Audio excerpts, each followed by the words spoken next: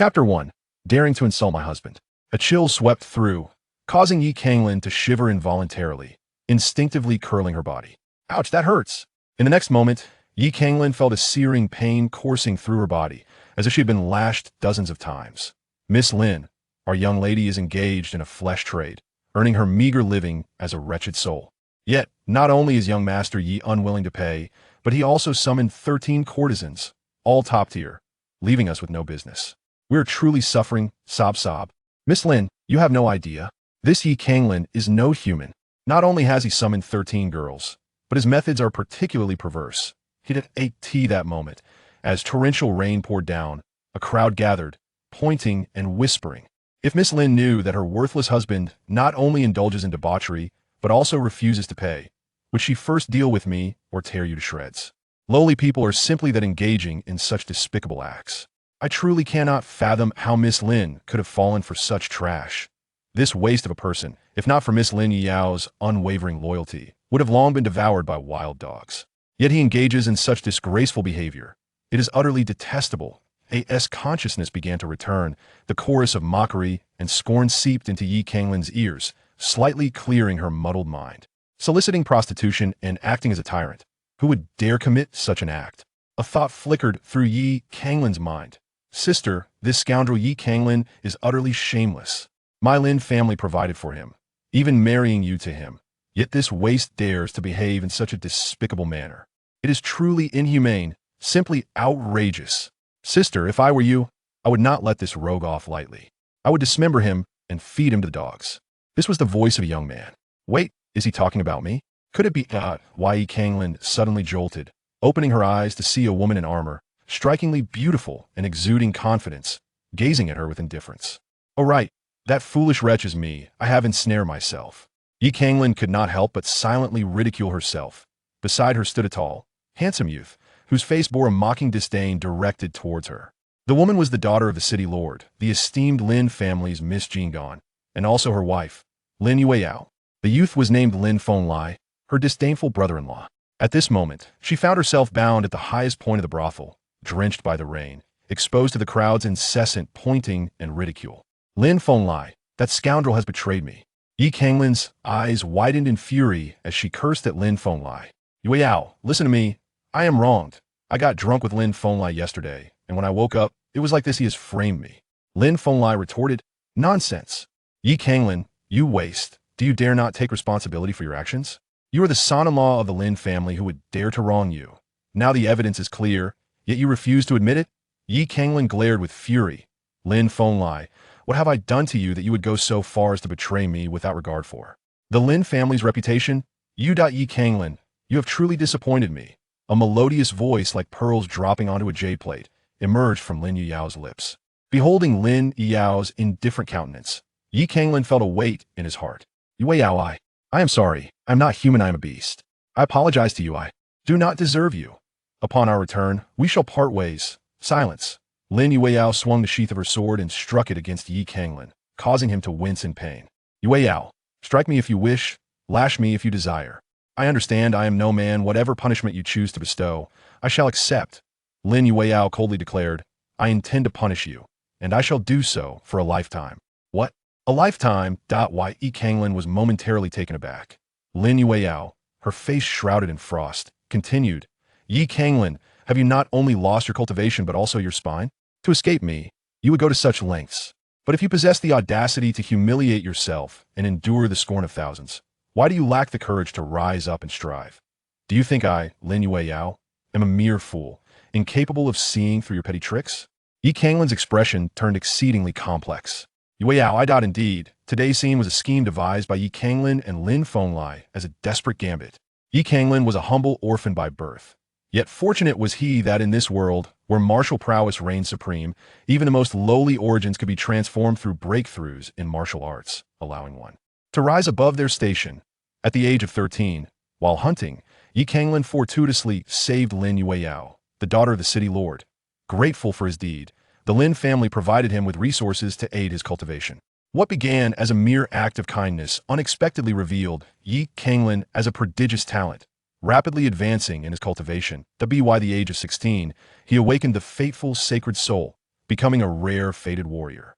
Warriors possess the strength to move mountains and split the earth, while fated warriors can connect with ancient powers and the imprints left by deities and demons, reaching for the stars and obliterating worlds, truly an existence at the pinnacle of martial prowess. Such accomplishments not only earned him an invitation from the Grand Yin Royal Academy, granting him the opportunity to study at the Empire's highest institution, but also fulfilled his wish to marry Lin Yueyao, with whom he shared mutual affection, becoming the son-in-law of the Duke of Canglan.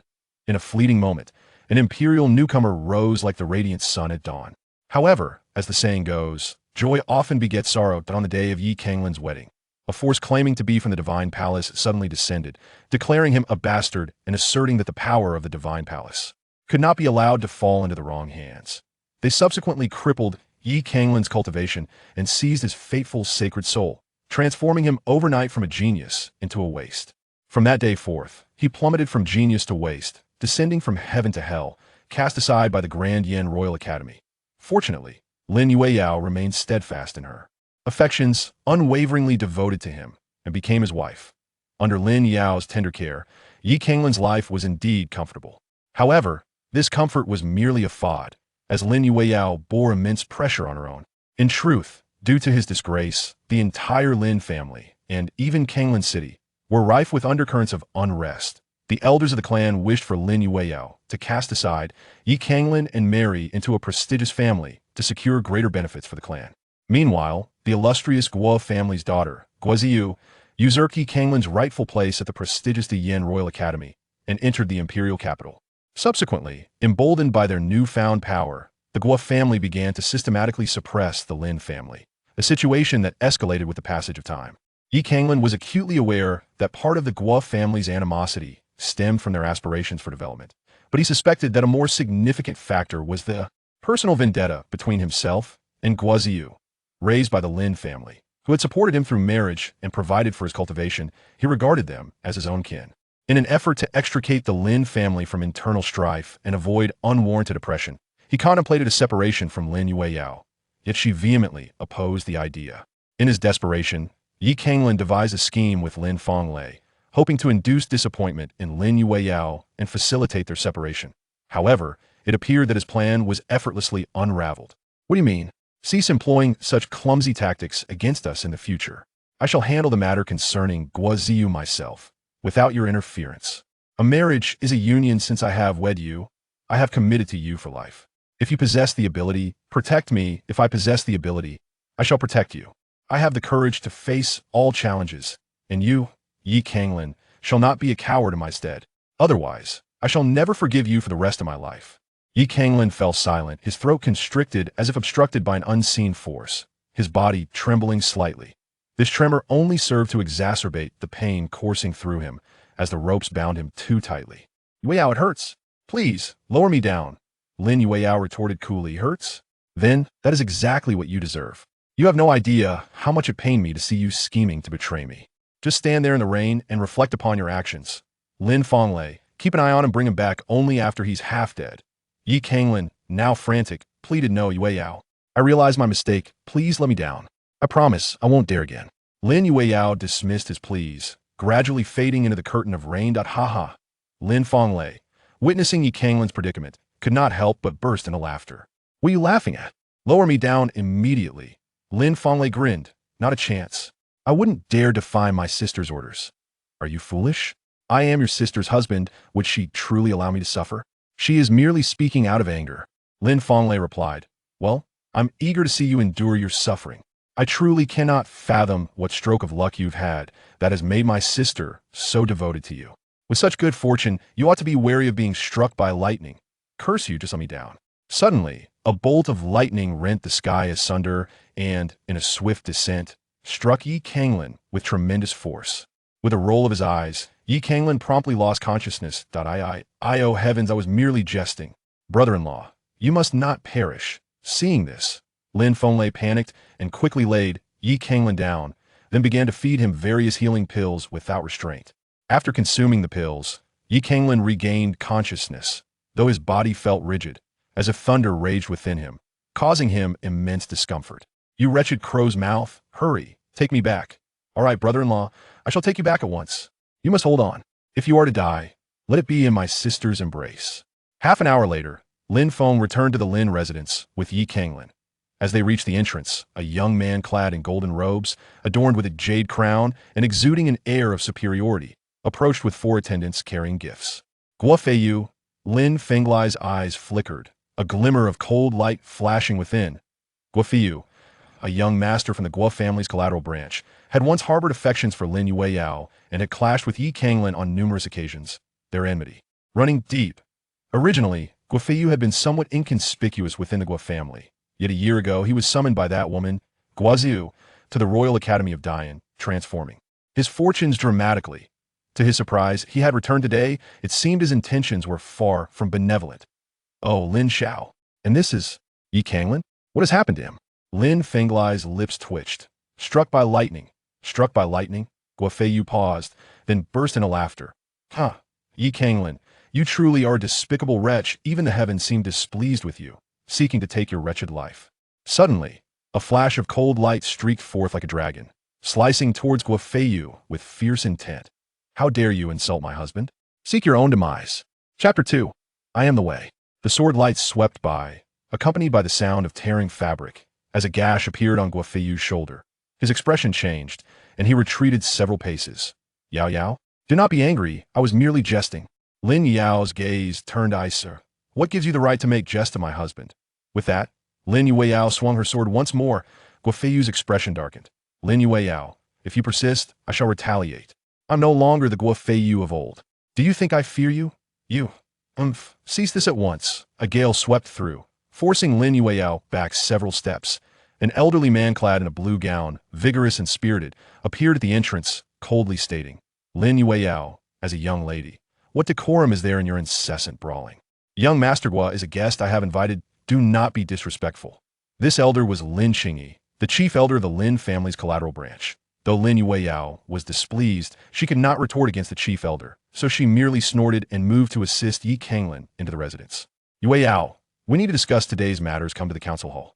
Lin Yueyao replied, Canglan is injured. I must first take him to his room. Lin Qingyi cast a cold glance at Yi Canglan. His injuries are not life-threatening, moreover. Today's events concern him as well. Bring him along.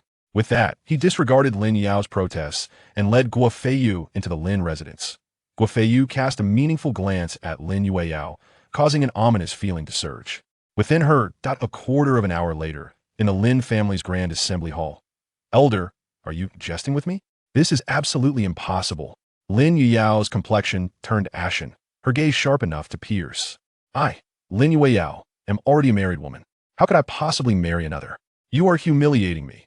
Despite the long-standing discord between her faction and that of the elder, she could scarcely fathom that the significant matter he was about to disclose was the prospect of her remarrying, especially to the very Guo Feiyu standing before her, an utterly preposterous notion.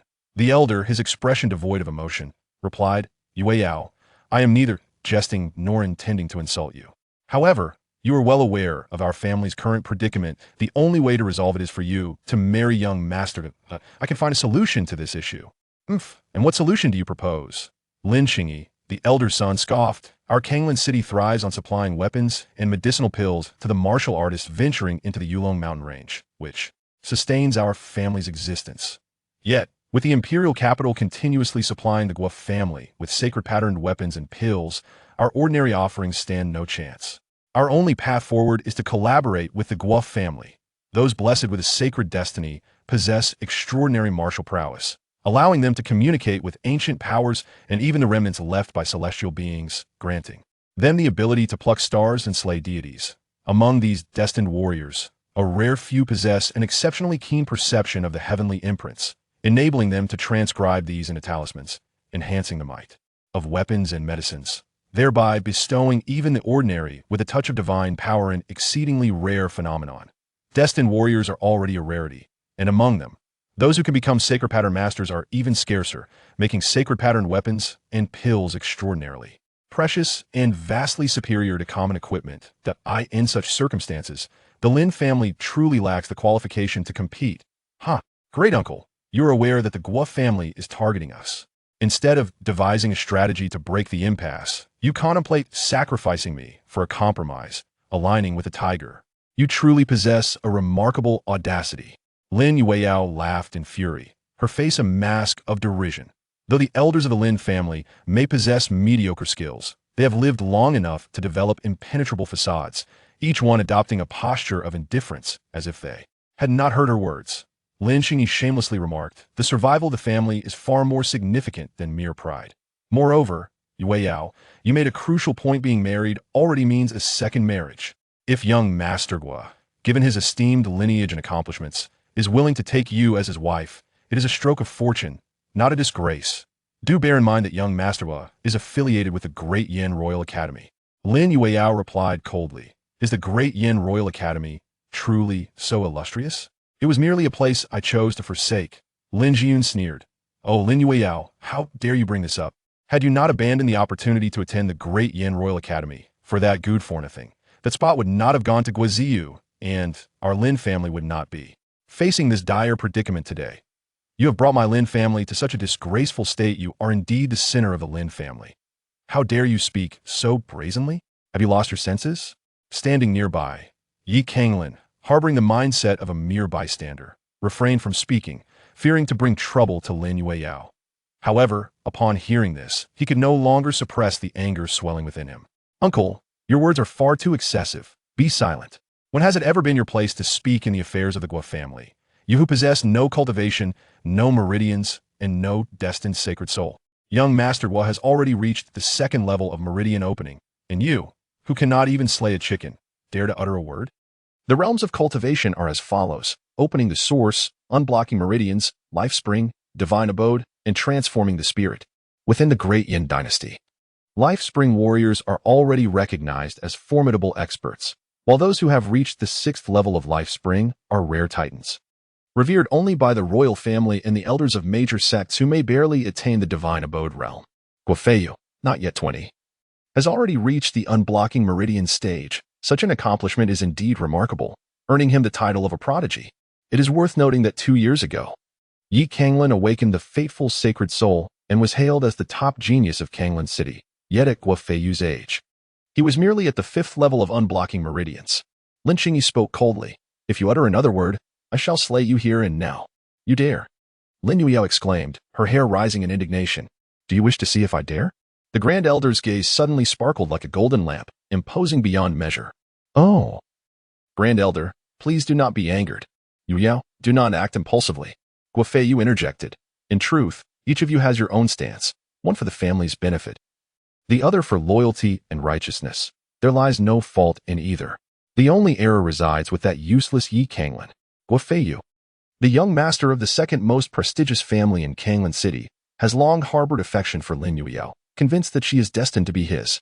However, since Yi Canglan's emergence, Lin Yueyao's heart has wavered, inciting Guofeiyu's intense fury, for he regards Yi Canglan as a thorn in his side.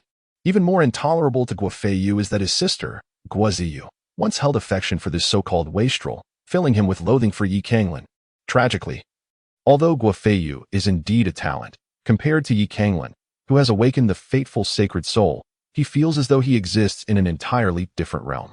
Time and again, he has sought conflict only to fail, suffering humiliating defeats at the hands of Yi Canglan that have left him psychologically scarred. Yet fate is not entirely cruel. Just a year prior, he was chosen by Guaziyu and admitted to the Great Yin Royal Academy. Fueled by his intense hatred and obsession, he awakened his own fateful sacred soul and broke through to the second level of unblocking meridians. While Yi Canglan has become a three-no waste. Truly, the affairs of this world are unfathomably wondrous. From a position of superiority, he gazed down upon Yi Canglan. As men, we must embody responsibility, accountability, and rationality, and recognize the reality. You have become a waste of lowly origins. Your arrogance only serves to reveal your ignorance and petty triumph. Besides bringing trouble to Yueyao, what value does it hold? What a pity that such a remarkable girl as Yueyao has fallen for a selfish and self-serving man like you. If I were in your position, I would have ended it like a true man, granting Yueyao liberation and sparing her the conflict of indecision." As he observed Yi Canglan's expression gradually grow cold, a wave of satisfaction surged within Yi Canglan. Once, he had looked down upon Yi Canglan, yet now he stood above, humiliating him and preparing to wed his beloved. Such a sensation was nothing short of exquisite. Lin Yueyao's delicate features instantly hardened. "Guayu, Yueyao, there is no need to argue with him. Yi Canglan extended his hand to halt Lin Yueyao. He may have forgotten, but regardless, we are legally wed. Having paid our respects to heaven and earth and honored our ancestors. Even if I am rendered incapacitated now, I remain the legitimate son-in-law of the Lin family and the son-in-law of Duke Jing'an. Yet he is merely a bastard of the Guo family. One cannot expect a creature raised by a servant to comprehend the concepts of propriety, righteousness, integrity, and shame, nor the distinctions of rank. To engage in conflict with him would only diminish our own standing. Boom. Yi, you're courting death. Guo Feiyu erupted, his garments billowing, hair whipping in the wind. With a glimmer of crimson emerging in his gaze, resembling an enraged lion. The fated sacred soul? Guo Feiyu possessed the fated sacred soul. In that instant, all were rendered speechless. Bang! Guo Feiyu's hair flew wildly as a golden line materialized behind him, crashing violently into Yi Canglan. Crack! Splat! In an instant, Yi Canglan's bones shattered, blood spewing forth.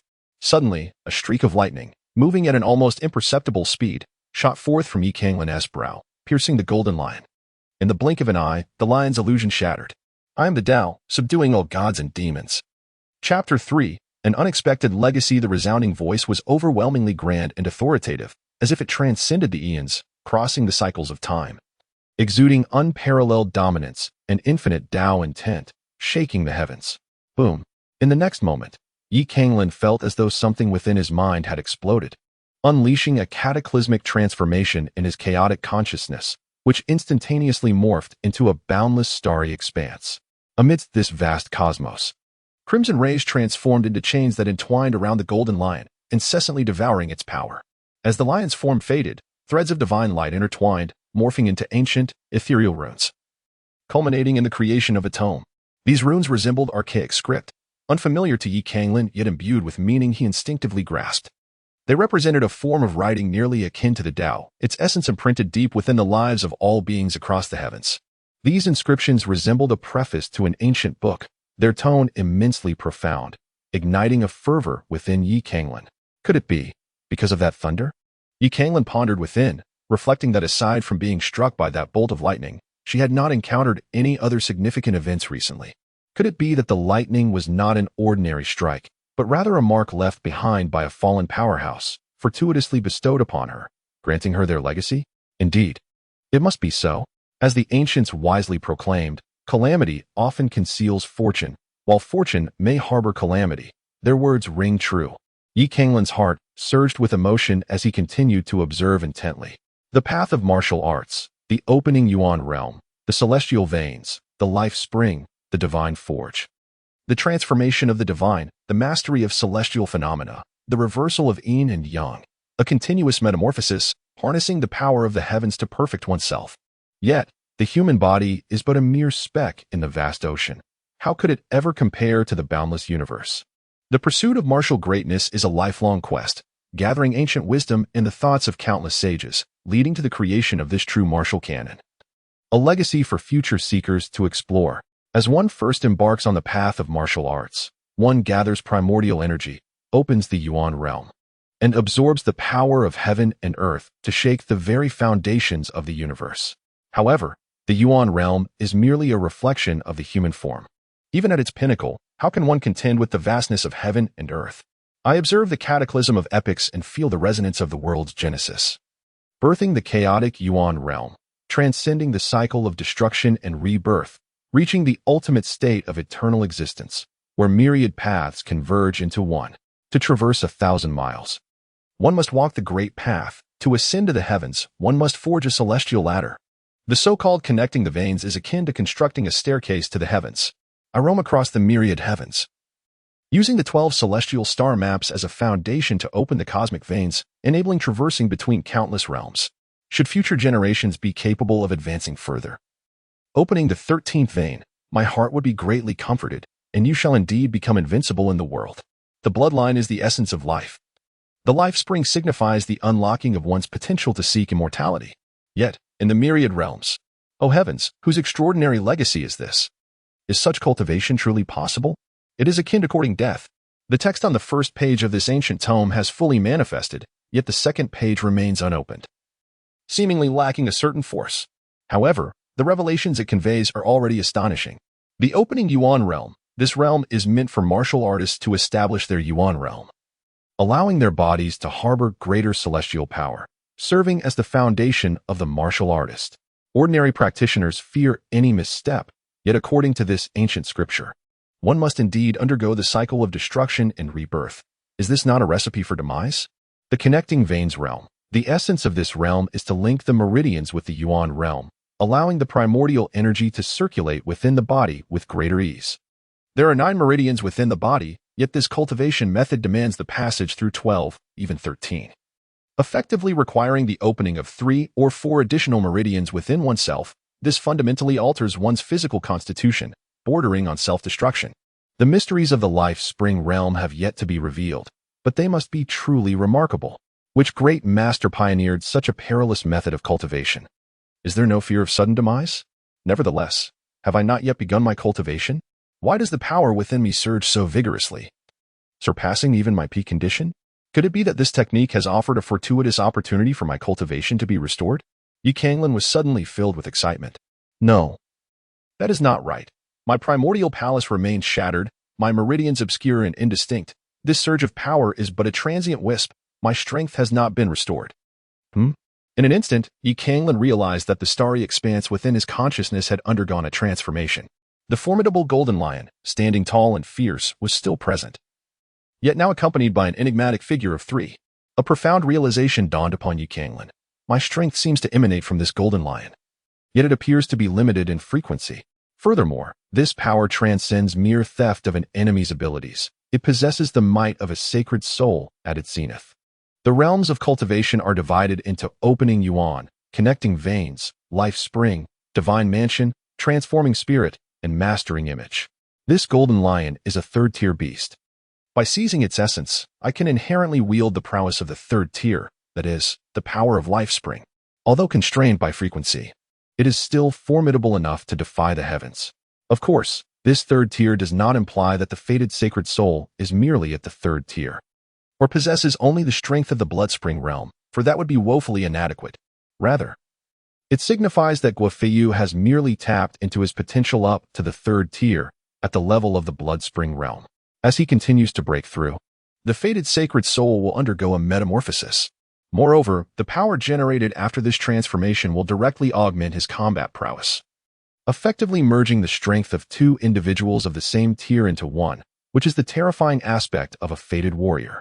Presently, Guofeiyu remains merely at the connecting veins realm, yet with his fated sacred soul developed to the 3rd tier, he equates to a strength at the connecting veins level, augmented by the power of the life spring realm, making him quite formidable among the younger generation.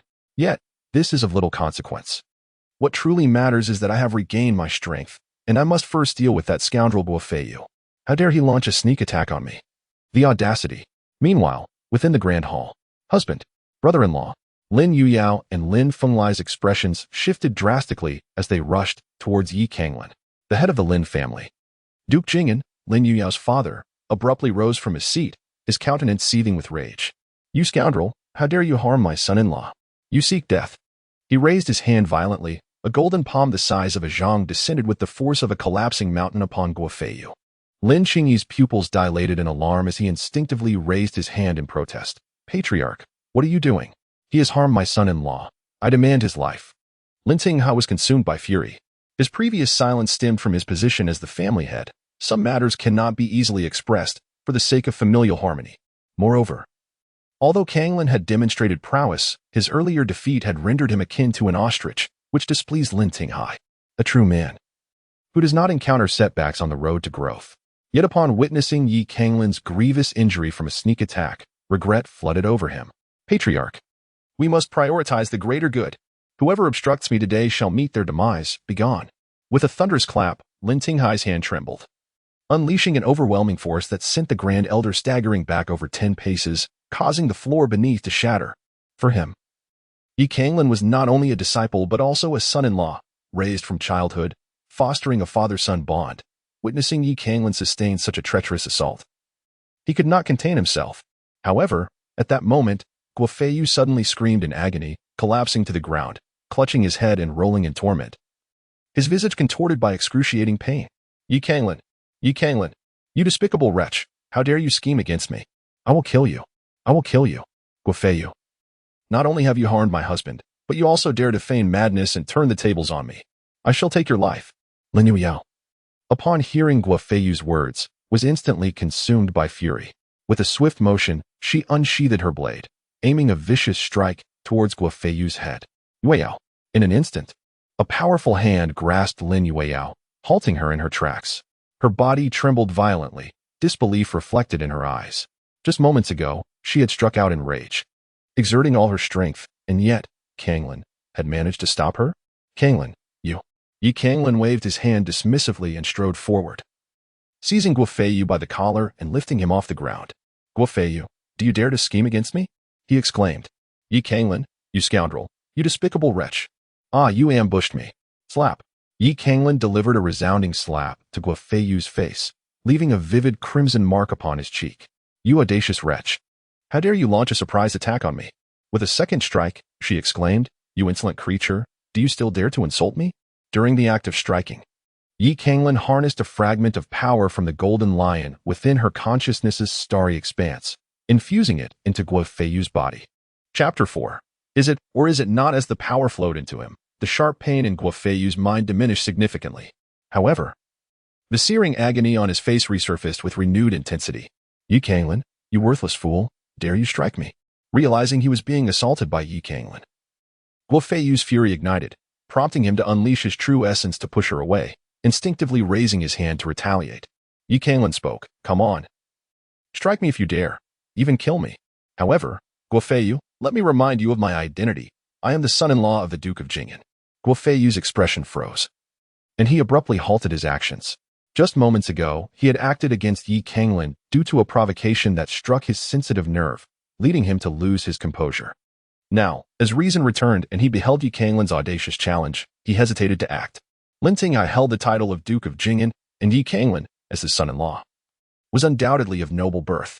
The sacred soul of destiny is born of lineage, and nobility often stems from ancient heritage and esteemed bloodlines. Thus, within the Yin dynasty, the aristocracy exists beyond reproach and cannot be openly challenged. For instance, while the Guo family may contend with the Lin family in business, they must never overtly attack the Lin family. To do so would invite death, regardless of the justification. What is the matter? Are you afraid? If so, then kneel before me. You, what did you say?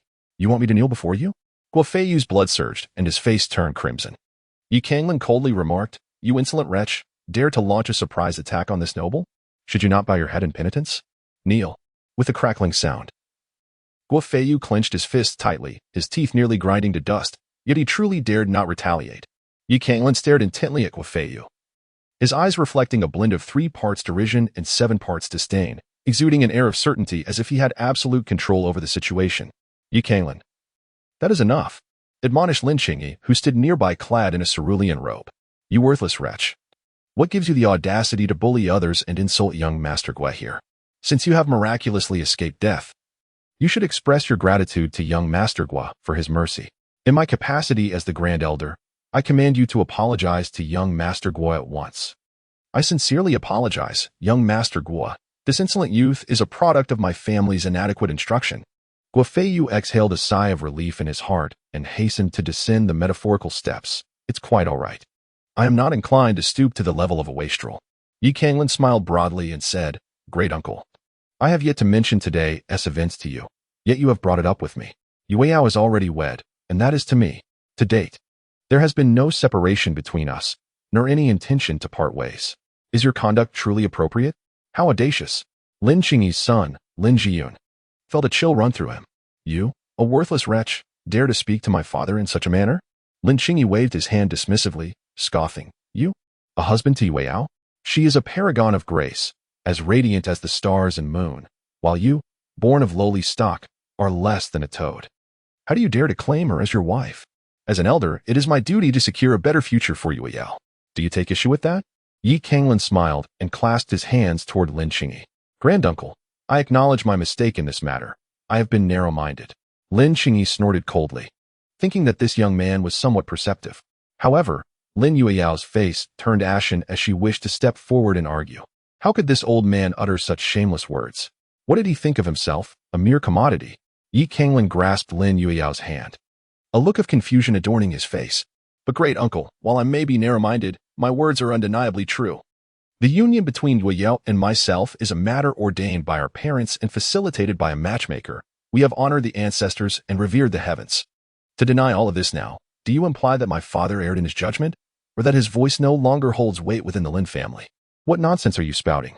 Lin Qingyi felt a jolt of alarm in his heart and hastily clasped his hands together, stating, Patriarch, I mean no such thing.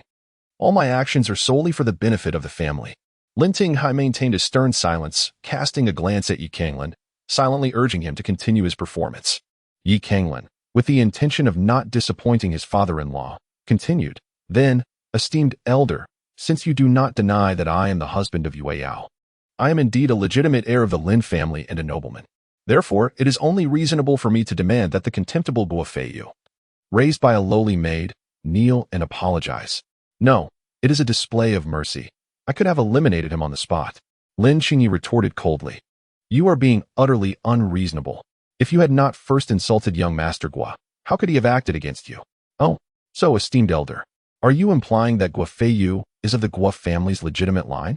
Upon hearing this, Lin Qingyi appeared as if his tail had been stepped on, nearly leaping up in protest. Yi Canglan, you are being nonsensical. When did I ever say that young Master Gua belongs to the Gua family's legitimate lineage? Do not slander me with such baseless accusations. In the great Yin dynasty, the distinction between legitimate and illegitimate offspring signifies the purity and orthodoxy of one's bloodline. A matter of utmost seriousness. If he were to concede to Yi Canglan's assertion, and it were to spread, it would undoubtedly incite the discontent, even animosity, of the Gua family's legitimate heirs. His intention in contacting Guofeiyu, who had recently returned home, to propose to Lin Yuyao was to facilitate her marriage and to forge an alliance with the Gua family. The legitimate branch was dwindling in numbers, relying solely on Lin Yuyao to uphold their reputation. Regrettably, she was a woman. If Guofeiyu were to marry Lin Yuyao, the greatest obstacle to his own lineage's rise would be removed, and he could potentially gain the support of the Gua family, perhaps even leveraging their power to establish the Lin family as the rightful lineage in the future. However, if this claim were substantiated, allies would instantaneously turn into enemies. How could he dare to affirm it? Since Guofeiyu is not of legitimate birth, merely a product of a lowly maid, then I have spoken no falsehood. So, esteemed elder, why should I apologize?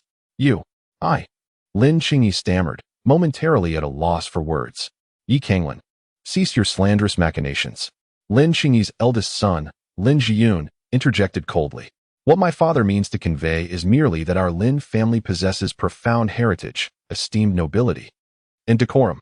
How could we? Is my uncle suggesting that our Lin family's legitimate line is of lesser esteem than the Gua family's illegitimate offspring? Lin Zhiyun's expression froze, and he shouted angrily, Yi Canglan, stop your absurdity and cease this senseless bickering.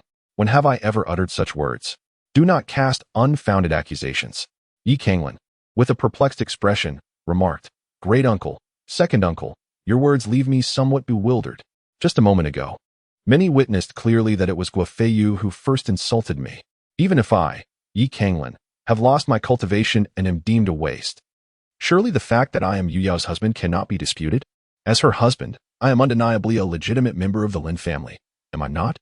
Given that Guofeiyu just humiliated me and dismissed the Lin family's legitimacy, it seems reasonable to assert that I, too, am entitled to my indignation. If, under these circumstances, you both believe I am in the wrong, it suggests that, in your eyes, the Lin family's legitimate lineage holds less regard than that of the Gua family's illegitimate branch. This interpretation does not seem erroneous, does it? Yi Canglan suddenly raised his voice. Tell me, is it true or not? Chapter 5. Whose fated sacred soul thud? Lin Zhiyun was startled by Yi Canglan's exclamation, causing him to fall back into his chair, his face ashen and his lips trembling. Lin Qingyi opened his mouth to speak, but found himself at a loss for words. Meanwhile, the expressions of many members of the Lin family around them shifted dramatically.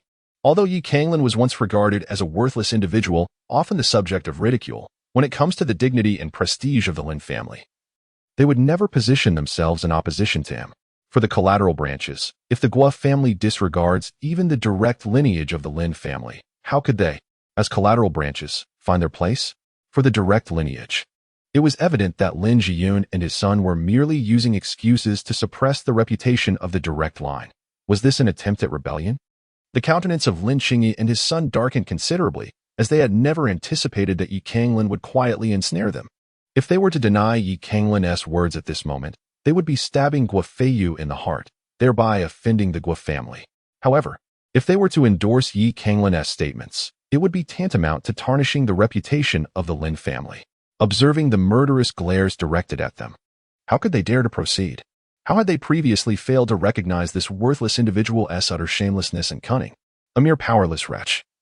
Upon being pricked at his sore spot, should have been filled with indignation, heartbroken, retreating into a corner to lick his wounds. Yet, how could he still possess the audacity to ensnare others? It was utterly disgraceful. Yi Canglan could not help but scoff inwardly. She had endured far too many scornful glares and jeers over the past 2 years, which had, in turn, fostered her growth. Without a modicum of wit, even with Lin Yueyao's protection, her life would be exceedingly troublesome. Navigating the intricacies of this illustrious family was far from easy.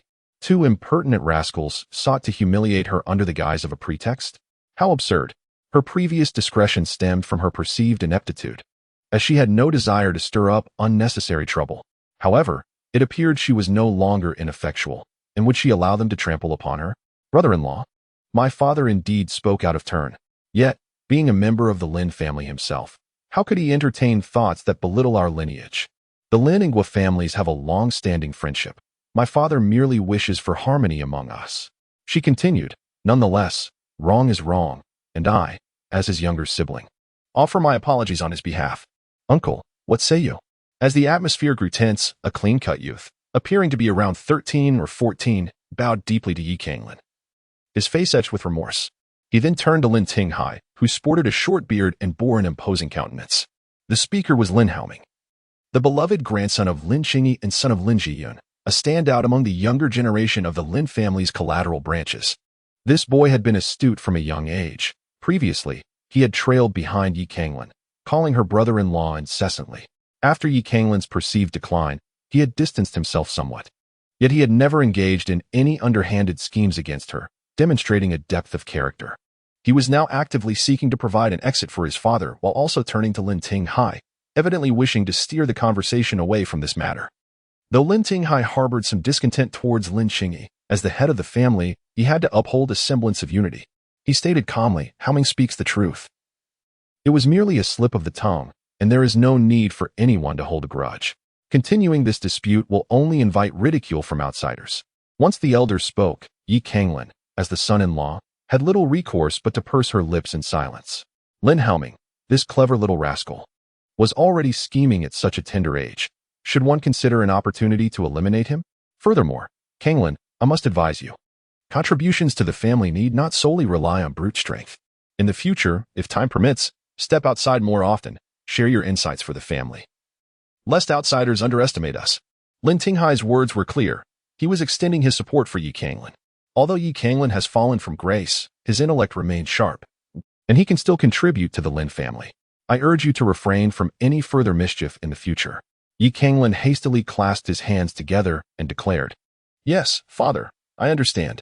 Lin Qingyi and Lin Zhiyun felt a surge of frustration, but at that moment, they could not voice their grievances. Thus, they decided to disperse. Hold on, suddenly interjected Guo Feiyu, who had been observing the situation intently. Guo Feiyu fixed his gaze upon Yi Canglan and proclaimed, A true man should not rely solely on mere words for success. We, as warriors, must let our strength speak for itself. That is the ultimate truth. Even if you employ eloquence today, it cannot alter the reality of your ineptitude. The crowd regarded him with keen interest. Yi Canglan, with a smile that was more enigmatic than genuine, inquired, What, do you still wish to strike this noble? Guo Feiyu, in a fit of rage, retorted, You, of the Yi clan, spare me your theatrics. Nobles may not be offended, yet the great Yin dynasty imposes no restrictions on challenging them. Today, I challenge you. Do you dare to accept? Guo Feiyu was filled with indignation, for if he did not thoroughly confront Yi Canglan today, he would feel a lingering dissatisfaction in his heart. Lin Yueyao coldly interjected, Is it truly so difficult to engage in a brawl? I shall fight you. My challenge is not directed at you, but at Yi Canglan. What say you, Yi Canglan? Are you perhaps afraid, cowering? Are you still a man? This seems rather inappropriate. Yi Canglan displayed a hint of hesitation. Guo Feiyu sneered, What is the matter, Yi Canglan? Are you afraid? If you are, then kneel and apologize to me. Otherwise, you are nothing but a coward who can only boast. Lin Jian fanned the flames, saying, Indeed, isn't there a certain type of person who is all talk? Apart from relying on the power of others, what abilities do they possess? Yi Canglan spoke with utmost seriousness. No. I fear that I might lose control of my power and accidentally kill you. What? Everyone was taken aback, astonished that Yi Canglan would utter such words. Guo Feiyu was initially filled with anger, but soon a cold smirk crept into his heart. Yi Canglan was clearly afraid and was merely seeking an excuse to avoid battle. The blades and swords are blind. If you possess the skill to kill me, then do so strike. Guo Feiyu, wary of Yi Canglan concocting further excuses, responded briefly before taking the initiative to attack. Lin Xingyi, aligned with his own sentiments, thought that even if he were to slay Yi Canglan, it would be deemed a challenge. He would bear no blame. This waste of a person named Yi should have long since met his end. He had no right to exist in this world. If you desire battle, then let it be. Battle. With the word battle escaping his lips, an overwhelming ferocity surged forth from Yi Canglan, manifesting as a colossal golden lion, towering and majestic, as if it could traverse 1,000 mountains, shatter the sun and moon, disrupt all directions, and dominate the heavens, suddenly materializing before all. Yi Canglan's fist was tightly clenched, and the golden lion also swung its claws, delivering a fierce blow towards Guo Feiyu. How could this be? The power of the divine fate sacred soul? Oh heavens, how is this possible? Yi Canglan possesses the divine fate sacred soul? Why does his divine fate sacred soul appear identical to Guo Feiyu's? What is this situation? Guo Feiyu's pupils constricted, as if he had encountered a ghost. Chapter 6. The Choice. The golden lion, exuding an aura of boundless ferocity, its fangs glinting like razor blades, seemed capable of annihilating the heavens and the earth, leaving all in awe. Crack. Thud. With a mere punch, Guo Feiyu was sent flying over 10 meters, crashing into a wall that collapsed upon impact. The sound of cracking bones echoed from Guo Feiyu's body, countless fractures coursing through him, while blood spilled continuously from his mouth. Struggling, he raised a trembling finger towards Yi Canglan, his eyes a mixture of shock, confusion, and fear. The divine fate sacred soul had once again manifested upon Yi Canglan. He had transformed back into that unparalleled prodigy. Even more terrifying was the realization that the divine fate sacred soul belonged to him. For in the very moment he summoned his power, he discovered that his own divine fate sacred soul was as fragile as a candle flickering in the wind. His physical recovery was merely an illusion. I was right. This damn technique truly has the power to usurp one's destiny. A fervent spark ignited in Yi Canglan's eyes as he slowly approached Guo Feiyu, expressing his gratitude. Thank you, you worthless fool. Because of you, I, Yi Canglan, have been reborn today. After this, he turned to Lin Xingyi, saying, Great uncle, I must also extend my thanks to you for today's events. I have long wished to deal with that scoundrel who dares to covet my wife. Had it not been for your ploy to lure him back from the imperial city, I would have found it quite difficult to confront him. Guo Feiyu's eyes widened in disbelief as he glared at Lin Xingyi and his son. It dawned on him that they had conspired with Yi Canglan to deceive him into returning, with the intent to settle scores. It was a trap, and he now realized he had been but a fool in this scheme. With a violent surge of anger, Guo Feiyu spat blood several times before collapsing into unconsciousness. Yi Canglan, you. Lin Xingyi stammered, pointing at Yi Canglan, trembling with rage. You have already triumphed today, humiliating me in such a grand manner, and now you must even strike at your own kin. Truly, you are unworthy of being called a son. Lin Tinghai raised an eyebrow, a hint of a smile gracing his lips. Uncle, please return to rest. I shall handle matters here. Bring young Master Guo back to the Guo residence, and relay the events of today accurately. They must ensure he receives timely treatment. Otherwise, should he be rendered incapacitated, we shall not bear the blame. Understood, Master. You lot. Lin Xingyi furiously swished his robe and stormed away. Great uncle, wait. At the sound of Yi Canglan's voice, Lin Xingyi instinctively turned, his gaze hostile. With a resounding slap, a sharp blow struck Lin Xingyi's face, echoing through the air. You little wretch. How dare you? Lin Xingyi was momentarily stunned, then fury erupted in his eyes. He had just been struck by Yi Canglan. This was intolerable. Yi Canglan gazed deeply at Lin Xingyi and said, Granduncle, I am aware that your advanced age may have dulled your faculties. Hence I shall refrain from holding your words against you today. However, as an elder, you ought to recognize that some utterances are better left unspoken. Frequent traversing of dark paths inevitably leads one to encounter phantoms. Lin Qingyi was consumed by rage, his blood nearly igniting in fury. Yet, the emotionless gaze of Yi Canglan instilled within him a sudden sense of dread, causing him to shudder involuntarily. From that frigid expression, he perceived an unsettling anticipation. This young wretch was eager for him to take action. The sacred soul of destiny is a gift from the heavens, an unparalleled force of terror. There have been youths who, lacking any martial training, harnessed the power of the sacred soul of destiny to slay sovereigns, defying the heavens in their audacity. Yi Canglan has lost the heavenly mandate sacred soul, yet now he has regained it, and it appears to be indistinguishable from that of Guofeiyu. This is undeniably too sinister, instilling a sense of trepidation within him. He abruptly turned away, departing without a backward glance. Canglan is leaving. We shall enter and converse. Lin Tinghai's eyes reflected astonishment, joy, and profound confusion as he pulled Yi Canglan into the secret chamber, closely followed by Lin Yueyao. Though she harbored no disdain for her husband's perceived shortcomings, what woman does not yearn for her spouse to be a paragon of strength and valor? Lin Fenglai, too, was consumed with curiosity regarding Yi Canglan's experiences and hastened to follow. Fenglai, you should return. Lin Tinghai interposed, halting Lin Fenglai. With a sense of grievance, Lin Fenglai retorted, "What do you mean by this? Do you consider me an outsider? You are foolish and too outspoken." Yi Canglan felt a stir in her heart and spoke, "Yueyao, you should step outside for a moment." Lin Yueyao glared, "What do you mean by that? Do you think I talk too much?" Yi Canglan chuckled disdainfully. "My strength has been restored due to acquiring a certain inheritance, which conveniently contains a method to resolve the flaws of the Jade Phoenix scripture. Shall we discuss it now?"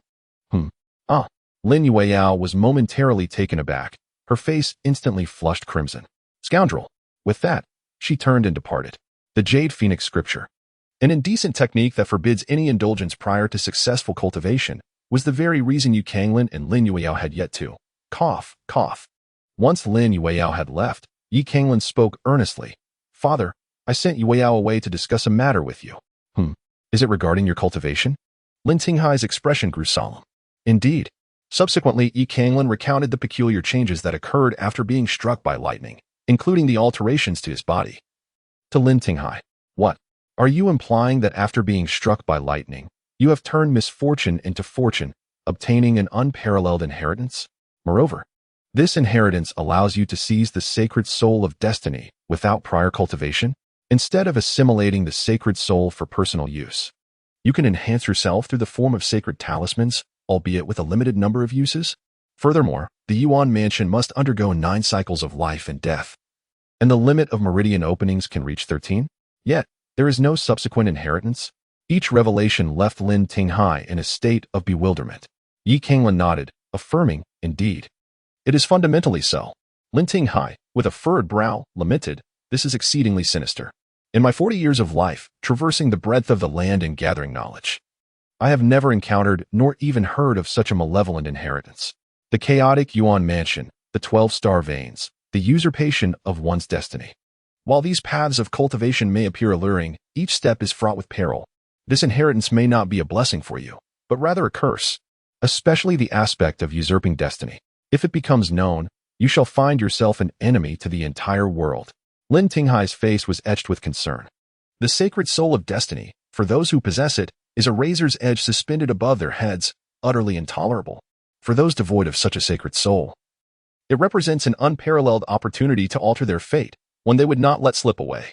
Should this technique be revealed, it would undoubtedly lead to a grave demise without a burial place. Canglan, though this technique seems to defy the heavens, the risks are simply too great. Abandon it. If you truly desire to cultivate, we can devise a means to restore your Yuan mansion, allowing you to live as an ordinary warrior instead. Lin Tinghai assumed that Yi Canglan sought his counsel, and after a moment of contemplation, he resolutely declined. Yi Canglan had been with the Lin family since the tender age of 13, and now, having united with his own daughter, it could be said that he had long regarded Yi Canglan as his own son. This particular technique, while extraordinary, harbors considerable risks. Should he succeed, the Lin family would gain numerous formidable practitioners, yet failure could mean the loss of a beloved family member and even the potential demise of the entire clan. After all, this technique is exceedingly remarkable, beyond the ordinary, compelling all to be tempted by its allure. "Father, I am resolute in my desire to practice this technique. If I do not pursue it, how can I join forces with you in the future? Father, do not forget, the imperial capital, Lin Tinghai's expression stiffened, and he fell into a contemplative silence. The Great Yin dynasty had stood for a millennium, having conferred titles upon 8 dukes at its inception, alongside 17 marquises and around 200 noble titles beneath them. However, as time passed, the royal family, fearing the ascendance of the aristocracy, revoked many noble titles. Presently, only 2 of the original 8 dukes remain, the Duke of Liang and the Duke of Wei. Among the 17 marquises, only 7 families persist. While the hundreds of earls seem more numerous than before, in truth, apart from a handful, the rest of the earldoms and lower titles are no longer inheritable, gradually descending through generations until they are reduced to commoners, thereby failing to constitute true nobility. The Earl of Jing is one of the few who retains the right of inheritance without replacement, making him a figure of considerable influence within the Great Yin dynasty. Such powerful figures are expected to reside in the capital, yet he finds himself relegated to the peripheral city of Canglan, a clear indication of his diminished favor. Perhaps even the emperor's disdain. The rise of the Guo family, under the Lin family's watchful eye, is somewhat attributable to the emperor's support, intended to serve as a counterbalance to the Lin family. In this context, even if the Lin family could extinguish the Guo family with the ease of crushing an ant, they must refrain from doing so, as any overt oppression would be seen as a challenge to imperial authority. However, Guo Feiyu's audacious provocation today suggests that the lofty emperor harbors not only disdain for the Earl of Jing'an but may also be contemplating more sinister intentions. After all, how could a mere Guo family dare to challenge the Earl of Jing'an so brazenly? The future appears perilous, necessitating the accumulation of strength at all costs. Very well. I shall double the resources needed for your cultivation. I have faith that, given your talent, it will not be long before you reclaim your former glory. Yet, I implore you to promise me that, unless absolutely unavoidable, you shall not seize another's sacred soul. At the very least, ensure that it remains undiscovered by outsiders. After much contemplation, Lin Tinghai finally nodded slowly in agreement. Yi Canglan shook his head and chuckled. Father, I am hardly a ruthless villain. Why would I arbitrarily seize someone's sacred soul? Moreover, the sacred soul I acquire serves merely as an auxiliary. It is not truly my own. There is no necessity for such actions. The reason I sent away Yue Yao and shared this with you is not to solicit your assistance, but rather to convey something. If I were to perish in my cultivation, I hope you can find a formidable individual to erase Yue Yao's memories and then arrange for her to marry a good man. If I do not communicate this and suddenly disappear, you would surely blame me for causing her grief once more.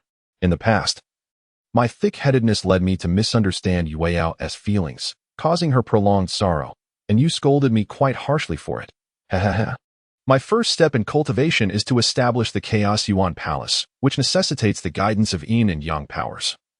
I believe the yin-yang creation pill is the optimal choice. Thus, I must venture to Yulong Mountain to hunt magical beasts and gather materials. With that, Yi Canglan turned and departed. Lin Tinghai remained silent for a long while, his eyes slightly reddened. Good child, you are blessed. Nothing untoward shall befall you. Nothing at all. After leaving the grand hall, Yi Canglan's smile vanished in an instant, replaced by an overwhelming chill and a murderous intent that erupted from his eyes. Hey, old dog. Chapter 7. One must understand the hierarchy of status at this moment. In another corner of the Lin residence, Lin Qingyi seethed with rage. Despicable, shameless, vile, blasted lowly thief. I shall have him torn asunder, reduced to mere fragments. Snap. Bang. A disgrace, an utter humiliation. I, Lin Qingyi, have lived for over 70 years. Yet today I am forced to endure such shame from this contemptible thief. If I do not slay him, I shall never find peace. Upon returning to his chamber, Lin Qingyi's fury intensified, and he began to smash everything within reach, as if each porcelain piece were the head of Yi Canglan himself. Lin Jiyun trembled in fear. Father, please stop smashing. That Qingxi vase is worth 3,000 taels of silver. Oh dear, father, I too am infuriated by that little thief. But we cannot disregard our own wealth so recklessly. Snap. Oh no. Watching his father shatter another piece of porcelain, Lin Jiyun felt a pang of heartache. Unable to locate Yi Canglan and too intimidated to confront his father, he redirected his ire towards Lin Haoming. Lin Haoming, this is all you're doing, Lin Jiyun exclaimed, unleashing a torrent of anger. If it weren't for your foolish suggestion, your grandfather would not have faced such humiliation today. Little did anyone suspect that Guo Ziyu had leveraged the power of the imperial capital to suppress the Lin family. And Guo Feiyu's pursuit of Lin Yuyao was all part of Lin Haoming's schemes. His grandfather harbored ambitions for the Lin family's power. and he was determined to act on them. By establishing a communication with Guoziyu and reaching an agreement, he incited Guoziyu to oppress the Lin family, compelling them to marry Lin Yuya to Guofeiyu. Thus, the dim-witted Lin Folai found himself isolated and no longer a threat. In 10 or 20 years, as Lin Tinghai aged, the Lin family would fall under the control of their branch. However, all of this came crashing down due to Yi Canglan's actions today. Now, Yi Canglan had failed to resolve the matter, the Guo family had been offended, and your grandfather was left in such a state of anger. This is your scheme? It is nothing short of foolishness, a self-inflicted humiliation, utterly ridiculous. Silence. Lin Qingyi spoke coldly. When did you earn the right to speak so loudly? When did you gain the privilege to criticize my eldest grandson? Haoming is still young, naturally prone to missteps. Moreover, if you, as his father, were more capable, how could it fall to a child to worry? In my view, Haoming is superior to you. At least he possesses ambition, intelligence, and the will to strive, infinitely better than your worthlessness. Lin Jiyun felt stifled by such harsh words, yet he dared not retort. He merely shot a fierce glare at Lin Haoming, conveying a silent threat of retribution for the trouble he caused. Lin Haoming, feeling helpless, quickly attempted to mediate. Grandfather, please do not scold my father any longer. Indeed, my father speaks the truth. My arrogance and presumptions led me astray in this matter. However, I had not anticipated that Yi Canglan's strength would suddenly be restored. Lin Jiyun's expression softened as he cast a knowing glance at the young man. Then, Lin Haoming shifted the conversation. However, grandfather, this situation may also present an opportunity for us. Oh, my dear grandson, do elaborate. Lin Haoming's gaze sparkled with a depth and coldness that belied his youth. A destined warrior is akin to an emperor among martial artists. If all goes as expected, those who awaken their destiny shall surely ascend to royalty. Moreover, Yi Canglan not only awakened his fated holy soul, but after having it stripped away, he has regained it once more. Such a phenomenon is unheard of and can only be deemed miraculous. This indicates that Yi Canglan possesses a tremendous fortune, one that is unprecedented and unfathomable. Lin Jiyun's eyes brightened. Are you suggesting that we send someone to eliminate Yi Canglan and seize his fortune? Fool. All you ever think about is killing. Has a donkey kicked your brain? Lin Qingyi retorted angrily. If Yi Canglan were still a waste, we could kill him without hesitation. But now that he has regained his strength and possesses a fated holy soul, do you think Lin Tinghai won't keep a watchful eye on him? Then, Lin Haoming interjected. Grandfather is correct, and so are you, father. We cannot afford to miss the opportunity that Yi Canglan presents, but we must refrain from acting ourselves. Given that Guofeiyu has been utterly humiliated by Yi Canglan, how could the Guo family possibly swallow this grievance? Humph, the Guo family certainly cannot accept this affront. Lin Jiyun scoffed. But that insignificant Guo family is merely a pawn used by the emperor to vex us. We usually allow them some leeway. If they truly turn against us, what is the Guo family worth? The fault lies entirely with Guofeiyu for his foolishness. No matter their resentment, what can they do? They must endure. Father, the head of the Guo family might endure this humiliation, but that young lady, Guoziyu, certainly will not. Lin Haoming smirked. Grandfather, considering that she dispatched Guofeiyu back, her resentment runs deep. The fact that her brother not only humiliated Yi Canglan but also suffered a significant defeat has undoubtedly ignited her fury. If her family faces further oppression from the Lin family, do you think she would refrain from unleashing her wrath and leveraging her connections in the imperial capital? Lin Qingyi's eyes lit up. Are you implying? Lin Haoming quietly revealed his plan. Lin Qingyi's expression shifted through various emotions. Dear grandson, your scheme is indeed clever, but it has its shortcomings. We are also members of the Lin family. Will we not be drawn into the fray? While he believed in the efficacy of his grandson's strategy, he feared that the situation might spiral out of control. Lin Haoming shook his head. Grandfather, you are overthinking. The Guo family's existence is merely a means for the emperor to keep the Lin family in check. Similarly, the emperor would not desire the Guo family to grow strong and become another Lin family. Thus, this matter will ultimately unfold according to my designs, at worst. It will only eliminate the Lin Tinghai lineage, while the rest of us shall remain unscathed.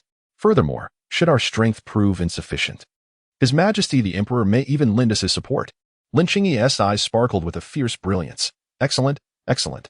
Truly, you are my esteemed grandson, skillfully orchestrating the situation and determining victory from afar. With a prodigy like you in the Lin family, how can we possibly falter? The Lin Tinghai family is merely an obstacle to our rise, and they ought to have perished long ago.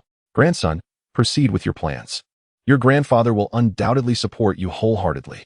The eldest elder interjected with urgency. Latest news has just arrived. The son-in-law intends to train at Yulong Mountain. A loyal servant burst in with the report. Yulong Mountain? A chill flickered in Lin Qingyi's eyes. This little wretch truly cannot remain still, having just regained his strength. He is eager to cause unrest. Lin Haoming reminded. Grandfather, this is merely fate delivering a pillow when one is ready to sleep.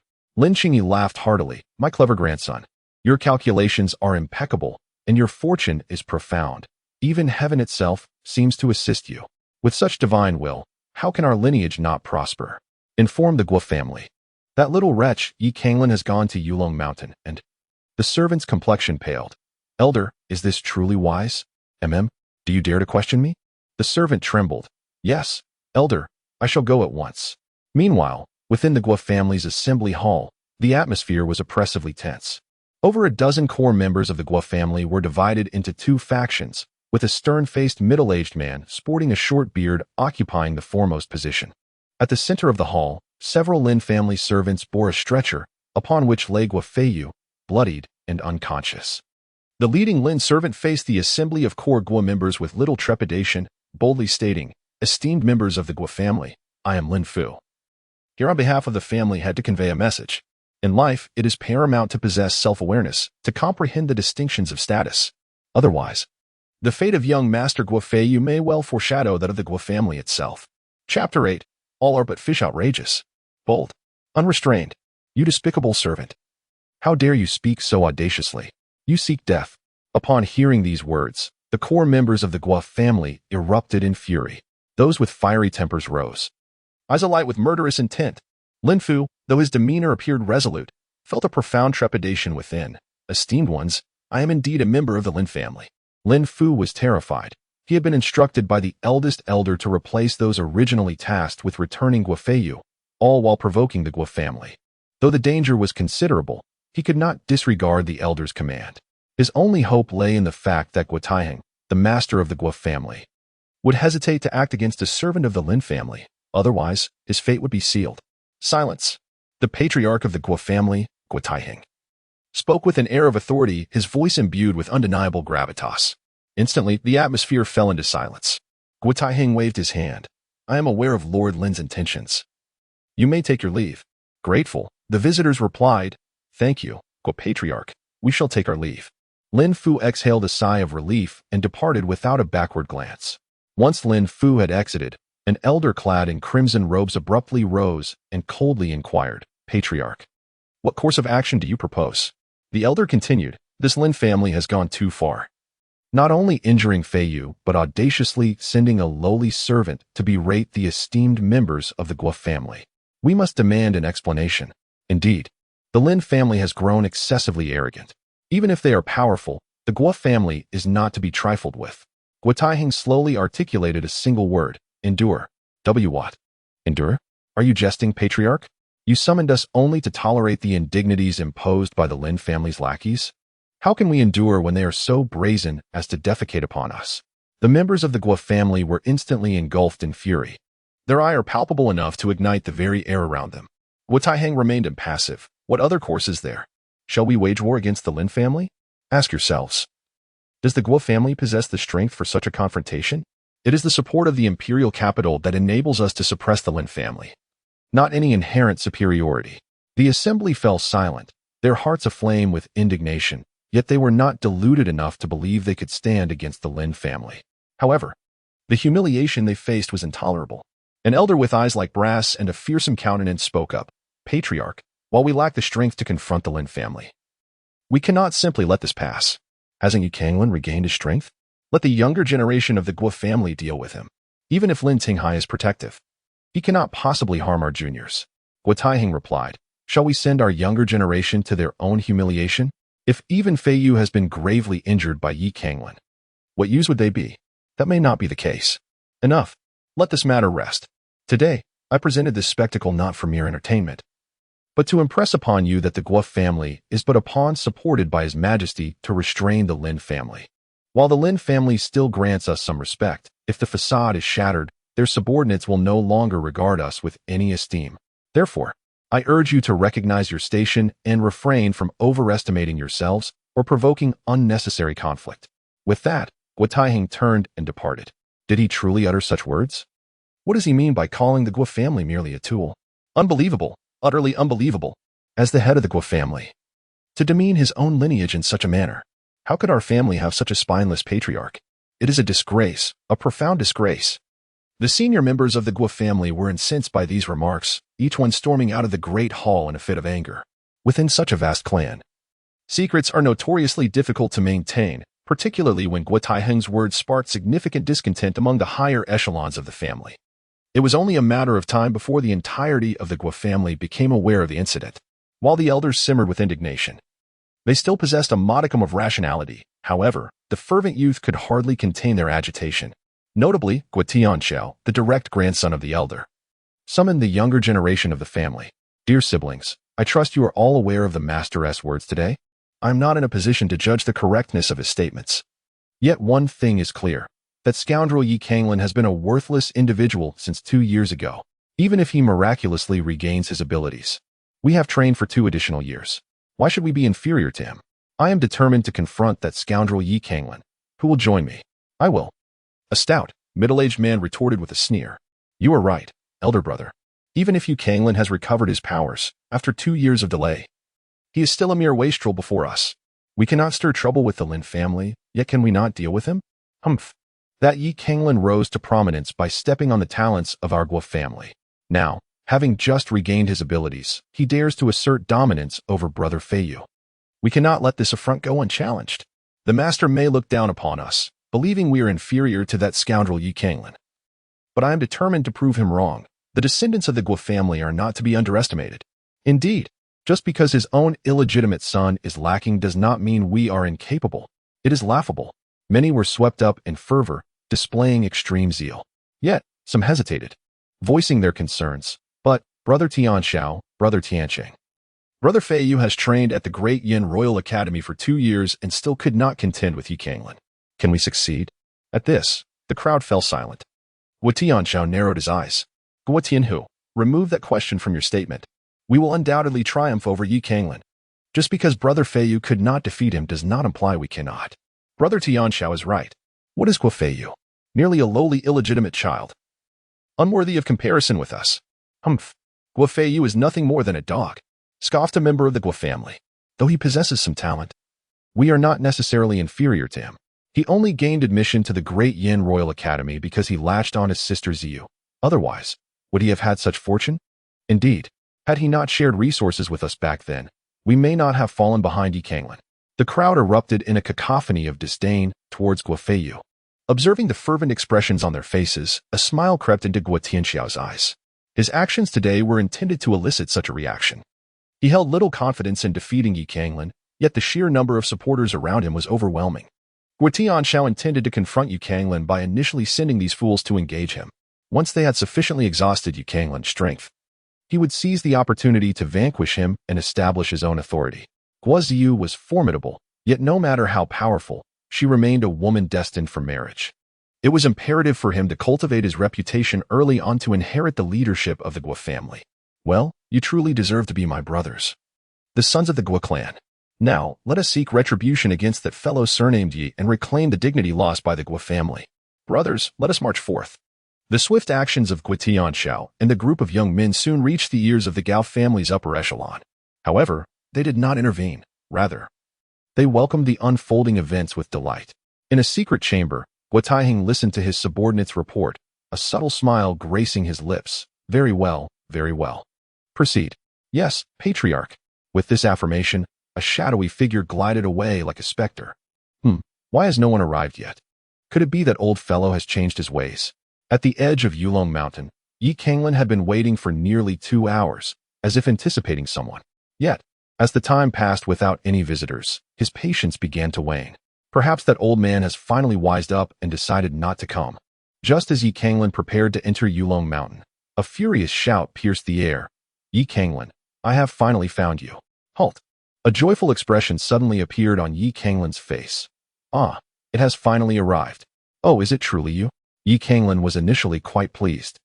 But upon seeing Guo Tianxiao and a group of young descendants from the Guo family, his expression soured instantly. This old fox was rather cunning. opting not to appear in person. The Lin family, particularly Lin Qingyi's faction, had always harbored ambitions to usurp the main lineage.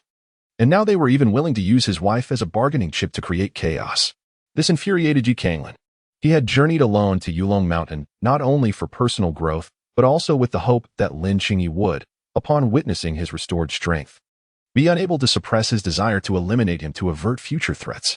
Yi Canglan intended to seize this opportunity to eliminate Lin, or perhaps his right-hand man, thereby shattering their unrealistic aspirations. However, he did not anticipate the old man's vigilance, leaving his plans in vain. More critically, he was currently relying on the power of the seized heavenly fate sacred soul, which granted him 3 chances to strike. Wasting them on these insignificant adversaries would indeed be a grave loss. It seems our esteemed genius Yu indeed possesses a remarkable memory, even after 2 years. He still recalls a minor character such as myself. I am the grand elder of the Guo family. Yi Canglan feigned ignorance, saying, Brother Tianxiao, it has been quite a while since we last met. What brings you to seek me? Guo Tianxiao, witnessing Yi Canglan's pretense of submission, felt a surge of relief in his heart. This was once the most esteemed figure of the day. Yi Canglan, are you truly attempting to play the fool with me? You have harmed my brother Guofeiyu, and today I have come to demand an explanation from you. Indeed, it was as he suspected. Yi Canglan felt a pang of bitterness in his heart and forced a laugh, saying, Tianxiao, I apologize for my earlier impulsive actions. Witnessing Yi Canglan's submission, Guo Tianxiao swelled with arrogance, the trace of trepidation in his heart evaporating entirely. An apology? You think a mere expression of regret can suffice for hurting someone from the Guo family? What a joke. So what do you propose? Guo Tianxiao declared haughtily. Kneel before me, bow your head several times, admit your worthlessness, and acknowledge that the Guo family is composed of trash. Go to hell, Yi Canglan retorted furiously, his body suddenly tensing. Like a leopard, he sprang forward, raising his fist to strike Guo Tianxiao with force. Reluctant to squander this opportunity, he was willing to endure humiliation but would never stoop to bowing to these scoundrels. Such audacity. Guo Tianxiao's expression darkened. He had not anticipated Yi Canglan's decisiveness, that he would strike without hesitation. Yet this worthless fool believed he could seize the initiative and subdue him? Ridiculous. He, a direct descendant of the Guo family, at the 3rd level of the meridian opening, was incomparable to the offspring of that wretched woman, Guofeiyu. Unaware of your own mortality, Guo Tianxiao proclaimed arrogantly, raising his right hand, which shimmered with a green aura, prepared to clash with Yi Canglan. Crack. How is this possible? In the next heartbeat, Guo Tianxiao emitted a heart-wrenching scream.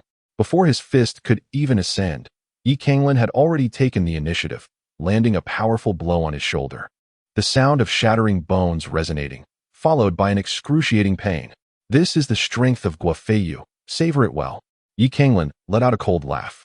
Although both were at the same realm of meridian circulation, this fellow was still a notch above in terms of minor levels.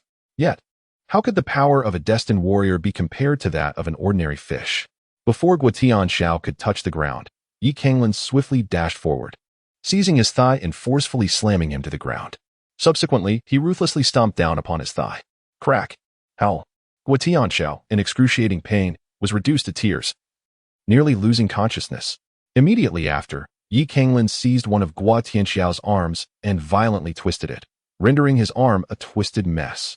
I am Guo Tianxiao, the grandson of the Grand Elder of the Guo family. Yi Canglan curled her lips and remarked, What of Guo Tianxiao and Guo Tianhu? They are nothing but insignificant fish. In the crowd, Guo Tianhu, upon hearing his name, shivered violently. I am not Guo Tianhu. You have mistaken the person. Chapter 9. Do you have a problem with your mind? Yi Canglan scoffed. So, do you still wish to fight? No, we do not wish to fight. We merely heard that Brother Yi has regained his strength and came to extend our greetings. Indeed, we are here solely to express goodwill, with no intention of provocation. Oh, is that so? Then farewell. Remember to appear before me less frequently. Otherwise, each encounter will result in a beating. With that, Yi Canglan turned and vanished into the dense forest. True to his character, he would have undoubtedly dealt harshly with these individuals. Yet the opportunity for a second strike was fleeting, and he could not be bothered to squander time on them. Once Yi Canglan departed, the others hastily gathered around Guo Tianxiao. Tianxiao, are you all right? That Yi Canglan is truly ruthless. I wish I could dismember him. Enough. Silence. If you are so capable, why not confront him yourself? Guo Tianxiao seethed with indignation, He had initially brought this group along as mere pawns, only to find himself in the role of a tool, while they cowered instead of seeking vengeance. This was utterly infuriating. Guo Tianhu chuckled nervously. Tianxiao, it's not that we are unwilling, but that fellow is far too vicious and powerful. Indeed, it appears that he possesses at least peak open origin strength, possibly even the prowess of the Meridian realm. We truly cannot contend with him. Precisely. The most critical aspect is that while enduring his blows is one matter, if no one protects you, Tianxiao, and you end up as prey for the beasts, that would be disastrous. A bunch of cowardly fools, truly adept at making excuses. Guo Tianxiao's fury reached its zenith. This insufferable Yi believed he could remain dominant forever. One day, he would dismantle him piece by piece to vent his pent-up rage. Yes. Yes. Tianxiao, we believe in you. Let us return for now. Suddenly, a chilly breeze swept through, and a figure clad in black robes materialized before them. Young Master Tianxiao. This grievance, the Guo family will surely avenge you. Huh? Who are you?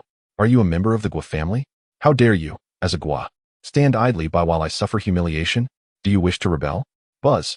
In the next instant, the figure in black swept their hand, unleashing a wave of energy that sliced through the necks of the Guo family disciples. Uft, uft, uft. Blood spurted forth as one by one, the Guo family members fell, lifeless before they could comprehend the unfolding chaos. Upon entering the dense forest, Yi Canglan swiftly ventured deeper within. Although the Jade Dragon Mountain is teeming with magical beasts, years of relentless hunting have driven most of these creatures deep into the heart of the mountain. It is virtually impossible to encounter them in the outer regions. Any sightings would likely consist of merely ordinary wild animals, sufficient only for the impoverished to hunt for sustenance. After penetrating approximately 30 miles into the Jade Dragon Mountain, Yi Canglan discerned the presence of paw prints, each measuring about a foot in length, along with several droppings scattered across the ground. Yi Canglan had previously trained extensively on Yulong Mountain and was quite familiar with it.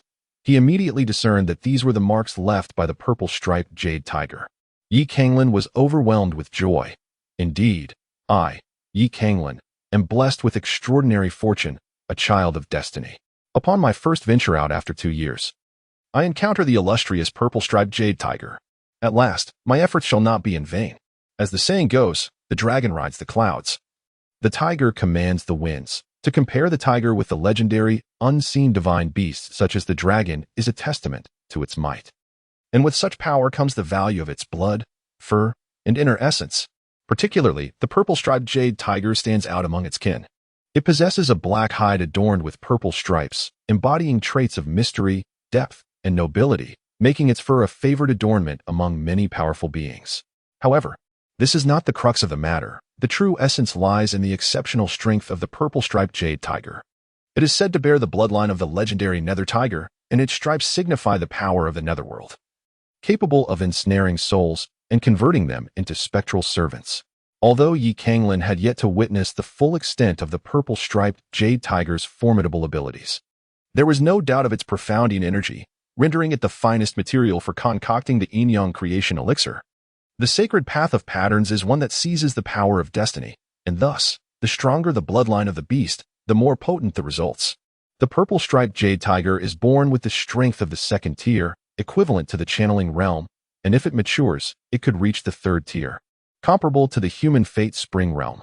At this moment, Yi Canglan is capable of unleashing the power of the golden lion, which embodies the might of the divine mansion, and can undoubtedly conquer the purple-striped jade tiger. Let the battle commence. Yi Canglan's eyes sparkled with excitement as she took a stick of incense from her satchel and gently lit it. A peculiar, enchanting fragrance instantly enveloped the air.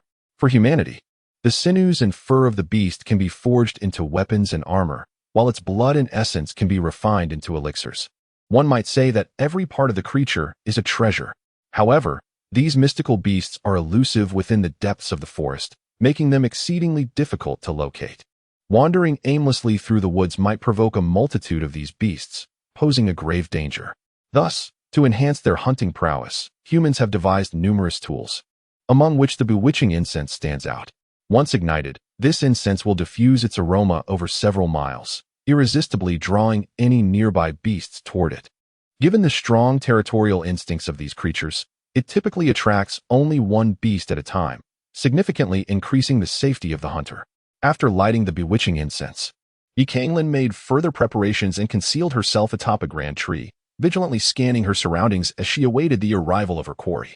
Rustling sounds of the foliage reached her ears, quickening her heartbeat and tautening her body. Soon, a figure as swift as lightning darted into her view, a violet-striped jade tiger.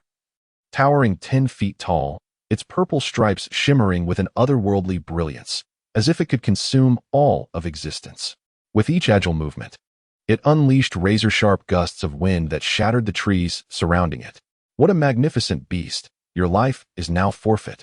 Canglan leaped into the air like a majestic golden-winged rock, diving downwards with fervor.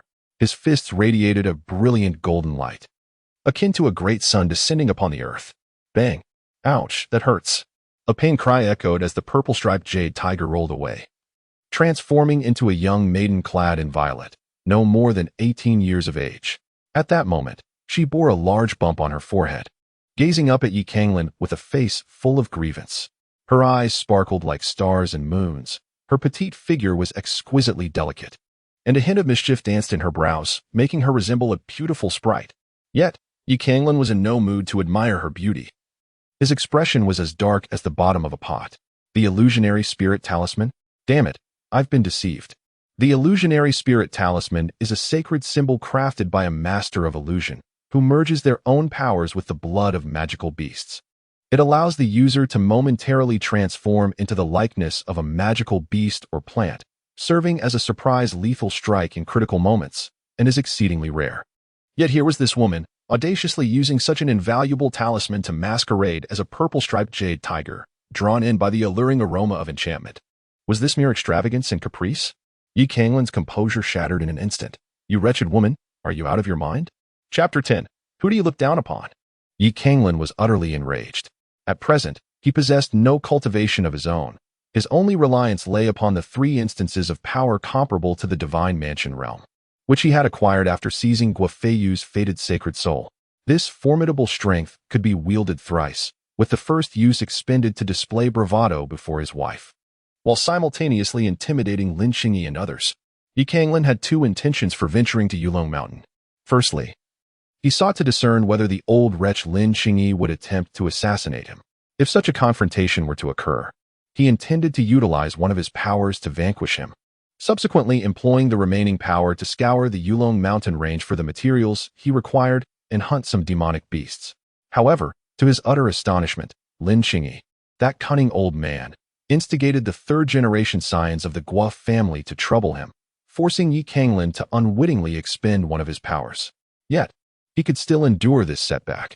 He had one more opportunity to strike, which he could leverage to hunt demonic beasts and seek rare treasures before safely retreating with his final chance. Little did Canglan anticipate that the violet-striped jade tiger was, in fact, a human in disguise, not a demonic beast at all, and his second opportunity was now nearly depleted. At this juncture, Canglan faced a dilemma. He could either continue hunting demonic beasts, risking the exhaustion of his powers and the peril of being torn apart by another encounter, or he could retreat empty-handed. How unfortunate he felt, as if plagued by a lifetime of misfortune. This journey to Yulong Mountain had yielded nothing but a series of vexatious incidents. Canglan glared at the woman with a fierce intensity, as if she were ready to devour her whole.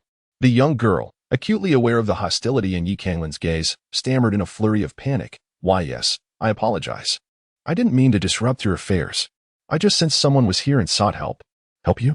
At this moment, I am more inclined to end your existence. Canglan became increasingly irritable. What, do you think your beauty makes you exceptional? Do your tear-streaked cheeks evoke sympathy and admiration? As for me, Canglan.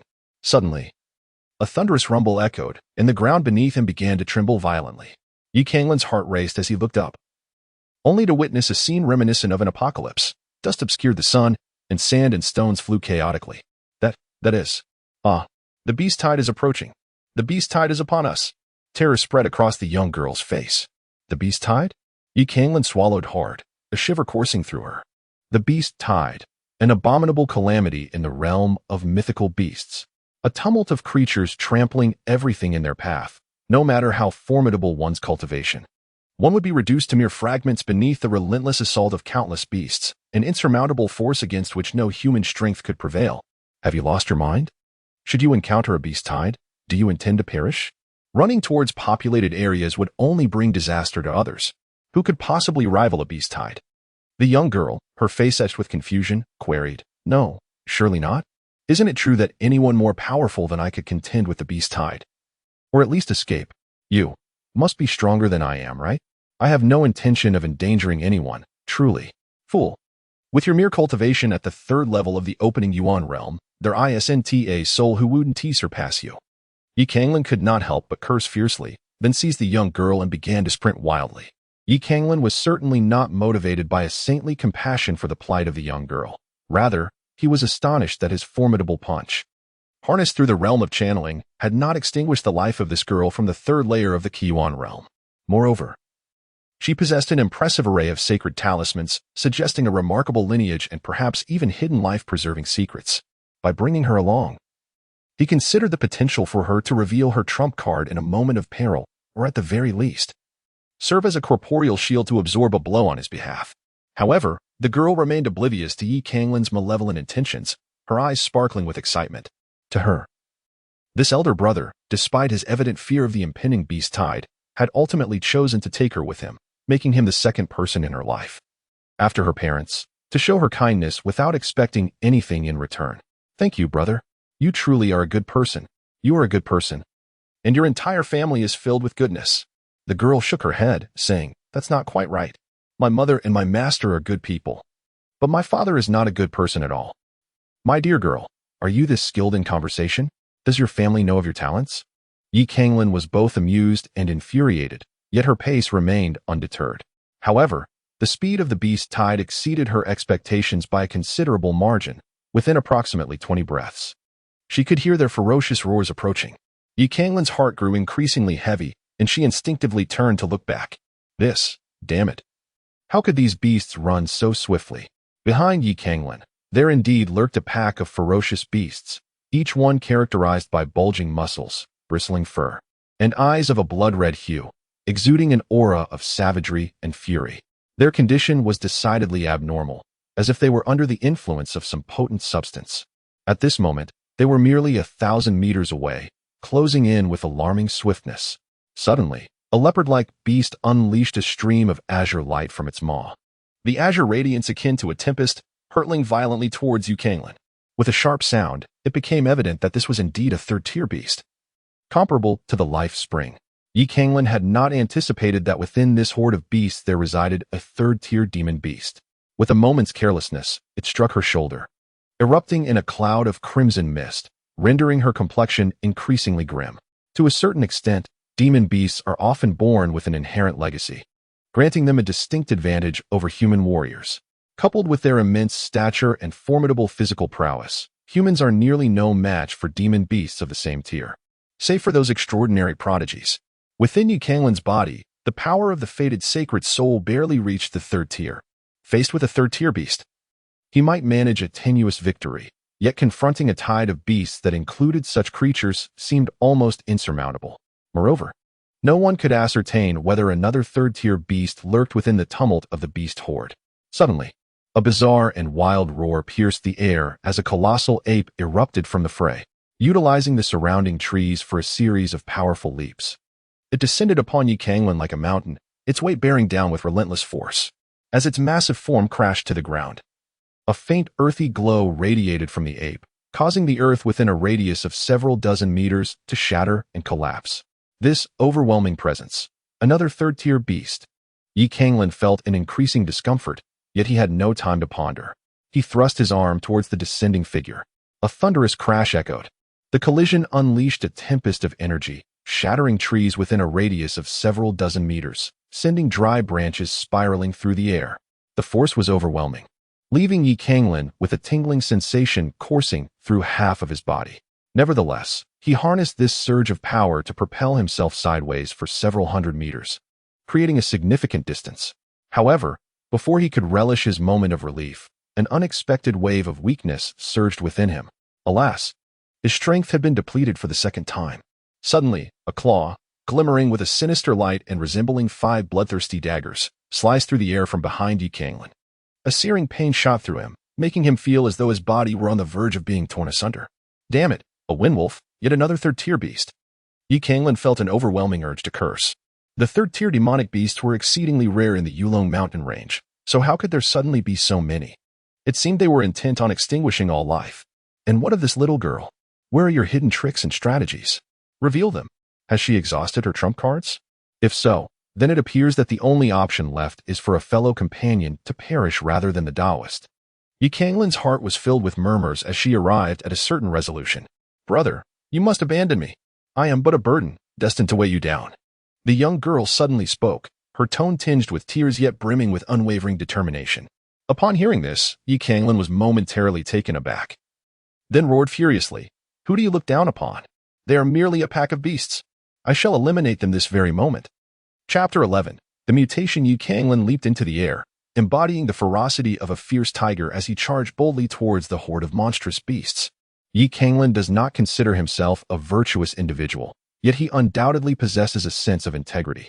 The young girl before him is a mere stranger.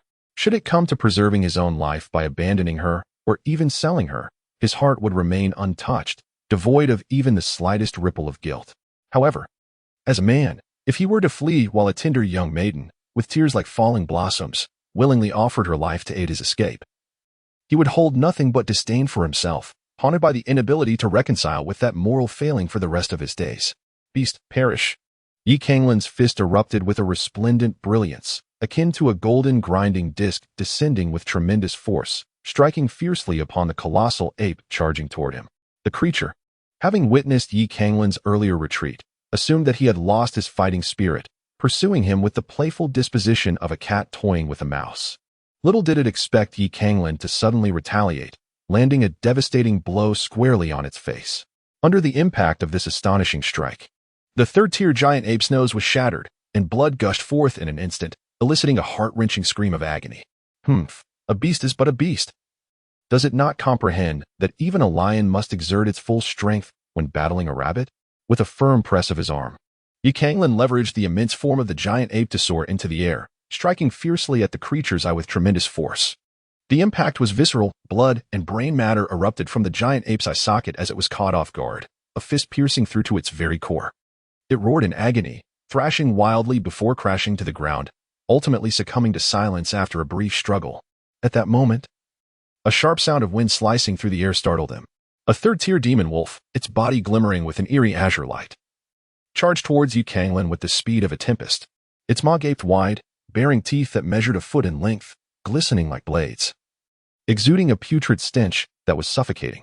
In an instant, the swift beast lunged to strike at Yi Canglan's arm with ferocious intent. In an instant, Yi Canglan's arm was stained crimson with blood, the warm liquid cascading into the mouth of the demon wolf, driving it into a frenzy. "Ah, you wish to bite me, do you? Today, I shall make you regret that choice." Yi Canglan's face contorted into a fierce grimace as he advanced rather than retreating, his arm thrusting violently towards the throat of the demonic wolf.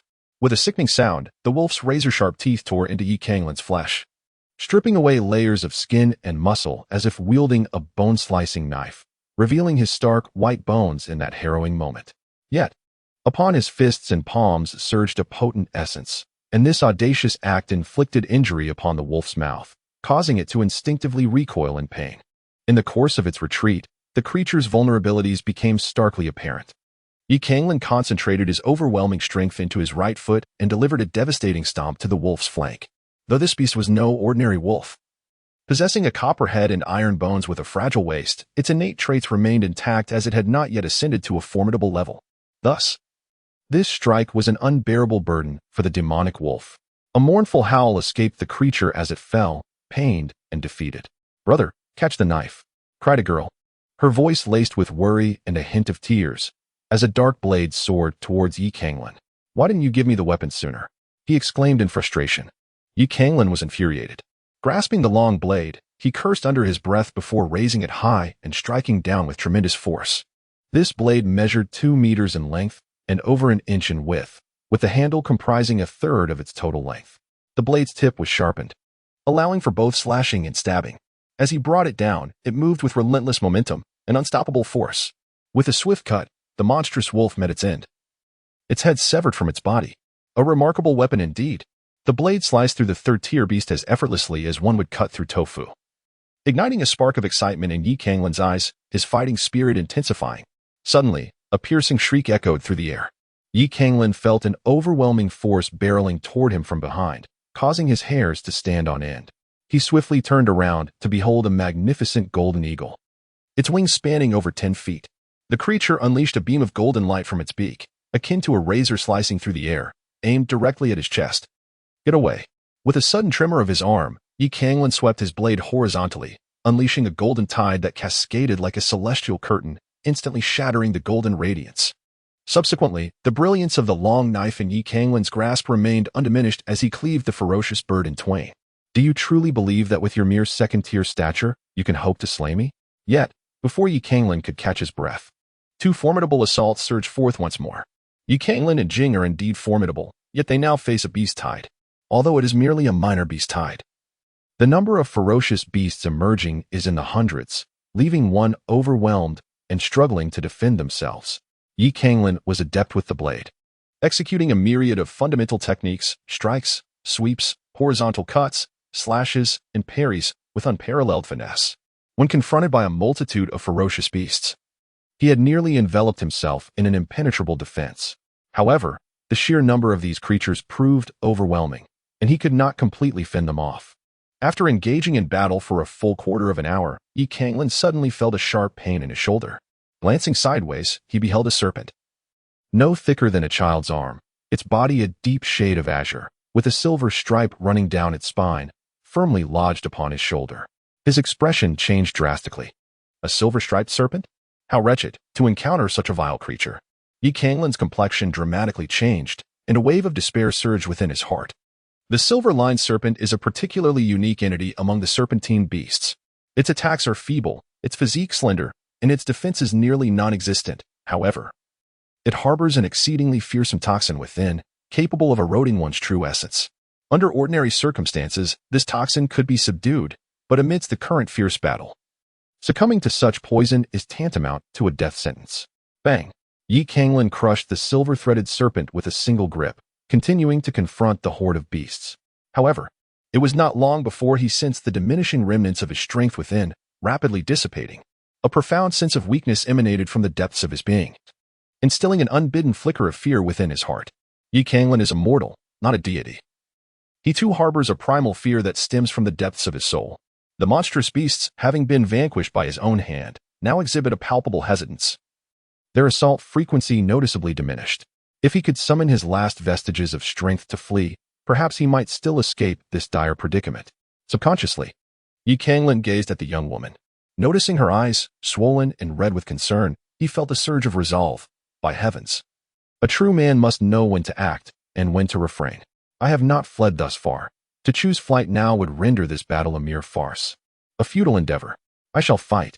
At the very moment Yi Canglan reached this determination, the golden lion in his mind instantaneously disintegrated into countless runes, which surged forth to imprint upon his intangible will. At the instant of that imprint's descent, an unbearable agony surged through his brow, akin to the sensation of having his skull pried open, as if his very soul were being rent asunder in intolerable torment. Roar! A figure emerged, majestic as a mountain, exuding an aura of divine authority, its form seemingly forged of pure gold, towering at several tens of feet in height. Chapter 12. The Mark of Destiny. This is. Yi Canglan trembled, her very soul quivering. What manner of being is this? It appears to be but a mere several dozen zhang in height. Yet it seems as if the entire celestial expanse lies beneath its feet. Its golden eyes shimmer more brilliantly than the sun, radiating an air of pride and disdain, as though no divine or demonic being could ever capture its attention. This is the king among lions, the fearless lion, a legendary beast from antiquity that once feasted upon gods and demons. Yi Canglan murmured, a flicker of enlightenment suddenly emerging in her heart. Yet what prevailed was a sense of trepidation. To usurp another's destiny. So this is the method of appropriation, so it is thus. Yi Canglan murmured softly. Fate is the profound imprint of one's bloodline, even the very essence of the soul, bestowed by ancestors as a blessing and protection for their descendants. The concept of seizing fate transcends merely taking another's destiny or opportunities. It is a grave provocation and desecration of the ancestors of the beings thus deprived. Although Guo Feiyu's fated sacred soul manifests as a golden lion, its lineage traces back to an ancient and formidable beast, the fearless lion. To usurp Guofeyu's fated sacred soul is to challenge the indelible mark left by the fearless lion upon this world, an act that will surely invoke its wrath. If I can withstand this backlash, I may inherit the power of the fearless lion, yet should I falter, my soul shall shatter. And I will find no resting place in death. Contemplating this, Canglan was engulfed in profound doubt. That is the fearless lion. A terrifying beast capable of devouring gods and demons. Even the faintest trace of its mark is not something I can dare to confront. Is this wicked technique truly meant for mortals? Could it not be a pathway crafted by some celestial or divine being for their offspring? At that moment, not only was Canglan seized by fear, but the terror emanating from the beasts was even greater than his own. Beasts hold their bloodlines in the highest regard, and the oppressive might of a legendary king among beasts like the fearless lion is unfathomably terrifying to them. They howled in despair, yearning to retreat. Yet under such overwhelming pressure, they found themselves paralyzed, trembling in place. Their bloodlines surged like boiling water, tumultuous within their bodies until they ultimately shattered completely. In mere moments, the area transformed into a battlefield of chaos. However, Canglan's plight was scarcely better. The immense pressure caused his blood to boil, and with each pulse, his body was torn asunder, rendering him a mere figure of blood. Even more dire was the agonizing sensation of his soul being rent apart, as the imprint of the fearless lion sought to suppress his will and obliterate his very existence from this world. In that moment, Canglan felt akin to an ant before a dragon, where a mere breath from the dragon could reduce him to ashes countless times over. This vast chasm of existence could not simply be bridged by mere willpower. It was an inescapable fate. Lion brother, I no longer desire this fated sacred soul. Please depart. He pleaded. Guofeyu, that scoundrel, may have some ancient connection with you, but that was eons ago. Is it not beneath your dignity to bully a junior like me in his stead? Spare me this time. I swear I will not err again. I shall build a temple in your honor and offer annual tributes, if you would be so gracious. The relentless torment of his soul being seemingly torn into countless fragments drove Canglan toward madness, causing him to utter nonsensical words. Yet, his ramblings bore no fruit. His suffering intensified, his consciousness dimmed, and he felt himself on the verge of vanishing from existence, as if he had never graced this world at all. That sensation of quietly dissipating, unnoticed like an ant, is enough to drive anyone to madness. Ah, I can no longer endure it. Canglan roared with fervor. You may be an ancient beast of terror, formidable and awe-inspiring. Yet even the worthless Guofeyu can trace his lineage back to the fearless lion. There is no reason my destiny should be any weaker than his. If my sacred soul still existed and the protection of my ancestors remained, what would the fearless lion amount to? You prey upon my diminished fate and my lost power. You all conspire against me. Unbeknownst to him, a series of vivid memories flooded Canglan's mind. A young child, barely 5 or 6 years old, lay on the ground, beset by a group of older children who mocked him for being an orphan. A boy of 12 or 13, drenched in sweat from relentless training, was derided by a crowd who deemed him a worthless wretch, insisting that no amount of effort could yield significant achievements. A youth of 14 or 15, laughing with a girl, was suddenly knocked to the ground, ridiculed for aspiring to something beyond his reach, as if he were a toad desiring to consume swan meat. Oblivious to his own shortcomings, on the most splendid day of his life, a young man clad in a crimson wedding garment had his sacred soul snatched away, trampled beneath another's heel. In that moment, he beheld a pair of eyes as profound as the starry sky, gazing down upon him with neither disdain nor mockery, but with an air of rightful authority, declaring, "A base lineage such as yours is unworthy of wielding the power of my divine palace. Today, I shall reclaim this power. I have not wronged you, nor provoked you. By what right do you oppress and belittle me? Is it merely because of your might, your lofty stature, and my humble origins that you feel justified in your tyranny?" Canglan's countenance twisted into a grotesque grimace, yet I refuse to succumb. I will not be subdued by the likes of you. In my days of orphanhood, I nearly perished from starvation, yet I persevered with unwavering tenacity. During my time in the Lin family, you all looked down upon me, but I rose to become the foremost prodigy of Canglan City. On the day of my grand wedding, my sacred soul was seized and my was dismantled, yet today I have unearthed a glimmer of hope for resurgence. Now, this absurd brand of a cowardly lion seeks to intimidate me, but I remain defiant, even if my strength pales in comparison to yours. Even if you can reduce me to mere dust, even if this act could shatter my own teeth, I shall still bite back. Canglan had completely lost his sanity. Channeling his intangible will as if it were a gaping maw or a blade, relentlessly assaulting the indomitable lion's mark. However, the disparity between the two was insurmountable. Canglan's frenzied onslaught only intensified the agony he endured, and his consciousness began to disintegrate at an alarming rate. Yet at that moment, Canglan was utterly deranged. Disregarding all consequences, even in death, he resolved to perish by his own hand. I am my own destiny. I shall kill. Buzz. Just as Canglan's awareness waned. Teetering on the brink of dissolution, a tremor surged from the depths of his soul. A shadow, vague and fragmented, its true nature indiscernible, suddenly stirred. It ascended into the air, like a wisp of smoke, and the colossal figure of the fearless lion emitted a mournful cry, swiftly disintegrating. Flecks of golden light silently merged into Canglan's soul. Brother, wake up, wake up. Do not frighten Zhaoge, please awaken. Amidst the haze, Canglan heard a woman's anxious weeping, and he fought to open his eyes. He beheld a maiden shaking him fervently, tears streaming down her face, a pitiful sight. Enough of the shaking. This blade belongs to me. You owe me. Chapter 13, Forbidden Land, the abyss of the fallen dragon. Upon hearing Canglan's voice, the maiden's weeping abruptly ceased, transforming into profound joy. Brother, you are awake. Do you desire this blade? However, it is my mother's cherished possession. Then the maiden's tone shifted. But brother, you valiantly saved Zhaoge just now, and this blade suits you perfectly. I am sure my mother would not object to you possessing it. Seeing the maiden's initial distress followed by her relief, Canglan suddenly felt somewhat petty. After all, he was a man of honor. To seize a small girl's mother's treasured item, was that not rather unchivalrous? This is your mother's beloved possession, perhaps. I should forego it. Brother, there is no need to decline. Zhaoge speaks plainly. This blade is yours. Canglan immediately clutched the dagger to her chest. Very well. This is your voluntary gift to me, not an act of coercion on my part, so do not renege on it. Indeed, I shall not go back on my word. Observing the innocent countenance of the young master, a fleeting shadow of guilt crossed Canglan's heart, though it was but a momentary flicker. After all, having risked her life to save this little girl, claiming a small benefit seems hardly excessive, does it? Not excessive at all. Yet, was she not just marked by the indomitable lion? How had she survived? Could it be that she had somehow managed to overcome the lion's mark? That seems implausible. Lacking scientific foundation, though questions swirled in her mind, Canglan was not one to dwell on uncertainties. As long as she was alive, that was the greatest blessing.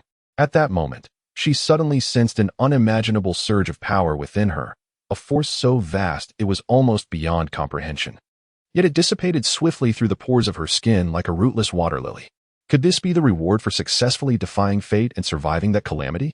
Unfortunately, her current shattered essence made it nearly impossible to harness this power. Otherwise, with such formidable strength, she might have fully restored her prowess, or even ascended to the ninth heaven of meridian unification. Canglan felt a pang of regret as she recalled that her primary objective was to gather materials for the refinement of the yin-yang creation pill. Her gaze then shifted to the carcasses of the demon beasts. These creatures had perished under the bloodline imprint of the fearless lion, their bodies bursting apart. Yet their inner cores remained intact. Canglan hurriedly set about collecting the inner cores, while the young girl assisted her diligently. With hundreds of demon beast inner cores amassed, they had struck a veritable fortune, although these cores did not contain the requisite materials for the yin-yang creation pill. Selling such a considerable quantity would undoubtedly afford them the means to procure one with ease. Canglan, feeling utterly satisfied, carefully stored the inner cores of the magical beasts and addressed the young girl, saying, "All right, little one, the danger has passed. We shall now part ways." "Wait, brother." The girl hesitated for a moment before calling out to Canglan. "Brother, may I ask you for a favor?" "What? A favor? I have no time." Canglan resolutely declined, stating, "I am utterly exhausted and simply wish to return and rest." "Brother, I implore you to assist me. My journey to Yulong Mountain is to seek a miraculous substance known as Yulong Suo to save my mother. She is ill, and only Yulong Suo can rescue her. I am aware of its location, yet my strength is insufficient. I fear I cannot obtain it alone." "Ah, Yulong Suo." Canglan's eyes widened like copper bells.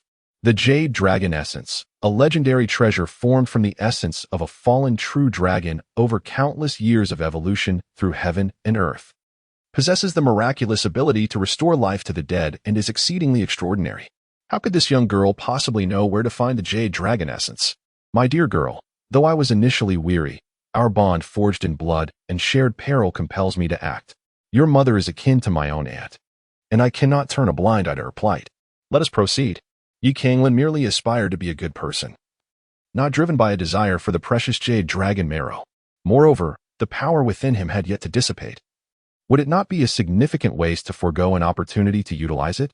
Such waste is indeed disgraceful. Ah, brother, I knew you were a good person. The young girl beamed sweetly. Brother, my name is Li Chaoga, from the imperial capital. I have yet to learn your name. I am Yi Canglan, hailing from Canglan City. Very well, Canglan brother, from this day forth, we are friends. By the way, the direction to the map is this way. Let us proceed. All right. Shortly after Yi Canglan and the girl departed, two figures cloaked in shadows approached silently. Observing the blood-soaked and muddy ground, reminiscent of a battlefield, one remarked, truly, she is the little princess of the Li dynasty, the emperor's most cherished daughter.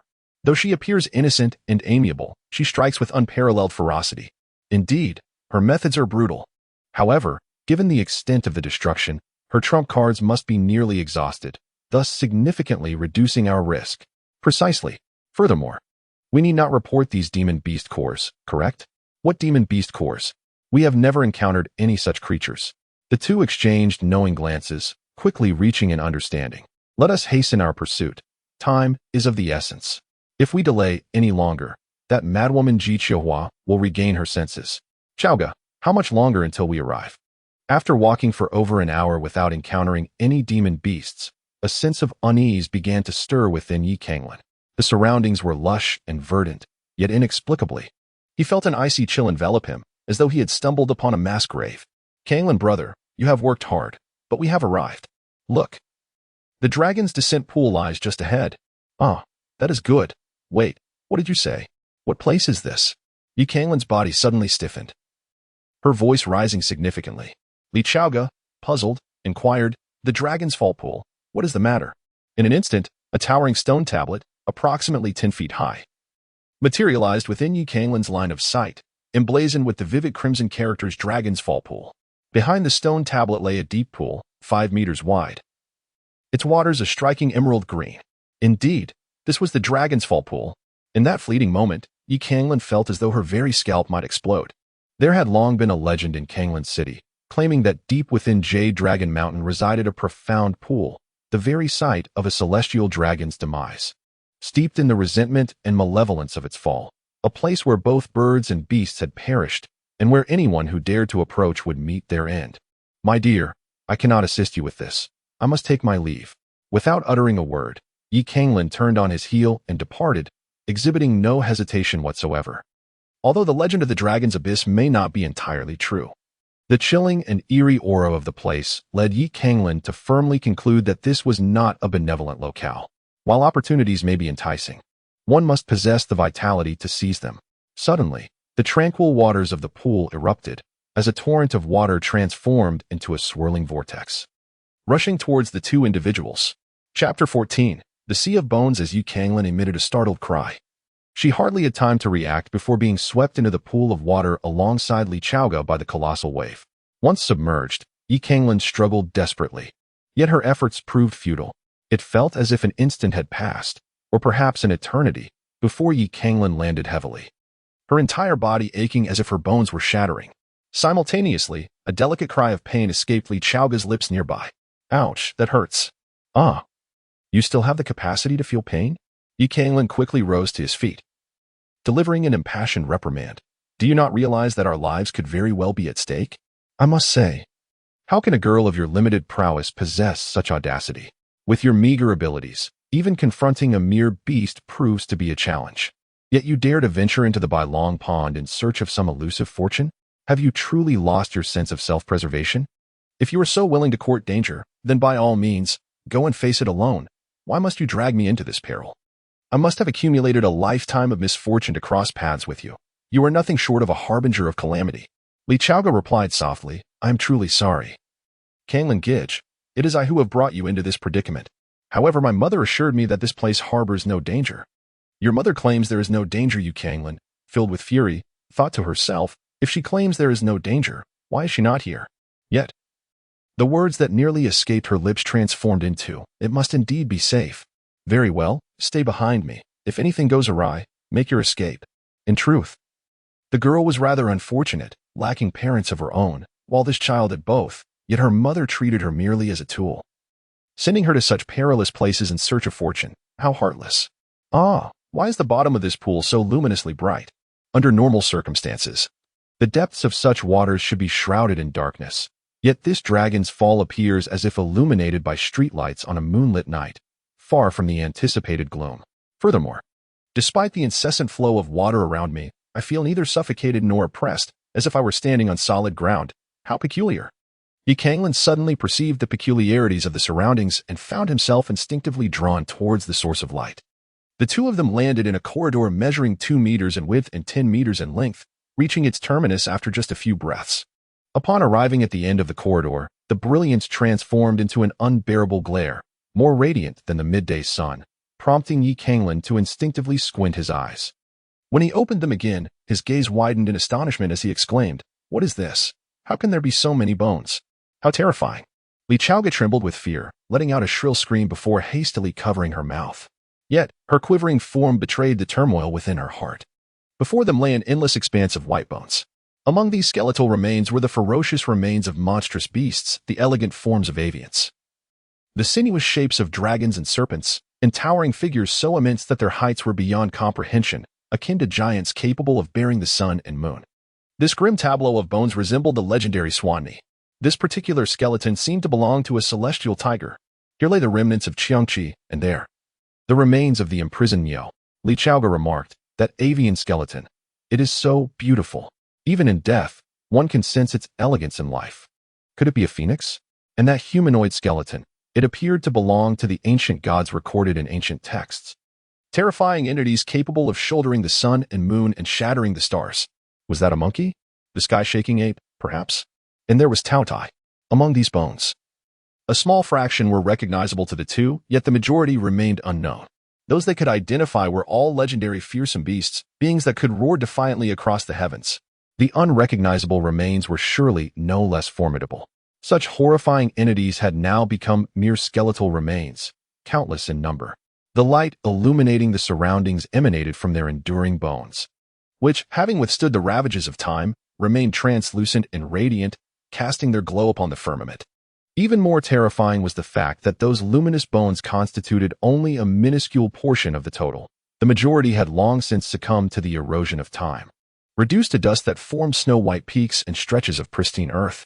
Canglan was indeed a person of audacity, yet in this moment, he found himself utterly pale.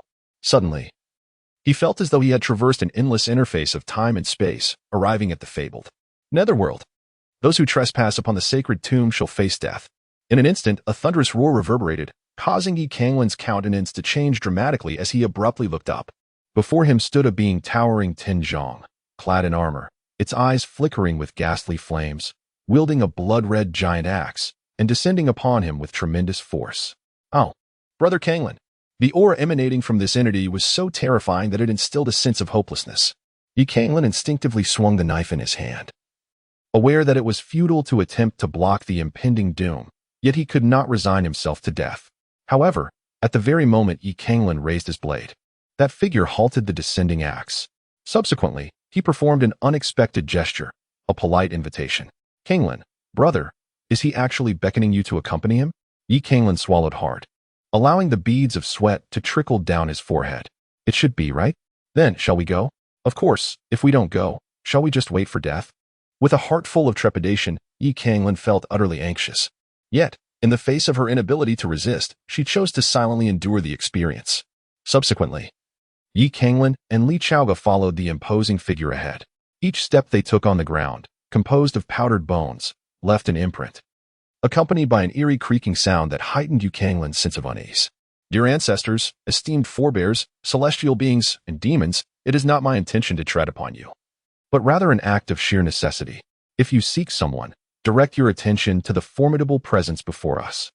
Canglan grasped Changlan with one hand while fervently praying with the other, uttering nonsensical words to dispel the fear that gripped his heart. Time trickled by. and Yi Canglan felt as though he had been walking for an eternity, yet he dared not act recklessly or glance around. It seemed to him that he had been ascending a steep incline. Strangely enough, whether it was due to acclimatization or some other reason, as time passed, the terror within Yi Canglan gradually dissipated, leaving him in a state of tranquility. Suddenly, the resounding clang of metal armor echoed, and the colossal figure ahead came to a halt. It then took 2 steps to the left and gestured invitingly towards Yi Canglan and Li Chaoga. Had they finally arrived at their destination? Yi Canglan lifted her gaze and beheld a platform, entirely enveloped in darkness, yet adorned with intricate carvings of fish, insects, birds, and beasts, as well as mysterious patterns, unmistakably the result of human craftsmanship. This platform, which could only be described as a masterpiece of unparalleled artistry, stood before her. However, it was far from whole. It bore numerous fissures resembling coiling dragons and abyssal depths, as well as scars inflicted by blades and other weapons. Could this be an arena? Yi Canglan's eyes widened in astonishment. Wait, that is. Chapter 15. Yi Canglan, come out and face me. At the center of the arena, a spherical object, black and white in hue and roughly the size of a fist, floated silently. The moment Yi Canglan beheld this orb, an overwhelming desire surged through her body, akin to the insatiable thirst one experiences in a desert when on the brink of death. Longing for water, a desperate craving to consume it completely. The power of yin and yang, the primordial chaos. Could this be my destined opportunity? A fleeting thought crossed Yi Canglan's mind. Yet, something felt amiss. Yi Canglan murmured, I am nothing but a thoroughly unfortunate soul. I am certainly not a child of destiny. How could one possess everything they desire? This place is peculiar and perilous. I cannot venture forth. Perhaps this is merely a trap, an insidious pit. His mind urged, we must remain calm. We must not be seduced by the deceptive allure before us. Yet his legs retorted, ignore it, it's mere nonsense. Thus, Yi Canglan appeared to be propelled by an unseen force, and within 10 minutes, he found himself before the luminous orb, merging with it in an instant. Boom! What in the world is this? At the moment of fusion with the orb, Yi Canglan felt an upheaval within him as if the heavens and earth were collapsing. The scriptures of the true martial heavenly canon resonated within his mind, and his body began to move involuntarily. The power of the orb coursed through him, converging at the Yuan Palace. In that fleeting moment, Yi Canglan seemed to reclaim his Yuan Palace. Yet, this was merely the beginning. An inexplicable surge of power erupted from his Yuan Palace. No, 2 distinct forces. Both manifested as flames. One was fiercely overwhelming, seemingly capable of incinerating all, while the other was chillingly silent, able to extinguish existence without a whisper. Poof! Yi Canglan felt as though his primordial body, along with the flesh surrounding it, was instantaneously torn apart. Amidst the excruciating pain, a mouthful of fresh blood erupted forth. Damn it, is the heavens toying with me? At this moment, Yi Canglan was exceedingly frustrated and profoundly enraged. Anyone acquainted with the intricacies of cultivation understands that the simultaneous presence of 2 utterly divergent forces within one's body can be fatal. Yi Canglan understood that the true martial scripture was extraordinarily unique, requiring a mastery of yin and yang forces and the principles of 9 destructions and 9 births. However, one must at least grant me an opportunity to prepare, rather than acting on your own volition. I comprehend that the essence of cultivation in this realm lies in the harmonious blend of yin and yang, achieving balance.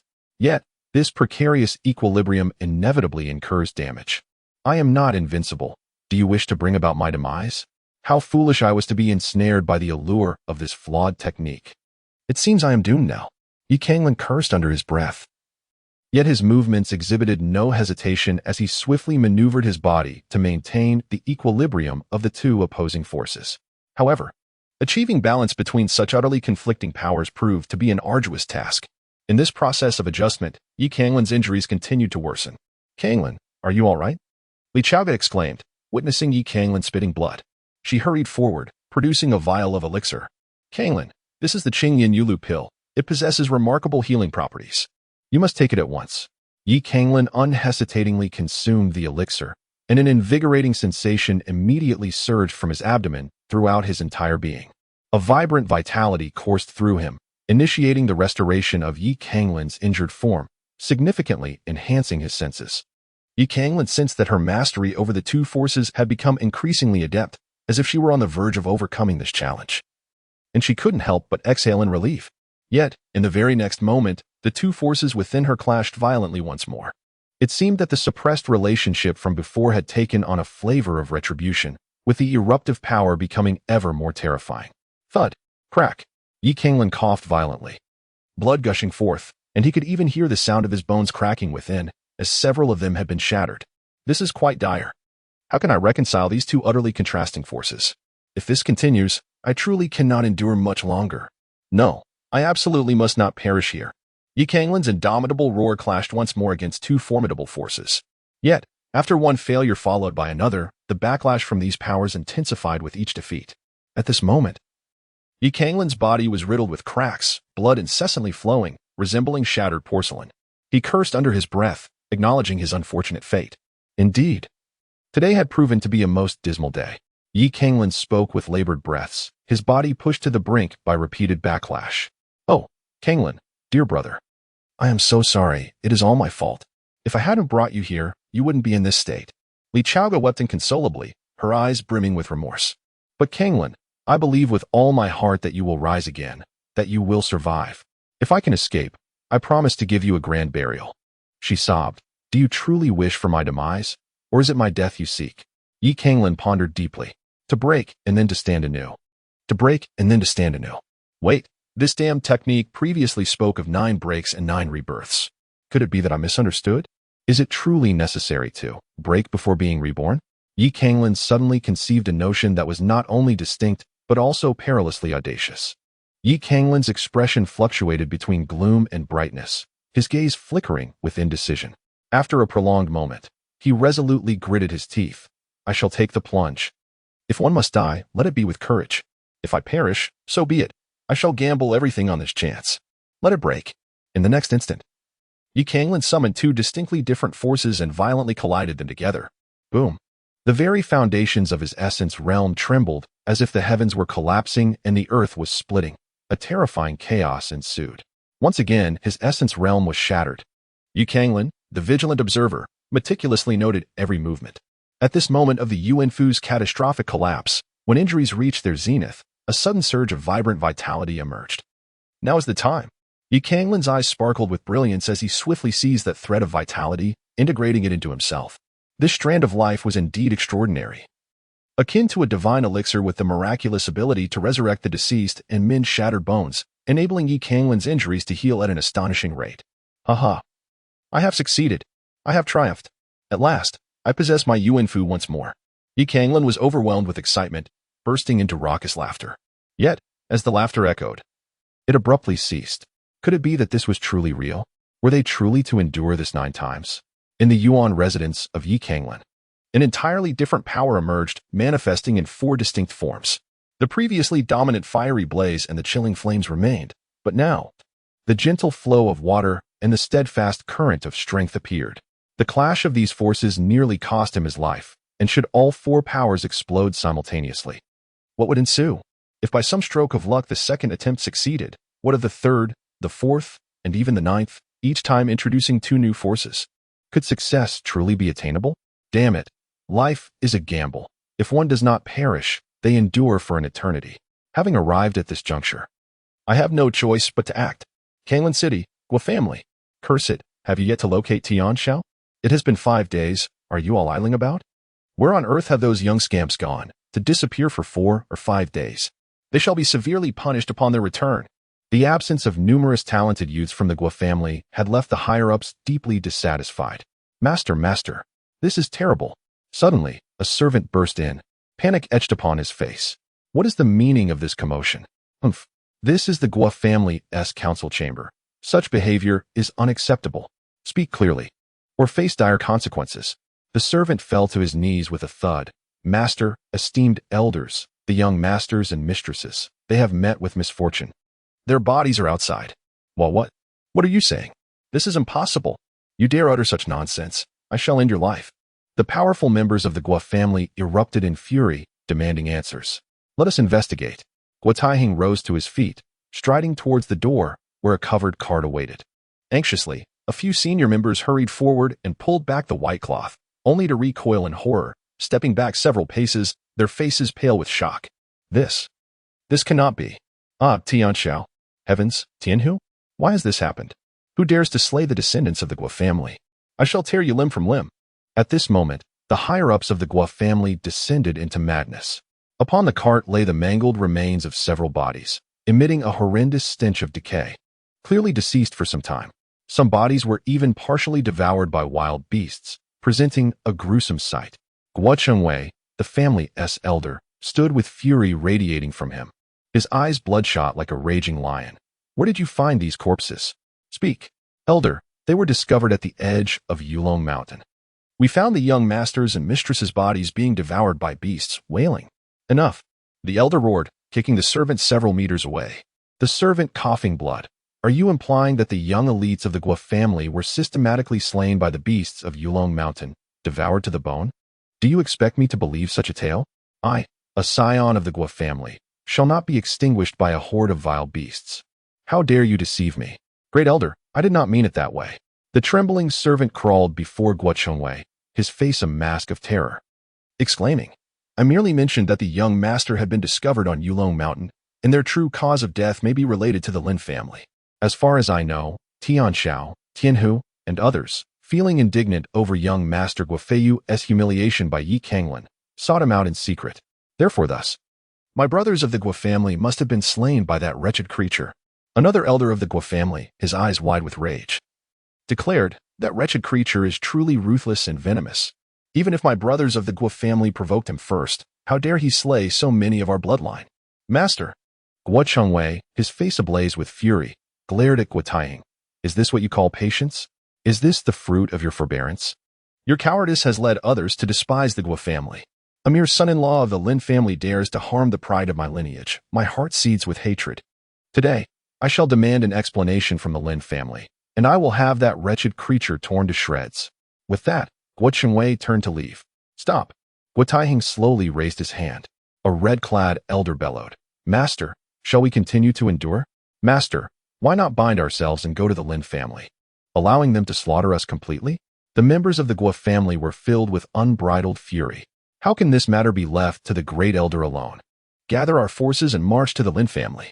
Half an hour later, many high-ranking members of the Guo family led their elite forces, marching with great momentum to the gates of the Lin residence. A red-clad elder, his face twisted with ferocity, struck the Lin family gate with a resounding slap. Boom. In an instant, the Lin family door shattered, dust swirling in the air. Lin family scoundrels, come forth. Chapter 16. What if you are met with slaughter? How dare you be so audacious? Do you not know where you stand? How dare you destroy my Lin family's facade? You shall be punished. The two guards of the Lin family exploded with rage, charging fiercely at the red-haired elder. You insignificant worms, do you seek death? Red Dragon Hand. The red-haired elder's expression turned menacing as he raised his hand decisively. Crimson true essence swirled in his palm, instantly transforming into a streak of light that surged forth. As it flew, the streak morphed into a ferocious fire python, coiling tightly around the two guards, relentlessly constricting. Crack, crack. The fire python, a manifestation of raging flames, seethed with overwhelming ferocity, instantly scorching the bodies of the two guards, emitting a scent of charred flesh. The constricting power of the gigantic python shattered their bones, twisting their bodies, and they teetered on the brink of death. How dare these insignificant guards threaten me? Today, I shall teach you a lesson on behalf of the Lin family. The red-haired elder, furious, was about to crush the two guards. What audacity! When did the guards of the Lin family become subject to your Guo family's reprimands? Begone! With a thunderous roar reminiscent of a raging river, a colossal azure hand descended with overwhelming force. The ocean suppression palm. Old Lin Chong. Lin Chong was the third elder of the Lin family. A flicker of fierce intent appeared in the red-haired elder's eyes as he unleashed a fiery palm strike to counter. Boom! The two formidable palm strikes exploded in midair, sending shockwaves that cracked the ground for dozens of meters around. The Guo family's red-haired elder staggered back several steps, evidently having suffered a minor setback. Guolalu, after all these years, you remain stagnant. With such meager strength, do you dare to wreak havoc in my Lin family? Train for another 2 years. A lean elder appeared outside the Lin residence, his expression cold, eyes filled with derision. Insolence. Lin Chong, do you dare to insult me? Elder Lin Chong replied with a cold laugh. You bring this humiliation upon yourself. Humph. truly deserving of the title of third elder of the Lin family. Such a temper. Allow me to experience your prowess. Guo Chengwei's eyes brimmed with murderous intent, and a mighty aura suddenly surged from his being. Halt! Just as the battle was on the verge of erupting, Lin Tinghai, the head of the Lin family, slowly emerged alongside many senior members of the Lin clan. Guests have arrived. Third uncle, please step back. Yes, patriarch. Lin Chong complied and retreated to the side. Lin Tinghai clasped his hands and addressed the Guo family. Although my Lin family has business disputes with the Guo family, we bear no deep-seated enmity. May I inquire as to the purpose of your imposing presence today? What purpose? Lin Tinghai, stop feigning ignorance. The sixth elder of the Guo family bellowed. That wretched Canglan slaughtered my Guo family's young members. I refuse to believe you, the head of the Lin family. Are unaware.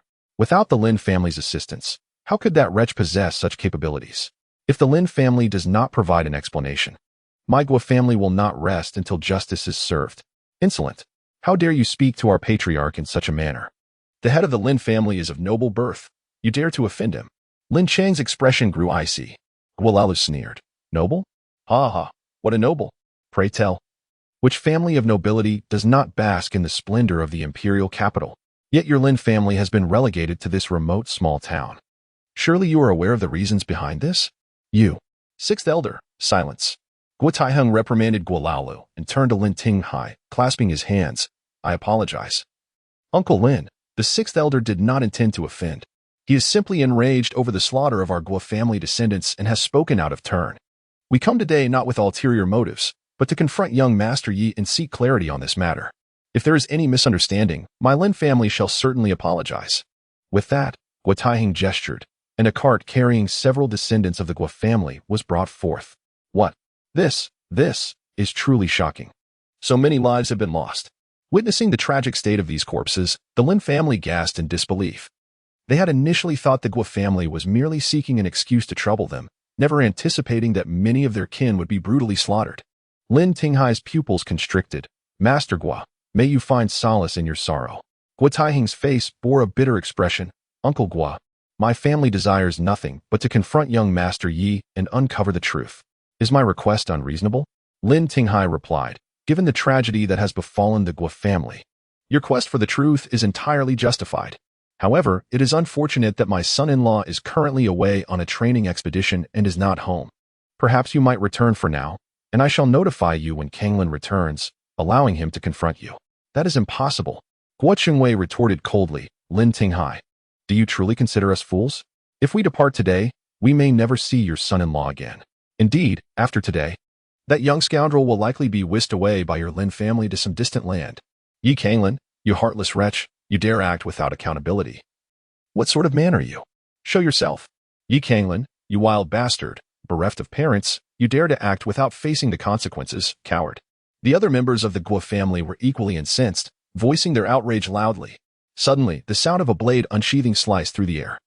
A figure shimmered with a radiant glow, resembling a streak of lightning as it darted forward. In an instant, the Guo family warrior who had been hurling insults at Yi Canglan fell to his knees with a thud. Blood gushed from his throat as he clutched his neck, struggling desperately as if trying to contain the life force that was escaping him, but to no avail. Moments later, filled with terror and indignation, he collapsed lifelessly to the ground. Ray, Lin Yuyao, how dare you publicly slay a member of the Guo family? The Guo family members stood frozen in shock at this spectacle, soon followed by an eruption of fury. They had come to the Lin family seeking justice for their slain kin, only to find the Lin family evading responsibility. And the Lin eldest daughter brazenly killing one of their own in public. This was a profound humiliation, a blatant affront. Boom. An elder from the Guo family could no longer contain his rage and raised his hand to strike. Humph. Lin Tinghai waved his hand, unleashing a powerful force that crashed down like a grinding wheel, instantly dispersing the elder's strength, causing him to spew forth blood and fall heavily to the ground. Yuyao, you are truly reckless. Why must you take a life? Although Lin Tinghai chastised Lin Yuyao, the scene only fueled the fury of the Guo family. The senseless killing of their kin was madness. Lin Yuyao had struck first, prompting the elder's wrathful response. Kulin's actions were not merely obstructive. He dealt a heavy blow to the elder of the Guo family, truly an act of egregious arrogance. Father, they were unreasonable first and insulted my husband thereafter. They deserve their fate. Lin Yueyao bowed respectfully to Lin Tinghai before abruptly turning to cast a cold gaze upon the Guo family members. They are merely a few ineffectual scions of the Guo family. Even if I were to slay you before your very eyes, what would it matter? Would I need to flee? Chapter 17. Guoziyu haha. The young lady speaks wisely. The Lin family erupted in laughter upon hearing her words. Recently, the Guo family had exploited the holy patterned weaponry sent from the imperial capital to undercut the Lin family's business, leading them to feel superior, which had stoked the Lin family's simmering resentment. Lin Yueyao's actions resonated deeply with their sentiments. As the young lady remarked, what would it matter if the Lin family were to eliminate some of your kin?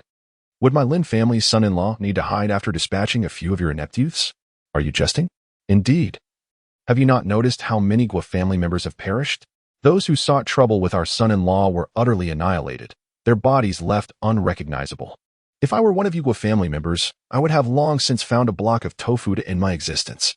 Higi, our master is benevolent and compassionate, which is why he attempted to counsel you Guo family members with kindness. Yet, you have taken advantage of his goodwill, truly unaware of your own folly. Your Lin family is utterly audacious. What a Lin family, what an Earl of Jing'an, what a Lin family young lady. You are all exceedingly arrogant. The members of the Guo family glared with reddened eyes, nearly bursting with rage. Guo Taiheng's expression darkened. Lord Lin, Earl of Jing'an? Is it your Lin family's custom to act so tyrannically? My Guo family merely seeks an explanation, yet you behave in such a manner. Do you truly believe my Guo family is made of clay? Lin Tinghai replied coolly, Master Guo, it is I, Lin Tinghai, who has failed in my duty to educate my daughter, and thus I must apologize for your amusement. The 3 shops in the northern part of Lin City shall be transferred to the Guo family as a gesture of contrition. What say you? To insult us further.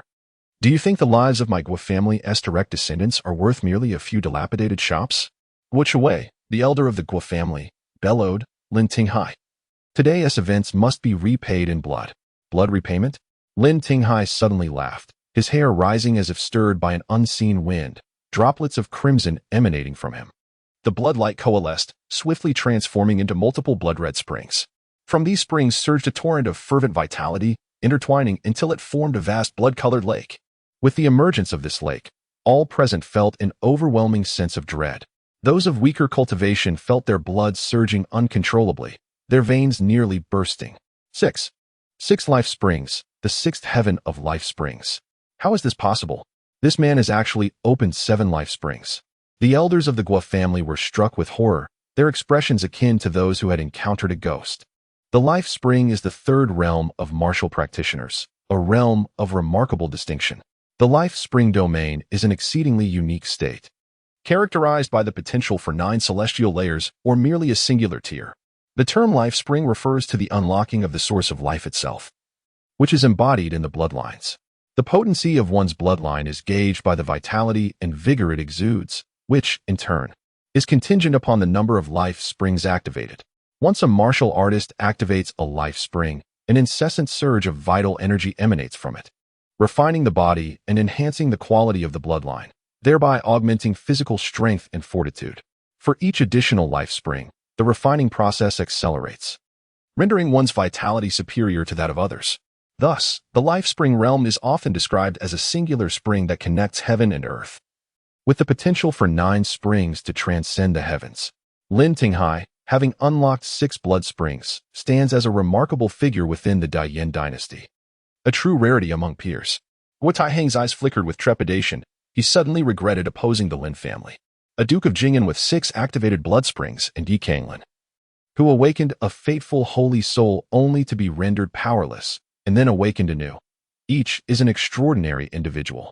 The emergence of 2 such prodigies from the Lin family foretells their inevitable rise to the pinnacle of the empire. However, Guo Taiheng swiftly suppressed his regret. At this juncture, having become a mere instrument in the hands of others, retreat was no longer an option for him. Elder, silence yourself, Guo Taiheng admonished sharply, then clasped his hands in a gesture of respect. Lord of the Lin family, please do not misconstrue our intentions. My Guo family bears no animosity toward yours. The elder merely acted impulsively and spoke without thought. The members of the Guo family remained silent in response to their leader's clear concession, for the strength of 6 activated life springs was sufficient to silence all dissent. The Lin family, too, was taken aback, astonished by their leader's prowess. In their shock, they broke into smiles, their chests swelling with pride. "Ah, now I understand," Lin Tinghai replied coolly. "Then, Lord Gua, you may take your leave." Clenching his teeth, Gua Taiheng spoke in a low tone. "Lord of the Lin family, I have a request. Should you acquiesce, my Gua family shall depart immediately. Speak. I implore you to permit my Gua family to search the Lin estate. If we find no trace of Yi Canglan, we shall take our leave." "What? Nonsense. What kind of jest is this? Gua, you are delusional." The Lin family erupted in indignation, feeling a profound insult. The ancestral home is not a playground for outsiders. Should the Lin family allow the Gua family to search, they would never hold their heads high in Canglan City again. Lin Tinghai's expression turned icy. "Lord Gua, surely you jest." Gua Taiheng replied earnestly, "Lord Lin, I assure you, I am not jesting, nor do I harbor any disrespect. For others, a home search is a disgrace. But for someone of your unparalleled prowess, permitting my Gua family to conduct a search would demonstrate magnanimity and integrity, earning you the respect of others. This is impossible." Lin Tinghai resolutely refused. A sinister expression emerged on Gua Taiheng's face. "Master Lin, a true man must stand for something and refrain from certain actions. As the head of the Gua family, if I were to disregard the innocent deaths of my kin, how could I face the heavens and the earth? If the Gua family were to cower in fear of power, turning a blind eye to the injustices suffered by our descendants, how could we honor our ancestors who endured hardships to pass down this bloodline? Today, searching the estate is our final boundary. If Master Lin is unwilling to grant us even this modicum of dignity, then do not blame us for choosing to be shatter rather than remain whole." The members of the Gua family were stirred to fervor by Gua Taiheng's words, raising their voices in a fervent chant. "We vow to guard the honor of our bloodline." Preferring to be shattered than to remain whole, Lin Tinghai coldly replied, "Fear not the shattering. Come at me. Uncle Lin, you truly pushed the Gua family too far." Gua Taiheng commanded, "Gua family, follow me. Kill, kill, kill." In an instant, the Gua family erupted into chaos, charging forth fiercely. Boom.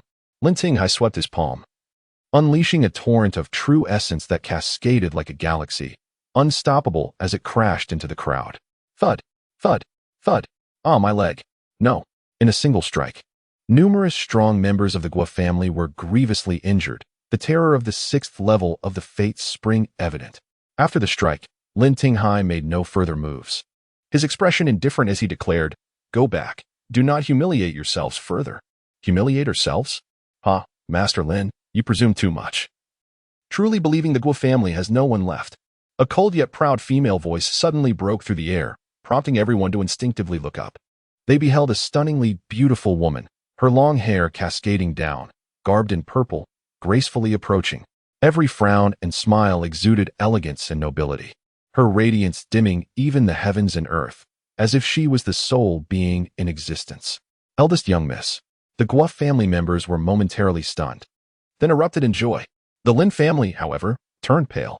Lin Yueyao's expression hardened, her heroic visage taking on a more serious demeanor. Guoziyu. Chapter 18. The elderly come for revenge. Eldest young miss, you have returned. We have seen the eldest young miss. Eldest young miss, you must stand up for our Gua family. The Lin family is too oppressive. Guoziyu raised her hand, and the crowd fell silent. Her deep phoenix eyes calmly regarded Lin Tinghai. "Lord Jing'an, I demand an explanation for today's events." In that moment, Guoziyu carried herself with an air of self-importance and pride, as though she were not addressing the esteemed lord of Canglan City, but rather a mere servant whom she could reprimand at will. "Guoziyu, you are too arrogant, daring to speak so to our family head. Although you are currently a student at the Imperial Academy of Dian, I, the head of the Lin family and a noble of Jing'an, am your elder. How dare you show such disrespect?" Two disciples of the Lin family scolded angrily. With a flicker of her gaze, Guoziyu unleashed a swift purple light that effortlessly sliced through the throats of the two, causing them to collapse lifelessly. "Guoziyu, you were the one who acted disrespectfully first. They merely questioned you, and yet you killed them." Lin Yuya seethed with rage, her eyes filled with murderous intent. Guoziyu replied indifferently, "I kill when I wish. What can you do about it?"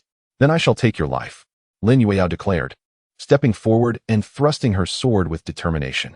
"Do not think that just because you are enrolled in the Imperial Academy of Dian, you can act with impunity. No one can hold you accountable." Clang. Guoziyu slowly extended two fingers, shimmering with a radiant light, and effortlessly caught Lin Yueyao's sword. The moment they clashed, Lin Yueyao discerned Guoziyu's formidable strength. She had already reached the 9th layer of meridian circulation, just a step away from the realm of the life spring. A true domain of power.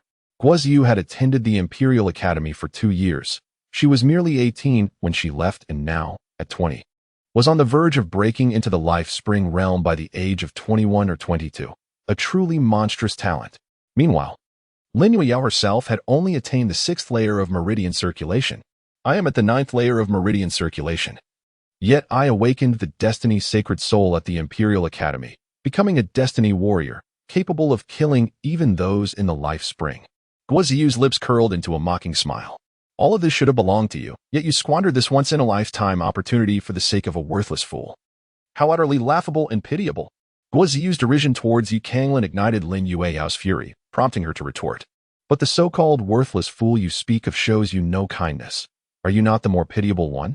Lin Yueyao, you seek death. Guoziyu's noble and aloof demeanor darkened with a flash of rage. Lin Yueyao's words struck a deep scar within Guoziyu's heart. Born into the privileged Guo family, she was a stunning beauty with a haughty disposition. Seldom did anyone dare approach her, nor did she feel the need for friends. It was not until she was 16 that a conflict arose with Lin Yueyao, the daughter of the Lin family, during which a young man ambushed her, leading to her defeat. From that moment on, she harbored resentment, frequently seeking trouble with that youth. He, in turn, did not relent, always matching her with equal fervor. Initially, the boy would leave her bruised and battered, but as time passed, he gradually matched her prowess and eventually began to overcome her, evoking an unfamiliar feeling within Guoziyu. Later, she discovered that this boy grew increasingly close to her nemesis, which fueled her ire and compelled her to challenge him more. By the time she turned 18, and he's 16, she learned that he was to be wed, and her heart was thrown into turmoil, as if struck by lightning. In that moment, she seemed to grasp the true nature of her feelings. She mustered her courage and approached the young man, urging him to accompany her, only to be met with a disdainful retort. You're insane. Ultimately, the young man married the girl, who was none other than her nemesis, Lin Yueyao. This revelation plunged her into despondency and indignation. She believed Yi Canglan was merely a sycophant, choosing Lin Yueyao solely for her superior family background. After all, she considered herself more beautiful and captivating than Lin Yueyao, and her abilities were on par. Why then did he not choose her? From that moment on, a thought took root in her heart.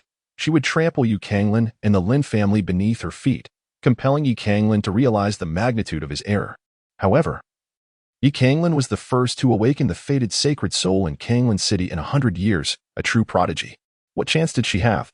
Just as she succumbed to despair, Yi Canglan was rendered powerless by a force known as the Heavenly God Palace, his soul shattered and his veins destroyed, leaving him utterly incapacitated. The Dian Royal Academy, which had once courted him, abandoned him, though they did not sever ties entirely, instead offering the opportunity to the equally gifted Lin Yueyao. Yet, that foolish woman chose to reject the offer in order to care for the invalid, and in that moment, she recognized her opportunity. With utmost determination, she seized the chance to enter the Dian Royal Academy, dedicating herself to arduous training. As she grew stronger, she eventually emerged as the most dazzling gem. Her accomplishments introduced her to individuals of a higher echelon, revealing to her the essence of true strength. And she found her past obsessions utterly ludicrous. That man was simply unworthy. She felt a sense of liberation. Yet she opted to wield the power she had gained to suppress the Lin family, seeking to conclude her youthful chapter and start anew. Not long ago, news of her brother's misfortune and the disgrace of the Guo family reached her, and upon learning that most of the younger generation had been slaughtered by Yi Canglan, she resolved to return and put an end to it all. However, a single utterance from Lin Yueyao shattered her previously calm heart. Bang! Guoziyu struck Lin Yueyao in the chest, causing her to be blasted away, as if struck by lightning, coughing up blood. Yu. Lin Tinghai's expression changed dramatically. Miss Guo. That is enough. Boom. A torrent of fury surged towards Guoziyu, a father's wrath unleashed. Humph. Elder Lin, it is unbecoming to bully the weak. A cold, hoarse voice reverberated through the air, as an ominous shadow loomed over the crowd. The onlookers looked up to see an elderly man clad in azure standing atop a nearby treetop. His gaze was sharp as a blade, his robes billowing in the wind. And behind him, a massive azure wolf roared fiercely. Beneath the wolf, 6 jets of blood surged forth, exuding a fiery vitality, creating a terrifying spectacle. A fated martial artist of the 6th level of the life spring. Lin Tinghai's countenance grew grave as he solemnly addressed the elder. You must be an elder of the Royal Academy, am I correct? Even the elders of the Royal Academy lack the privilege to interfere in the private affairs of a noble. I, the aged Guofeiyu, have been wronged by the son-in-law of Lord Lin, and I demand an explanation. I am aware you may claim your son-in-law is absent, yet I refuse to believe it and shall investigate myself. Lin Tinghai replied in a cold voice, This is impossible. Then, I shall force my way in. Boom. The elder raised his hand, and the entire realm erupted in chaos in an instant. Chapter 19. I am not well acquainted with her. Meanwhile, at the Dragon's Drop Abyss, thud. With a dull thud and a heart-wrenching scream, Canglan's abdomen burst open, exposing his writhing innards for all to see. His limbs lay shattered, nearly drained of blood. Following that scream, Canglan fell into utter silence, gazing hopelessly upward. In that moment, he resembled a beast whose insides had been torn out, resigned to despair and awaiting death. Canglan, brother, hold on. Do not let your thoughts wander. Do not give up. Just pretend you are asleep, and the pain will fade once you have rested. Li Chaoga comforted him as one would soothe a child, leaving Canglan both amused and exasperated. In truth, during the initial moments of witnessing his body shatter repeatedly, the girl had been terrified to the core. Yet as the disintegration occurred time and again, she grew accustomed to it. At present, this marked the 9th disintegration of Canglan's Yuan Palace. Should he restore it once more, his cultivation in the opening Yuan realm would be deemed complete. At this time, the true martial heavenly cannon's opening Yuan realm manifested as profound runes swirling about him, capturing the vibrant life force that erupted from the utter destruction of his Yuan Palace, swiftly mending his injuries. As time passed, Canglan's wounds healed, and his body was once again infused with strength. Finally restored, my Yuan Palace has returned to normal. As the last remnants of his injuries healed, Canglan rose with a triumphant howl, his eyes brimming with excitement. At this moment, though his Yuan Palace held no trace of Yuan power, it was a deep, vast expanse of darkness, resembling the starry sky, existing in its entirety. However, this technique is rather absurd, relying purely on luck, devoid of any skill. Amidst his joy, Canglan could not help but complain. He had initially believed this so-called chaotic Yuan Palace cultivation method to be grand and sophisticated, but after several trials, he realized it was nothing more than a gamble with one's life. Each disintegration of the Yuan Palace released a powerful vitality, yet that vitality required time to repair itself. If one's body could withstand prolonged injury, success would follow. If it could not, death would be instantaneous, brutally unforgiving. Fortunately, Canglan had not ceased his physical training over the years, and with a touch of good fortune, he had finally achieved the so-called chaotic Yuan Palace. This, Senior? Canglan bowed respectfully to the towering figure clad in armor and expressed his gratitude. Thank you for today's assistance. The imposing figure seemed devoid of speech, perhaps lacking any autonomous awareness, merely gesturing mechanically for Canglan to proceed on his way. The direction indicated was the path he had arrived from. Is this esteemed elder urging me to leave? I shall take my leave, yet we came in search of the elusive Yulong Sui and have yet to find it. Might the elder lend us some assistance? As Canglan's words faded, the figure abruptly raised a fist.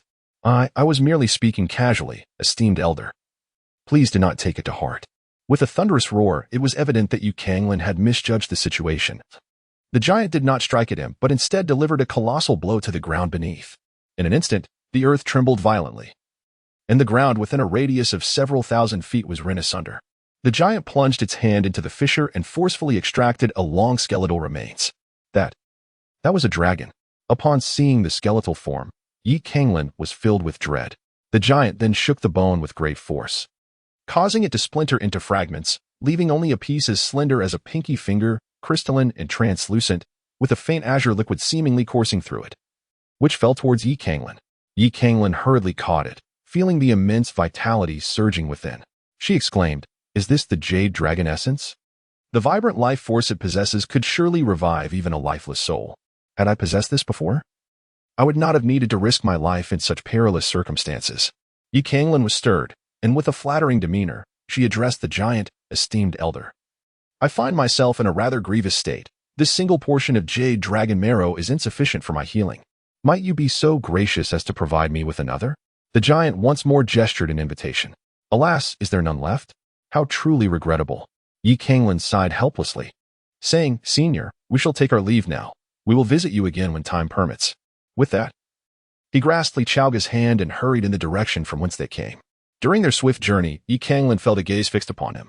Turning his head, he discovered that the young girl, Li Chaoga, was staring intently at him, her expression one of hesitation as if she had something to say yet refrained from doing so. Canglan suddenly understood. This little girl desired the jade dragon essence. This jade dragon essence was indeed a precious item, capable of saving lives in critical moments. Parting with it would undoubtedly cause Canglan considerable distress. Ultimately, with a resolute heart, Canglan handed the jade dragon essence to Li Chaoga, stating, "Here, take it." Canglan giggled, I don't want it anymore." Li Chaoga hesitated for a moment and replied, "You have sustained such severe injuries. You must need this jade dragon essence for your healing." Canglan forcefully placed the jade dragon marrow into Li Chaoga's hand, saying, "Take it. You hold on to it. As for me, your brother Canglan is in excellent health. A little nurturing will suffice." Although Canglan did not consider himself a man of strict principles, he regarded Li Chaoga as a comrade in life and death. Given that this divine object was tied to her mother's fate, he could not bring himself to consume it. "Well, then I shall keep it," Li Chaoga responded, her eyes alight with excitement as she accepted the jade dragon marrow. "Thank you, brother Canglan. Next time we come, I want you to take anything. This jade dragon marrow shall be yours." Canglan's expression stiffened. "No more delays. We must leave at once." Beneath this deep pool lies an unknown realm filled with white bones, the remains of the most fearsome beings in existence. It appeared utterly extraordinary in every conceivable manner.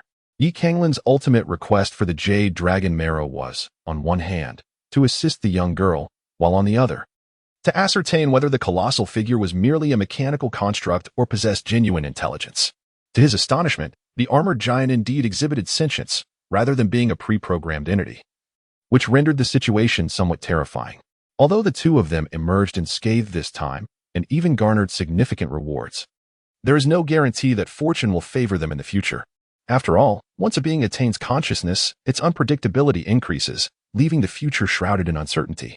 Yet, what exactly is this abyss of the dragon's descent? Why does the armored giant refer to it as the sacred tomb?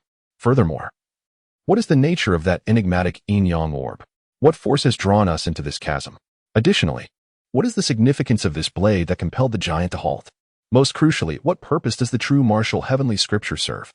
I have already attained the Chaos Yuan mansion, yet I sense no reaction whatsoever. Canglan was filled with questions, yet found himself utterly perplexed. The two hastily embarked on their journey home. As they returned, the path remained tranquil, merely surfacing from the depths of the pool. At last, they emerged. Canglan exhaled deeply, bursting into laughter as he proclaimed, "This pool of water has washed away the despondent past of my youth. The once great prodigy of Canglan City has returned. Those scoundrels who have insulted and wronged me await your reckoning. And as for my beloved wife, wait for me as well. For I shall finally discover a way to assist you in mastering the Jade Phoenix scripture. Ha ha ha. We are free at last." Li Chaoga responded with a sweet smile. "But, dear Canglan, why does your laughter seem so lewd? What does a mere child know? Off you go."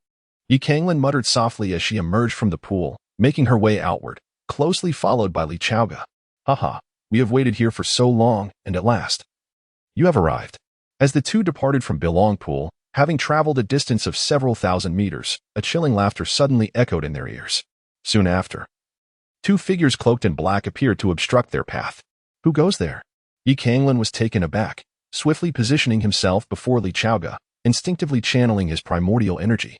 However, in an instant, his expression darkened.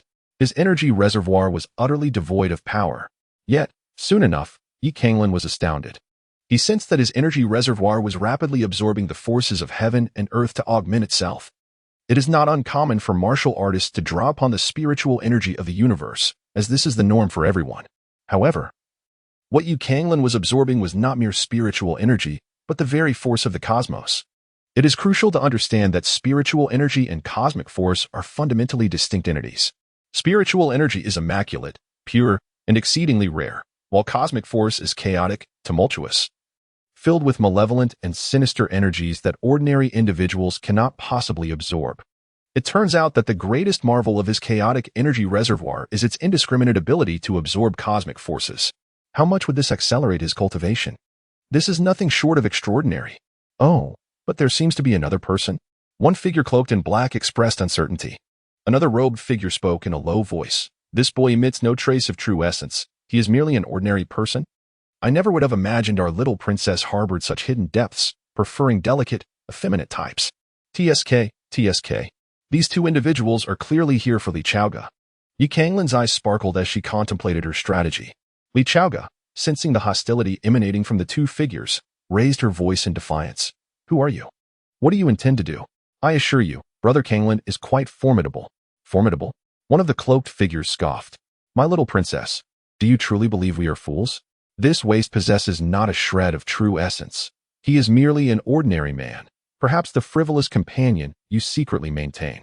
Moreover, given his age, even if he were a martial artist, he would hardly stand a chance against two of us at the fifth layer of the life spring. It is utterly laughable.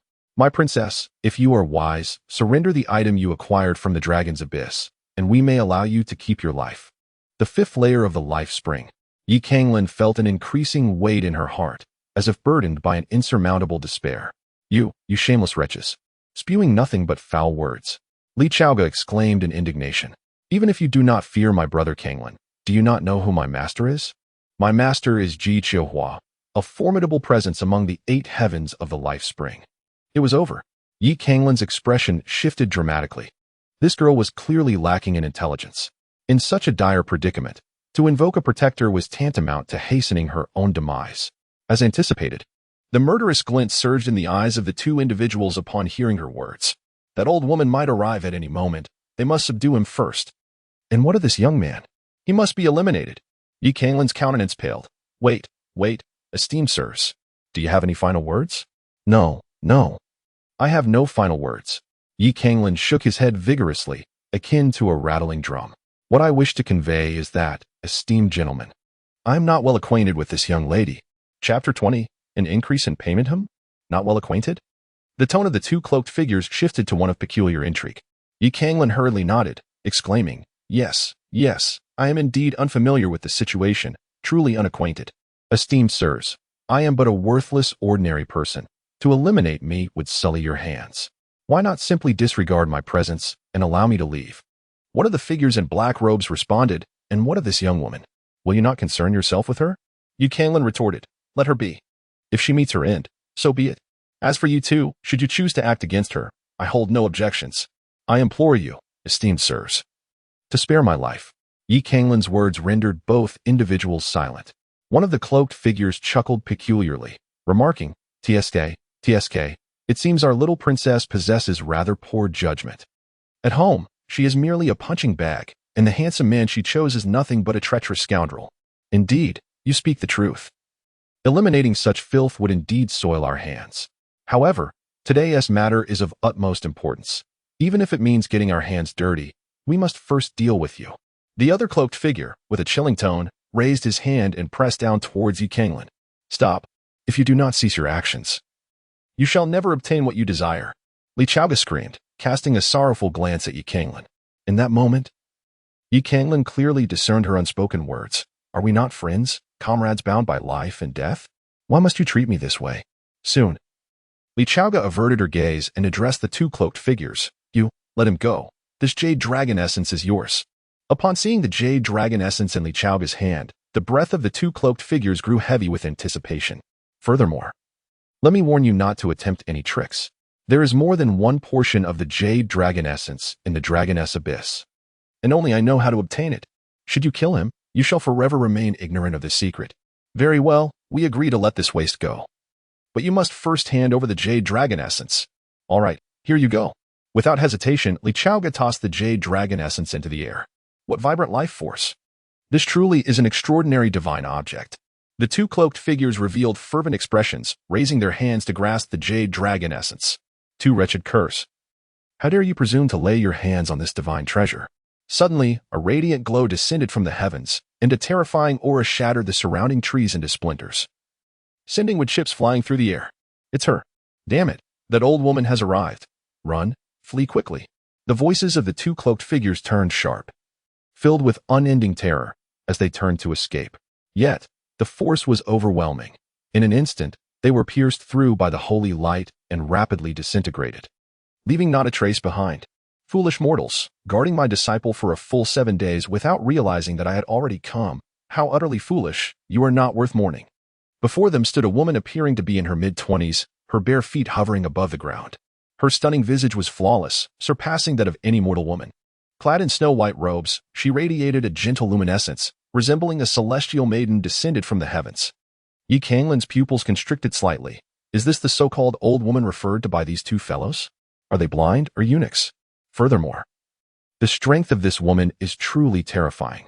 To soar through the skies is a power possessed only by formidable beings who have established their divine abode, awakened their divine nature, and resonate with the cosmos. Master, Li Chaoga exclaimed with delight. Leaping into the arms of the descending woman, I knew you would come to rescue me. Ji Qiuhua's eyes revealed a hint of affection as she raised her finger and tapped Li Chaoga on the forehead. You appear to be obedient, yet in truth, you are quite worrisome. Fortunately, I arrived in time, but have you considered what might have befallen you had I not made it? Master, you are so powerful. You would certainly have arrived in time. You. Ji Qiuhua shook her head, exasperated yet helpless. Chaoga, is this your master? Truly impressive. Yi Canglan, lacking in perception, stepped forward with an apologetic expression, saying, Zhao, I did not intend to betray you. I merely feigned weakness to catch them off guard and seize an opportunity. Please do not be upset. Upon hearing this, Li Zhaogu suddenly turned with a joyful expression and exclaimed, So that's how it is. Brother Canglan, I always knew you were a good person. The shameless rogue dared to deceive Zhao Gu in this manner. Boom. Ji Qiuhua's face instantly turned icy, and a terrifying aura surged forth, striking Yi Canglan like a colossal hammer. Yi Canglan was sent flying over 10 meters, crashing into several trees before landing heavily on the ground. Ah, Brother Canglan. Li Zhaogu exclaimed anxiously, Master, what are you doing? Brother Canglan saved me. He is a good person. Oof, what good person? Merely a despicable scoundrel full of flowery words. Ji Qiuhua's demeanor was devoid of any semblance of sanctity, replaced instead by an icy coldness that seemed capable of freezing one's very blood. He was prepared to abandon you at the first sign of danger. Now he speaks to you only because he perceives my strength and wishes to ingratiate himself. Furthermore, he is nothing but a worthless individual devoid of any cultivation. How could he possibly save you? I believe it is you who are saving him. Master, it is not like that. Truly, it is not. Cough. Zhao Gu, you need not explain. Yi Canglan said with a bitter smile. Since your esteemed master does not favor me, I shall take my leave. As long as you believe in me and do not feel sorrow, it matters not. The moment Yi Canglan laid eyes on the woman, he sensed her malevolent gaze. Realizing she had overheard their recent conversation and could only imagine her thoughts regarding his words to Li Chaoga. However, the girl was simply too innocent. Yi Canglan could not bear to see her hurt. This young girl had expended so many precious elixirs to save him and even gifted him a treasured blade. Thus, enduring this blow was merely a repayment of her kindness. Huh, you dare to employ such a tactic of retreat to advance before me? Ji Qiuhua, in a fit of rage, raised her hand once more. Master, please don't. Li Chaoga hastily intervened, gazing at Ji Qiuhua with a pitiful expression. You sight very well. To slay such filth would only tarnish my hands. A flash of light emanated from Ji Qiuhua's hand as a brocade bag materialized, which she carelessly tossed at Yi Canglan's feet. I do not care who you are or what schemes you harbor against Chaoga. Within this bag are 200 spirit stones. Take them and vanish from Chaoga's world entirely. Otherwise, I shall not hesitate to make you disappear from this realm. Yi Canglan, who had been progressing slowly, abruptly halted, turning sharply to stride towards Li Chaoga, seizing her small hand. Senior, I have suddenly come to a realization. Chaoga and I are blood-soaked comrades, akin to close siblings. How could I abandon her? Little brat, how dare you provoke me? Do you truly believe I am a soft-hearted individual? Ji Qiuhua was taken aback, staring at Yi Canglan in disbelief, momentarily at a loss for words. It had been many years since anyone dared to challenge her, especially a mere wastrel devoid of any cultivation. It was utterly outrageous. Master, please don't. Li Chaoga quickly positioned herself in front of Yi Canglan. Ji Qiuhua, her face darkened, demanded, What do you intend to do? Yi Canglan smirked and said, I have already stated that Chaogu and I are blood-soaked comrades, intimately bonded siblings. Such a profound relationship and precious friendship, if you wish to sever it, it will require a handsome sum. Chapter 21. Guaziyu's game outrageous, utterly outrageous. Boom. Bang. Bang. The resounding force was sufficient to shake the very heavens, causing the flora and earth within a 100-meter radius to crack and splinter. Since Ji Qiuhua attained mastery and elevated his state of mind, he had never experienced such fury. An ordinary individual, whom he deemed less than a mere insect, dared to offend his dignity and even sought to take advantage of his predicament. "Aunt, you are courting death," Yi Canglan provocatively declared. "Indeed, I seek my demise. Come, slay me if you dare. I am fully aware that you, an aged woman, could easily extinguish my life with a mere slap. However, I challenge you to wager whether Zhao Gu would be eternally heartbroken and plagued by remorse after your act of violence against me." This insignificant creature not only audaciously used Zhao Gu as leverage against her, but also dared to insult her as an old woman. Truly unforgivable. Ji Qiuhua's veins began to subtly throb on her forehead. Yet, Yi Canglan's words genuinely unsettled her, given her understanding of Li Zhaogu. She knew that if she were to kill this boy before her, she would indeed bear the weight of eternal guilt. She glared coldly at Yi Canglan, her eyes radiating a chilling intensity akin to a blade, threatening to rend the very air around her. Yi Canglan fixed her gaze intently on Ji Qiuhua, displaying not an ounce of intimidation. Yi Canglan harbored a profound disdain for being treated with condescension and the air of superiority. This was his Achilles heel. "This affront must be avenged. How much do you want?" These words nearly erupted from Ji Qiuhua's clenched teeth. It was unworthy of his disciple's sorrow to stoop so low for the sake of a worthless scoundrel. 500, no, 1,000 spirit stones. Yi Canglan demanded a substantial price. Spiritual stones, formed from pure spiritual energy, significantly expedite the cultivation process for practitioners, allowing them to bypass the arduous task of refining the forces of heaven and earth. They are indeed invaluable. Despite the Lin family's vast wealth and control over half the city, each disciple is allocated merely 2 spiritual stones per month. Take them away and leave. Ji Qiuhua unhesitatingly tossed out several silk pouches, unwilling to endure the sight of this scoundrel for even a moment longer. Yi Canglan did not hesitate. He seized the silk pouch and fled. As he ran, he bent down to grasp 2 rings that fell into his hands. Those were the storage rings worn by the 2 men in black cloaks. "Old woman, I shall remember you. Today's affair is far from over. One day, I will repay the blow you dealt to my heart tenfold. Just wait." In all honesty, Yi Canglan's intention was merely vengeance. There were no ulterior motives. However, these words, when they reached Ji Qiuhua's ears, sounded like brazen flirtation, igniting her fury and causing her long hair to stand on end. "Shameless thief." Li Qiuhua quickly grasped Ji Qiuhua's arm. "Master. Canglan City, Lin family." Bang. "You have been defeated again." In the martial arts arena, Lin Yueyao was hurled through the air, landing heavily on the ground and struggling for more than a dozen breaths before she managed to rise. Though the spirit of Lin Yueyao remained undiminished, a discernible fatigue enveloped her. Her customary armor was now tattered, rendering her quite disheveled. Guoziyu looked down at Lin Yueyao with disdain. "According to our agreement, that person may be killed." As she spoke, Guoziyu gestured toward a bound disciple of the Guo family kneeling beside the arena. Someone immediately drew a blade, and a head rolled. Lin Yueyao's body trembled violently, her teeth nearly grinding to dust, her eyes aflame with barely contained rage. Guoziyu paid no heed to Lin Yueyao's fury and calmly asked, "Shall we continue?" "Continue." Lin Yueyao forced down her hatred, seated herself on the ground, and began to regulate her breathing. This scene represented a wager between her and Guoziyu, or perhaps merely a game devised by Guoziyu. 2 days prior, Lin Tinghai had faced a formidable opponent from the Deyin Royal Academy, a 6th-tier expert with a fated holy soul, and had suffered a crushing defeat. Unable to withstand even 3 moves, a fated martial artist indeed reigns supreme among warriors, existing on an entirely different plane. The Lin family had anticipated that after such a loss, they would face total annihilation, yet unexpectedly, Guoziyu chose not to slaughter the Lin family, but instead to engage Lin Yueyao in a game. Guoziyu would kill 1 person every hour, and within that hour, Lin Yueyao could challenge her. If Lin Yueyao triumphed, she could spare that person or choose any member of the Lin family to be exempt from death. If she lost, that person would certainly perish, but Lin Yueyao would be granted an hour of respite. Unfortunately, for 2 whole days, Lin Yueyao had not won a single match. This was not due to her inferiority to Guoziyu, but rather because years ago, Lin Yueyao had chosen Yi Canglan, neglecting her training, while Guoziyu seized her opportunity, striving diligently to grow stronger. Thus, the gap between them naturally widened. Guoziyu sneered, "Lin Yueyao, why persist? It's not shameful to admit that I am superior. Few in the vast Yin dynasty can rival me. Your repeated defeats at my hands serve no purpose other than to grant these insignificant creatures a fleeting moment of respite. For it is impossible for you to triumph over me. Why sacrifice your dignity for an unattainable goal? Lin Yueyao merely focused on her breathing, unperturbed. Guo Ziyu taunted. You fight without honor, hoping to merely delay the inevitable demise of those insignificant beings. Perhaps you cling to the hope that Yi Canglan will return to rescue you? Yet, 2 whole days have passed, and he has not appeared.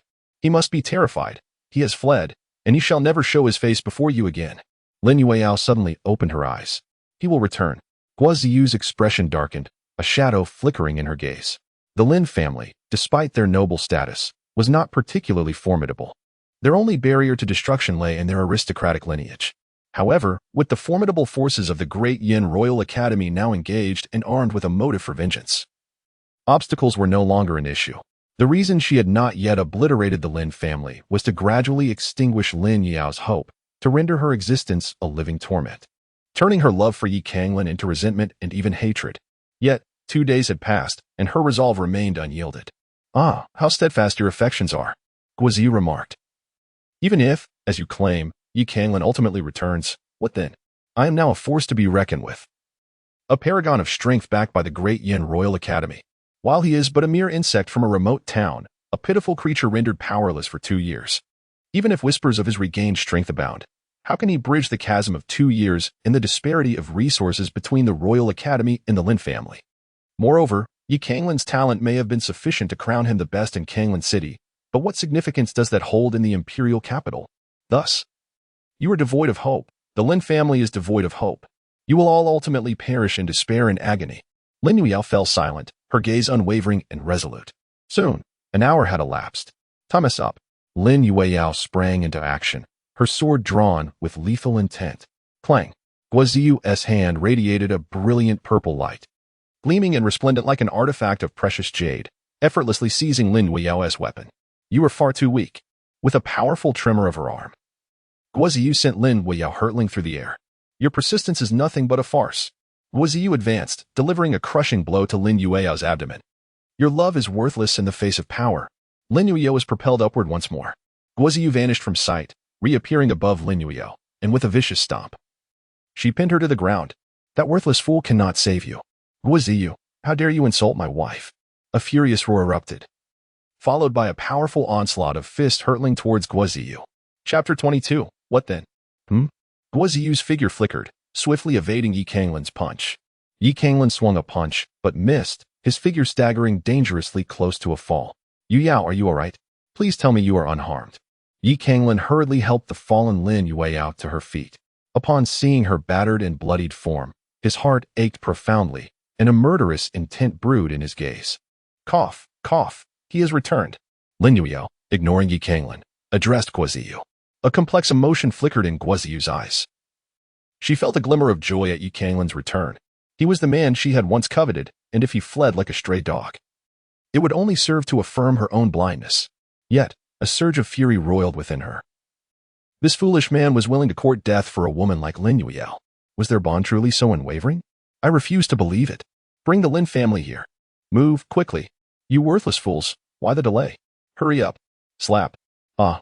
As Guo Ziyu's words fell, numerous members of the Lin family were dragged forward, bound by iron chains. Like cattle being herded. Guo Ziyu, you vile wretch, I will kill you.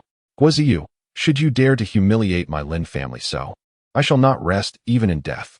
You, Guo, my brother-in-law has regained his cultivation ability. I trust you are more aware than anyone of his potential. In time, he will exact a gruesome revenge upon you. After enduring 2 days of torment, most of the Lin family members appeared vacant and lifeless, like puppets. Yet Lin Fenglai retained his vibrant spirit. The brother-in-law you speak of is that feeble creature, weaker than an ant, who cannot even stand after a single punch. Guo Ziyu scoffed, and with a flick of her wrist, she tossed Yi Canglan before the crowd. Master, sister, brother-in-law, the members of the Lin family cried out in despair, their eyes reflecting hopelessness. It's over. It's all over. Even our master has been captured. The Lin family is utterly without hope. After the Lin family had become prisoners, a sliver of hope lingered in their hearts, that Yi Canglan was still alive. They believed that due to the enmity between the Guo and Lin families, once given the chance, the Guo family would eliminate them completely. The only reason Guo Ziyu had not yet slaughtered them all was likely due to her fear of the missing Yi Canglan. Yet now that Yi Canglan had also been captured, their hope was extinguished. Lin Fenglai, in a fit of rage, exclaimed, Yi Canglan, you fool, why did you return? Can you not see the current situation in Canglan City? If you wanted to die, you could have done so 2 years ago. Since you have managed to survive until now, you ought to live well. Why do you emerge now, playing the hero, indulging in deep sentiments, and wallowing in self-pity? You are a fool. Your return now means certain death. In the years to come, on the anniversary of your demise, there will be no one left to burn paper for us, you idiot. At that moment, Lin Qingyi and his 2 grandsons were also brought over. Upon seeing Yi Canglan, their eyes turned red with fury. You bastard, how dare you appear before us? Lin Jiyun spat, his expression filled with hatred as if he wished to devour Yi Canglan whole. Lin Qingyi quickly interjected, Miss Guo, behold, the root of our calamity has returned. This scoundrel, the very executioner of Guo Tianxiao, is back. Now that he has returned, your Guo family can exact revenge. Please, have mercy and spare us. Some members of the Guo family appeared as if they had grasped a lifeline, echoing, indeed, this matter has nothing to do with us. It was all Yi Canglan's doing. If your family seeks vengeance, let it be directed at him. Miss Guo, we, the Lin family, are of noble lineage. You cannot act recklessly. Since the true executioner has appeared, you may seek your retribution, but do not implicate us. Otherwise, should the capital lay blame upon us, you shall not find yourself unscathed. Guo Ziyu's lips curled into a slight smile. This was the very scene she had longed to witness. Everyone, be silent. You are nothing but a swarm of flies. How tiresome. Upon hearing these words, Yi Canglan began to comprehend the sequence of events. After retorting, she turned to Gu Ziyu and inquired, Is this the reason you have targeted the Lin family? However, it was not I who took the lives of Gu Tianxiao and his companions. Yet, I am aware that you would not believe me if I spoke further. Thus, as they suggested, why not kill me and release them? Gu Ziyu's gaze flickered momentarily. Yi Canglan, you would risk your life for those who just insulted you? Given the situation, it appears that you are destined for demise. Why not act with noble resolve and engage in this fruitless endeavor with dignity? After 2 years of training in the capital, this woman's reasoning seemed increasingly impaired. I owe them this, and I am willing to accept the consequences. Upon the utterance of Yi Canglan's words, the members of the Lin family fell into an immediate silence. Even Lin Qingyi, the old man who harbored a deep-seated resentment towards Yi Canglan, was momentarily stirred. What a splendid declaration of your debts to them. What a commendable willingness to bear the consequences. Guo Ziyu suddenly erupted into wild laughter, her eyes ablaze with a fire as tangible as reality.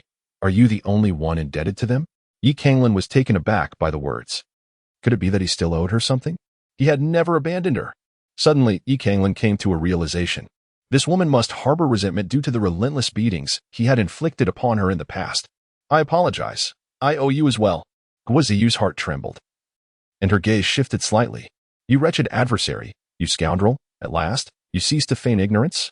Nonetheless, although I had allowed you and your unfortunate brother to suffer considerable losses at my hands back then, it was indeed you who provoked me first. It is not my fault if you were outmatched. To retaliate so harshly today for those trivial matters from the past is truly unbecoming of a gentleman. Yi Canglan spoke in a deep voice. However, discussing this now holds little significance. Today, as long as you find joy, I am willing to endure any torment. Even if it means suffering excruciatingly at your hands, I would accept it all, as long as you can find peace in your heart and spare them. The Lin family members fell into an even deeper silence, gazing intently at Yi Canglan. In that moment, they felt an extraordinary brilliance emanating from him. Lin Yueya's body trembled, and a barely perceptible smile graced her lips. Guo Ziyu's body jolted violently, her face flushing crimson in an instant. Yi Canglan, is this truly what you have come to understand? Is this what you believe you owe me? If not, then what? Yi Canglan wore a bewildered expression. Chapter 23, Kneel.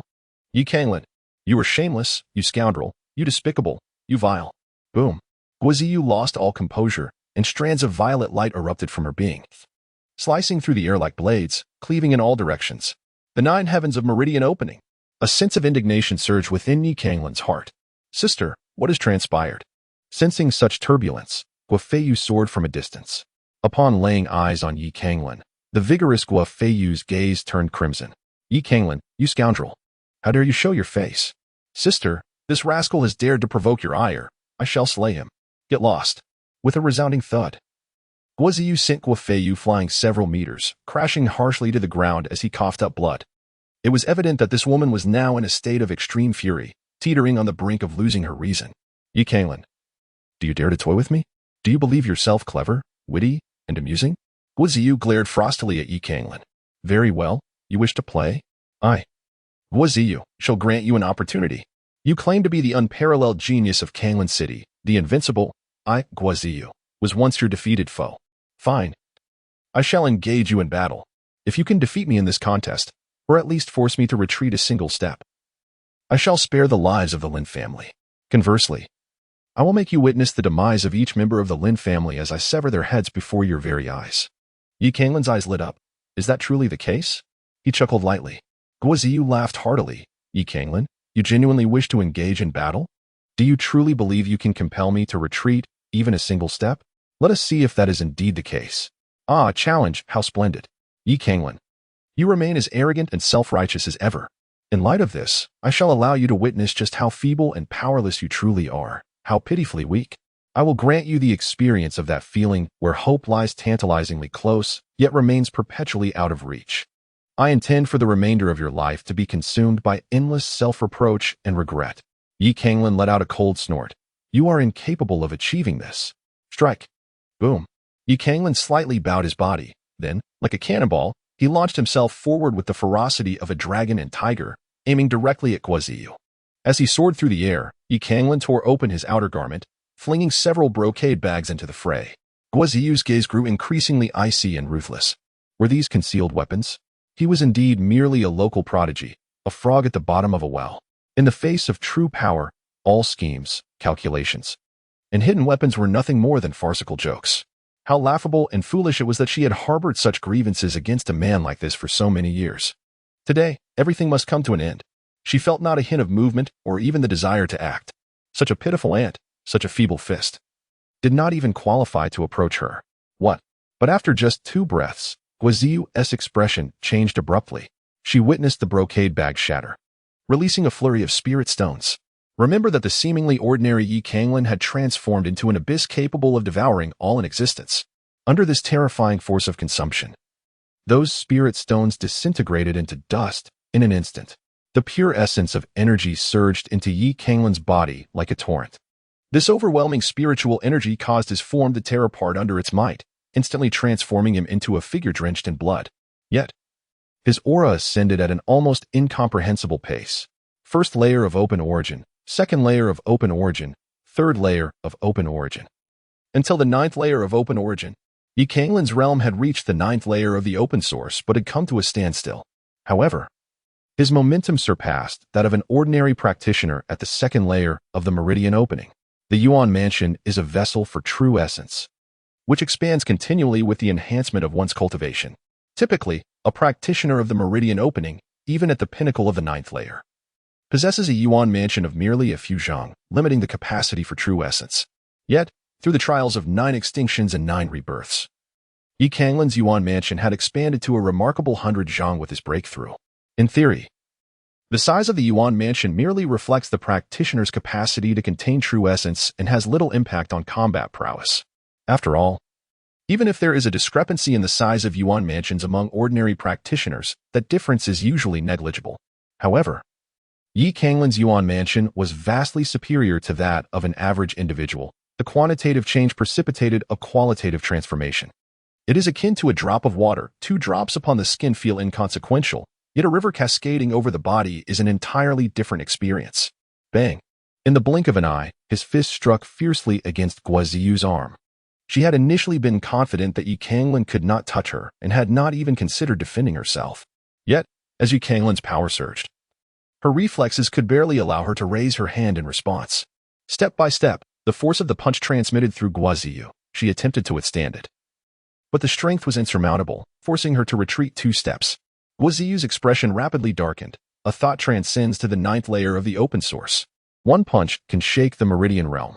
Yi Canglan, I have underestimated you. In a moment of clarity, she recognized the resplendent prodigy of Canglan, akin to the blazing sun, had returned. The Lin family members were also taken aback.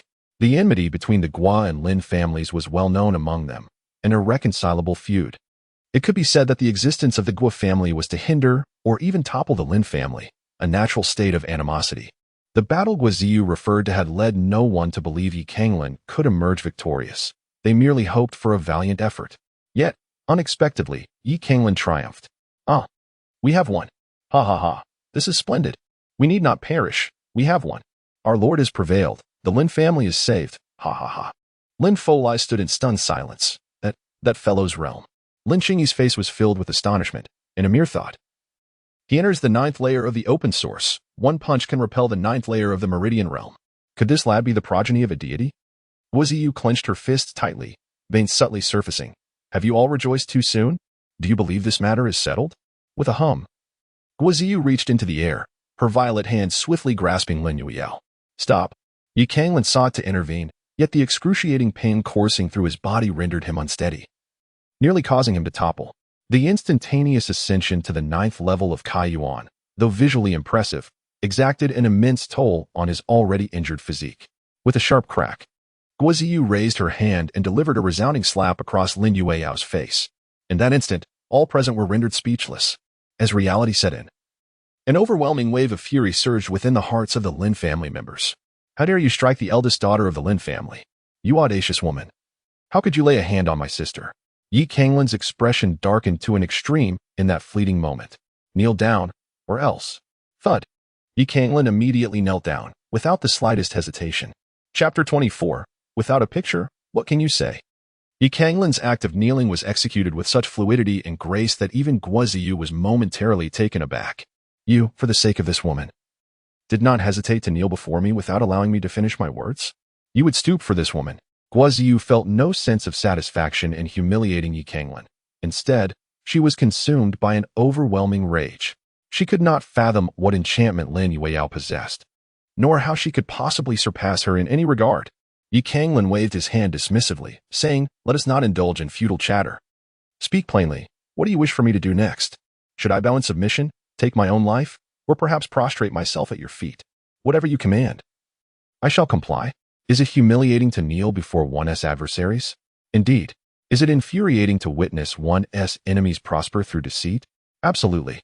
Does it breed resentment to see others publicly disgrace those dearest to us? Without a doubt. Yet, as long as life endures, there shall come a day when all can be reclaimed. Lin Yueyao has but one life, and Canglan has no intention of jeopardizing it for the sake of hollow dignity. Ha ha ha. Canglan, you fool, you imbecile, you spineless wretch. Devoid of any semblance of fortitude, Guoziyu was nearly driven to madness. With a swift motion, she cast Lin Yueyao before Canglan, her voice icy as she declared, I, Guoziyu, shall not allow myself to be undermined by a cowardly wretch such as you. Indeed, Miss Guo is a paragon of strength, exuding an extraordinary presence. Since kind words bear no cost, Canglan felt no qualms about uttering a few more, hoping to placate this enraged woman. Little did he realize that his submissive demeanor only served to further inflame Guoziyu's wrath. In times past, Canglan had faced her with an unyielding spirit, brimming with pride. Yet now, for the sake of the Lin family, for this woman, he had become. Canglan, do not rejoice too soon. Guoziyu coldly retorted. I, Guoziyu, shall honor my promise to spare you today, but that does not guarantee your safety tomorrow. What? You? The expressions of Canglan and the others suddenly turned grim. Guoziyu offered a cold smile, assuring them, Fear not, for I am not so cruel and heartless. I shall spare your lives today. Moreover, my entire Guo family will withdraw from the Lin family, granting you a temporary freedom. Additionally, I shall allow you 3 days to muster all your strength to defeat us. Should you succeed, the Lin family will be safe. Lin Fonlai roared in fury, Guoziyu, if you intend to kill, then do so. I, Lin Fonlai, will not be deemed a hero if I flinch. You could easily slay us. Yet you choose to torment us instead. What kind of prowess is this? Guoziyu spoke of defeating us within 3 days, not just herself. Though us could very well include the Guo family, herself, and perhaps even the influential connections she possesses in the capital, or the powerful supporters within the great Yin Royal Academy who hold her in high regard. Faced with such a potentially limitless force, it was evident that 3 days would not suffice. Even 3 years may not guarantee their victory. This woman was clearly toying with them, playing a game of cat and mouse. Ah, this is merely due to someone's arrogance, believing they are capable of anything. I, Guoziyu, am simply eager to witness his face filled with despair, helplessness, and a suffering worse than death. Oh, and defeating us does not solely rely on brute strength. One may also triumph through business. If the Lin family can usurp the Guo family's enterprises, I shall consider it a victory for you. With that, Guo Ziyu and her family departed, leaving the atmosphere in the Lin household increasingly somber. The notion of gathering the strength to overcome Guo Ziyu in 3 days seemed unrealistic, and defeating the Guo family in business appeared even more far-fetched. If the Lin family possessed such capability, they would not have been cornered by the saintly pattern weapons and elixirs from the capital. The Lin family had truly entered a dire predicament. The so-called 3 days were not a turning point, but a countdown to death. The taste of awaiting death was unbearable, akin to a swift, cruel end. It's over. It's over. We can only survive for 3 more days. A Lin family disciple murmured, his expression nearly shattered. Then, he turned abruptly to Yi Canglan, filled with rage, and exclaimed, Yi Canglan, you are nothing but a worthless wretch, born to be of lowly status. As a lesser being, you should endure your fate. Why must you seek to kill members of the Guo family? Smack! Before he could finish, a resounding slap struck his face, delivered by the elder Lin Qingyi. With a frosty glare, Lin Qingyi reprimanded, You beast! If not for Canglan, you and I would have been dead long ago. Canglan fears not death. Why would he lie to us? If he claims not to have slain the Guo family, then so be it. The Guo family would not concoct excuses to attack us. Now be gone. The young man dared not retort and left in disgrace. Canglan, I previously misunderstood you. You are indeed a true man, and Yueyao has made no mistake in marrying you. Today I thank you. Observing Lin Qingyi's earnest demeanor, Yi Canglan found her aversion towards this old fellow considerably diminished. Uncle, you are being too courteous. We are family, and it is only fitting. However, Yi Canglan's face was etched with sorrow and helplessness. I lack the ability to lead everyone out of this predicament. Do not blame yourself. Life and death are fated, and you have already done your utmost. Lin Yueyao gently reassured him. Tonight, let us truly embrace our roles as husband and wife. Lin Yueyao whispered these words, audible only to Yi Canglan, her cheeks flushing a deep crimson as she buried her head, resembling an ostrich. Goodness, how thrilling! Yi Canglan was stirred. Yet in comparison to this matter, finding a way to survive held greater significance. Yu Yao, where is father? Lin Yueyao's expression changed. Father has been injured by a powerful figure from the Royal Academy and is currently confined in the backyard. Let us go and rescue him. Upon arriving at the backyard, the group was taken aback by the sight of Lin Tinghai. Father, head of the family. Tinghai. At that moment, Lin Tinghai was bound to an iron frame, his shoulders shackled, and his breath was exceedingly weak, lacking the dignity of a family leader. Those despicable bastards! Quickly, release my father. In a flurry of activity, the crowd managed to free Lin Tinghai, hastily procuring elixirs for his recovery. After half an hour, his condition began to improve. An hour later, all members of the Lin family gathered in the council hall, including the younger generation. The time had come for the Lin family's survival to hang in the balance. Yi Canglan was the first to speak. I shall refrain from unnecessary words. Bring forth the spirit stones, medicinal herbs, and all available cultivation resources from the Lin family to me. Lin Jiyun abruptly stood up, exclaiming, What? Yi Canglan, how dare you utter such words? Have you lost your mind? Silence. Sit down. Lin Qingyi reprimanded him, then declared, I concur. In the secret chamber, Yi Canglan was enraged. What a wretched technique this is. What nonsense are you spouting? Chapter 25. Miscellaneous records. Bang. Bang. Bang. In the secret chamber, Yi Canglan first hurled a teacup, then overturned the table, and finally stomped on the floor in frustration, nearly driven mad. Previously, at the conference concerning the family's survival, he had vehemently demanded that all usable resources be entrusted to him. He intended to leverage his unique chaotic Yuan mansion, willing to pay any price to absorb power and elevate his realm, seeking every possible means to overcome the impending crisis 3 days hence. His father-in-law, Lin Tinghai, had been severely injured and weakened, while the other elders were aged and exhausted, having exhausted their potential. The sole glimmer of hope lay in his special mansion. Yet, just as Yi Canglan prepared everything and was ready to immerse himself in arduous training, he discovered he could no longer cultivate. For the second level of the Zhenwu heavenly scripture, the passage of meridians merely contains some esoteric interpretations, utterly lacking the star chart for opening the meridians. To traverse thousands of miles, one must walk the great path. To soar to the heavens, one must forge a heavenly ladder. The so-called passage of meridians is the creation of that ladder to ascend to the skies. I traverse the heavens, using the 12 celestial star charts as a foundation to open the river of stars. Ha ha ha, This is utterly ridiculous. You expect me to cultivate a star chart without even providing a diagram? How can you expect someone new to martial arts, who has no idea what lies beyond the great Yin dynasty, to gaze at the stars and comprehend their mysteries? Your wretched technique sounds impressive. Speaking of mobilizing the forces of the heavens, using the galaxy as a chessboard, with the stars as pieces, but without pieces or a board, what am I to play with? Damn it all. Yi Canglan's frustration grew with each passing moment, yet he felt an undeniable sense of helplessness. After a prolonged silence of nearly 10 seconds, a steely resolve formed in his heart. My current Yuan mansion was forged from the remnants of the once shattered Yuan mansion.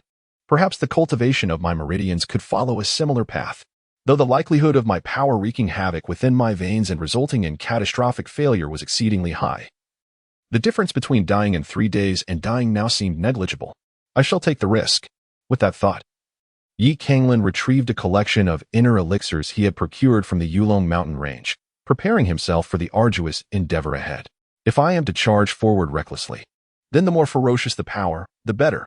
The wild energy contained within the inner elixirs of the demonic beasts is far more formidable than that of spirit stones. Gather. Yi Canglan placed the inner elixirs within a vessel and, with a mere thought, began to channel his body to absorb this potent energy. Soon, the ferocious power from the inner elixirs of the demonic beasts surged through his palms, flowing through his meridians and permeating every corner of his being. What is happening? Yi Canglan had prepared himself for the possibility of being injured by these wild forces, yet to his astonishment, the ferocity that should have surged through his body simply vanished. It dissipated like melting ice or evaporating mist, leaving no trace behind. What is this? In the next instant, Yi Canglan suddenly felt the ancient tome within his consciousness rustling, as if turning a page, revealing a series of brand new characters upon the parchment.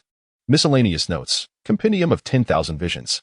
I have traversed myriad realms, witnessing countless techniques and divine powers. I discovered a rather intriguing path and recorded it here, engaging with it in my leisure to amuse my spirit. Countless spirits arise from the cosmos. Every gesture, every expression is bound by the laws of existence, resonating with the essence of the great Tao. This method employs the soul as a quill and the blood of living beings as ink, capable of reproducing the imprints of myriad spirits etched upon this world, reviving fragments of past might. Though its power is limited, it allows glimpses of ancient ferocious beasts hunting across the vastness, of primordial fairies dancing gracefully, and of ancient war gods roaring defiantly across the heavens, truly fascinating. The newly emerged text was written in plain language, lacking rigor, appearing quite mundane and far removed from grandeur, suggesting that this account was merely a casual notation by the ancient author, as he stated, simply for amusement. However, as these characters continued to manifest, Yi Canglan trembled with excitement, his complexion flushed. Could it be that this is the rare and elusive cultivation method of the saintly pattern masters? In this world, destined warriors are exceedingly rare, and those who emerge as saintly pattern masters from among them possess innate talents, with scant resources available for study. Yet, the ancient tome contained a comprehensive system of cultivation, even detailing the method of crafting sacred patterns with meticulous precision, truly extraordinary.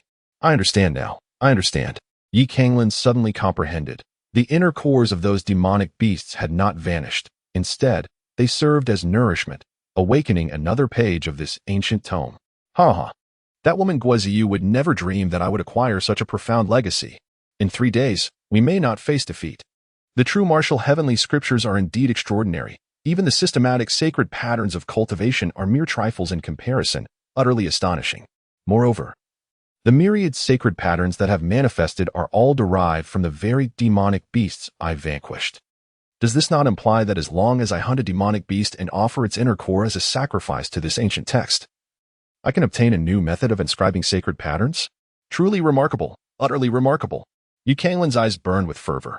As far as I am aware, the sacred rune masters of the Great Yin dynasty possess a remarkably limited repertoire of sacred runes. It is truly commendable if one can master 2 or 3 dozen. Furthermore, the sacred runes they inscribe are exclusively aligned with their own destined sacred souls, rendering them exceedingly monotonous. In comparison to my omniscient and omnipotent self, they are but mere novices. However, is it not the greatest peculiarity of the Zhenwu heavenly scriptures to seize the destined sacred souls? The art of sacred runes is merely a fragment of the destined sacred souls. Why, then, Does he refer to it as miscellaneous notes, adopting a dismissive tone? Are not these two elements derived from the same source?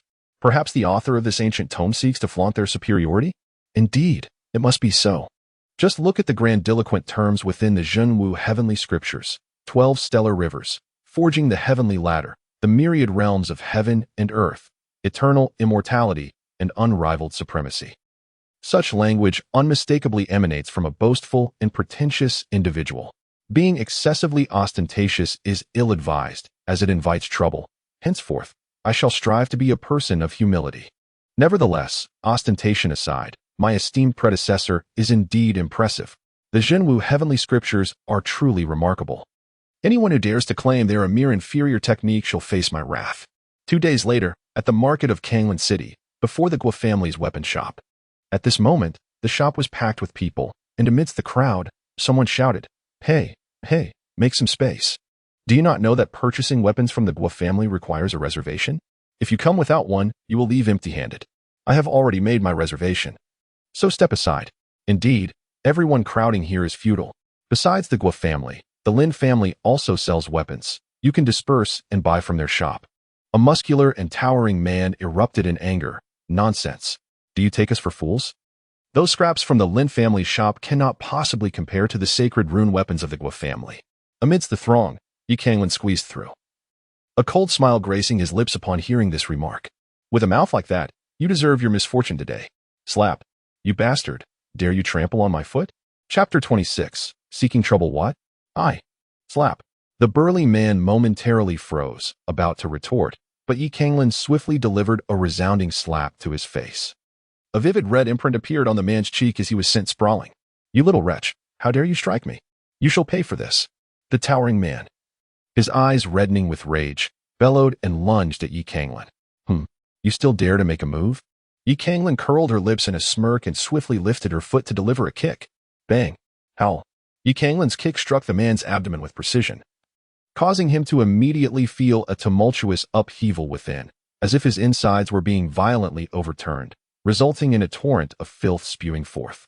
Canglan City, merely a remote small town, harbored martial artists whose prowess was, in truth, rather limited, averaging around the 8th to 9th level of the opening Yuan realm. Before Canglan, they were utterly insignificant. Ugh, how repulsive! By the heavens, have you feasted on excrement? What an unbearable stench! Many promptly retreated, creating a considerable distance. Canglan pinched his nose, a look of disdain etched upon his face as he exclaimed, "You vile creature, resembling a heap of filth, begone. I find even the thought of striking you utterly revolting." The burly man, sensing the undeniable superiority of Canglan's prowess, contemplated yielding. However, upon hearing such humiliating words, his eyes instantly blazed with fury. "You scoundrel! I shall end your life." With that, he charged at Canglan in an attempt to embrace him fiercely. Canglan leapt gracefully into the air, evading the attack with the ease of a celestial crane. "What are you charging in like that? Do you aspire to soar? But with such a hefty frame, it is certainly beyond your reach. Perhaps a little weight loss is in order." "Ah, you wretched creature, perish!" The burly man, on the brink of madness, stomped his foot and advanced with the ferocity of a mountain, an awe-inspiring sight. "TSK, do temper your enthusiasm. If you wish to fly, that is well and good, but most would find your odor unbearable. Oh dear, little thief, I shall flay you alive, piece by piece." The hulking man had completely lost his sanity, launching into a frenzied assault without a care. "By the way, given your advanced years, I assume you have a wife. I am curious how she endures the scent emanating from you." Canglan did not retaliate, showing no intention of doing so. Instead, he merely evaded with agility and taunted his opponent. The burly man continued his relentless assault, soon left panting like a bull. "How amusing this lad is. TSK, that giant is truly foolish. Who would have thought that a visit to procure a weapon would lead to such an entertaining spectacle?" The onlookers were thoroughly engrossed in the unfolding drama, reveling in Canglan's playful antics. Yet the Guo family members in the weapon shop were far from amused. An elderly man swiftly emerged from the shop, bellowing, "Cease this at once. How dare you two create a ruckus on my Guo family's territory? Such audacity. With all of you gathered here for amusement, the lively atmosphere of our weapon shop is utterly disrupted." He continued, "And you, if you wish to purchase weapons, do so quickly. If not, Disperse and do not hinder my Guo family's business. The crowd's expressions shifted, retreating cautiously. The Guo family was a local powerhouse in Canglan City, and whispers circulated that they had recently dealt with the Lin family, further instilling fear among the onlookers. You old fool, step aside. I shall do as I please without needing a dog servant like you to direct me. What? This lad dares to. Hiss. Which young scoundrel is this? Who would insult a member of the Guo family? Has he truly lost his senses? The crowd was filled with astonishment. Guo Huai, the shopkeeper, turned pale with fury. Although he was only a distant relative of the Guo family, his surname alone commanded respect, and this impudent brat was courting death. I thought it was someone of consequence, but it turns out to be you, this worthless wretch. Guo Huai's anger dissipated upon recognizing Yi Canglan, replaced by a mocking demeanor. Are you a dying fool, lost in madness, or are you in haste to reincarnate, hoping to emerge as something other than a failure in your next life? Regardless of your intentions, since you dare to seek notoriety and challenge death on my Guo family's domain, I shall oblige you. Bring him down. Silence him. Yi Canglan exclaimed, You wretched creature, do not even bother to take a moment to reflect upon your own disgraceful character. How dare you think of laying a hand on me? Your Gu family may feel emboldened by the power of that madwoman, Gu Ziyu. But what does it have to do with a mere, miserable shopkeeper like you?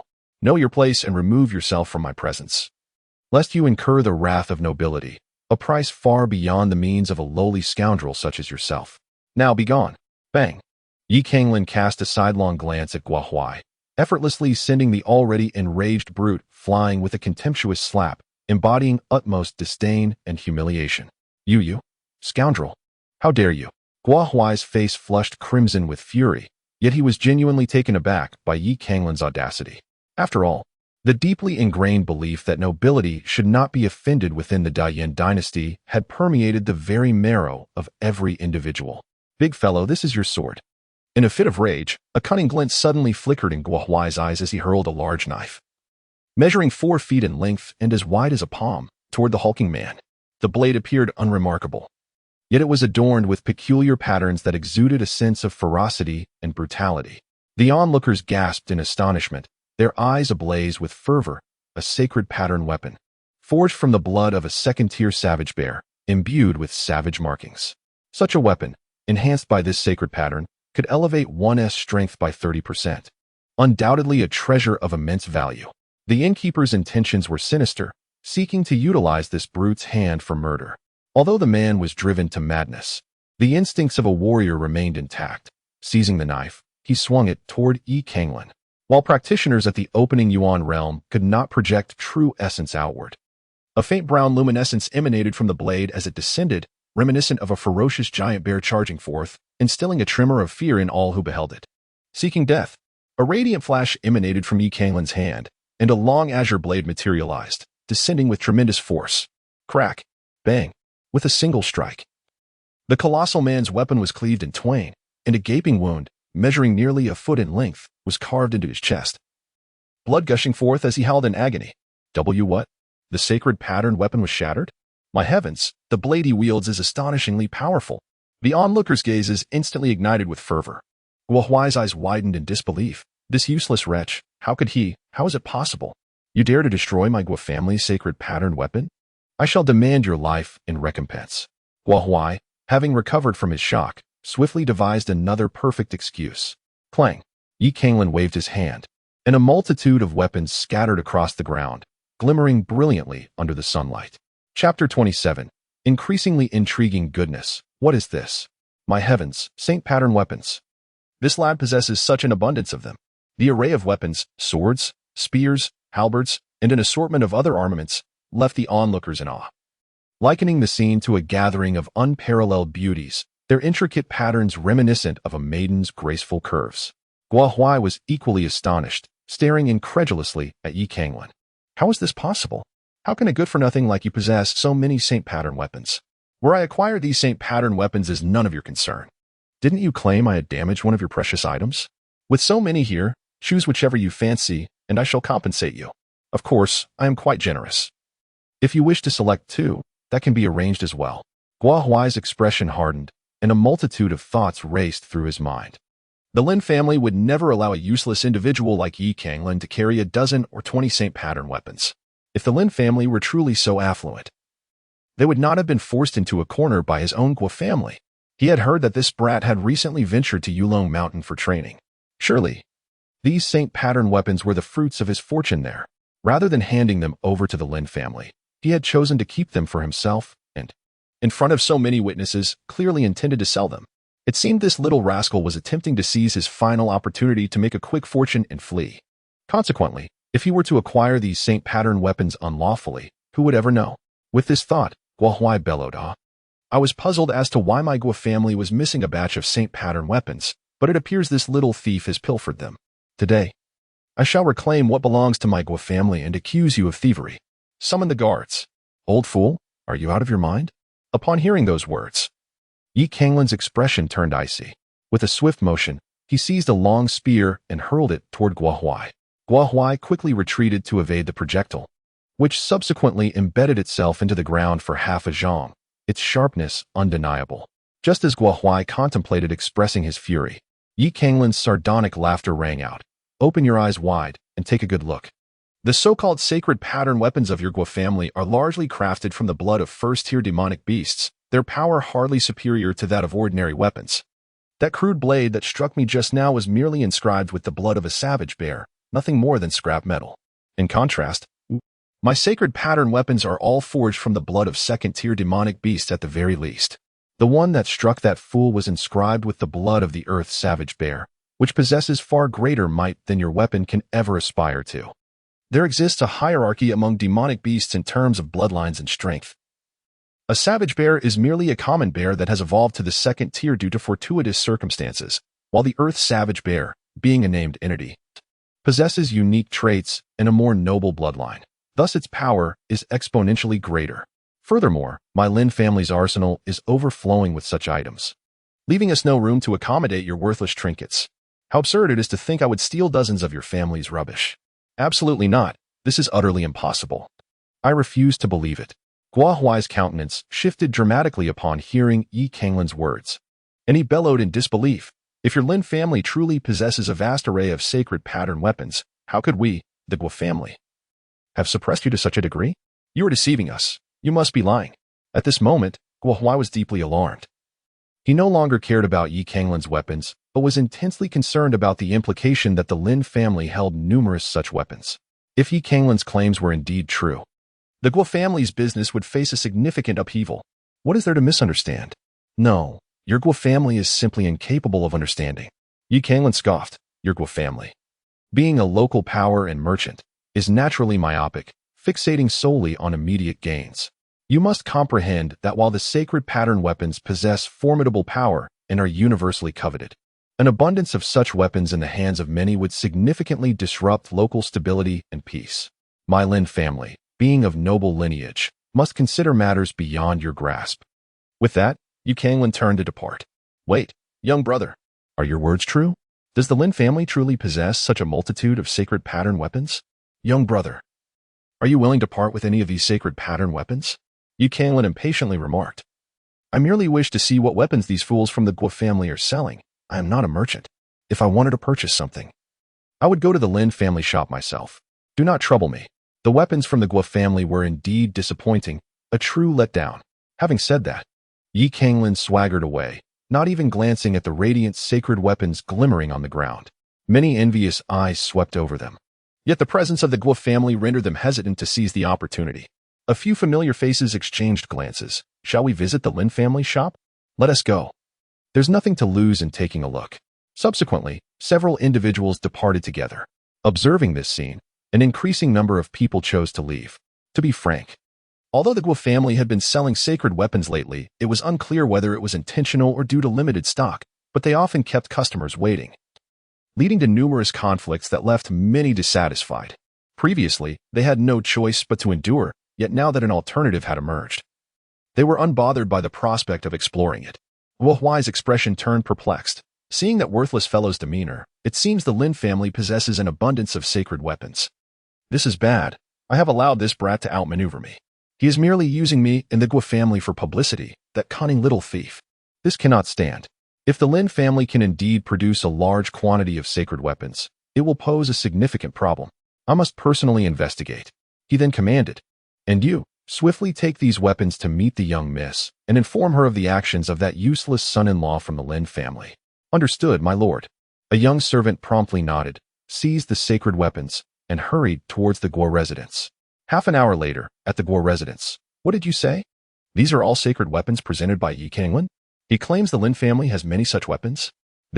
How can that be?" A trace of unusual emotion flickered in Guo Ziyu's haughty and indifferent eyes as she waved her hand, saying, "All right, I understand. You may leave to receive your reward." "Thank you, young miss. Thank you, young miss." After the servant departed, Guo Ziyu suddenly smiled.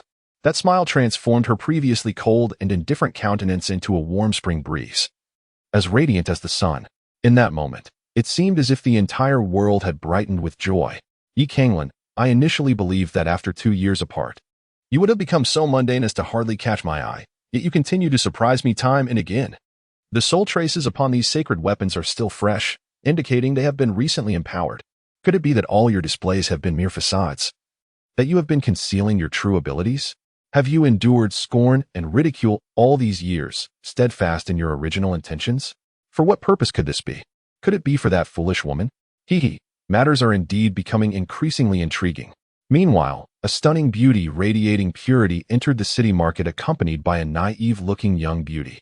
Observing a multitude of individuals rushing in a singular direction, the young beauty, filled with curiosity, inquired, "Master, why are they all heading the same way? Has something intriguing occurred? Let us go and see." Chapter 28. The sole objective is to annihilate the Lin family brothers. Do not jostle, please. With so many sacred pattern weapons here, there is enough for everyone, so why push? Oh dear, I nearly forgot about this. I was intimidated by those from the Guo family. Haha, indeed.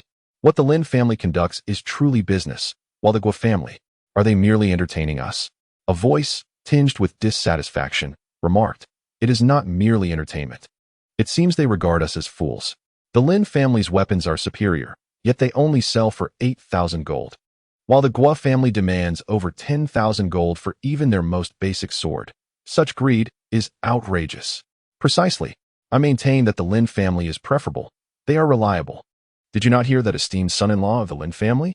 There is a distinction between local tyrants, merchants, and nobility." At this moment, before the Lin family's weapon shop, the atmosphere was abuzz with vibrant chatter. It was a scene of remarkable liveliness. Though occasional disputes and criticisms arose, the overall ambience remained joyful and harmonious, for everyone was able to acquire what they desired. The members of the Lin family were diligently attending to customers, their faces illuminated with genuine smiles. The son-in-law truly possessed remarkable skills, having successfully navigated a path through dire circumstances. Witnessing the bustling business, it appeared the Lin family would endure. The sense of relief within their hearts rendered them considerably more courteous in their dealings, further enhancing customer satisfaction. "My dear husband, thank you," Lin Yuyao exclaimed, her previously fierce countenance softening into a visage of grace as she beheld the scene. The foolish Yi Canglan remains oblivious to Guo Ziyu's motives for avenging the Lin family. Yet she is well aware of the reasons behind it. Yi Canglan is adorably naive, blissfully unaware of the circumstances surrounding her. She does not harbor resentment towards Yi Canglan. Instead, she feels a profound sense of guilt. Had she not acted impulsively in the past, relinquishing her opportunity to attend the Royal Academy of Dian? How could that madwoman Guo Ziyu have seized the chance to corner the Lin family to such an extent? The current situation is remarkably favorable, alleviating the weight upon her heart significantly, as if a great burden has been lifted. Yi Canglan feigned anger and exclaimed, "What do you mean? Thanking me? Do you consider me a stranger? No, I would never regard you as an outsider, not now nor for all eternity." In the past, Lin Yuyao would have never fallen for Yi Canglan's antics. Yet today, she exhibited an extraordinary gentleness. Yi Canglan's expression softened remarkably. "Yuyao, remember, we are one, now and forever. The Lin family's business is indeed thriving, evoking envy in others." Suddenly, a proud and icy voice resonated in everyone's ears. Upon hearing that voice, Yi Canglan, Lin Yuyao, and the others were immediately struck with profound alarm. The remaining members of the Guo family trembled uncontrollably. Though this woman possessed extraordinary beauty, she was undeniably a femme fatale. In just a few short days, most of them had endured immense torment, with numerous siblings and revered elders perishing at her hands. How could they not be filled with dread? Yi Canglan felt a heaviness in her heart. Suppressing the hatred within, she managed to force a smile and said, "Ah, it is indeed an honor to receive the esteemed presence of Miss Gua. I apologize for not welcoming you properly." Before Yi Canglan could finish her words, Guaziyu abruptly raised her hand. A colossal palm, radiant with a brilliant purple glow, akin to that forged from gold and jade, forcefully descended upon the Lin family's establishment. The earth trembled with a resounding roar. Cracks echoed in the air. In an instant, the Lin family's shop was reduced to mere dust, while numerous members of the Lin clan and their servants were transformed into sanguine remnants. Many unfortunate patrons met the same grim fate. Murder! Murder! Someone attempted to voice their outrage, but was swiftly silenced by a companion's grip. "Be quiet. Do you wish to court death? That is none other than the eldest daughter of the Gua family, the prodigy of the Royal Academy of Dian, Guaziyu." Lin Yuyao's eyes instantly brimmed with crimson, her gaze aflame with a burgeoning intent to kill. Yi Canglan forcefully grasped Lin Yueyao and then approached Guaziyu, cupping his hands in a gesture of respect. "I am unaware of what has provoked Miss Gua's ire towards my Lin family. We shall certainly rectify our transgressions." Suddenly, with an expression devoid of emotion, Guaziyu struck Yi Canglan's chest with a fierce blow. The impact, fueled by 70% of her strength, sent him crashing backward, causing him to cough up blood, his complexion paling to that of parchment. How infuriating. This woman dares to bully my Canglan brother. Not far off, two beauties stood side by side, the graceful Ji Qiuhua and the charming Li Chaoga. Initially, they intended to depart immediately, but upon witnessing Li Chaoga's naive and foolish demeanor, Ji Qiuhua's irritation flared, prompting her to subject Chaoga to rigorous training for the past 2 days. However, as Li Chaoga recalled that Yi Canglan hailed from Canglan City, she felt a bond of life and death between them and believed she ought to disclose her identity to him, so he might seek her out in the imperial capital in the future. Subsequently, they noticed a crowd gathering around the Lin family's establishment, drawn by the spectacle, only to find Yi Canglan injured, which proved intolerable for her. "Chaoga, look!" Ji Qiuhua seized Li Chaoga firmly. Li Chaoga, brimming with anxiety, exclaimed, "But master, if we keep watching, Canglan brother will." Ji Qiuhua coldly interrupted, "I wish for you to see what kind of despicable, shameless, and sordid character your Canglan brother truly is. This scoundrel dares to provoke me. It is utterly detestable. Today, you must recognize his cowardice and self-serving nature, so you may keep your distance from him in the future." Li Chaoga wished to retort, yet Ji Qiuhua held her firmly in place, rendering her immobile. "Guaziyu, how dare you harm my husband?" Lin Yueyao was completely consumed by rage, wishing nothing more than to devour Guaziyu whole. "Yueyao, come back!" Yi Canglan shouted in anger, causing Lin Yueyao to come to an immediate halt. She had never before heard Yi Canglan speak to her in such a stern tone. Yi Canglan, despite his physical discomfort, rose to his feet and approached Lin Yueyao. "Miss Gua, my previous actions in front of the Gua family shop were indiscreet, and I humbly seek your forgiveness." "Forgiveness?" Bang! Guaziyu, increasingly enraged, sent Yi Canglan flying with a powerful strike. "Canglan!" Lin Yueyao could no longer bear it. And just as she was about to act desperately, Yi Canglan coldly commanded, "Stand still, or I shall never forgive you in this lifetime." Lin Yueyao froze in place, tears streaming down her cheeks, laden with profound anguish and remorse. She had never harbored such intense hatred for another, nor had she ever loathed herself so deeply, resenting her own naivety and lamenting her foolishness. Cough, cough. Yi Canglan once again braced himself to stand upright, approaching Guaziyu. "Miss Gua, the previous incident was entirely my suggestion. What must I do to quell your displeasure?" "Quell my displeasure? I'm not angry about what transpired earlier," Guaziyu replied in an exceptionally gentle tone. Yet, Yi Canglan felt a sudden jolt in his heart, as if gripped by an invisible hand, overwhelming him with a sense of foreboding. "Moreover, you need not worry. I have no intention of violating our wager today." Upon hearing these words, Yi Canglan felt an immediate sense of relief. "My purpose today is solely to annihilate the Lin family." What? Chapter 29. I demand you to bow and apologize to my wife. Why? You stated that you would not violate the wager. Upon hearing Guaziyu's remarks, Yi Canglan could no longer contain himself. The reason he had endured humiliation and compromised his principles was to protect Lin Yueyao and the Lin family. Yet now, Guaziyu uttered such words, leaving him unable to accept the situation. Guaziyu coldly replied, "I have stated that I will not breach the wager. Thus I acknowledge your abilities, Yi Canglan. This time, you have indeed triumphed in the wager. However, Now it is my own desire to break my word and obliterate the entire Lin family. Is there a problem with that? Yi Canglan's countenance darkened, his fist clenched tightly. And soon a plea emerged in his eyes. Miss Gue, what is it that you truly desire? He longed to exhibit fortitude and strike fiercely. To shatter Guizhou into 1,000 pieces, however, the weight of the past 2 years bore heavily upon him, rendering him as insignificant as an ant in her presence. To make matters worse, the formidable beings behind her, those from the Life Spring, were terrifying entities that even his father-in-law could not contend with. Ultimately, Yi Canglan chose to submit. I demand you to kneel. Guizhou's voice dripped with frost. On that day at the Lin residence, in front of the entire Lin family, you could release your hold. You could dismiss the humiliation, for they knew you were saving them. Yet now, with so many witnesses, once you kneel, this incident will swiftly circulate throughout the city, transforming into a complete farce. Yi Canglan, do you still possess the courage to kneel? Very well. Yi Canglan immediately bent his knees, preparing to kneel. The humiliation of losing face once is no different from losing it twice. As long as such disgrace could save his beloved wife and rescue the Lin family, Yi Canglan was indifferent to the cost. However, just as he was about to submit, an overwhelming surge of true essence enveloped him, rendering him utterly motionless. Ha ha ha, Yi Canglan, you truly possess an unyielding spirit. Guizhou raised her hand and seized Lin Yueyao, who attempted to resist, yet the disparity between them was insurmountable, leaving her utterly helpless. Slap. Without warning, a resounding slap struck Lin Yueyao's face, causing blood to immediately trickle from the corner of her mouth. Wretch. Guizhou, what do you truly desire? What do you wish for me to do? Upon witnessing Lin Yueyao being struck once more, Yi Canglan's previously contained fury erupted entirely. His eyes shimmered with a chilling intent to kill. Guizhou, if you harbor any grievances or hatred, direct them towards me, but spare Yueyao. Release her? Slap. Slap. Guizhou delivered 2 more resounding slaps to Lin Yueyao's face. Yi Canglan, it appears you are not merely a wooden figure, you possess emotions. And you are capable of rage. If you wish for me to spare her, then declare loudly to all that you, Yi Canglan, are nothing but a sycophant. A base opportunist, a worthless wretch, speak it. Lin Yueyao cried out hoarsely. Yi Canglan, no? Silence yourself. I will not allow you to demean yourself.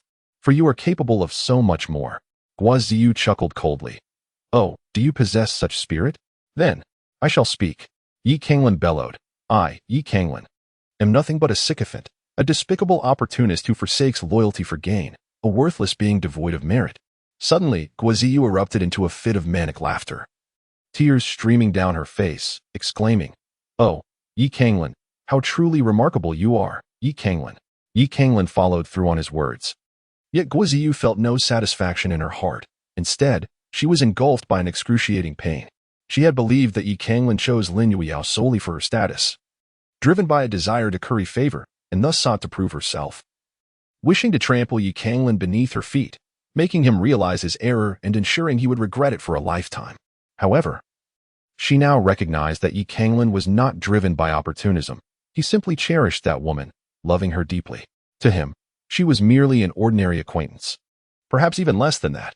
This realization rendered her years of anguish and obsession a complete farce. In that moment, her fixation and indignation transformed into a profound hatred. Yi Canglan, you possess remarkable talent, yet you willingly forsake a brilliant future for this foolish woman. You are equipped with exceptional abilities, yet you choose to endure scorn and derision for her sake. You are well aware that I would repeatedly break my promises, yet for this woman, you repeatedly relinquish your dignity, striving to procure even the slightest chance for her. If your bond is so profound, then I shall take her life, ensuring you dwell in perpetual torment, living in constant agony, so you may comprehend the consequences of provoking me. Guizhou, stop. You vile woman, you deserve to die. Buzz. As Li Chaoga's furious voice echoed, Guizhou suddenly felt an overwhelming force surge toward her. Her expression shifted dramatically as she released Lin Yueyao and swiftly retreated. Yi Canglan, you indeed harbor such a hidden card. No matter who comes to your aid today, I shall reduce them to fragments. I, Guizhou, will shatter all your relationships and trump cards, revealing your true form. Old Master Chain, take action. Boom. An immense pressure abruptly manifested. The shadow of a colossal wolf enveloping the heavens and the earth. Humph. Qin Song, how dare you display your claws before me? Ji Qiuhua's eyes glinted with indifference as she waved her hand, a violet ribbon striking forth like a mountain, crashing violently into the fray. Puff. Ah. The elder accompanying Guizhou let out a horrendous shriek as he fell to the ground, creating a deep pit several feet in the earth. Divine abode realm. Guizhou's face paled, revealing her disbelief. Phantom Saint King.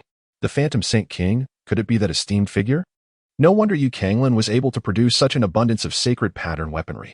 A strong cultivator in the divine abode realm can claim the title of king. And a Saint King is a title reserved for those who have made significant achievements in the sacred pattern arts, a truly terrifying distinction. Guizhou had heard of this Phantom Saint King, the only female Saint King of the Great Yin dynasty, who was closely associated with the favored Ning Wangfei, and was even the esteemed mentor of the little princess, holding a position of extreme reverence. The young girl who just spoke must surely be that little princess. Canglan. This fellow truly conceals himself well. Brother Canglan, are you all right?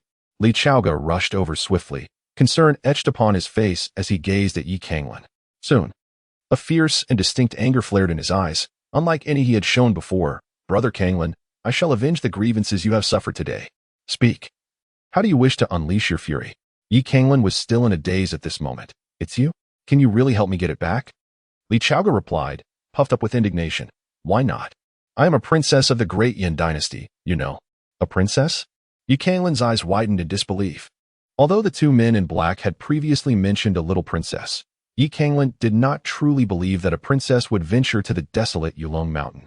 Nor did he think anyone would dare to pursue her. He had dismissed their words as mere mockery, yet it turned out she was indeed a princess. Canglan swiftly regained her composure, a fierce aura enveloping her gaze. Can we eliminate them? She inquired. Certainly. Master, take action. Ji Qiuhuan nodded slightly, slowly raising her hand. Stop.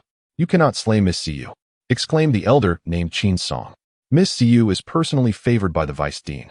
Though you, King of Illusions, hold a prestigious position, you must not take her life. Otherwise, the wrath of the Vice Dean is something no one can endure. The head of the Great Yin Royal Academy can only be one person, the Emperor, and the Vice Dean stands just beneath him, above all others. Li Chaoga retorted with disdain. What right does such a vile woman have to remain unharmed? She is merely a prospective disciple of the Vice Dean. While I am still a princess. Master, if you choose to strike, I shall bear all consequences. Wait. Canglan's eyes flickered with brilliance as she suddenly spoke to intervene. Li Chaoga cast a perplexed glance at Canglan. Canglan offered no explanation and instead approached Guizhou, his expression devoid of emotion as he commanded. Kneel down and apologize to my wife. Chapter 30. A strike against the Guo family. Kneel and apologize? Ha! Canglan, you dare to demand that I bow before you. Guizhou could not contain her laughter, her mirth laced with scorn and derision. Canglan, I must admit I underestimated you. I did not foresee such powerful backing behind you. However, I trust you are not foolish enough to forget your own standing just because you have allies. If you are preventing this princess from eliminating me, then you must comprehend that you are unable to kill me. And you should be aware of the dire consequences that would ensue should you attempt it. Since I cannot die, why should I fear your threats? Furthermore, Canglan, I am not afraid to inform you that our enmity is now sealed. It is a matter of life and death. A sense of clarity washed over Guizhou as her previous panic dissipated, and her regal pride surged forth once more. From this day forth, I shall spare no effort or resource to obliterate the Lin family, to render the woman you cherish into a pitiful state, and to make you regret ever coming into this world. Li Chaoga seethed with anger. You are truly audacious, daring to act so arrogantly in front of this princess. Who gave you the gall? Canglan, brother, a woman like her is a menace. You ought to eliminate her. Eliminate Guizhou? If it were feasible. Canglan would not need prompting. He yearned to rid the world of her. Yet, regrettably, Guizhou possessed formidable connections. Her mentor was the vice president of the Royal Academy of Dian, a fearsome entity ranked just beneath the emperor. Should he take advantage of Li Chaoga's influence to kill Guizhou today, such a powerful figure would undoubtedly retaliate against the Lin family. To those who stood at the pinnacle of the empire, titles of nobility or the authority of city lords meant nothing. Chaoga, no matter what happens today, you will stand with me, correct? Li Chaoga replied without hesitation, of course. Master, you will assist me, will you not? Ji Qiuhuan remained silent, tacitly agreeing. Initially, he harbored a strong aversion to Canglan, but witnessing his willingness to humble himself and endure humiliation for the sake of his family transformed his perception.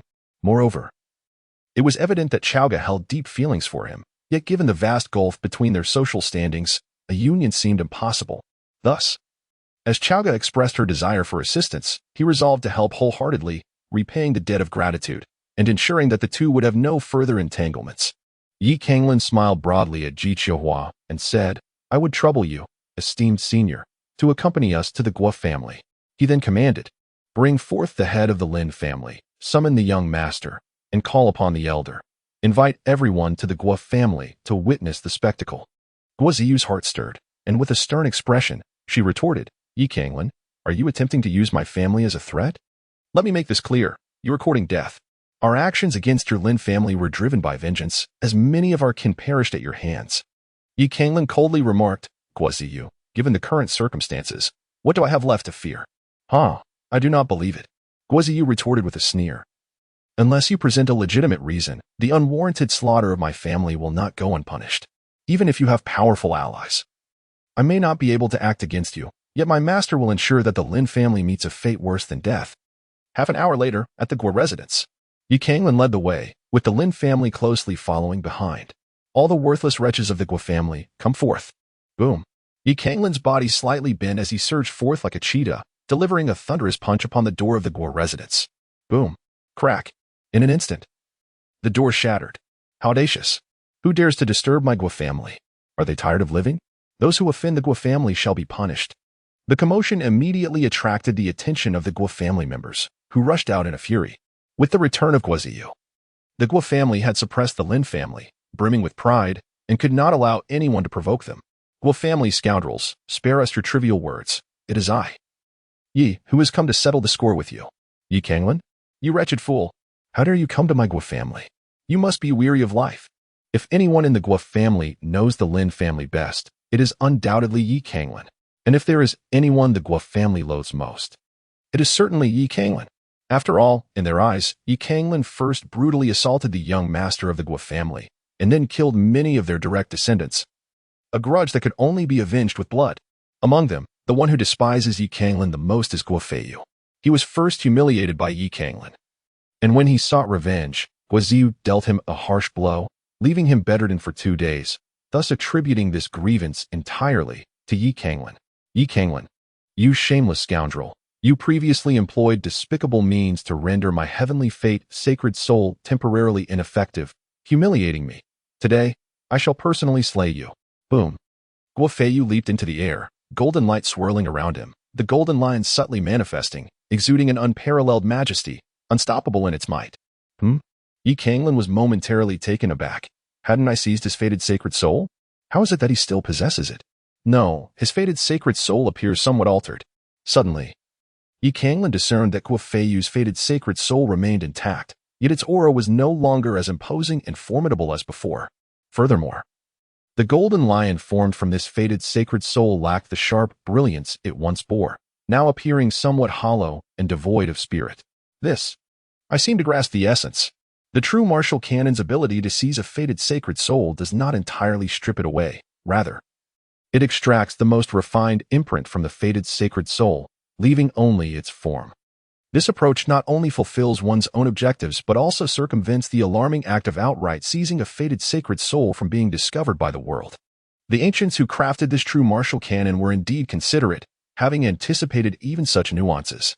Yet, the immense risk taken to seize the fated sacred soul, resulting merely in 3 instances of terrifying power, seems rather peculiar. For Yi Canglan noted that after surviving in the grip of the fearless lion imprint, he had not acquired any extraordinary abilities, which left him somewhat puzzled. However, this confusion flitted through his mind like a fleeting shadow. He had not forgotten that he was still engaged in battle. Snap! Yi Canglan raised his hand and grasped Guo Feiyu's fist, coldly stating, "Is this all you have?" Initially, Yi Canglan had triumphed over Guo Feiyu by leveraging the profound mysteries of the true martial canon. However, he had since ascended to the 9th layer of Kaiyuan, while Guo Feiyu had lost the essence of the heavenly mandate and the sacred soul. In this contrasting situation, how could he possibly be a match for Yi Canglan? What? How could this be? Guo Feiyu exclaimed in horror, as if he had encountered a specter. He had always believed that his previous defeat at Yi Canglan's hands was due to a sneak attack, and he was convinced that with all his might today, he would exact revenge. Yet now, someone as worthless as you is a mere waste of resources. You deserve to perish. With a swift motion, a chilling glimmer flashed, and Guofeyu's head was severed, blood gushing from his neck like a fountain. Chapter 31. Uncle, the ground is cold. Young master. Feiyu. The faces of the Guo family members turned ashen, their eyes blazing with fury.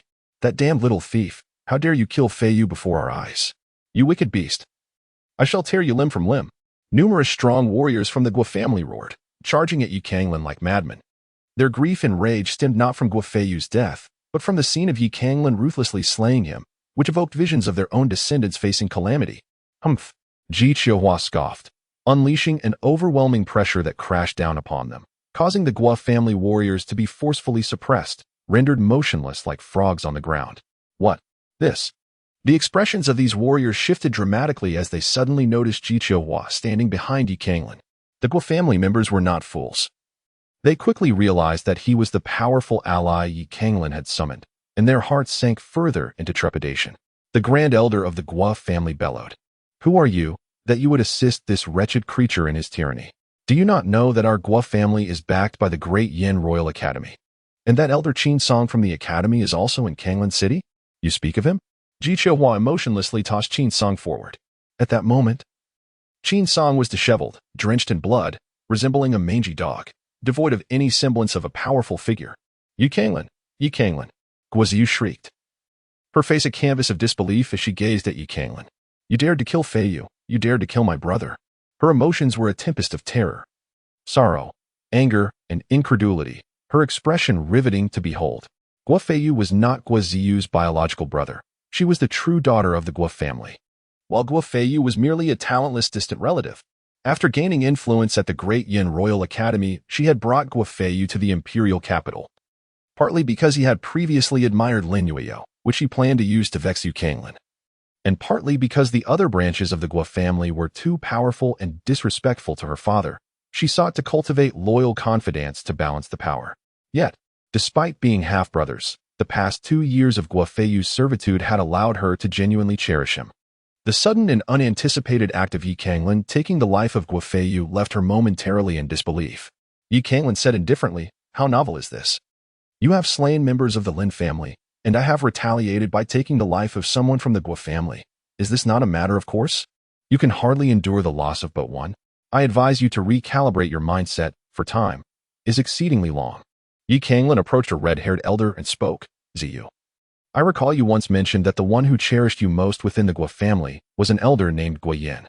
His temperament is as fierce as fire, always ready to stand up for you in times of trouble. I presume this gentleman with the crimson locks is he?" Guo Ziyu's pupils constricted sharply. "Yi Canglan, what are you up to? I warn you." With a swift motion, Yi Canglan severed the head, which tumbled down, stained with blood. "Ah, Yi Canglan, I shall kill you. I will rend your body into 1,000 pieces." Guo Ziyu's eyes instantly turned crimson, her gaze filled with an almost insatiable hatred. With a stoic expression, Yi Canglan approached a middle-aged woman of exquisite beauty, exuding an air of grace, yet her countenance was marred by terror. "Ziyu, you once confided in me that due to your mother's untimely departure and the fact that you were born a daughter, your father's concubines held you in disdain and rejected you. Only the most beautiful of them, the third concubine, showed you kindness, attempting to compensate for the absence of your mother. You speak of this lady, do you not?" As she spoke, Yi Canglan pressed the bloodied edge of her blade against the woman's throat. "No, that is not so," Guo Ziyu exclaimed vehemently. "Yi Canglan, you have mistaken her for another. Spare them, they are innocent." Yi Canglan spoke softly. "Indeed, kneel before my wife and bow in apology. Admit that you are an arrogant, worthless wretch, and confess that you are inferior to even her little toe." The beautiful woman trembled, yet boldly declared, "Ziyu, I see it now. This useless Yi Canglan dares not kill you, thus he resorts to humiliation. However, you are the pride of the Guo family, the most resplendent jewel of our lineage.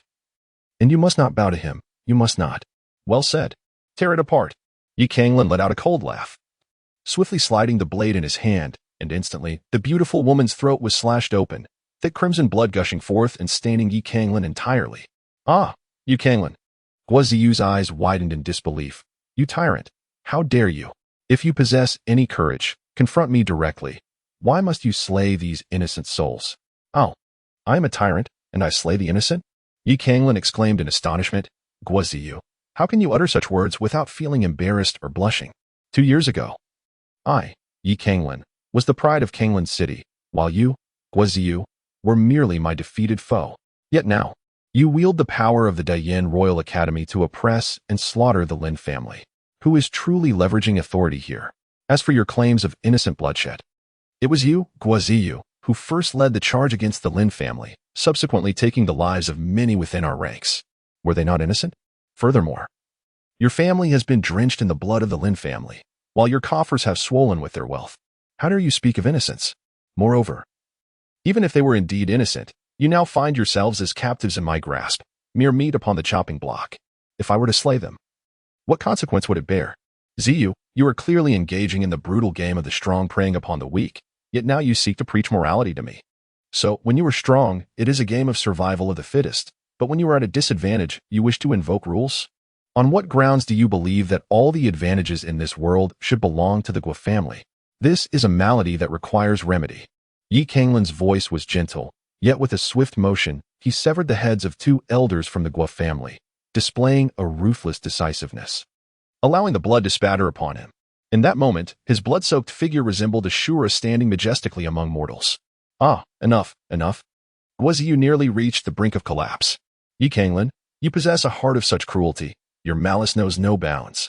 Yi Canglan affectionately called out Purple Jade with a gentle and endearing tone, reminiscent of a scenario she had once envisioned.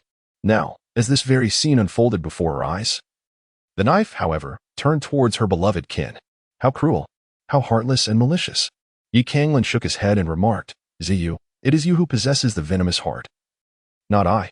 Observe how I, as the son-in-law of the Lin family, am willing to kneel and abase myself for the lives of their kin, casting aside my dignity and becoming a target of ridicule for the masses. Yet you, as the legitimate daughter of the Gua family, basking in opulence and the generosity of your lineage, can turn a blind eye to the slaughter of these individuals, all for the sake of mere pride. In comparison, who is truly more ruthless? With a sickening thud, 2 more heads rolled away as he spoke.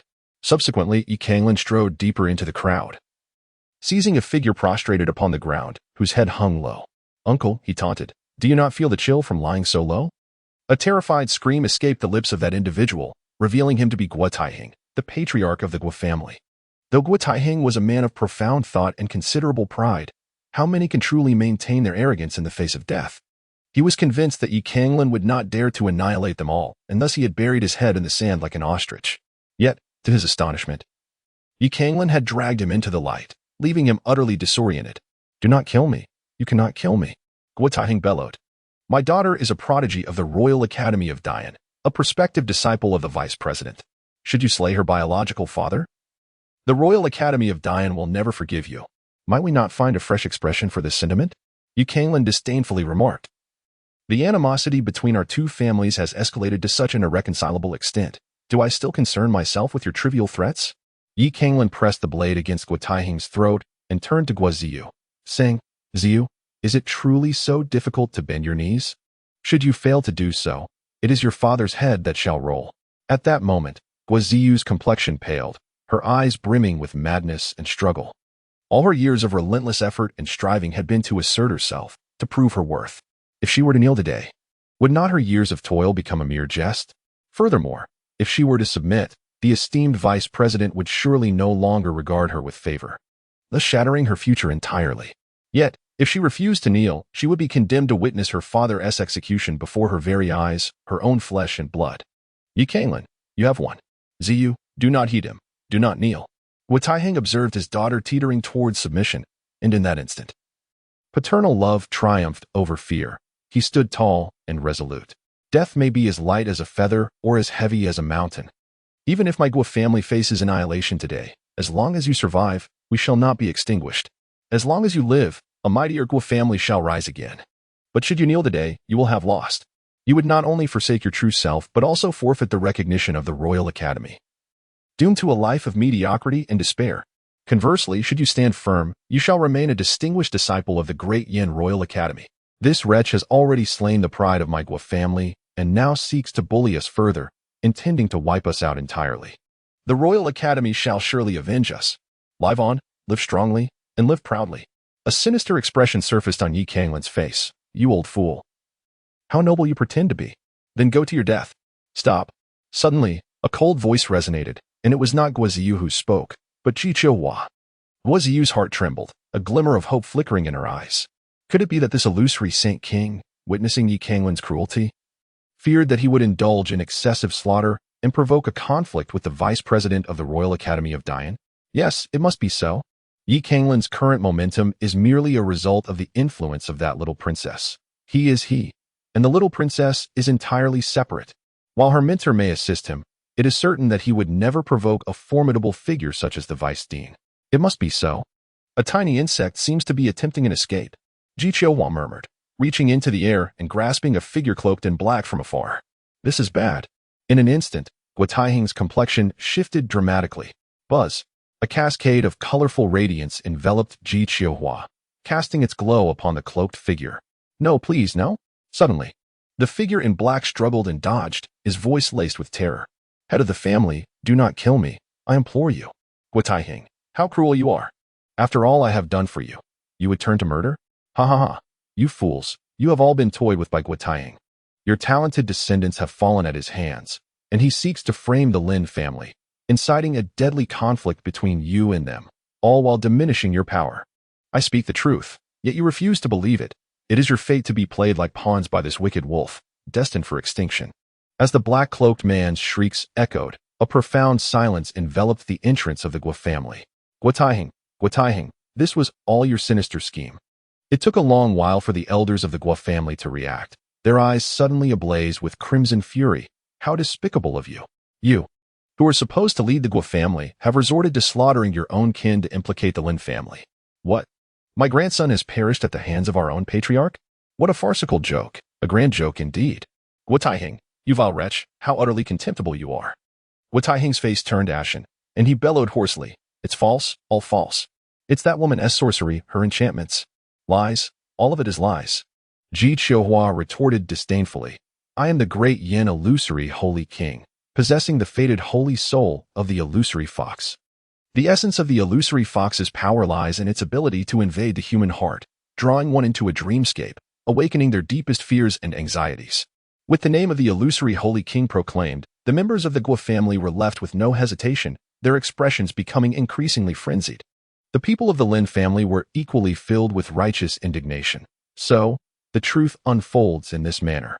What a ruthless head of the Gua family you are. Sending assassins against your own sons while framing the Lin family, leading to the tragic demise of so many of our kin. You deserve nothing less than 1,000 cuts. Lin Yueyao's eyes brimmed with hatred. Guaziyu, both you and your father are venomous serpents, harming others whilst destroying yourselves. Ha ha ha. Now the matter becomes far more manageable. Yi Canglan suddenly erupted in wild laughter, exclaiming, So it is revealed that your Gua family has resorted to such a pitiful ploy in search of justification. You conspire against the nobility, blatantly disregarding the authority of the court. Each of you deserves nothing less than 1,000 deaths. Now that the truth is laid bare, I shall no longer hold back. Listen well, sons of the Lin family. Repay enmity with enmity, grievances with grievances. Let us extinguish the entire Gua clan. The members of the Lin family were momentarily taken aback, only to be subsequently engulfed by an overwhelming surge of murderous intent. Kill for the vengeance of our fallen kin. Sister, you were humiliated to death by the vile creatures of the Gua family. Today, your brother comes to avenge you. Thieves of the Gua family, return my brother's life. In an instant, the faces of the Gua family turned ashen.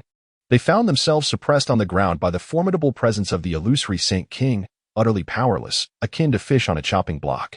Should the Lin family charge forth, their demise would be inevitable. Yi Canglan, stop. I kneel, I apologize. Suddenly, Guaziyu fell to her knees with a resounding thud, the impact cracking the ground beneath her. All members of the Lin family instinctively halted their actions, turning their gaze towards this once cold-hearted Gua family heiress, who had once held their fates in her hands. Yi Canglan looked at Guaziyu with derision. See, it's merely a matter of bending the knees. It is quite effortless.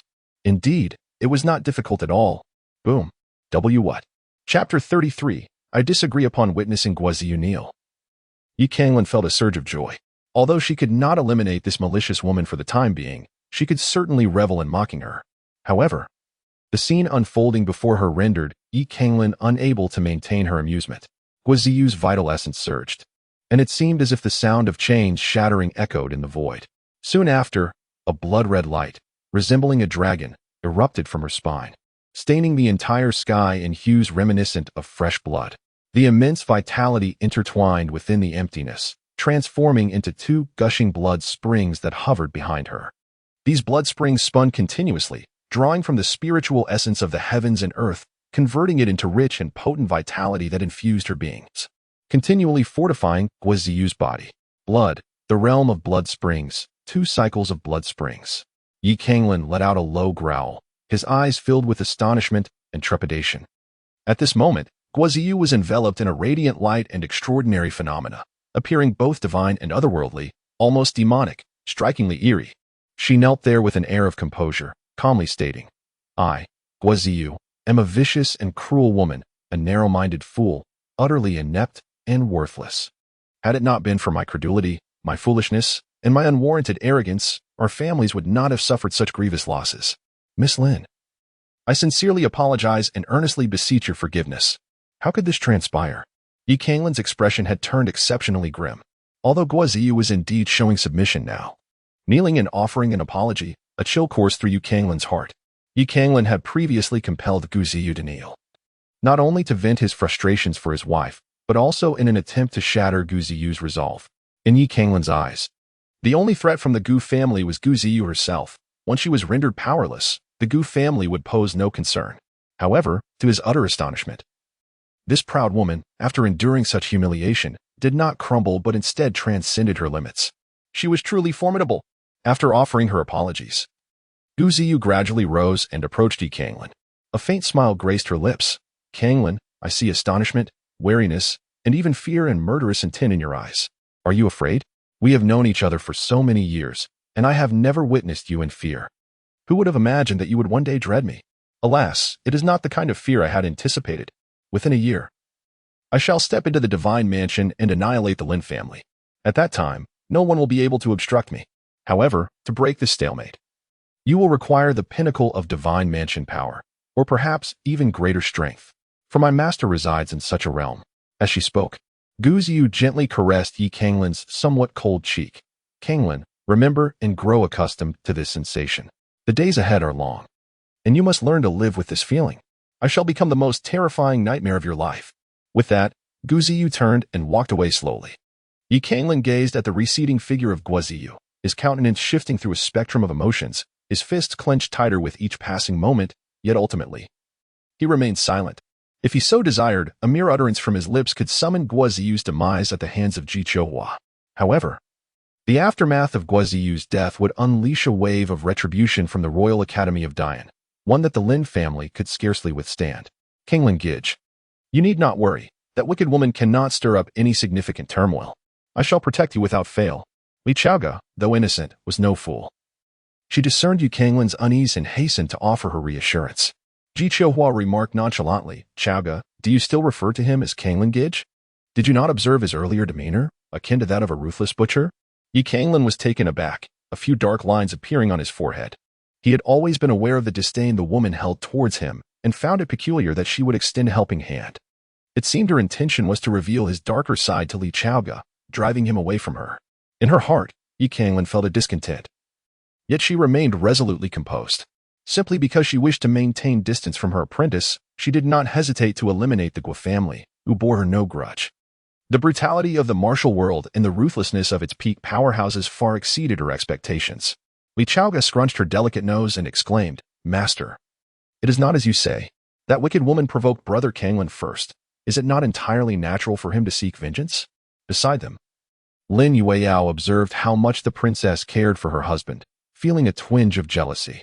However, given that he had just helped the Lin family avert disaster and exact revenge, she refrained from speaking further. Clearing her throat, Lin Yueyao stepped forward and said, "Esteemed Senior Huanshan Wang, and Your Highness, thanks to your assistance today, my Lin family has been spared from ruin. Such immense kindness cannot go unacknowledged. Allow my husband and me to host a banquet to express our gratitude. What do you think?" "Couple," thought Li Chaoga, a flicker of disappointment crossing her gaze. But she soon smiled and replied, "That sounds wonderful. I am eager to taste the delicacies of Yunqing." Under the Lin family's diligent preparations, a grand banquet commenced.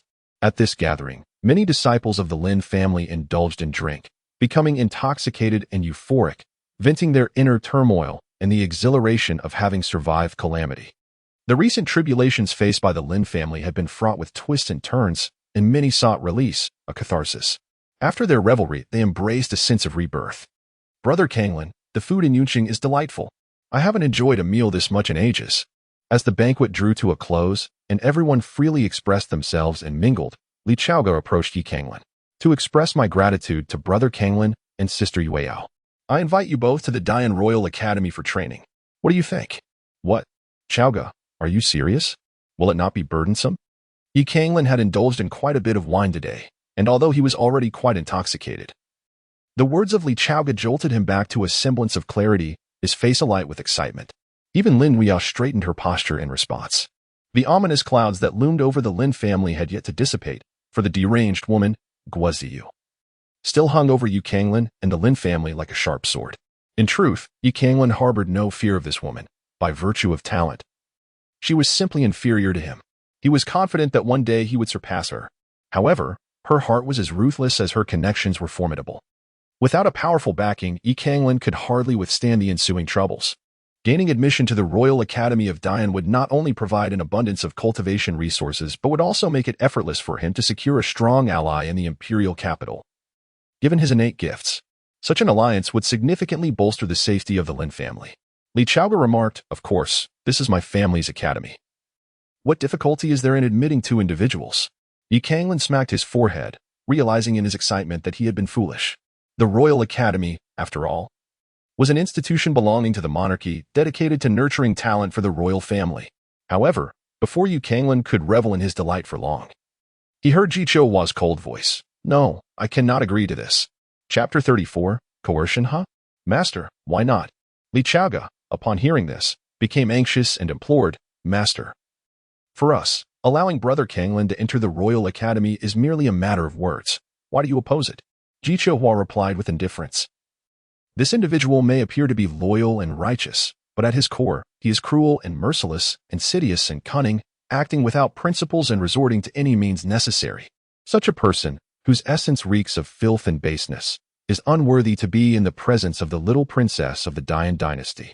Upon hearing these words, both Yi Canglan and Lin Weiyao changed color, astonishment and anger flickering in their eyes. Just moments ago, they had been enjoying a harmonious gathering over drinks, only to have Ji Hua abruptly utter such disparaging remarks. This was no mere slight. It was a blatant humiliation directed at Yi Canglan. "Master, how can you speak in such a manner? Brother Canglan is not the person you depict. He is a good man." Li Chaoga retorted with evident discontent. Lin Weiyao, her face pale, interjected, "Senior, although your strength is formidable and you have just saved my entire Lin family, for which we are immensely grateful, you cannot demean my husband in this way. Humiliate him? I merely speak the truth, albeit a harsh one," Ji Hua scoffed. "I have encountered many like him in my lifetime, ruthless individuals who will stop at nothing to ascend the ranks, seizing every opportunity. Perhaps those of your lower status deem such actions acceptable in the name of survival and strength. But what of Chaoga? She is the most cherished princess of the great Yin dynasty, a radiant moon in the heavens. The mere chance to forge a connection with her, to receive her kindness that saved your family, is a glory you ought to cherish. Should you seek to exploit this bond for further advancement, it would be nothing short of insatiable greed, a reckless disregard for your own fate. I have offered my assistance and spoken plainly. I do not seek your gratitude, only that you act wisely." While her words were indeed harsh, they represented Ji Hua's true sentiments. To her, Yi Canglan was bold and fierce, adaptable and resilient. Such a person, barring unforeseen circumstances, was destined for success. Yet, the inherent arrogance within him meant that no one could tame him. His willingness to employ any means necessary to achieve his ends, coupled with an ability to endure, was truly fearsome. Though Li Chaoga held a noble status as a princess, her character was too naive. Should she grow too close to someone like Yi Canglan, she would likely find herself manipulated, facing more peril than fortune. Indeed, Yi Canglan suddenly burst into laughter, a smile laden with bitterness and resignation. He respectfully bowed to Li Chaoga, expressing his heartfelt gratitude. "Today, the Lin family has faced a grave calamity, and it is thanks to the little princess and Elder Ji that my entire family has been saved. Yet, as Elder Ji rightly pointed out, I am ultimately a wretched being, marred by hatred, blood, and filth, while the little princess is of exalted lineage, a celestial noble. We exist in entirely different realms. It was presumptuous of me to aspire to friendship with the little princess.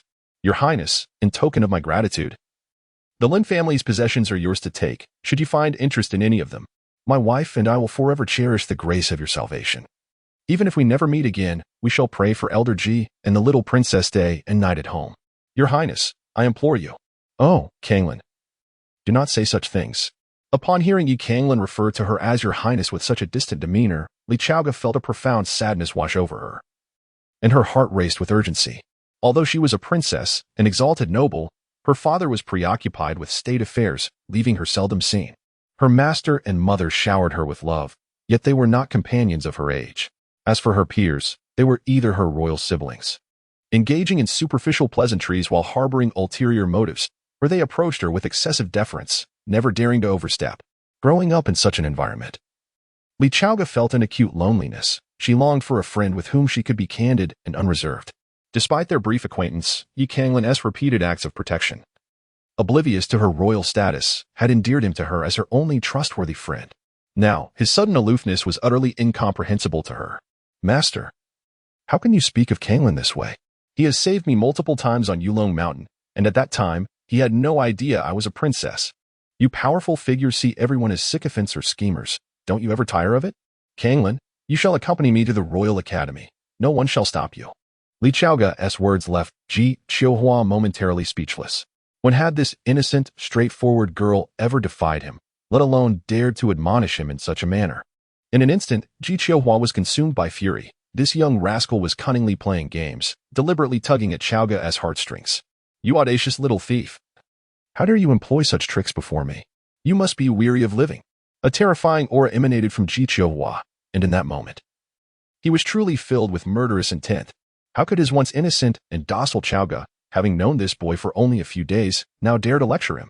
If they continued to associate, what chaos would ensue? Master, what do you intend to do? Li Chaoga, resembling a protective hen, stood resolutely before Yi Canglan. Master, it was you who taught me that the bonds of friendship should not be dictated by one's social status, but rather by mutual understanding, shared experiences, and support for one another. Since my acquaintance with Brother Canglan, he has consistently aided me. My journey to Canglan City was to assist and safeguard my mother. Although Brother Canglan's actions may appear somewhat ruthless, they are motivated by his desire to protect his own family. Thus, we are of the same kind. And he is my friend. Master, you must not harm my friend. Otherwise, you would wound me as well. Ji Qiuhua trembled with anger, exclaiming, Chaoga, you foolish girl. How can this despicable thief be worthy of your friendship? He is vile and unscrupulous, resorting to any means necessary. How could he possibly be akin to you? Yet, she recognized that at this moment, her words would fall on deaf ears, likely producing the opposite effect. The esteemed illusory Saint King, a rarity in the vast expanse of the Great Yin, found herself at a loss for words, teetering on the brink of madness. Yi Canglan, is it? I believe we need to have a serious conversation. Suddenly, Ji Qiuhua's voice turned calm. Very well. Yi Canglan followed without a moment's hesitation. Brother Canglan. Yi Canglan waved his hand and said, no worries. Subsequently, the two departed from the banquet hall and arrived at the edge of the pond. You are the first person daring enough to threaten me. Do you not realize that I could easily reduce you to mere fragments at any moment? Yi Canglan smiled faintly. I believe, but Chaoga will resent you. Speak. What is your purpose? To send my wife to the Royal Academy for training, to protect the Lin family. That is impossible. Chapter 35. The sect token Ji Qiuhua replied coldly, I have already shown enough benevolence by saving you once. To provoke a girl of boundless potential. Even the vice president of the Royal Academy of Dian, do you truly believe you possess the qualifications for such an endeavor? Yi Canglan calmly remarked. Whether I possess such qualifications remains uncertain. However, if you choose not to assist me, you will either earn the eternal enmity of Chaogu or be prepared to assume the role of a grandmaster. Grandmaster? Preposterous. Outrageous. Ji Qiuhua erupted in fury. You little thief, do you truly believe your standing in Chao Ji's heart is of great significance? I wager that within a year, she will completely forget you. Is that so? It matters not. Yi Canglan remarked, at any rate, by that time, I would already be a corpse. I had no aspirations for eternal fame. You are truly despicable, utterly shameless. This is a betrayal of kindness. Ji Qiuhua's fists clenched tightly. Cracking with intensity, she wished nothing more than to flay Yi Canglan alive. Yet she dared not act. She never anticipated that after a lifetime of dominance, she would ultimately be restrained by such a mere insect from the opening Yuan realm. A tumult of emotion surging within her heart. Husband, master, let us speak civilly. Do not harm my brother Canglan. In her fury, Ji Qiuhua's commotion attracted the attention of Lin Yueyao and Li Chaoga. As she witnessed Li Chaoga rush out, her face etched with anxiety. Ji Qiuhua gritted her teeth and after several breaths uttered, "Very well, I concede."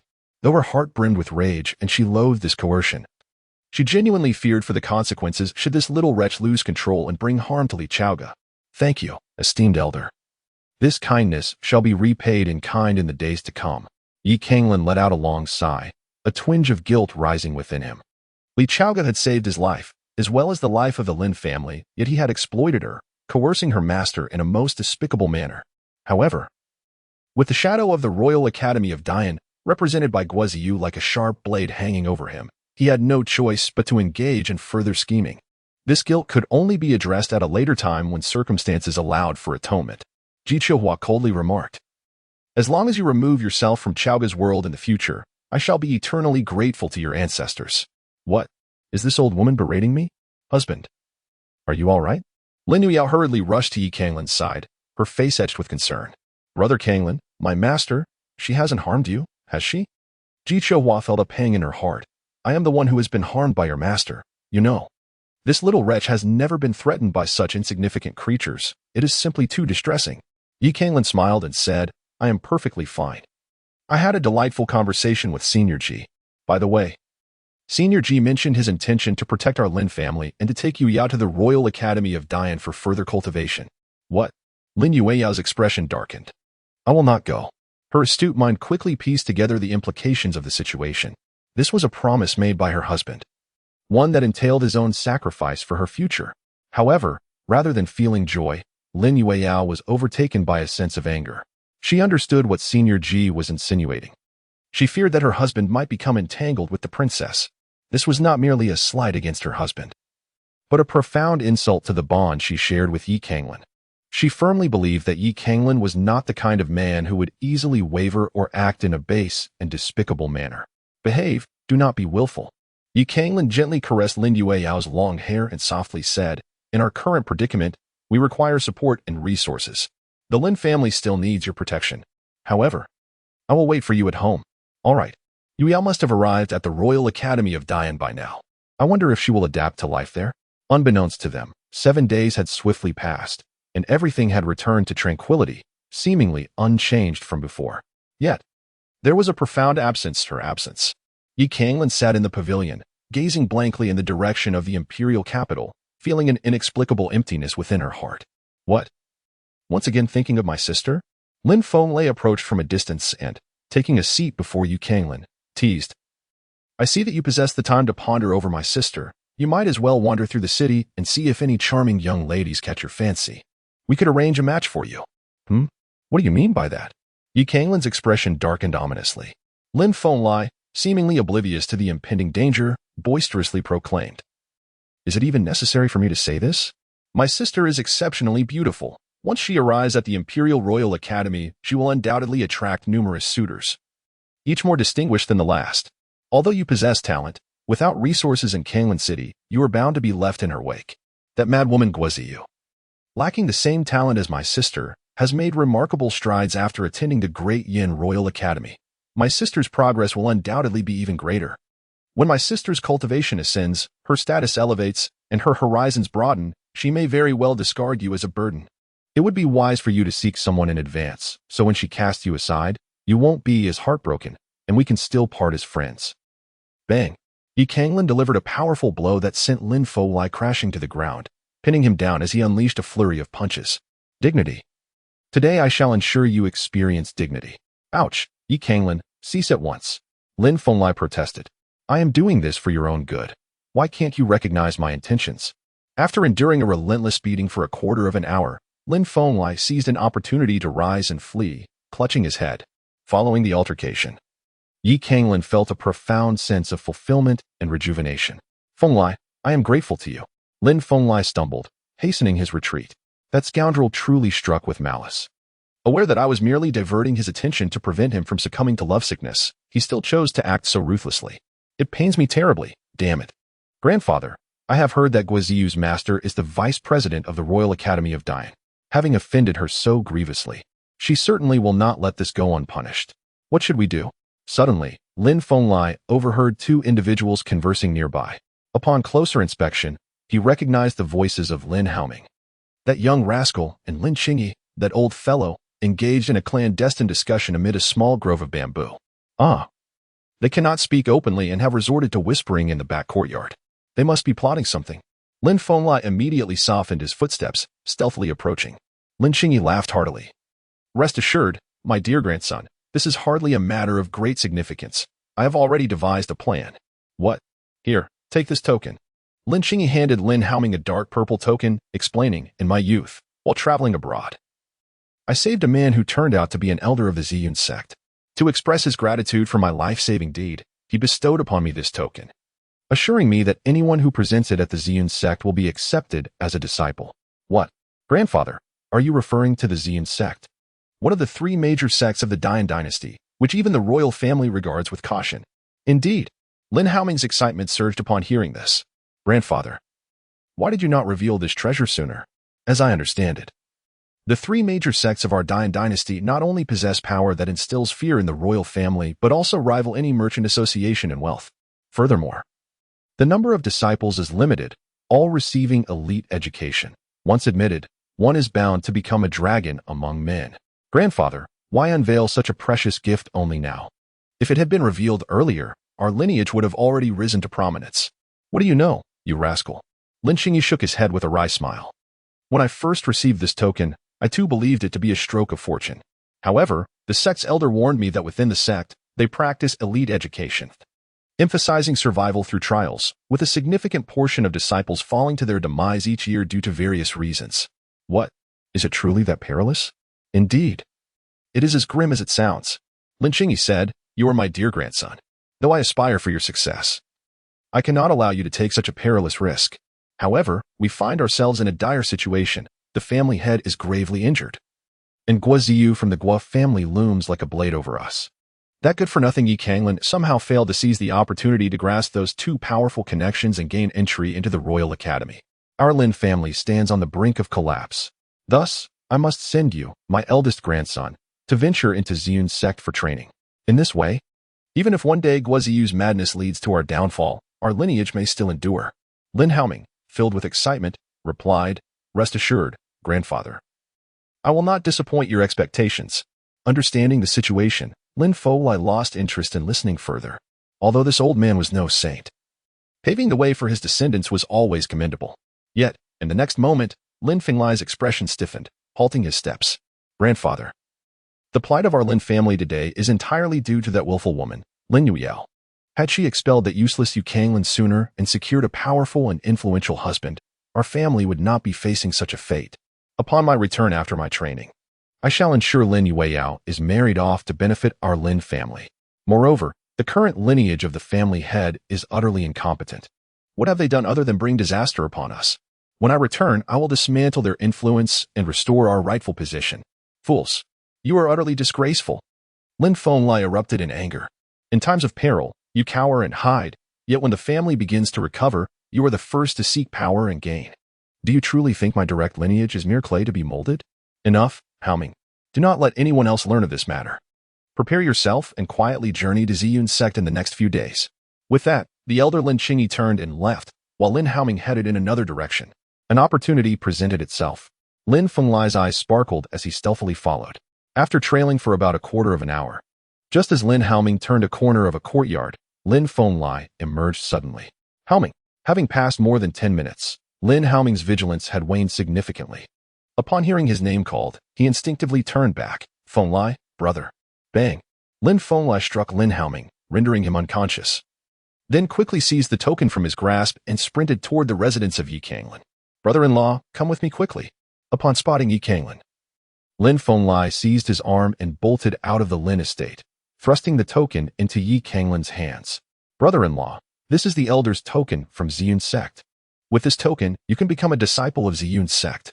Ziyun sect is one of the three major sects of the Dian dynasty, a force that even the royal family regards with trepidation. The fate of the Lin family's honor and disgrace now rests in your hands. Canglan, perplexed, inquired, "Is that truly the case? But what shall we pursue?" Lin Fenglai replied, "I seized this token from that little scoundrel Lin Haoming. Initially, I had no intention of taking it by force, yet that rascal had the audacity to declare that once he gained power, he would use my sister as a bargaining chip, thereby obliterating our lineage. Such insolence is utterly intolerable." Canglan's eyes suddenly ignited with a fierce brilliance. "Cherish it." Subsequently, his speed increased dramatically, creating distance between him and Lin Fenglai. "Damn, so decisive in your departure? Do you not feel the slightest sense of reluctance?" Lin Fenglai, with a darkened expression, raised his middle finger. Canglan waved his hand without even glancing back. Since this matter involved seizing someone else's opportunity, it was only a matter of time before they would come for him. Wasting even a second might lead to his escape. As for the treachery of snatching opportunities, were they not also coveting the direct lineage's authority? It was a matter of mutual understanding. Half an hour later, "Lin Fenglai, you are courting death." Bang! Lin Qingyi kicked Lin Fenglai, sending him crashing into the wall, creating a deep indentation, blood gushing from his mouth. Cough, cough. Lin Fenglai coughed violently a couple of times, then laughed heartily. "Lin Qingyi, have you finally realized? Unfortunately, it is too late. My brother-in-law has long since departed." Heading towards the Ziyun sect, Lin Jiyun's expression turned frosty. "Lin Fenglai, you ignorant fool, do you not know your father is akin to a cripple? The strongest in our family now is from our line. How dare you act so arrogantly?" "I." Slap. Lin Qingyi delivered a resounding slap to Lin Jiyun's face. "You fool, do you still have time to shout here? Hurry and gather people to pursue him. Move." "Huh? Yes, father." Lin Jiyun snapped out of his daze and hurriedly organized a pursuit. "Someone, imprison this beast Lin Fenglai in the black jail. Lock him up." At this moment, Lin Haoming's youthful face contorted with rage. "Grandfather, how can you merely imprison this bastard for ruining my opportunity? He should be executed, sliced into 1,000 pieces." Lin Qingyi glanced at him with a smile, gesturing for his subordinates to take Lin Fenglai away. "Grandfather, you." Lin Haoming's face was twisted with fury. He was genuinely anxious this time. "Calm down, my dear grandson. That token is a forgery." What? A forgery? Lin Haoming was taken aback. Lin Qingyi shook his head. "Not exactly. It cannot be said to be false. The token is indeed real, given to me by an elder of the Ziyun sect. 20 years ago, I intended to send your father to the Ziyun sect, but after extensive inquiries, I discovered that the Ziyun sect had encountered trouble. The lineage of the Thunder God Peak mysteriously vanished, utterly ruined." "Ah? Then what does this mean, grandfather?" Lin Qingyi replied nonchalantly. "Lin Yueyao has already joined the Royal Academy of Dian, and our Lin family now has a backing. There is no longer any risk of upheaval. However, as long as Canglan remains, it is only a matter of time before he and Lin Yueyao's child will control the Lin family, leaving us with no chance to seize power. But if Canglan becomes a cripple, the future of the Lin family will be ours to command. Do you understand? The most crucial point is, with such an incident occurring, we can justifiably seize control of the Lin family. Then why did you still send father to hunt him down? Kill him? I never intended to kill him. Otherwise, with Lin Yueyao's protective nature, we wouldn't stand a chance. I merely wished to apply some pressure on that lad, instill in him a sense of urgency. Canglan is exceptionally clever. If we do not exert pressure, he will overthink. The more he thinks, the more he will uncover the numerous flaws in my plan, leading him to suspicion, and eventually, to investigation. Upon his arrival at the Ziyun sect, a mere inquiry would unveil that the Thunder God Peak has been rendered desolate. He would undoubtedly refrain from joining it.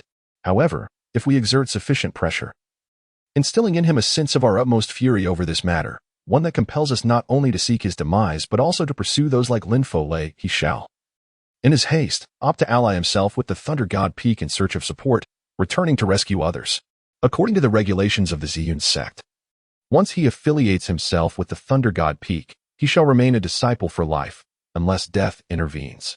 Thus, becoming a disciple of a decayed peak devoid of strength, resources, and fellow disciples, Canglan shall pose no threat to us for the remainder of his days. Lin Haoming's eyes sparkled with realization. Ah, now I understand. Grandfather is indeed astute. Boom. A terrifying surge of true essence transformed into a colossal fist, crashing down like a mountain, instantly sending the foliage of the dense forest swirling and raising clouds of dust into the air. Yi Kanglin's body flew through the air like a sandbag, crashing heavily to the ground. At this moment, his clothes were tattered, reduced to mere rags, stained with dark red clots of blood, presenting a sight of utmost tragedy. Cough. Cough. How infuriating. Must I ultimately succumb? Yi Canglan coughed violently, a glimmer of despair flickering in his eyes. For an entire month, he had been relentlessly pursued by Lin Jiyun and his cohorts. Throughout this harrowing month, he had resorted to every conceivable method to evade capture. Whether by adopting a new identity to infiltrate mercenary groups, retreating into the depths of secluded mountains, or mingling with merchant caravans. Cough. Uncle. Do you truly intend to drive me to my demise?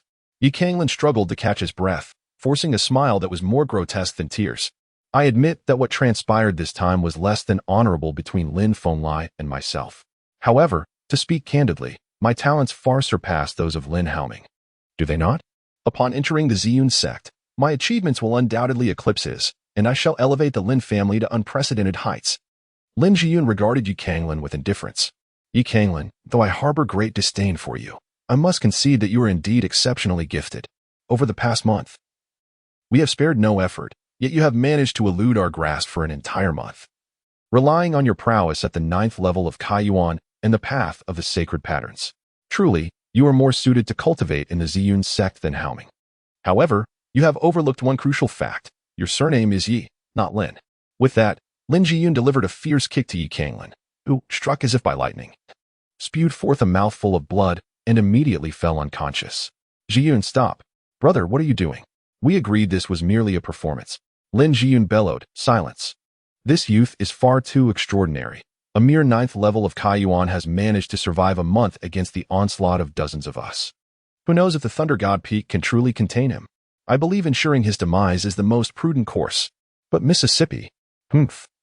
There are others who wish to eliminate Yi Canglan, including that madwoman, Guaziyu. Yi Canglan's demeanor left Lin Jiyun astounded. He was truly filled with murderous intent. Lacking a small donkey, I found myself in a predicament, for my poverty confines me to grinding toothpicks. Once I strike it rich, I shall purchase a small donkey and ride it joyfully to the market each day. Suddenly, a melody filled with cheerfulness reached the ears of the crowd. Who is it? Who dares? Lin Jiyun's eyes glinted with ferocity, his voice booming like thunder. Although he had resolved to eliminate Yi Canglan, he could not allow outsiders to discover this, for even a mere 1% chance of the news reaching Lin Yueyao's ears would spell disaster. In an instant, the cheerful humming ceased, and a rotund figure, weighing around 200 pounds, trembled before the assembly. Yes, I apologize. I was merely passing by. I saw nothing. The plump fellow let out a peculiar cry and turned to flee. Lin Jiyun sneered, since you have seen, then you shall perish. No, please. I am a disciple of the Ziyun sect. You cannot kill me. What? A disciple of the Ziyun sect? Lin Jiyun's expression stiffened, his gaze flickering uncertainly. Which peak do you belong to? I am from the Thunder God Peak. No, wait. I am the most formidable disciple of the Red Sword Peak. Lin Jiyun's eyes widened in shock. What? You are actually the most powerful disciple of the Ziyun sect's Thunder God Peak? Brothers. The disciples of the Thunder God Peak are known for their cunning. We must retreat. Another Lin family warrior paused at this revelation, then snarled, Brother. Since we have encountered him, let us not hesitate. This little brat Yi Canglan possesses extraordinary talent, despite being merely at the 9th layer of the opening realm. He managed to evade our pursuit for an entire month. If he joins the Thunder God Peak, we shall face annihilation. Humph. Having provoked a disciple of the Thunder God Peak, we are doomed to die now. Cease the chatter and withdraw. With that, Lin Jiyun cast a lingering glance at Yi Canglan before turning away. He dared not kill a disciple of the Ziyun sect, regardless of their strength. For doing so would bring catastrophic repercussions upon the Lin family. Despite his profound reluctance, Lin Jiyun had no choice but to endure, hoping fervently that his ruse would bear fruit.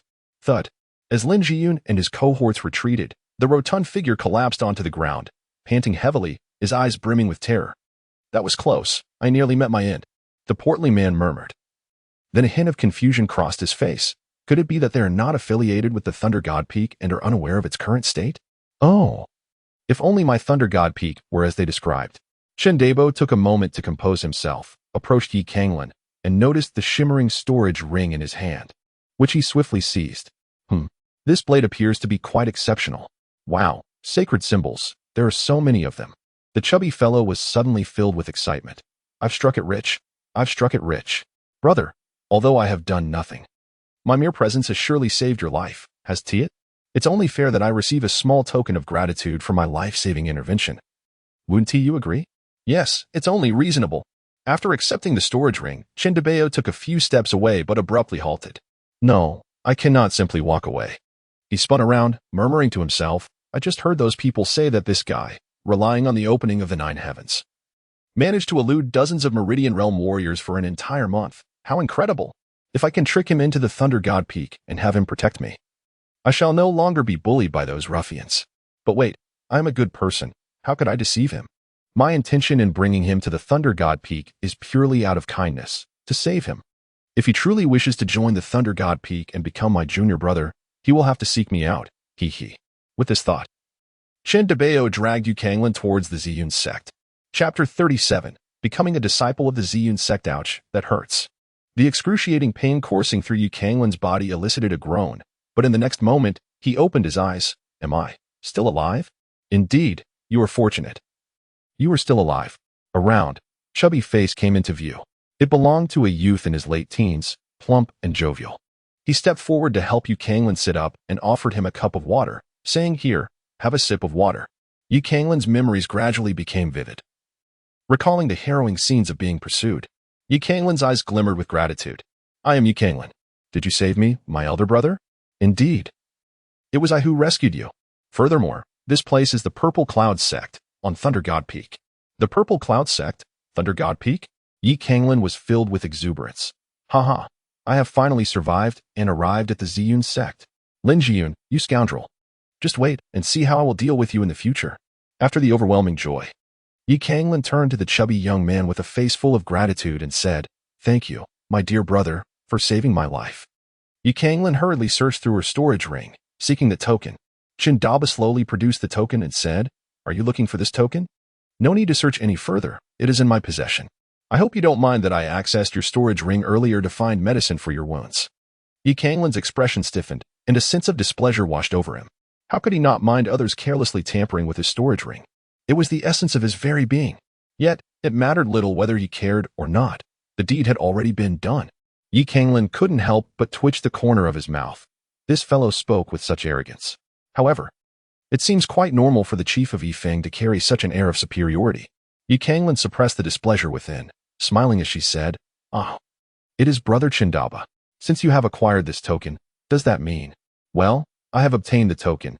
You may descend the mountain now. What?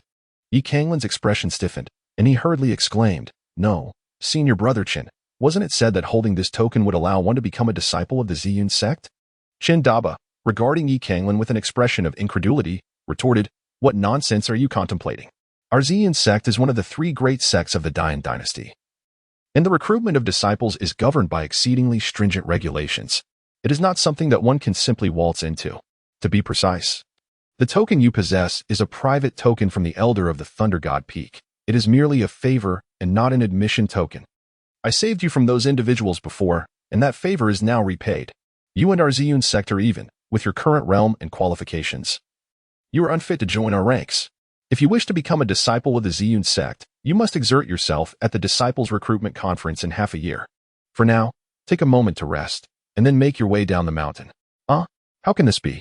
A flicker of anxiety crossed Canglan's face.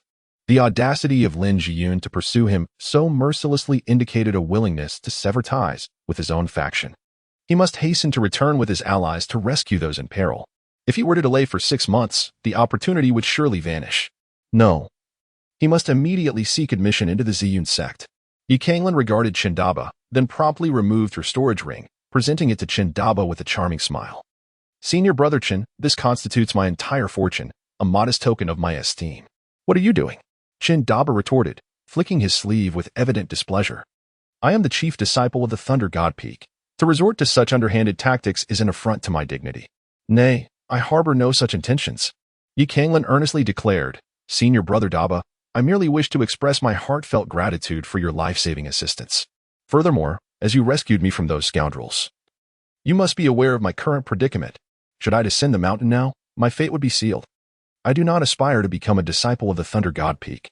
I only hope that you, Senior brother Daba, might show compassion and allow me to remain here in hiding for a few days. You are the foremost disciple of Thunder God Peak, undoubtedly possessing a benevolent heart and extraordinary strength, a true celestial among mortals. Ah, never mind. Daba waved his hand, his expression one of deep sympathy. Were it anyone else, I would never bend the rules for them. However, seeing your kind demeanor and pitiable state, along with the ties you hold with our Thunder God Peak, I shall make an exception this once. That said, let me be clear, as a disciple of the Ziyun sect, we hold our masters in the highest esteem. Should you join our ranks, you must heed the words of your seniors without a hint of defiance. Otherwise, you will be expelled. Are you capable of adhering to this? Canglan confidently assured. Rest easy, senior brother Debeo. If you instruct me to go east, I shall never venture west. Very well, follow me. Debeo subtly accepted the storage ring and rose to lead the way.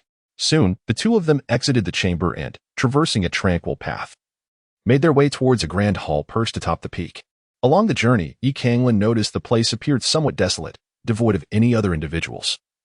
And a look of skepticism crept across his face.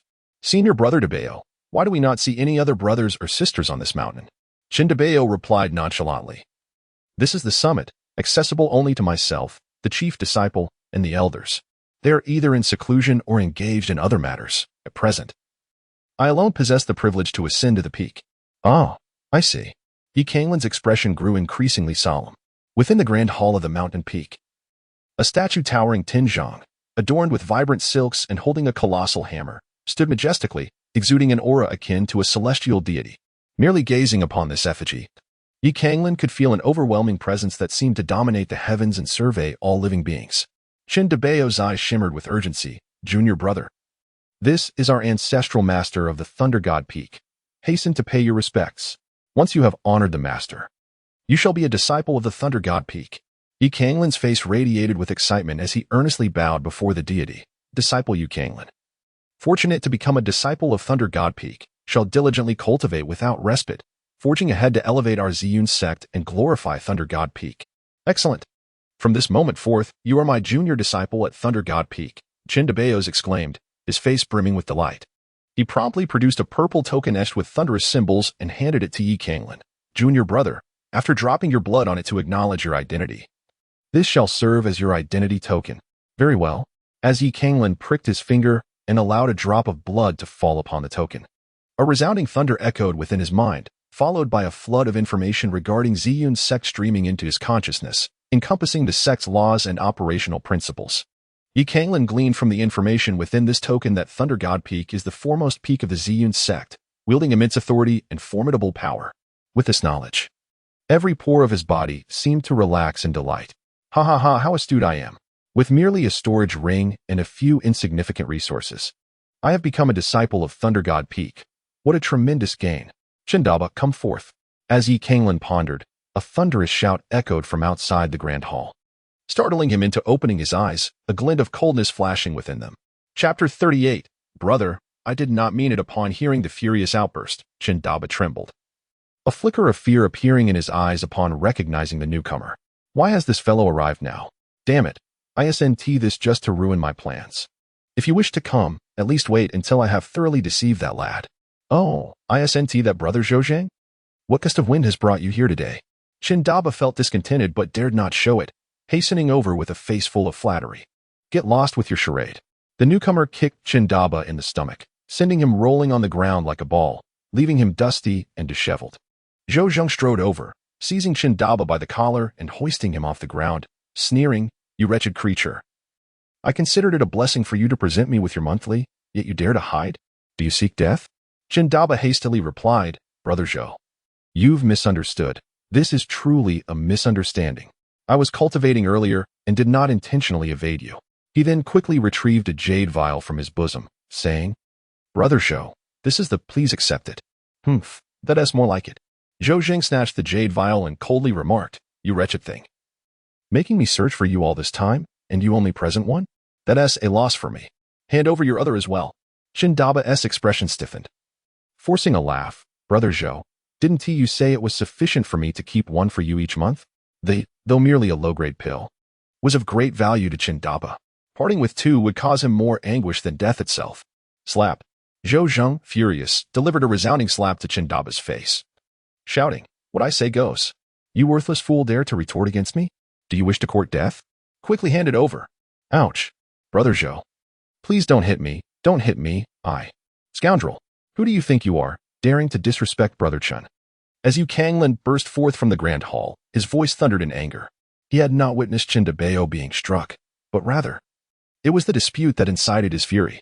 Qin Debao's countenance shifted dramatically, a hint of authority gracing his features. Zhou Zheng. I recognize the challenges you face in your cultivation and wish not to hold you accountable, yet you have repeatedly dared to offend me. Do you presume my patience is limitless? Qin Debao, you truly speak with unbridled audacity. With your utter ineptitude, how dare you utter such words? You seek your own demise. In that instant, as Zhou Zheng raised his hand to retaliate, a fierce fist surged forth, cleaving through the air with a formidable force. Panic surged through Zhou Zheng as he swiftly turned, only to be met with a fist the size of a cauldron hurtling toward his face. He hastily attempted to defend himself. With a resounding thud, the punch connected, sending Zhou Zheng staggering back 4 or 5 steps, his arms rendered numb and devoid of sensation. Excitement flickered in Qin Debao's eyes. Zhou Zheng, I have immersed myself in the trials of the mortal realm, striving in solitude, and wish to avoid unnecessary conflict. Displaying considerable forbearance. Yet you have mistaken my leniency for weakness, pressing me time and again. This is truly excessive. You shitty, teach him a lesson. But do not strike too harshly. Yi Canglan smiled broadly, assuring Qin Shixiao, rest assured. I shall certainly educate any mere trifling wretch of the 8th layer of the Kaiyuan who dares to show you disrespect. At that moment, Yi Canglan harbored no doubts whatsoever. After all, Lin Jiyun and his cohorts were resolute in their intent to eliminate him. It was beyond the capability of an ordinary individual to rescue himself from a throng of powerful figures at the channeling realm. As for why the esteemed chief disciple of the Thunder God Peak would face provocation, Yi Canglan perceived it merely as a struggle for power among prominent families, where formidable figures refrained from openly tearing each other apart and instead dispatched a few insignificant pawns to act as their mouthpieces, thus wielding their influence in a most distasteful manner. Yi Canglan lunged forth with the ferocity of a leopard, seizing Zhou Zheng and unleashing a flurry of powerful blows. Although Zhou Zheng had reached the 8th level of the Kaiyuan realm, his foundation was rather tenuous and unremarkable. Even if Yi Canglan were 2 or 3 minor realms beneath him, he would struggle to contend. Moreover, Yi Canglan's cultivation level surpassed his own. Alas, you scoundrel! How dare you strike me? Zhou Zheng exclaimed, indignant. You wretched fool, my brother is Zhou Han, the foremost disciple of the outer sect of Chaoyang Peak. You dare to lay hands on me? You, a pitiful wretch from Laishan Peak, shall not escape my wrath for such an affront against a disciple of Chaoyang Peak. Yi Canglan scoffed. What a joke. You from Chaoyang Peak dare to come to my Thunder God Peak and flaunt your power. Why should I not strike you down? Your brother is the foremost disciple of the outer sect? Yet you, a mere sibling of an outer disciple, audaciously trespass upon my Thunder God Peak and show disrespect to our chief disciple. You are merely courting death, with such a trivial identity. How dare you attempt to impose it upon me? Are you jesting? You claim he is the chief disciple of Thunder God Peak? Ha, ha, ha. Zhou Zheng suddenly erupted in laughter, his voice laced with mockery and disdain. Oh, you truly amuse me. This fat fool has quite the talent. I never imagined he could deceive someone as foolish as you, ha ha ha. What do you mean by that? In an instant, an ominous thought flickered through Yu Canglan's mind, prompting him to release Zhou Zheng. Struggling to rise, Zhou Zheng's expression mirrored that of a person looking at a simpleton. Indeed. This fat fool is the chief disciple of Thunder God Peak, for he is the only one there. Is he not the chief?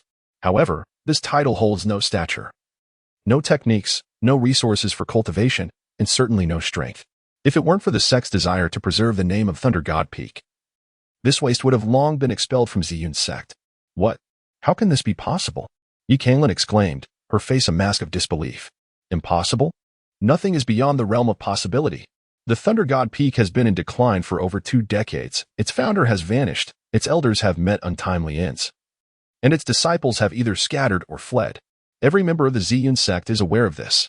Zhou Zheng scoffed, stating, moreover, this fool lacks integrity. In his desperation for survival, he frequently masquerades as a disciple of the Ziyun sect in the villages below, engaging in deceit and trickery. Who would have thought that Qin Debo has grown so audacious, managing to deceive even a martial artist? And young man, do you know what he sought to gain from his deception? Why? Yi Canglan felt somewhat bewildered. Indeed. Every disciple of the Ziyun sect receives a fixed allocation of resources each month. His feeble strength renders him hardly capable of acquiring substantial resources. It appears that he has resorted to deceit, summoning you under false pretenses in hopes of leveraging your presence to obtain additional resources. Oh, and perhaps there is another significant motive at play, to alleviate his own burdens. After all, the Thunder God Peak has become but a shadow of its former self, and he remains nothing more than a worthless being at the 4th level of the opening Yuan stage. Anyone in a foul mood could easily come to the Thunder God Peak and take out their frustrations on him. With your presence, he may find himself enduring considerably fewer beatings. Yi Canglan turned around with great difficulty and asked, Brother Chen, is it true? Chen Debao looked at Yi Canglan and chuckled. Ah, junior brother Yi, with perseverance, there is no obstacle in this world that cannot be overcome. As long as we brothers unite in our efforts, we will surely make the burdens of bullying a little lighter. After all, we are sharing the load. Heh. Chen Debao, you rascal. How dare you conspire with Lin Jiyun and the others against me? Yi Canglan was indeed a clever individual. With a moment's reflection, he quickly grasped the situation. No wonder a group of practitioners at the channeling realm had failed to eliminate him for an entire month. Their intent was not to take his life, but rather to ruin him. You gluttonous fool, if you dare to conspire against me, I shall settle the score with you shortly. Just you wait. Yi Canglan turned to Zhou Jingdao and said, Esteemed senior, the previous incident was merely a misunderstanding. I was young and naive, having fallen victim to the schemes of treacherous individuals. It was never my intention. Chapter 39. You must stand firm, huh? A misunderstanding? Johan sneered. Did you not enjoy yourself just moments ago? Yi Canglan was almost brought to tears. Senior brother, I assure you, it was not my intention. I am willing to apologize for this matter. Furthermore, I shall sever all ties with Chen Daba and henceforth align myself with you at the Chaoyang Peak. You can see that my capabilities are quite commendable. At the very least, I am qualified to be your aide. If you could find it in your heart to forgive me this once, I promise to follow your lead without question. Oh, and there is also this. Yi Canglan rushed in front of Chen Debao and snatched back her storage ring with a commanding, hand it over. Yi Canglan respectfully presented the storage ring before Zhou Zhang, saying, Senior brother, this storage ring is a token I brought from home, containing a few local specialties. It is but a humble offering, and I merely hope for an opportunity to find my way back to the right path. Chen Debo, witnessing the exchange, felt a surge of urgency and exclaimed, You shitty. The rules of Laishan Peak dictate that once you join a faction, you cannot switch to another. Seeking his help now would be futile. Since we are here, we must accept our circumstances. As brothers, we should unite and strive together. Chen Debo believed he had already lowered himself enough. Yet he was astonished to find that this fellow was even more desperate. However, he could not afford to let him leave. If he did, the burden of facing the impending consequences would fall solely on him, intensifying his perilous situation. Silence. Do you believe I would still trust you? Yi Canglan reprimanded sharply. Then flattered, Brother Zhou Zheng, your elder brother is the foremost figure among the outer disciples of Chaoyang Peak. He must be extraordinarily formidable. Indeed. I have long admired him and hope you might grant me an opportunity. Humph. With the first level of meridian opening, I merely await the commencement of the next intersect assessment. Once passed, you shall be one of our disciples. Do you not agree? The first level of meridian opening? Yi Canglan felt a sense of relief, for this was entirely within his capacity to handle, thus there was nothing to be concerned about. You, my dear fellow, possess an intriguing disposition. Zhou Zheng regarded Yi Canglan with a bemused expression, saying, How about this? In light of your evident sincerity, kneel before me and offer your respects, and I shall consider you a part of my faction from this day forth. Henceforth, as long as you serve me diligently, your rewards will be plentiful. However, this rather corpulent individual has a point. The Ziyun sect cannot simply switch allegiances to another peak. Well, Brother Zhou, it is only right that I serve you faithfully. But must I truly bow and apologize? That seems excessive, does it not? Furthermore, you do not permit me to change peaks. Zhou Zheng scoffed. What is this? Are you reluctant? Let me remind you, in the realm of warriors, strength reigns supreme. Given how you struck me earlier, it would be justifiable for me to render you incapacitated. Moreover, even without changing peaks, as long as you accompany me, I shall provide you with protection. It is only because I see your potential that I grant you the opportunity to apologize. Do not squander this privilege. Brother Zhou is indeed correct. In this world, strength is paramount. Yi Canglan's expression grew serious as he approached Zhou Zheng, seizing the storage ring with a firm grip. Zhou Zheng's countenance shifted. What do you mean by this? Yi Canglan smiled and said, Brother Zhou, You yourself just proclaimed that strength is paramount. Given your own words, do you not find it rather peculiar that you, a mere 8th-level practitioner of the Kaiyuan realm, whose combat prowess pales in comparison to mine and who is incapable of assisting me in ascending the peak, dare to flaunt your power before me? You should simply perish. Bang! Yi Canglan's fist landed squarely on Zhou Zhang's face, causing blood to spurt from his mouth and nose as he let out a wretched scream and collapsed to the ground. Without hesitation, Yi Canglan leapt onto Zhou Zhang, unleashing a flurry of furious punches. You dare to demand that I kneel?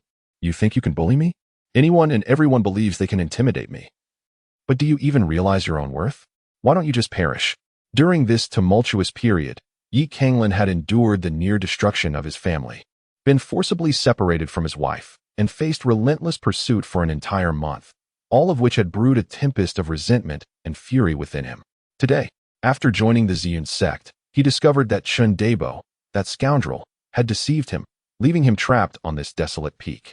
His emotions were in turmoil, oscillating between elation and despair, making it nearly impossible to maintain control. The audacity of Zhou Zhang to further humiliate him ignited his temper completely. Ah, you scoundrel! My brother is Zhou Han. Oh, please, spare my face. I was wrong. Brother, I cannot allow you to join the peak. But I can be your subordinate. Oh, please, stop hitting me. Bang! Yi Canglan kicked Zhou Zhang aside, sneering, as long as I, Yi Canglan, am a member of Thunder God Peak for a day, I shall remain so for a lifetime. Who would desire to join your pathetic Chaoyang Peak? Mark my words, do not let me see you on Thunder God Peak again, or I shall strike you each time we meet. Be gone. Yes, I shall never dare again. Zhou Zhang exclaimed, feeling as though he had received a reprieve, scrambling away from Thunder God Peak. Wait a moment, Yi Canglan coldly admonished, causing Zhou Zhang to tremble. Yi, junior brother, what more do you desire? Is there no price to pay for losing a fight? Must I suggest it myself? Leave all your cultivation resources to me. Very well. In a state of panic, Zhou Zhang hastily left behind several bottles of elixirs and then departed in a dejected manner. Yi Canglan turned to face Chen Daba, who immediately shivered in response. Junior Yi, please listen to me. I did not intend to deceive you, truly. You must not act recklessly. Yi Canglan smiled broadly. Brother Chen, does this identity as a disciple of Thunder God Peak hold true? Indeed, it is absolutely valid. Although Thunder God Peak may be devoid of members, I am, without a doubt, the chief and possess the qualification to accept a disciple into the fold. Even if the sect master were to arrive today, you would still be considered a disciple of Thunder God Peak of Ziyun sect. That is splendid. Yi Canglan grasped Chen Dabao's shoulders with both hands and said, Brother Chen, what you witnessed just now was merely a performance, do you understand? A play? A mere act? Yi Canglan nodded and said, Indeed, it is acting. I am a person of unwavering loyalty. Having joined the Thunder God Peak, whether it flourishes or falters, I shall forever remain a disciple of the Thunder God Peak. If the Thunder God Peak thrives, I take pride in its glory. If it struggles, we shall strive to improve it. After all, for the disciples of a sect, the main peak is akin to one's own home. One must question, how can a person focus on building a better home while only seeking to feast in the affluent households of others? Is that truly human? Chen Dabao felt his blood rush with fervor. Well said. However, Yi Shidi, just now you. Yi Canglan expressed his helplessness, stating, I sensed that fellow had ill intentions. However, observing your demeanor, senior brother, it is evident that our opponent possesses significant power, one we cannot afford to provoke. Thus, I contemplated adopting a conciliatory approach, humbling myself to navigate this matter discreetly. Yet, I did not anticipate that Zhou Zhang would be so overbearing, leaving us with no avenue for retreat. If an ordinary disciple from Chaoyang Peak exhibits such tyranny, how much more oppressive must the formidable disciples be? Chen Dabao fervently nodded in agreement. Indeed, they are exceedingly contemptible and domineering. Therefore, we must not display weakness towards such unreasonable individuals. The more we falter, the more they will take advantage of us. Brother Chen, you previously rescued me, and you must recognize my capabilities. I have managed to survive despite being pursued by dozens of Meridian warriors. I regard the average outer sect disciple with disdain.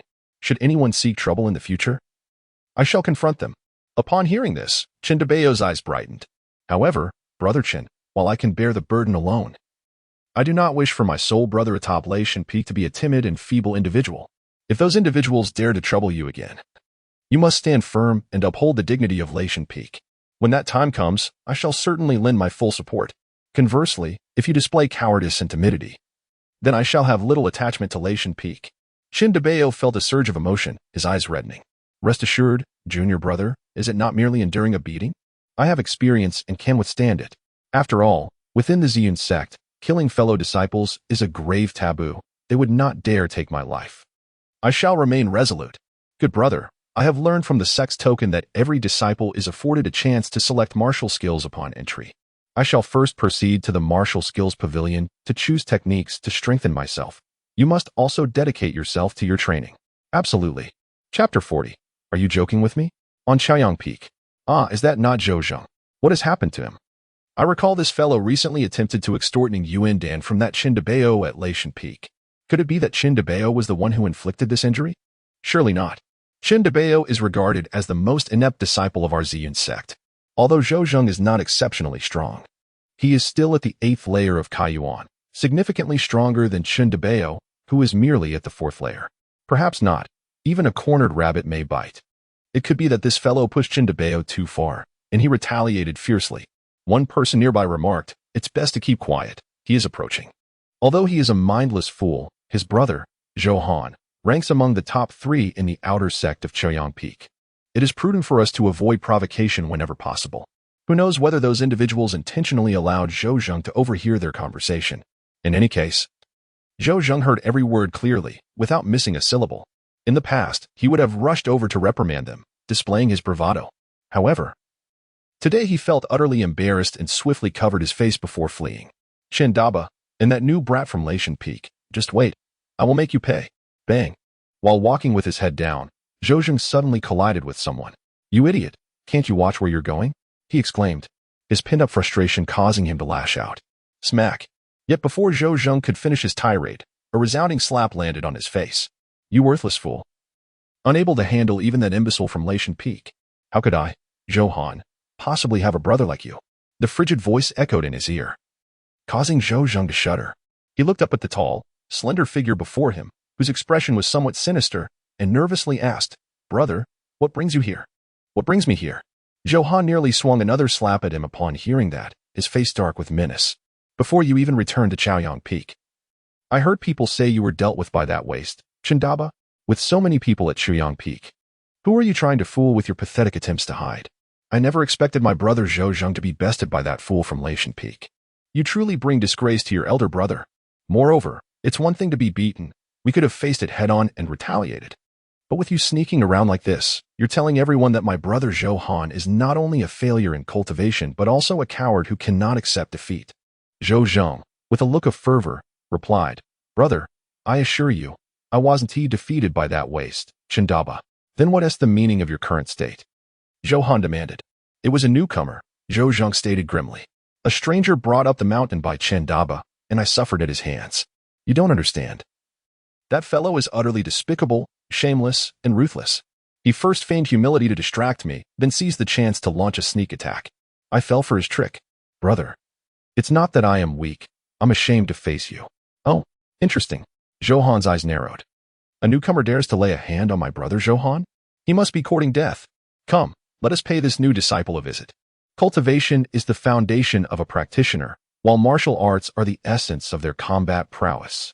A powerful martial art can often unleash one's strength to double, or even several times its original capacity. Thus every practitioner places immense importance on martial skills.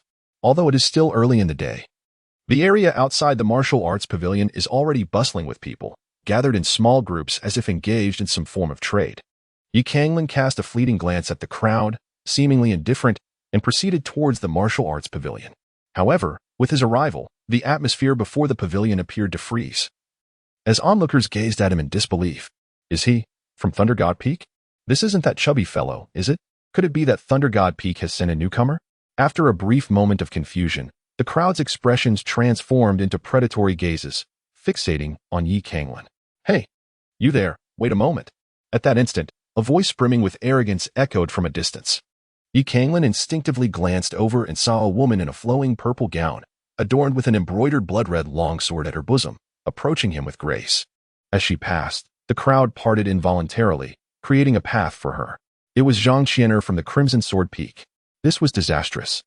It seemed this delectable morsel would be claimed by the outer sect's leader of Crimson Sword Peak. How infuriating.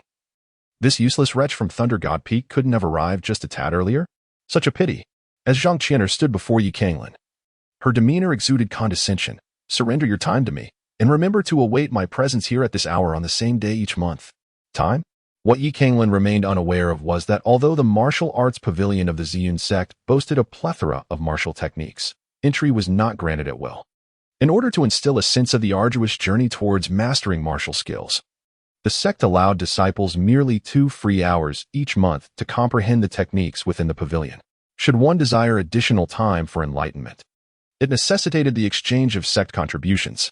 These contributions, which could be accrued through monetary payments, spiritual stones, or the completion of sect tasks, were relatively difficult to obtain. Consequently, some devised a method to purchase the comprehension time of others. After all, the pursuit of martial arts is exceptionally challenging. Individuals of average talent often find that mastering 1 or 2 techniques suffices, preferring not to squander further time and energy on additional skills. Thus, trading this time for resources emerges as a splendid alternative. A hint of impatience crossed Zhang Qian'er's face. Are you feigning ignorance with me? The time I refer to is precisely your opportunity to enter the martial arts pavilion. Yi Canglan finally comprehended that the time for enlightenment in the martial arts pavilion could indeed be traded. With this realization, his thoughts began to flourish. Cultivating martial skills required meridians, and he had merely informed Qin Debo that his visit to the martial arts pavilion was a pretext to temporarily leave Thunder God Peak. He had no genuine intention of learning martial arts, for his meridians were utterly crippled, leaving him incapable of any such practice. He had yet to discover a method of cultivating the true martial heavenly sutra to enter the meridian realm. If he could exchange time for martial arts for cultivation resources, or perhaps unlock a secret treasure that would facilitate his entry into the meridian realm, that would be splendid. At the very least, this seemed far more feasible than devising a plan to rob those ruffians at Morning Sun Peak. He pondered what the senior sister might be willing to offer in exchange for such time. Exchange? Zhang Qian'er's expression immediately turned icy. Are you jesting with me? Chapter 41. Senior sister, I am calling you. Zhang Qian'er was distinctly displeased. She perceived this young man as exceedingly ungrateful. To put it bluntly, he was taking liberties. It was a privilege for him to have her desire the 2 hours of enlightenment time, and yet he dared to seek benefits in return? To Zhang Qian'er, any person of sound mind would not choose to join Thunder God Peak.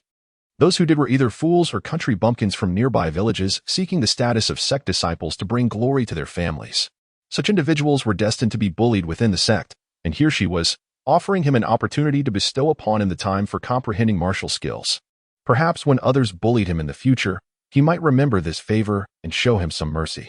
This splendid opportunity could be considered a gift from her. And yet he still dared to ask for money? It was utterly absurd. Surely this fool cannot be serious. My heavens, has he lost his mind? Oh dear. This waste from Thunder God Peak is simply delightful. He actually dares to ask senior sister Zhang Qian'er for money? I can't take it anymore. Allow me a moment to laugh. This fellow is either truly foolish or simply lacks shame. It's utterly amusing. Those surrounding them seemed to witness the grandest of comedies, their mocking voices echoing as they regarded Yi Canglan as if he were a monkey. Zhang Qian'er's lips curled into a slight smile. Now, do you understand? Yi Canglan suddenly realized the source of their sense of superiority and instantly lost the desire to engage with them. How absurd. Yi Canglan muttered a curse under his breath before turning and entering the martial arts pavilion. Although Yi Canglan did not possess the brash demeanor of a typical hero, he certainly had a temper. Previously, his submissiveness towards others was either a matter of survival or to safeguard his family, which could be understood. What was with these foolish outer disciples flaunting their superiority before him? How ridiculous. Did he just leave? Zhang Qian'er stared blankly at Yi Canglan's departing figure. Today, she had been utterly disregarded by a mere disciple from the Thunder God Peak, and that too in front of so many witnesses. This was an unprecedented humiliation for her. How dare this waste from the Thunder God Peak act so brazenly?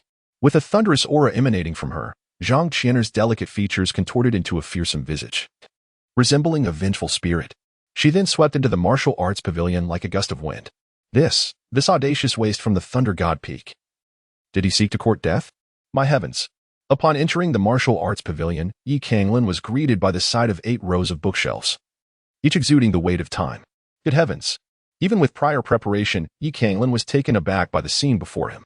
The shelves housed countless martial arts techniques, numbering at least in the thousands. It was worth noting that his father-in-law, the esteemed Duke of Jingen, had only mastered 4 or 5 techniques himself.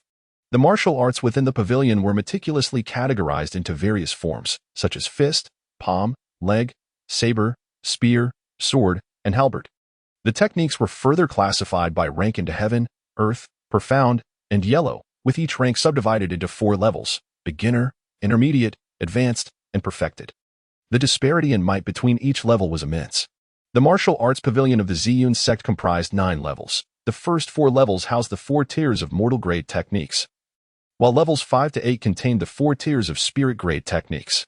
The 9th level, however, was reserved for a few earth grade techniques powerful enough to protect the sect, accessible only with the explicit permission of the sect leader. One privilege of entering the martial arts pavilion was the ability to choose techniques for comprehension from any of the first 8 levels. However, seeking to understand more profound techniques thereafter would require additional contribution points. Although Canglan lacked meridians, the grand legacy of the Ziyun sect might possess martial techniques that do not require them for cultivation. With this thought in mind, Canglan embarked on a quest for knowledge. The black rock body? Could this be a technique for refining the physical form? Perhaps it does not necessitate meridians. Suddenly, Canglan's attention was captured by a tome on body refinement. I beg your pardon, junior brother, but I must comprehend this martial art. In an instant, a hand as pure and white as jade reached out and seized the book from his grasp. Canglan turned her head and found Zhang Qian'er staring at her with an expressionless face. Just as Canglan had her eye on a particular book, Zhang Qian'er swiftly seized it first, casting a defiant look in Canglan's direction. Is it really necessary for you to act this way, senior sister? This is merely wasting your own time. It was evident that this woman was not a newcomer to the martial arts pavilion. The price of training there was steep, and she seemed willing to incur such costs solely to vex Canglan. Zhang Qian'er smirked, her gaze unwavering as she fixed it upon Canglan. Canglan once again ventured towards another category. As anticipated, just as Canglan prepared to seize a martial skill, Zhang Qian'er swiftly claimed it first, with a sharp exclamation. How dare you? The next moment, the expression on Zhang Qian'er's face froze, revealing a tempest of fury. It was utterly unforgivable for this despicable disciple of the Thunder God Peak to dare grasp her wrist. Canglan gazed coldly at Zhang Qian'er and remarked, Senior sister, since we are both human, let us conduct ourselves as such, rather than as wretched curs. With a laugh that echoed mockingly, Zhang Qian'er responded, You were the one who insulted me first, so do not hold it against this young lady. As her words fell, a chilling light surged in Zhang Qian'er's eyes, and a fierce burst of true essence erupted from her palm, aimed directly at Canglan's throat. Canglan's expression turned icy. Do you wish to battle? As you desire. As the words fell, Canglan forcefully pulled, causing Zhang Qian'er to instinctively lunge towards him. Canglan delivered a sudden knee strike to Zhang Qian'er's abdomen. Did this wretched woman truly believe she could provoke him without consequence? Zhang Qian'er cried out in pain. Her fury ignited. You worthless fool! How dare you retaliate? A fierce energy radiated from her, her fingers poised like blades as she viciously slashed towards Canglan's neck. Was she at the meridian opening stage? Canglan was slightly taken aback, a ripple of emotion stirring within her. In Canglan City, practitioners at the open source realm were the majority, while those at the meridian realm could scarcely be deemed experts. A household head like Guataihing was merely at the advanced stage of meridian realm. As for the life spring realm, that was a level of strength reserved for the rulers of some grand cities within the Daiyan dynasty. It was utterly inconceivable for someone of her father-in-law's caliber, a formidable figure at the 5th stage of the life spring realm, to be found in a place like Canglan City under normal circumstances. His remarkable prowess stemmed from his position as the Duke of Jingen, a member of the imperial aristocracy. Presently, the fact that even an outer disciple of the Ziyun sect possessed the strength of the meridian realm exemplified the terrifying depth of the sect's foundation. Zhang Qian'er sneered haughtily. Do you regret offending me, my dear? Alas, it is too late. Regret? Senior sister, you overestimate yourself. Canglan leaned back to evade the fierce attack, then swiftly lifted his left leg like a steel whip, forcefully striking Zhang Qian'er's arm aside. The immense power surged through Zhang Qian'er's arm, causing her to stagger and nearly lose her balance. Canglan seized the opportunity, pouncing forth like a leopard, his fist striking with the ferocity of a dragon, landing a powerful blow upon Zhang Qian'er's visage. Indeed, the realm of meridian unblocking was formidable. However, Canglan had evaded the relentless pursuit of numerous adversaries within this realm for an entire month. Among them were several at the second and third levels of meridian unblocking, and Lin Jiyun even stood as a formidable presence at the fourth level. Even if there were suspicions of leniency from his pursuers, Yi Canglan's own prowess should never be underestimated. Yi Canglan estimated that his combat prowess should be on par with that of the second layer of the Tongmai realm. With the aid of his trump cards, he believed he could triumph over those at the third layer and engage in a mutually destructive battle with those at the fourth. Zhang Qian'er, being merely a newcomer to the Tongmai realm, was indeed no match for him. Furthermore, he gleaned from the sect's token that there was a strength assessment every 6 months, where those who reached the Tongmai realm and passed the test would be accepted as inner disciples. Although Zhang Qian'er had entered the Tongmai realm, she remained an outer disciple, likely among the weaker ranks within that realm, posing no real threat. The sting on her face elicited a cry of pain from Zhang Qian'er, but it was the overwhelming humiliation that truly tormented her. Today, she had been struck, and by a mere waste of space from the Thunder God Peak. An affront she found utterly intolerable. "You worthless fool. I shall kill you. I will tear your body into 1,000 pieces." Zhang Qian'er was consumed by rage, a faint azure glow enveloping her. This was the manifestation of her cultivated inner energy, harnessed to unleash formidable power against her foes. Though the flicker of light appeared inconspicuous, once it enveloped her form, it rendered her impervious to ordinary blades, allowing her strikes to shatter gold and stone alike. "Senior sister, what happened to your face? That scar is absolutely hideous." "Scar?" Zhang Qian'er was momentarily taken aback. At that instant, Yi Canglan seized the opportunity to strike once more, landing a powerful blow to her eye socket. Thud. The punch landed, causing Zhang Qian'er to stagger backward and crash to the ground. "Ah, now there's a mark," she exclaimed.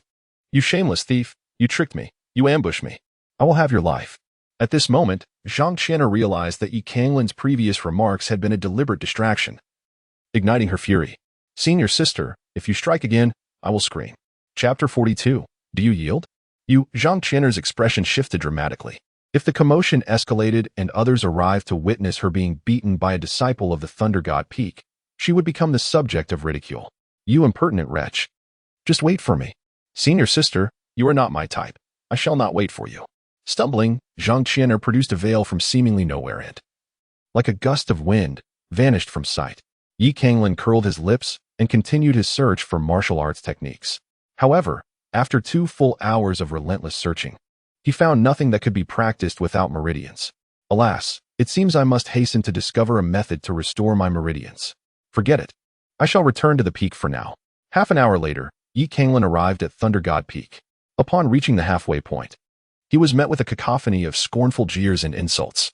"Ha ha ha, look at this fellow, all pale and plump. Doesn't he resemble a pig? Pig? Heh. Please do not insult pigs." Someone scoffed.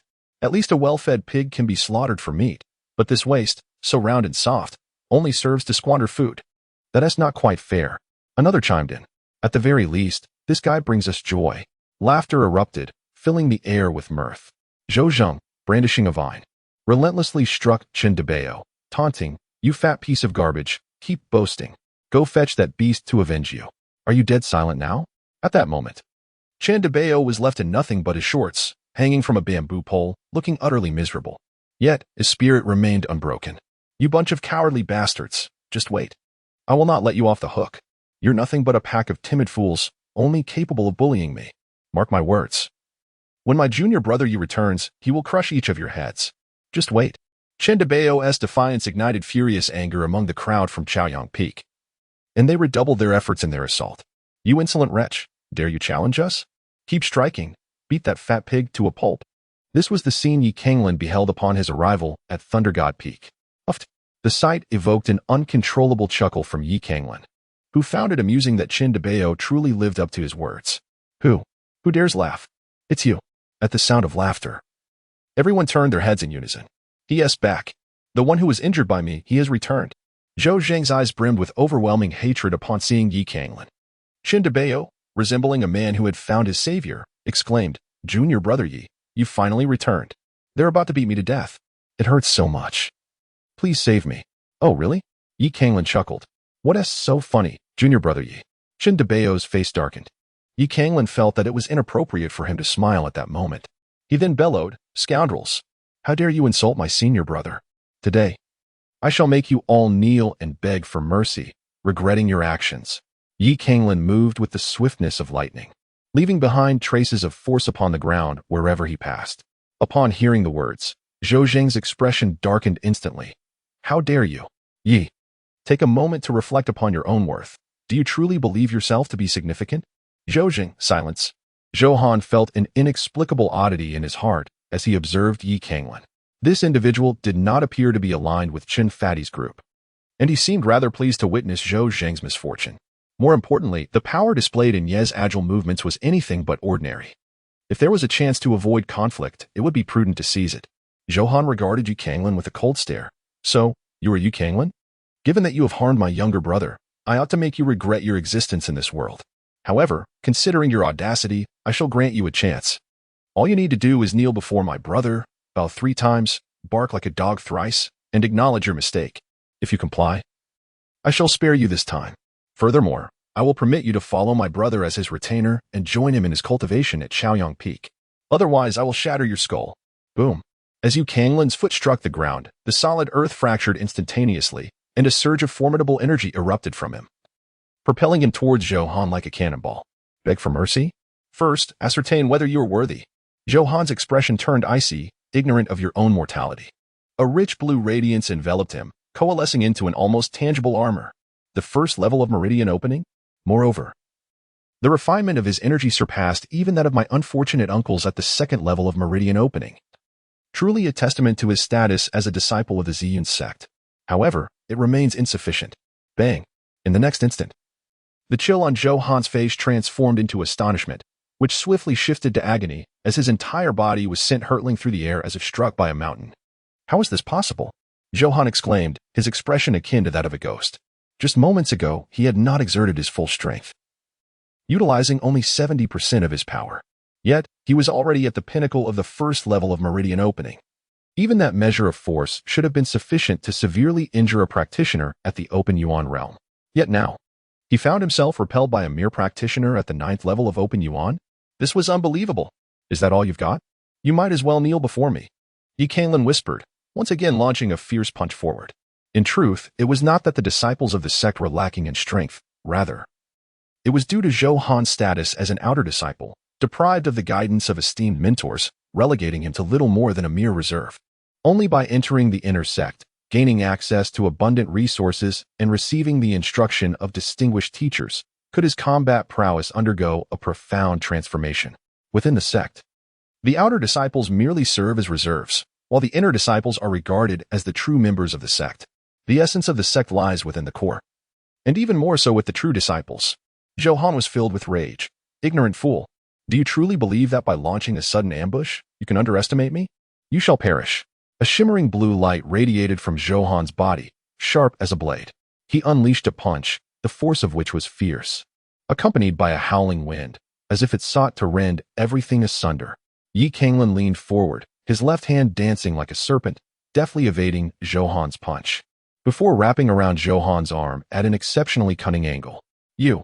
Zhou Han exclaimed in astonishment, as it seemed this young man had discerned his combat routine, retaliating with an uncanny precision. It was truly bizarre. He was well aware that he was one of the elite disciples of the outer sect of Chaoyang Peak, priding himself on his considerable combat experience. Yet now, facing a so-called waste from Thunder God Peak, he felt as if he were up against a prodigy whose fighting skills had been honed through countless trials. This was utterly peculiar. In truth, his perception was not misplaced. Yi Canglan was indeed an unparalleled genius, capable of contending with those at the meridian opening realm. A tremor coursed through Yi Canglan's arm, and a subtle surge of energy flowed into Zhou Han's body, causing a fleeting sensation of numbness and momentarily halting his movements. Yi Canglan seized the opportunity and delivered a powerful punch to Zhou Han's chest. This was an application of hidden strength. With a splatter, Zhou Han coughed up a mouthful of fresh blood. The sensation of his internal organs tearing apart compelled him to let out a wretched scream.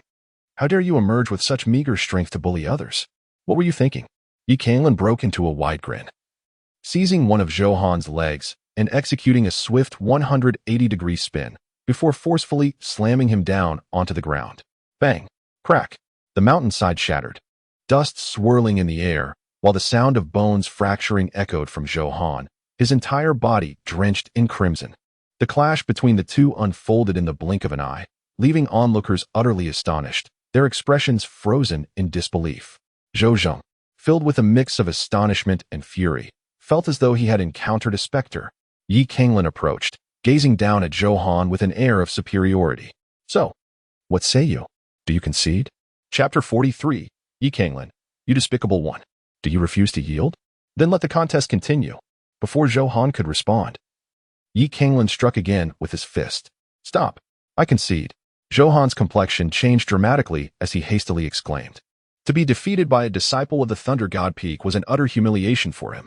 Yet, acknowledging his inferiority in skill, he accepted it. However, this was but a temporary setback. He vowed to reclaim his honor in the future. Yi Canglan was taken aback. No, how can you be so spineless? As a villain, you ought to be fierce and unyielding, willing to face death rather than surrender. You cannot concede defeat, especially since we are of the same sect. If you cower like this, how can I find the courage to truly challenge you? You are my senior brother, a villain. You must possess your own pride and unyielding spirit. Stand up and fight again. Zhou Han's expression darkened as he shook his head vehemently.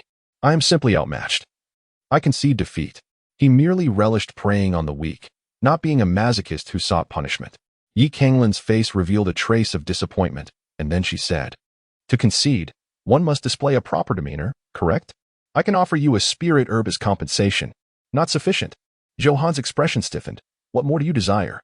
Yi Canglan pointed at the bamboo pole that had just bound Qin to Bao and commanded, strip off your clothes and climb up there for half an hour. W what?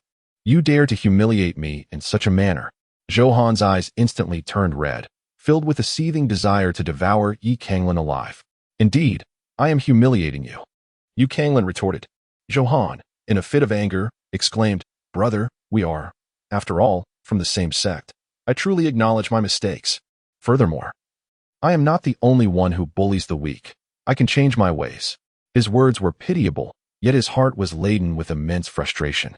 You are not the only one, Yi Canglan replied, but those who act as you do are nothing but worthless trash. Unlike you, I take pride in challenging the strong. Just like now. Yi Canglan smiled sweetly and remarked, furthermore, if we follow your logic that the strong are justified in bullying the weak, then is it not only reasonable for me to mercilessly torment you? Zhou Han gritted his teeth in pain, exclaiming, I am willing to offer 30% of my fortune to you. No, I shall surrender my entire fortune, along with my earnings for the next year. Additionally, I shall climb the pole. Zhou Zheng bellowed angrily, Yi, should not go too far. Even a cornered rabbit will bite. The issue is, you are not a rabbit. You are merely a piece of firewood, utterly useless. Since you refuse to relent, allow me to assist you. Zhou Zheng immediately panicked. Brothers, will you truly stand idly by while this fellow humiliates our Chaoyang Peak? Brother, one should show mercy where possible. This junior brother, you have already won. After all, we are all fellow disciples. There is no need to be so aggressive. Leave a line for future encounters. This junior brother, do not act too ruthlessly. Huh. I am indeed ruthless, and I do not show any mercy. To spare someone where it is possible? How laughable! Yi Canglan exclaimed with indignation. Senior brother Daba has devoted himself to arduous cultivation on Thunder God Peak and has never provoked anyone. Why do you choose to torment him? When you subject him to relentless bullying and humiliation, how can you forget the bonds of brotherhood?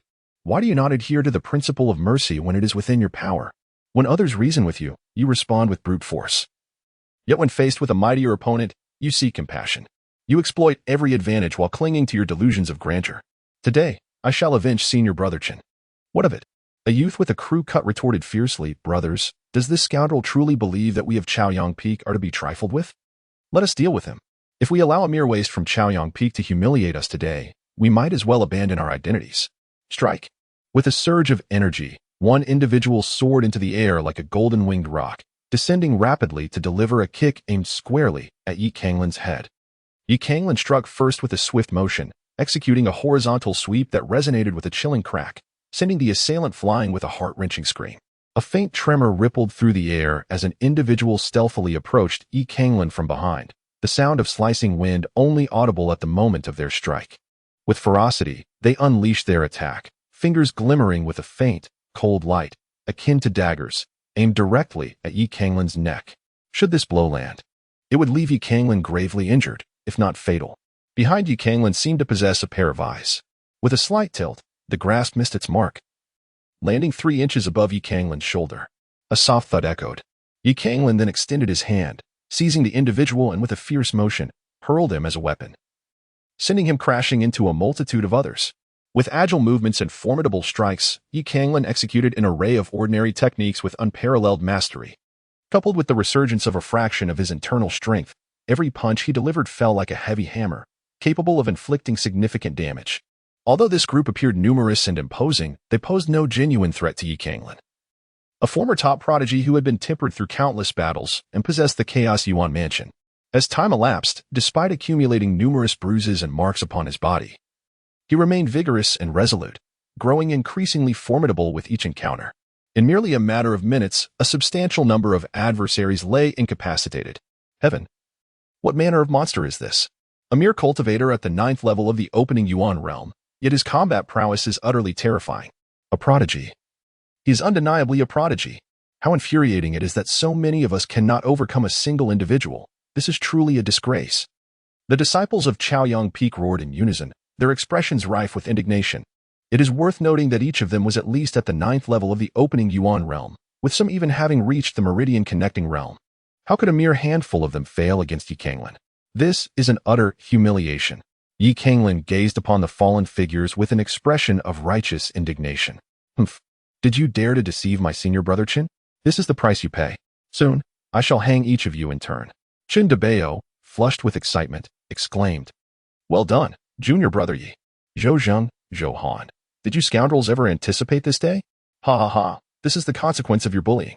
Zhou Han and the others turned pale, pleading, esteemed junior brother, we are of the same sect. Do you truly intend to go this far?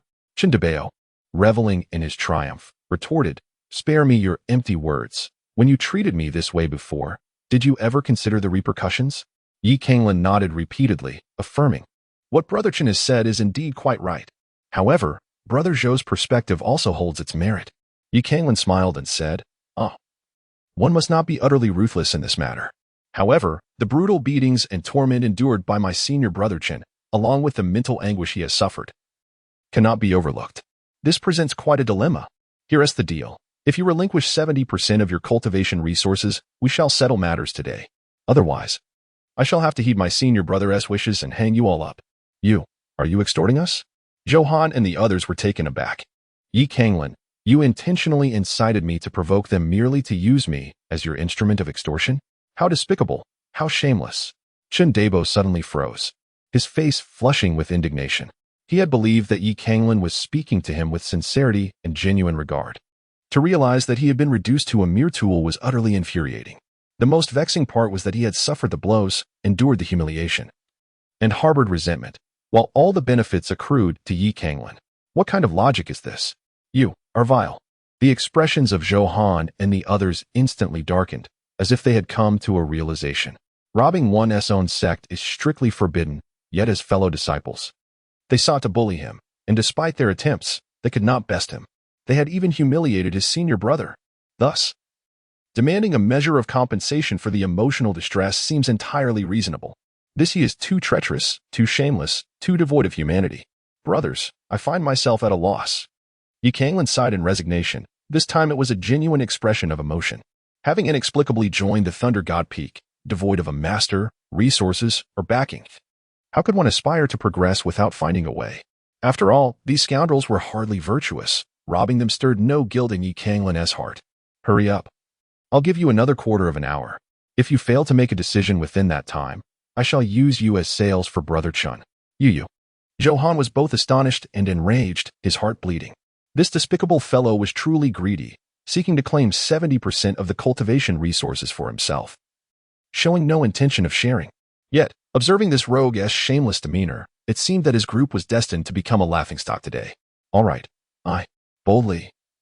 You two dared to rob your fellow disciples under the open sky. Such a crime is utterly unforgivable. Chapter 44. Is it too late for me to apologize? A cold voice suddenly resonated from a distance. Before Yi Canglan could react, he felt a tremendous force surging toward him, like a mountain collapsing, unstoppable. It was the Pulse Realm? At least a martial artist of the 3rd level or above, as he saw a fist, shimmering with a brilliant light, barreling toward him. Yi Canglan's heart raced, and he swiftly dodged. In that instant, he felt an immense pressure, comparable to his encounter with Lin Jiyun. The pulse realm merely opened the meridians, allowing true essence to attach to the body's surface, enhancing one's physicality for combat. Boom. As Yi Canglan narrowly evaded the blow, the fist imprinted the ground, creating a deep pit several meters wide. Subsequently, debris scattered violently, leaving gashes upon Yi Canglan's body. Yi Canglan felt a slight chill in her heart. The newcomer possessed formidable strength, surpassing even Lin Jiyun, who was at the 4th level of the meridian opening stage. Truly, a disciple of the Ziyun sect. To think he could evade my punch. There's some skill there. No wonder he managed to injure Sister Zhang. Yet, with such rudimentary skills, he can only bully the useless outer disciples. Before her stood a young man appearing to be in his early 20s, with striking sword-like brows and bright eyes, undeniably handsome. He donned a long purple robe adorned with the intricate pattern of a xiezhi, exuding an air of nobility intertwined with authority that sent shivers down one's spine. He is a senior from the Law Enforcement Hall. How splendid, brother. A senior from the Law Enforcement Hall has arrived. We no longer need to bow to that fellow. Zhou Zheng's face was alight with excitement. Zhou Han also felt a jolt of emotion. By heaven, it seemed that fortune had not completely abandoned him. The Law Enforcement Hall. Yi Canglan felt a surge of emotions, raising an eyebrow in response. No wonder this individual possessed such formidable strength.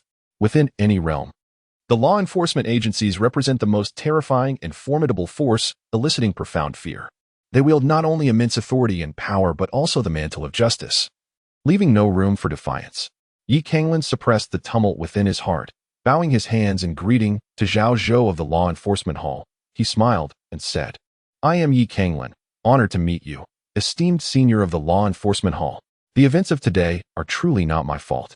These ruffians from Chaoyang Peak have come to my Thunder God Peak to wreak havoc, destroying numerous precious flowers and plants, all of which are cherished relics left by our ancestors. Witnessing their obliteration is akin to a dagger piercing my heart. Out of sheer necessity, we were compelled to seek some materials for restoration. It was an unavoidable course of action. Of course, the audacious miscreants should face their due punishment. And it is to your fair judgment that we owe a part of these cultivation resources, is it not? In truth, if it came to a fierce contest, I would not shy away from Zhao Zhou. The position of a sacred rune master among warriors is of paramount significance, and rightly so.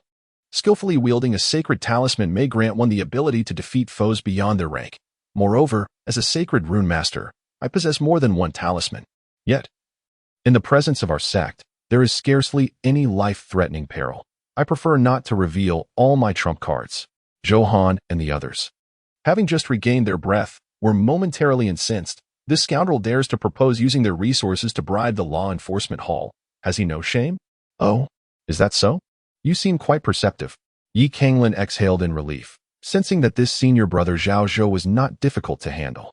A smile flickered across Zhao Zhou's face. Just as Yi Canglan began to relax, he suddenly pointed a finger. A flicker of light coalesced at his fingertip, and in an instant, Zhao Zhou surged forward like a bolt of lightning, striking Yi Canglan with a single finger. Thunderous finger. This technique not only possessed the power of the 3rd layer of the Meridian realm, but was also enhanced by martial prowess. Moving with an astonishing swiftness that pierced through Yi Canglan's shoulder, propelling him over 10 meters away. In the wake of this unexpected strike, Yi Canglan was caught off guard. Coughing up blood, his eyes wide with disbelief as he stared at Zhao Zhou. As a disciple of the Law Enforcement Hall, he upheld justice and integrity, unwilling to be swayed by bribes. Yet, to be ambushed in such a deceitful manner was utterly confounding. I thought you had some backbone. But it appears you are merely a rabid dog that fears the strong. Simultaneously, Zhang Qian'er soared in from a distance, looking down upon Yi Canglan with a hint of scorn in her eyes. So it is you? Upon seeing her, Yi Canglan's understanding crystallized. It became evident that her intention was not to uphold justice, but rather to defend Zhang Qian'er and seek vengeance against him. Zhang Qian'er smirked at Yi Canglan. The waste of Thunder God Peak. Did you expect retribution to arrive so swiftly after you insulted me? However, I am magnanimous.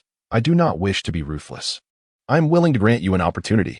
If you kneel before me and bow 3 times, acknowledging yourself as a worthless dog, and then bark 3 times, I shall graciously let you go today. What say you? Yi Canglan disregarded Zhang Qian'er and turned to Zhao Zhou, saying, Zhao, I had no idea you were such a fool. You and this wretched woman are indeed a match made in hell, destined for eternity. What? What did you say? Silence at once. Zhao Zhou's expression shifted dramatically, fear flickering in his eyes. Zhang Qin'er's face flushed a deep crimson. How dare you humiliate me? You, a worthless being from Thunder God Peak, have the audacity to insult me. Humiliate you? You are utterly shameless. I need not stoop to such measures. Canglan scoffed derisively. What talents do you possess, aside from flaunting your allure and ensnaring fools such as him? Mark my words, individuals like you will forever remain wretched and lowly. Within the sect, you shall always occupy the lowest echelons. Should misfortune befall you, and you find yourself expelled from the sect, you will become no more than a mere fowl. Curse you. I want you dead, to be torn asunder and fragmented into 1,000 pieces. Zhang Qin'er shrieked, nearly driven to madness by Canglan's taunts, as she raised her hand to strike at his crown. Calm down, junior sister Zhang. We must not fall into his trap. Zhao Zhou interjected swiftly, stepping in to restrain Zhang Qin'er. Zhang Qin'er exclaimed, Zhao Zhou, how can I remain calm when this worthless wretch dares to humiliate me so? Get away from me. Junior sister, do you not perceive that this beast is deliberately trying to provoke us? If we were to slay him impulsively, we would face dire consequences according to the sect's laws. He seeks to incite us into a reckless act, leading us to our own demise. Canglan scoffed inwardly, pondering the foolishness of this individual who overestimated his own significance. Did he truly believe that his life was so precious? Or that he could engage in a life-or-death exchange with him? How absurd. Upon learning that Zhao Zhou was defending a woman, Canglan realized that this man would not let him off the hook today. After all, men driven by base instincts are the most formidable. Since it was clear that no matter what he said, he would not be spared, Canglan decided to provoke him further, ensuring that he would not relent easily and would continually make things difficult for him, preferably involving more individuals in this torment. Once he amassed sufficient strength, these people would merely be fodder. Alas, a martial artist without a patron faces great challenges, leaving him with no choice but to resort to such tactics. Zhang Qin'er declared coldly, I, Zhang Qin'er, have never endured such humiliation in my life. Today, I shall certainly kill him.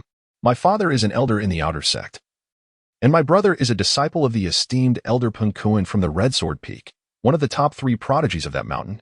I refuse to believe that I cannot take the life of a mere waste from Thunder God Peak in exchange for my own. What? Hearing Qin'er's words, Canglan was momentarily taken aback, then forced to laugh. Senior sister, is it still too late for me to apologize? Chapter 45, Qindabao. The great deceiver Canglan felt an overwhelming sense of frustration. He had initially believed that Zhang Qin'er was merely a vixen, using her allure to entice the disciples of the inner sect.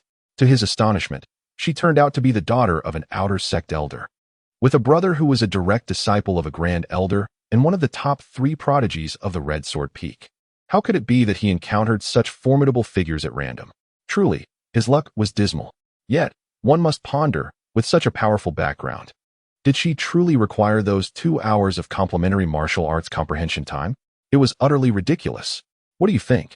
Zhang Qin'er, infuriated by Canglan's shameless demeanor, retorted with a scornful smile, You filthy wretch, no matter what you say today, you are destined to die. Wait, senior sister Zhang, you mustn't kill him, Qindabao exclaimed. His expression drastically altered with alarm. The coldness on Zhang Qin'er's face intensified. You, a mere mortal at the 4th level of the opening realm, the biggest disgrace of the Ziyun sect, dare to instruct me? Qindabao hastily clarified. Senior sister Zhang, you misunderstand me. How could I ever harbor such intentions? You are the brilliant moon in the sky, and I am merely dust upon the earth. Even with 1,000-fold courage, I would not dare to conceive of such thoughts. My point is that this arrogant fool, so devoid of respect, has even dared to insult you, senior sister Zhang. Such an egregious offense deserves a swift death. Have you forgotten? Our law enforcement hall has a thunder prison. You could cast him into the thunder prison. Thunder prison? Zhang Qin'er paused, a smile creeping onto her face. Excellent. Thunder prison it is. Zhao Zhou, take this reckless fool and confine him to the thunder prison. Witnessing Zhang Qin'er's sudden change from a vengeful figure to one of amusement filled Canglan with a deep sense of foreboding. Qindabao, brother Qin. What exactly is this thunder prison? Is it the Ziyun sect's prison? Qindabao replied in a hushed tone. You shitty. The Thunder Prison is an exceptionally unique place within our Ziyun sect. Although it bears the name of a prison, it is not a conventional one. Moreover, no one knows what truly lies within, for all who enter the Thunder Prison lose their sanity. What? All who enter the Thunder Prison go mad? Canglan felt a growing unease. He was unafraid of torment, even death itself, but to be reduced to a madman was truly unbearable. Unbidden, Images danced in his mind of himself delicately pinching his fingers like a refined lady, donning feminine attire while striking alluring poses, or even running about in the nude. A shiver involuntarily coursed through him. Yi Canglan glared fiercely at Chandaba. Chandaba, you despicable wretch. Is it not enough that I merely tricked you once? Must you drive me to the brink of despair? I refuse to go to the Thunder Prison. Even if I am guilty, my sins do not warrant such a fate. I would rather die than set foot in that wretched place. Chandaba replied, Junior brother Yi, why do you speak in such a manner? You are my only true disciple. All I wish is to save you. After all, being mad is preferable to death, would you not agree? With a face full of sincerity, Chandaba continued, rest assured, if you were to lose your mind, I would ensure that your needs are well cared for, allowing you to live with dignity. Should you perish, I would never forget you, offering incense in your memory every year. I simply ask of you, dear junior brother, to persuade these individuals to leave our cultivation resources intact and refrain from troubling me in the future. Chandaba, you are utterly shameless. Yi Canglan was both infuriated and amused. You, of all people, have put me in a position where I might be sent to that hellish place. Yet you still expect me to assist you in reaping benefits, attempting to extract the last ounce of value from me. Are you even human? Junior brother Yi, please do not misunderstand. I truly regard you as family. However, we must approach this matter with practicality. Practicality be damned. Yi Canglan exclaimed fiercely, Chandaba. You dare to deceive me in such a manner. Once I emerge from the Thunder Prison, I shall undoubtedly shatter your skull. Yi Canglan was filled with indignation upon learning through the sect's token that the rules of the Ziyun sect were exceedingly strict, forbidding disciples from infighting, a resolute decree. He could scarcely believe that Zhang Qian'er would dare to take his life. A beating was the worst he expected. However, upon entering the Thunder Prison, the gravity of the situation began to dawn on him. Brothers of Chaoyang Peak, I am aware of your disdain for this wretched fat man. The beatings you endured today are all due to him, so feel free to settle your scores. Furthermore, once I emerge from the Thunder Prison, I shall assist whoever deals the most severe punishment to this wretch. Hoping to exit the Thunder Prison unscathed? Such a notion is but a dream.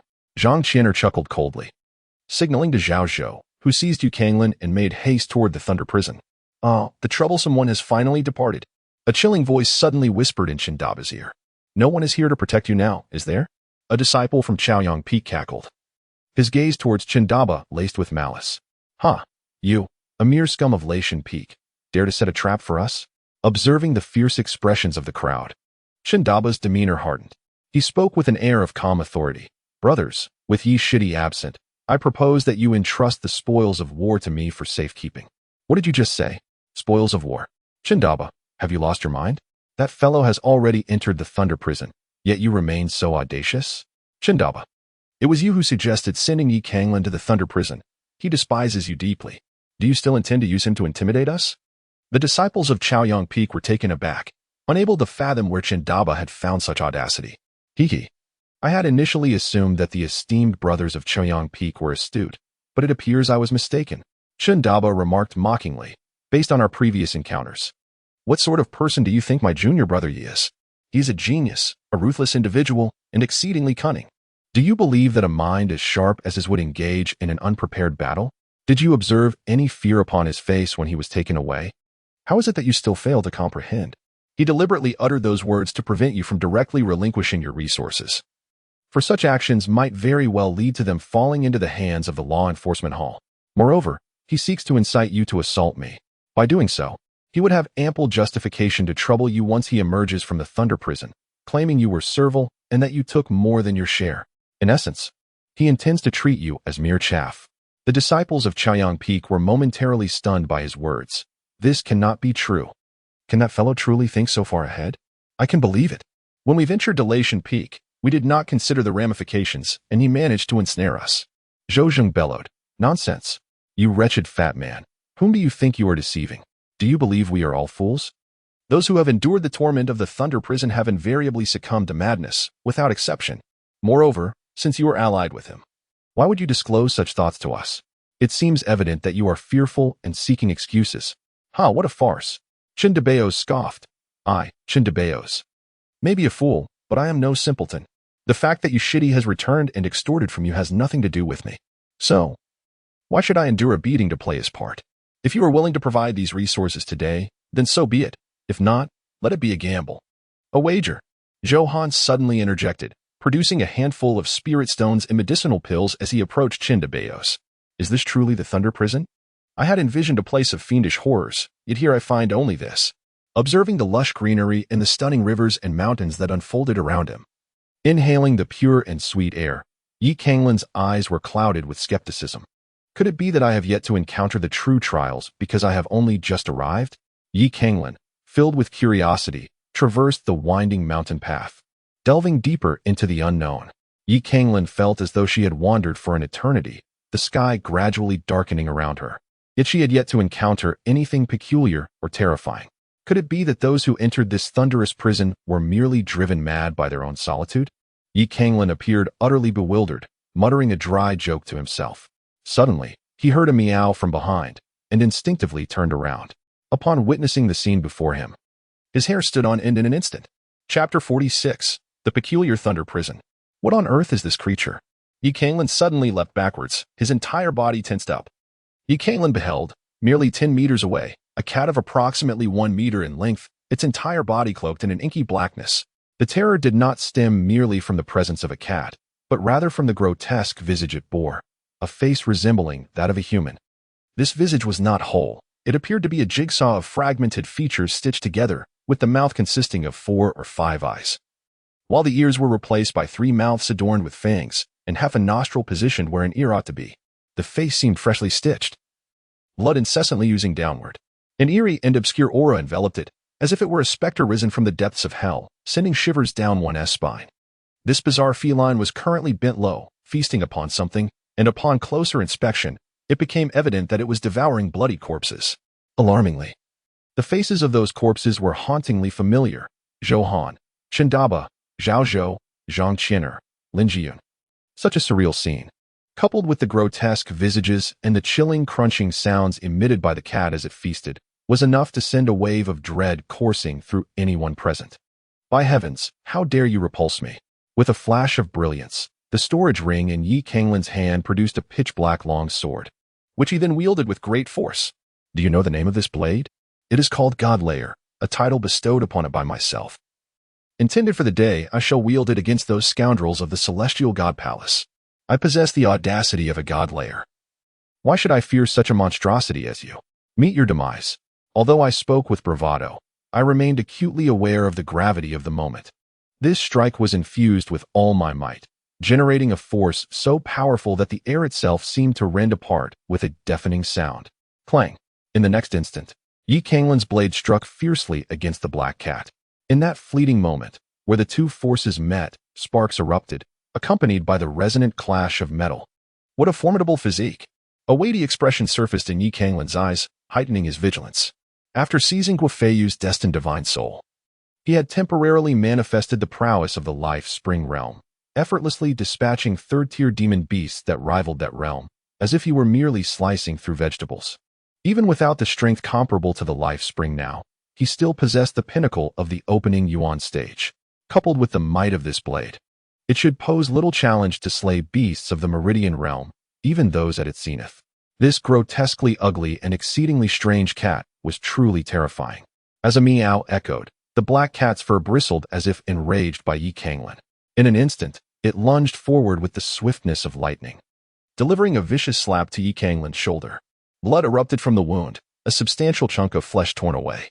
Surprisingly, the black cat ceased its assault, instead bowing its head with an elegant demeanor, beginning to gnaw at the bloody morsel from Canglan's shoulder. The menacing visage clad in black robes.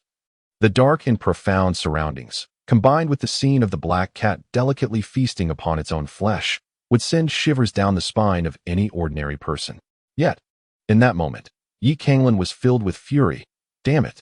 The Celestial Temple bullies me. Guaziyu bullies me. That wretched law enforcement hall bullies me. And now even a creature as monstrous as you dares to humiliate me? If I cannot deal with a wretched beast like you, how will I ever protect my family or vanquish the Celestial Temple? You shall perish. Crimson flame armor. Crack. Crack. A flash of brilliance emanated from Canglan's hand, revealing a sacred talisman that shattered instantaneously. Threads of peculiar crimson patterns swiftly enveloped him, interweaving around his form, transforming into a fiery red armor that shimmered with a certain transparency, resembling an exquisite crystal forged from ruby. This was the Crimson Flame pattern, depicted using the blood of the mythical beast known as the Crimson Flame Canglan. The creature earned its name for its entire body radiating an intense heat, possessing not only formidable defensive capabilities, but also an inherent lethality infused with the essence of fire. Such sacred patterns were typically inscribed upon armor, enhancing its strength, and were never intended to be crafted as talismans. For these patterns required a vessel to maintain their potency. Devoid of one, they became mere disposable artifacts, a considerable waste. However, Canglan possessed the ability to inscribe talismans himself, and thus felt no regret in utilizing such transient items. With a decisive motion, he shattered another talisman, and strands of golden light coiled around his god-slaying weapon, rendering it even more extraordinary. The very name of the talisman indicated its purpose to amplify lethality. Once again, this proved to be a lavish one-time use, and while Canglan contemplated inscribing this sacred pattern onto his war god weapon, the superior material of the god-slaying made it nearly impossible to mark. "To hell with it," he exclaimed. Canglan, fully armed, charged towards the black cat like a warrior of legend. The black cat emitted a cry once more, only to vanish abruptly like smoke. What on earth? It's gone? Canglan was momentarily taken aback, his expression swiftly transforming into one of profound displeasure. "What the devil is this? Are you mocking me? I have already disrobed, and yet you present me with this?" He exerted all his strength, fully prepared to confront his adversary, only to find that the enemy had inexplicably vanished. The sensation of striking a punch into cotton was indescribably vexing. What on earth is happening? Could it be that those who entered before him were driven mad by frustration? Canglan thought maliciously. Why is my head spinning? Could it be that the cat is poisonous? Canglan suddenly felt a wave of dizziness wash over him, his vision blurring as his body tilted and collapsed onto the ground. Ouch, that hurts. On the icy, unforgiving earth, Canglan gradually opened his eyes. Instinctively, he attempted to rise, pressing his hands against the ground, only to find it somewhat sticky to the touch. Canglan instinctively lowered her gaze, only to behold the earth beneath her, soft and viscous, presenting an unsettling shade of dark crimson, reminiscent of blood-soaked mud. A mere glance elicited an involuntary chill within her heart. Where am I? What has transpired? Was I not just? Canglan felt a fog enveloping his mind, a vast emptiness consuming his thoughts. He vigorously shook his head, striving to regain clarity. What was I doing before? Where am I now? No, who am I? Suddenly, Canglan was struck by a terrifying realization. His mind was devoid of any memories, as blank as that of a newborn infant. Help me, save me. In an instant, a heart-wrenching, anguished cry, so piercing that it seemed beyond the realm of the living, echoed in Canglan's ears, causing him to shudder involuntarily. Chapter 47, Feasting on Fear. My heavens, what manner of creature is this? Canglan turned his head and beheld a creature, 2 meters in length, its body adorned with scales, exuding an aura akin to that of a ferocious tiger, voraciously devouring a human. Strangely, although it bore the semblance of a tiger, its head was not that of a feline. Instead, it featured an enormous mouth. This mouth was peculiarly shaped, devoid of sharp teeth, possessing an astonishingly smooth surface resembling petals. The individual pleading for salvation was ensnared by this petal-like maw, which, lacking teeth, could only consume its prey through raw ingestion. Its mouth was no larger than a bowl, insufficient to swallow a whole person. Thus, during the consumption, the petal-like appendages incessantly revolved like a millstone, compressing the unfortunate victim's form. The person's head was forced tightly against their feet, their body fracturing inch by inch, blood gushing forth. Even more terrifying was the gradual tearing apart of the individual's flesh as they were devoured, revealing blood, bone, and trembling veins before Canglan's horrified gaze. Their visage contorting over time into an increasingly abstract nightmare, with eyes and brain matter violently ejected. This scene left Canglan shivering with dread. This. Canglan's body was tense, and a flash of light illuminated his hand as the god-slaying blade materialized. Yet, unease continued to gnaw at his heart. In an instant, before he could react, the unfortunate soul was devoured by the monstrous creature. Canglan was still preoccupied with how to confront the creature, yet to her astonishment, the monster did not cast a glance in her direction and simply swept past her.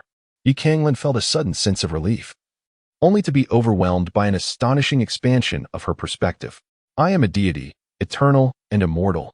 A formidable roar, unparalleled in its might, reverberated through the cosmos.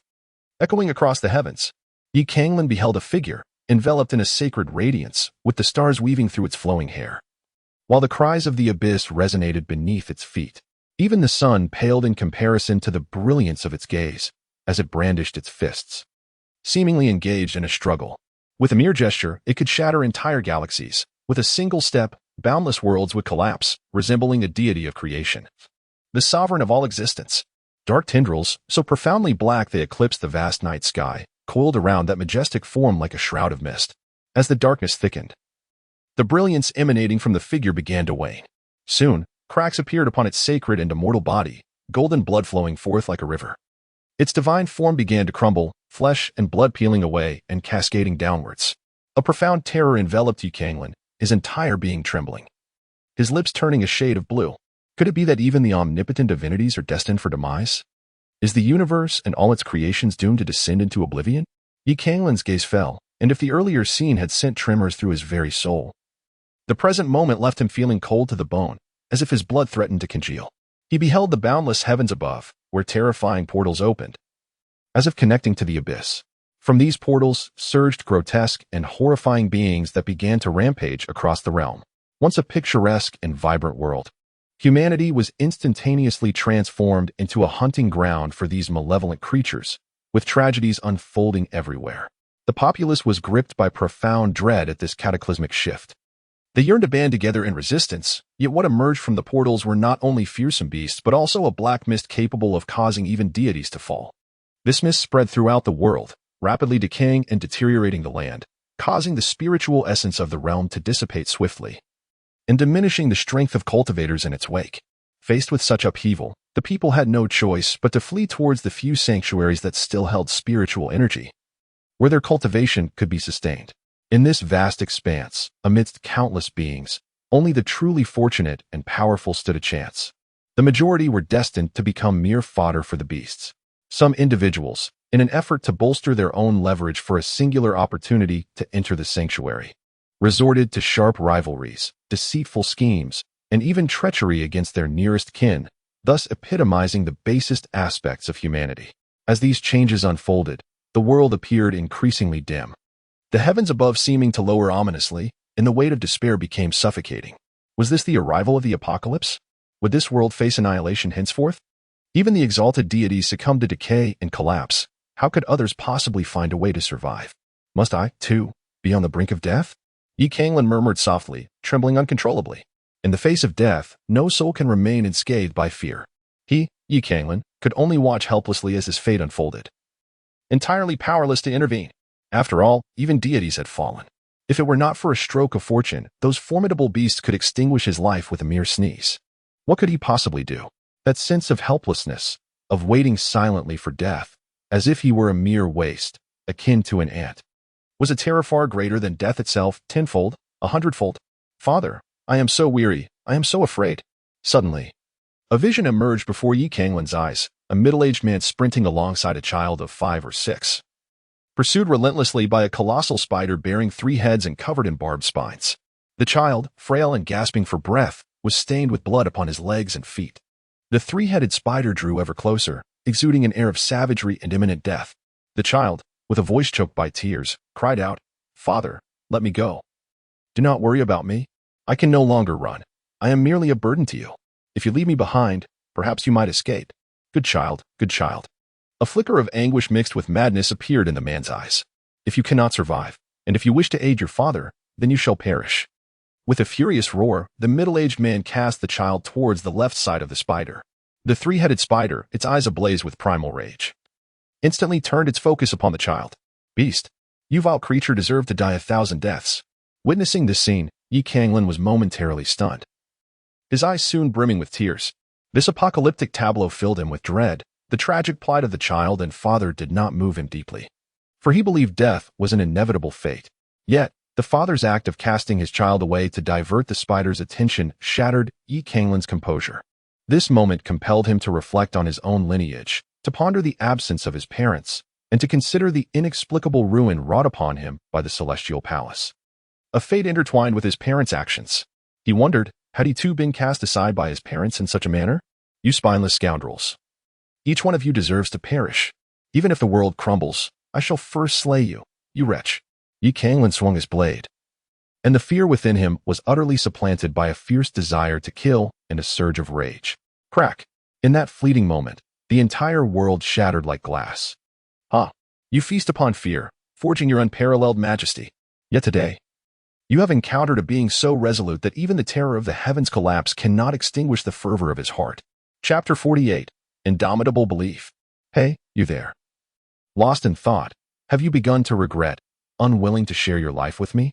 Amidst his dazed state, Yi Canglan heard a voice tinged with mild irritation reach his ears. Yi Canglan steadied himself, his gaze fixed upon a maiden of extraordinary beauty, her figure graceful and her striking features imbued with a spirited elegance. Her gem-like eyes were locked onto him, unwavering. In an instant, a torrent of memories surged within him. He was Yi Canglan, and the woman before him was his betrothed, Lin Yueyao. No, to be precise, she was no longer merely his fiancée. She was on the cusp of becoming his true wife. Yi Canglan, are you lost in thought? Can you not hear my words? Or perhaps you truly regret this. Lin Yueyao's voice echoed once more, now laced with heightened indignation. Of course not. Yi Canglan quickly exclaimed, Yueyao, I am simply overwhelmed with joy.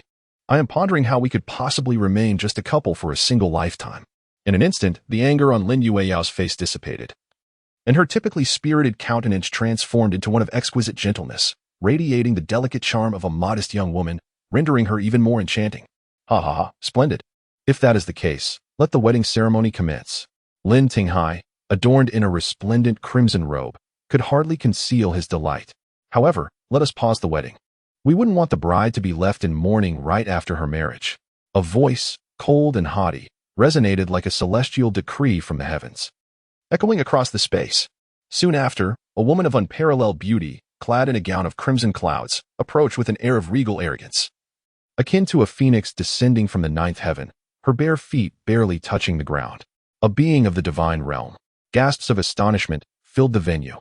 Within the great Yin dynasty, those of the divine realm stood at the pinnacle of power, renowned and formidable. Yet, the woman before them appeared to be no more than in her teens, achieving such a formidable level of mastery. How could this not astonish all present? Lin Tinghai's expression grew serious as he hastily clasped his hands in greeting. I am Lin Tinghai, the Duke of Jing'an. Might I inquire to which esteemed sect this young lady belongs? Today marks the joyous occasion of my daughter's wedding, if you do not mind. Please join us for a toast. Any matters can certainly be discussed after the ceremony, if that pleases you. The woman coldly regarded Yi Canglan and declared, I am Feng Wu, the saintess of the Celestial Palace. This abominable creature is the offspring of the saintess of the Celestial Palace, who should have maintained her virtue, yet failed to conduct herself properly, giving birth to this wretch and concealing it. Recently, this wretch's fated holy soul has awakened, which we sensed. And I have come today to seize its holy soul, shatter its meridians, and destroy its Yuan mansion, returning it to the lowly position it rightfully occupies. What? What did you say? The crowd was struck with utter disbelief at her words, their faces a tableau of shock. Yi Canglan's expression darkened. This young lady speaks with rather excessive arrogance. Not only have I never met my parents, but I have also committed no wrongdoing. Even if I had erred, it is certainly not your place to pass judgment. Feng Wu replied coldly, having usurped a power that rightfully does not belong to you. You deserve nothing less than this fate. With that, Feng Wu raised her hand and pressed down. Wait, Lin Tinghai exclaimed, this young lady, as the saying goes. Disaster should not befall the innocent. Canglan has suffered alone and unjustly since childhood. He does not deserve such an end. This child has endured countless hardships without the love of parents to guide him, and today should be one of the most beautiful days of his life. How can you bear to ruin it for him? Step aside, or you shall all perish. Feng Wu's demeanor remained icy. A flicker of anger crossed Lin Tinghai's face. You truly overstep your bounds, young lady. You are still so young, yet you reach for the heights of the divine realm. Your talent is unparalleled, and your background must be immensely powerful. However, this does not grant you the right to act tyrannically, to destroy my daughter's marriage, and to threaten my son-in-law's life. If your only reason for wanting to ruin my son-in-law is this, I, Lin Tinghai, will not acquiesce, nor will the Lin family. Does your consent truly matter? For the first time, Feng Wu's expression shifted. A slight smile graced her lips, a radiance that dimmed the very heavens, while her eyes glimmered with a look of pity and disdain, akin to that of a deity observing ants daring to challenge her. Crush, with a mere gesture, Yi Canglan's body shattered, blood gushing forth uncontrollably. In that instant, Yi Canglan felt his essence fracturing, the excruciating pain nearly causing him to lose consciousness. As his core disintegrated, his true energy went into chaos, and his meridians began to rupture under the violent force. At that moment, Yi Canglan was engulfed in terror, not merely from the physical agony, but from the swift depletion of his strength and the overwhelming sense of helplessness as he became feeble. "You dare to harm my husband." Lin Yueyao's complexion paled as she tore off her phoenix crown and hurled it fiercely at Feng Wu. "How dare such insignificant creatures offend the majesty of the phoenix? Perish!" Boom. Feng Wu spread her palm, a wisp of flame coalescing into a magnificent phoenix, charging forth with an unstoppable momentum towards Lin Yueyao. Puff! In an instant, Lin Yueyao coughed up blood, vitality rapidly draining away. "No, Yueyao." Yi Canglan's eyes brimmed with anguish as he struggled to move forward. Yet he found himself unable to advance even an inch. He could only watch helplessly as Lin Yueyao writhed in agony amidst a pool of blood, witnessing the vitality ebbing away from her, feeling as though she was slipping further from him with each passing moment. "Yueyao!" Lin Tinghai cried out to the heavens in despair. "You dare to take my daughter's life? I shall fight you to the bitter end. How dare a mere insect of the Fate's spring realm be so brazen?" She slowly extended a delicate finger, and a crimson light, sharp as a blade, surged forth, piercing through Lin Tinghai's chest in an instant. "Ah, master, father." "No. This cannot be true. It is all a deception." "Yueyao, father." Yi Canglan felt as though his head would burst, overwhelmed by an endless sense of dread. How could the two individuals most significant and dear to him depart from this world in such a manner? Crack. Suddenly, the scene shattered once more. Oh, the pain. Yi Canglan opened his eyes once more, and as he surveyed the scene before him, he was met with a ground strewn with lifeless bodies, all drenched in crimson. This was the Lin family's martial arts arena. Countless familiar faces had now transformed into cold corpses. "Yi Canglan, you heartless wretch. The moment you betrayed me. You should have anticipated this dire outcome."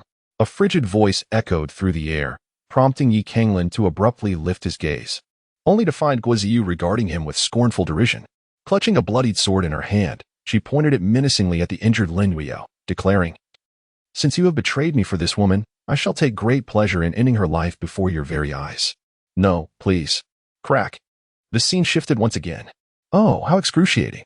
Yi Canglan opened her eyes, only to find herself being lifted effortlessly by a woman, soaring through the air as if she were but a mere sandbag. This woman was Feng Wu, followed by an endless expanse of crimson-armored soldiers. "Feng Wu, you madwoman. Release me. What do you intend to do?" Yi Canglan exclaimed in desperation. Feng Wu looked down at her with a chilling indifference. "Do you, a mere waste, dare to seek vengeance against me? You insignificant insect, having the audacity to offend the majesty of the phoenix, must be prepared to face the consequences. Because of your folly, my heavenly divine palace shall obliterate the kingdom you call home, so you may understand the price of challenging us." With a resounding roar, Yi Canglan cried out in terror. "No, I do not wish to die. Save me, I beg for mercy." Subsequently, the crimson-armored army advanced, leaving devastation in their wake. Cities crumbled, nations fell, and the land was filled with anguished cries. "No, please, they are innocent." Yi Canglan cried out in anguish, his heart brimming with rage and terror. He felt himself laden with sin, convinced he was the most wretched soul to walk the earth. Had he not acted impulsively, consumed by vengeance, he would not have brought such catastrophic suffering upon this nation and its innocent people. Ah, how despicable it all was. Meanwhile, deep within the thunderous abyss, a resonant thought reverberated, sending ripples of energy forth. To elicit and devour the boy's innermost fears and conjure illusions was one thing. Yet, upon discovering that a deeper force lay within his soul, you, in your towering might, sought to awaken the most disgraceful and grotesque aspects of his humanity. Not only did you provoke his basest nature, but you also oppressed his emotions, manipulated his memories, attempting to gradually extinguish his will and essence through such vile means, truly contemptible and shameless. The tone of the voice was unmistakably frantic, yet all words proved futile. Everything continued unabated. This bloody and brutal scene should have ignited unparalleled fury within Yi Canglan, yet some force seemed to stifle his true nature, leaving him with only self-reproach, fear, and regret. When these emotions reached their zenith, the canvas filled with crimson and flame shattered once more. Cough, cough. In Canglan City, at the Lin Manor, a pair of young men and women stood side by side. The youth's complexion was pale, plagued by incessant coughing, indicating a dire state of health. The woman supported him as they quietly made their way toward the training grounds. The youth, filled with complex emotions, remarked, "It all began here, didn't it?" "Indeed. Everything commenced from this very spot." The woman continued, "You saved me back then. I personally brought you here. Yet, it was precisely because of my actions that my father perished, my brother vanished, and my Lin family was annihilated. The greatest regret of my life is that day I brought you here. Had it not been for that, my family would not have been torn apart. Canglan, do you understand? I have waited for so many years, and today has finally arrived." The woman's voice suddenly turned sharp. "It is all because of you. Because of you. My family has been shattered. Because of you, I am left desolate and alone. I have endured for so long, and now, with your grievous injuries from the battle with the Celestial Palace, I can finally take revenge for my father and brother, for my Lin family. You shall meet your end." In an instant, a piercing cold light erupted, piercing through Canglan's chest. Canglan was momentarily taken aback, her gaze instantly transforming into an icy chill. "All of this is but an illusion." Crack. Just as Canglan uttered these words, a sudden sound of shattering echoed from the depths of the Thunder Prison. "Why is this happening? Ha ha ha, you are merely being clever for your own sake. You were on the verge of success. Yet you insisted on delivering the final blow through this woman." The mocking voice from earlier laughed maniacally. "What you do not realize is that this woman is the most significant person in his heart, the one he believes in unconditionally. Indeed, how could a being like you comprehend the unwavering convictions that reside deep within the human soul, which are invincible?" Meanwhile, dark mist began to slowly seep from the depths of the Thunder Prison. Chapter 49, The Pulse of the Star River. Damn it, fool. Within the Thunder Prison, Canglan had emerged from her surroundings, sitting on the ground in utter disarray, her eyes filled with shock and fury. It is no wonder that those who had entered the Thunder Prison before her had nearly gone mad. First, they subjected you to grotesque beings that instilled physical terror. Then, they unleashed a calamity that rendered the world powerless, inflicting boundless dread upon your very soul. Finally, they could even extract the deepest layers of one's memories, uncovering your most profound emotional ties, only to then alter those memories, delivering a devastating emotional blow. Who could possibly withstand such torment? Canglan grumbled incessantly, questioning whether the esteemed elders of the Ziyun sect were suffering from some mental affliction or emotional turmoil. How could they engage in such madness? Surely, among 10 individuals, a few would succumb to insanity. Who could withstand such provocation? The crux of the matter is that this torment yields nothing but harm, serving no purpose whatsoever. What could possibly be the motivation behind expending such tremendous effort to create an intricate realm of thunder, merely to torment others? It is utterly nonsensical. Canglan's heart was a tumult of shock and rage. Fortunately, his profound affection for his wife and his unwavering trust in her provided him solace. Had it not been for this steadfast belief, he might have succumbed to foolishness by the end of the day. Suddenly, Canglan sensed an unusual presence surrounding him. He sprang to his feet, gripping Godslayer tightly, his gaze tinged with caution. Could this be the second stage? Surely, it cannot be another life-threatening illusion. A ferocious roar echoed, and a fierce gust of wind surged toward Canglan in an instant. Canglan observed over a dozen monstrous beasts charging directly toward him. Ah, so they are indeed beasts of the wild. Canglan sighed in relief. Slaying these beasts is my forte. Let the slaughter commence. Canglan radiated with a dazzling brilliance, empowered by sacred runes, unleashing his full combat prowess. With a swift motion, Canglan swiftly executed a reverse strike, severing the head of a tiger demon that lunged at him. Following this, he performed a lazy roll, thrusting his longsword upwards. Another wolf demon collided violently with the blade's tip, resulting in its body being cleaved in two. These monstrous beasts are remarkably feeble, predominantly at the first tier, with the highest barely reaching the early stages of the second tier. Canglan's expression became increasingly relaxed. So, is this merely a toy for me to vent my frustrations after being frightened? She mused. If that's the case, then perish. With a decisive thrust, she unleashed her fury. As she sensed the feeble strength of the beasts around her, she fully liberated herself, wreaking havoc with an intensity that overshadowed the very monster she battled. She was a relentless force. Yet, amid her slaughter, Canglan suddenly sensed something amiss. Initially, she faced only a handful of beasts, but as she continued her rampage, she was astonished to discover that the corpses strewn across the ground numbered in the hundreds, as if these creatures were inexhaustible. Upon witnessing this, Canglan was struck by a desire to retreat, for he was merely at the 9th heaven of the Qiyuan stage, and his physical strength was limited. Just as he contemplated withdrawal, a new turn of events unfolded. The corpses of the demonic beasts that lay strewn across the ground began to dissolve, transforming into wisps of black smoke that enveloped him. Return my life. No. I do not wish to perish. I am a deity. I am immortal. Countless thoughts surged through Yi Canglan's mind, akin to a swarm of flies buzzing incessantly, causing his head to feel as though it might explode.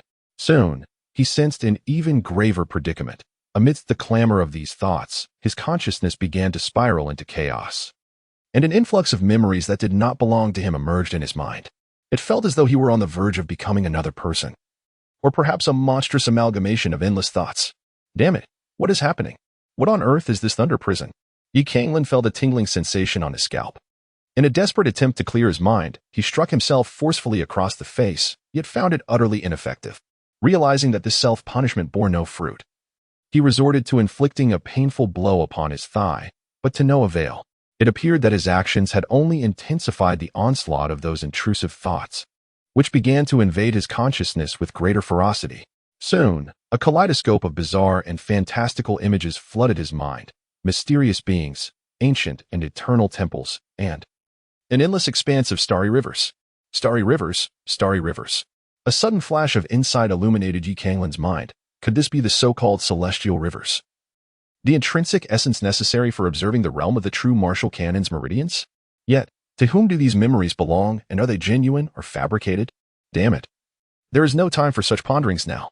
If I do not dispel these distracting thoughts, I shall undoubtedly become a monster. I must treat this dying horse as a living one.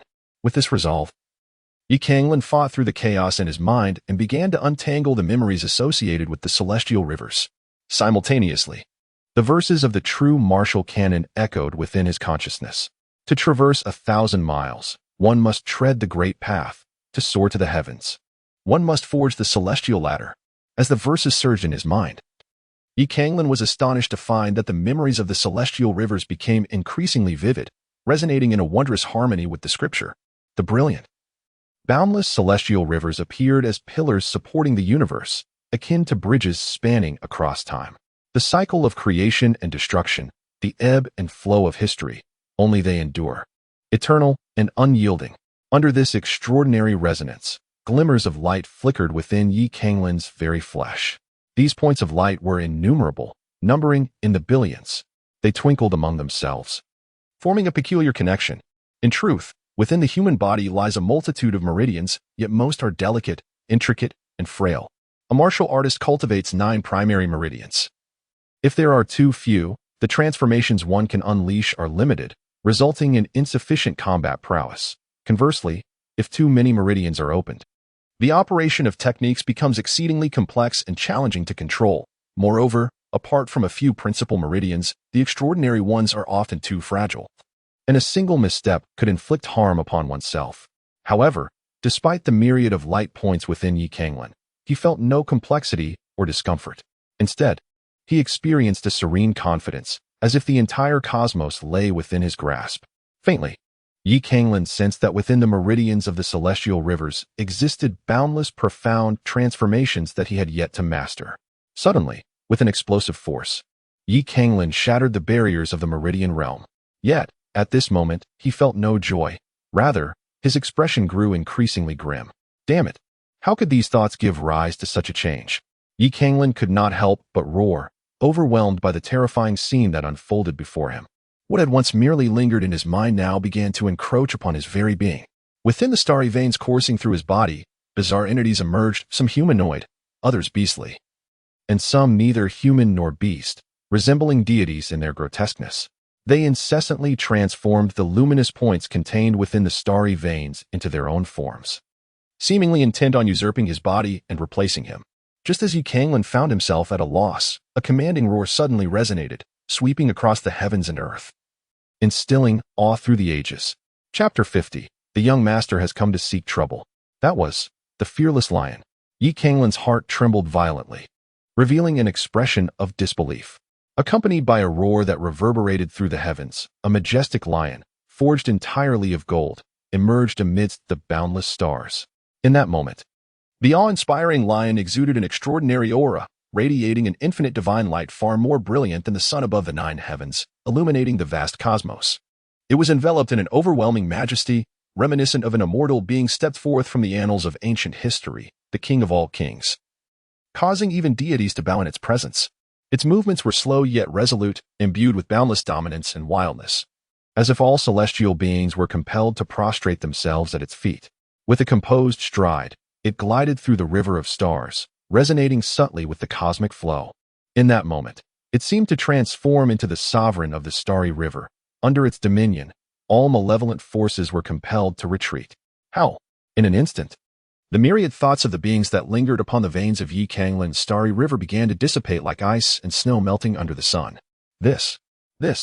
Canglan stared in astonishment, then erupted into wild laughter. I understand now. The profound mystery of the true martial heavenly scripture lies precisely here.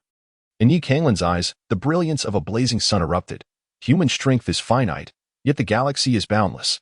To attain true power, one must harness the infinite energy of the cosmos. However, human capacity is limited, making it exceedingly difficult to command the forces of the galaxy. This venerable elder, therefore, charted an unconventional path, reflecting the myriad celestial rivers within his own meridians, resonating in harmony with the vast expanse of the universe. Subsequently, he subdued the celestial currents with the might of the divine soul of destiny, bending them to his will.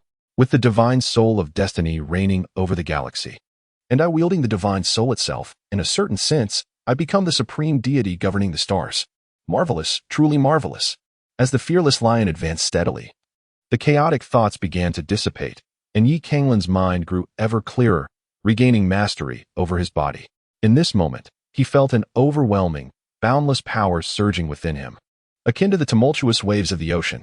Suddenly, Canglan opened his eyes and unleashed a powerful punch. Boom!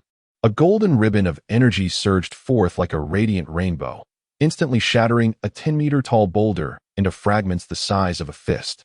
The essence of true energy was expelled. I am capable of manifesting my true energy. Canglan gazed at the scattered stones on the ground, unable to suppress a grin. Warriors of the Meridian realm possess the extraordinary ability to channel true essence through their meridians, permeating their entire being and adhering to the surface of their bodies. This remarkable property of true essence can significantly amplify their combat prowess. Only those who have attained the 6th level of the Meridian realm and above can condense true essence, engaging foes from a distance and striking down adversaries from 100 meters away. At present, having just broken through to the Meridian realm, he already wielded such power. The true martial scripture is indeed extraordinary. In fact, he had not yet fully mastered the 1st level of the Meridian realm. As he scrutinized his own body, he observed that the myriad luminous points within, akin to a sky full of stars, subtly coalesced into a pattern resembling a majestic lion. Only the edges of this outline shimmered with a faint golden hue, while the rest of the fearless lion remained unmanifested. Suddenly, golden runes materialized within his mind. The domain of kings. This is the innate divine ability bestowed upon me by the imprint of the fearless lion. Canglan was taken aback, followed by an overwhelming surge of joy. It is essential to understand that divine abilities differ from martial techniques. They are a unique power intrinsic to oneself, perfectly harmonized with one's being, capable of unleashing tremendous might without the need for cultivation. Moreover, as the practitioner's strength escalates, these divine abilities will grow increasingly formidable, with virtually no upper limit. In stark contrast, certain martial techniques, painstakingly honed, may appear increasingly futile as one's realm advances, while the tier of divine abilities remains unfathomably high. Regrettably, such divine powers can only be awakened by those destined for greatness, and even then, it is merely a chance rather than a certainty. Presently, I have merely cultivated to the 1st level of the Meridian realm, and even without perfecting this initial stage, I can exhibit such astonishing prowess. If one day I were to truly forge the 12 stellar meridians, or even the elusive 13th, which the creator of the technique could only hope for but not guarantee, would I indeed become so powerful? Lost in these thoughts, Canglan couldn't help but break into a smile, his mouth stretching almost to his ears. No, I must not succumb to arrogance. The path ahead remains long and arduous. Yitsong inwardly doused himself with cold water, acknowledging that Canglan had merely unlocked a single star river vein, with at least 11 more awaiting his further exploration. He must not allow himself to become arrogant or complacent. These peculiar demon beasts, their origins unknown, possessed a myriad of bizarre memories. Perhaps the realization of shaping the 12-star river veins in this lifetime depended upon them. He must seize the moment. With this thought, Canglan sprang into action, embarking on a quest to find these enigmatic demon beasts, for his imprisonment was limited to a month, leaving him with little time.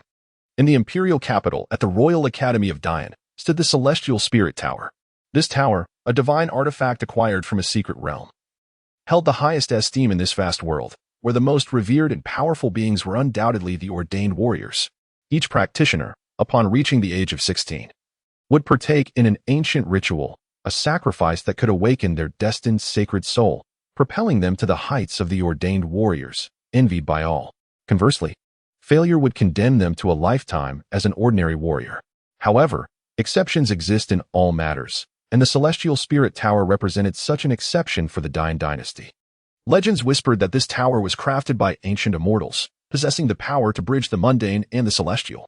Any warrior training within its confines, regardless of whether they had undergone the ancient sacrificial ceremony at 16, had the chance to awaken their destined sacred soul.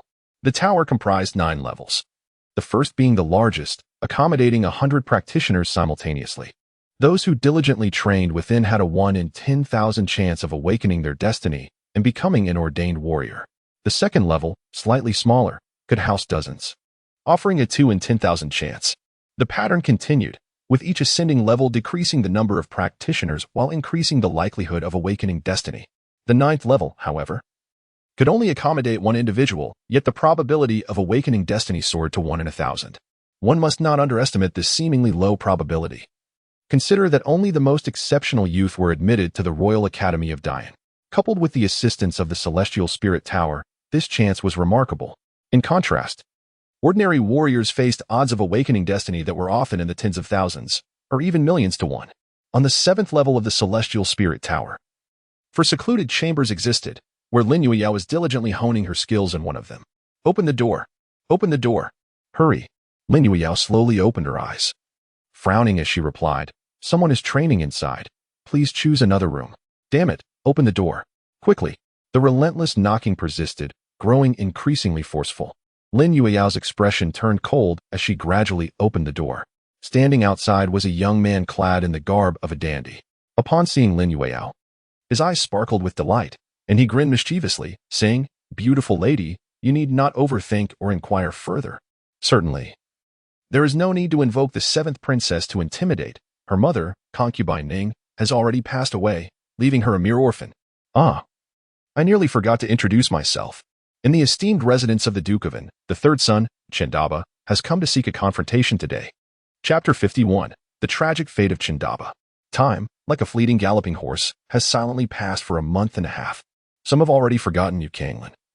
Yet others remain deeply enamored by thoughts of him. It is evident that Chendaba belongs to the latter group, unable to shake off the memories of Yi Canglan. As dawn broke, Chendaba awoke from his slumber and instinctively made his way toward the mountain spring on Thunder God Peak, preparing to wash his face and commence a day of cultivation. After refreshing himself, he suddenly felt a hand clap upon his shoulder. Who is it? Who's there? Chendaba exclaimed, startled, his rotund face betraying a look of sheer panic. Ah, Chen Jr. brother, what troubles you? I merely wish to greet you. There is no need for such an exaggerated reaction, chuckled a young man clad in a light blue robe. Chendaba's chubby cheeks quivered as he forced a laugh. Ah, it is you, senior brother Chi. I, need to wash my face. What's the rush? Let us engage in a spar first. Chendaba's face turned pale. Senior brother Chi, this. Prepare yourself. Before Chendaba could finish his protest, senior brother Chi leaped forward, akin to a nimble leopard, and launched a flurry of punches toward him. At the 4th level of the Kaiyuan realm, Chendaba was no match for senior brother Chi, who had reached the 9th level. In an instant, he found himself overwhelmed, crying out in distress. Ouch, my arm. Senior brother Chi, please refrain from striking my face. I concede. Chendaba hastily tossed out a spirit stone in surrender. Oh dear, Chen Jr. brother, your combat skills leave much to be desired. You must practice more. I shall return tomorrow for another round. Cold sweat broke out on Chendaba's forehead, his heart racing in trepidation. He internally screamed. Do not come any closer, please. Good morning, junior brother. Today we shall focus on leg exercises. Chendaba's face darkened, and before he could utter a word, several afterimages rushed toward him. Bang, bang, bang. With a few swift kicks, Chendaba collapsed onto the ground, gazing up at the sky, utterly despondent. Senior brother, take the spirit stone and let this be over. He mechanically produced a spirit stone and handed it over. Take the stone and be gone. Junior brother. Have you had breakfast? I happen to bring some. Would you care to join me? Once we finish, we shall begin. Then, others arrived. Junior brother. You are looking increasingly handsome. Shall we engage in some sparring? Junior brother, I believe Thunder God Peak is a place of great fortune. I wish to cultivate here for a while. I hope you do not mind. During this time, I would like us to exchange insights and progress together, one after another. Disciples of Chaoyang Peak ascended to Thunder God Peak. They treated Chun Debeos with great courtesy, yet when it came to action, they were more relentless than anyone else. In the first month of Yi Canglan's confinement in the Thunder Prison, the Thunder God Peak remained tranquil, and Chun Debeo thrived on the resources he had acquired. However, 10 days after the month elapsed, Senior Brother Chi appeared at Thunder God Peak, inquiring about Yi Canglan's return. Chun Debeo, not giving it much thought, informed him that Yi Canglan had not yet returned.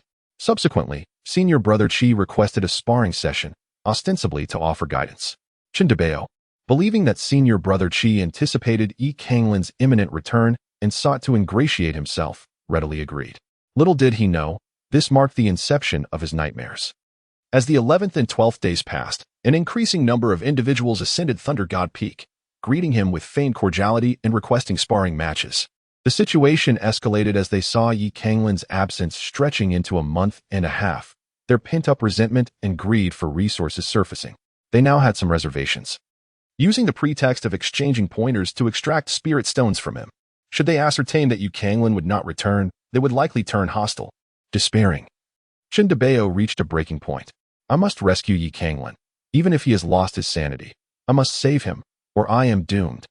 I will seek out the law enforcement hall. I must go to the law enforcement hall.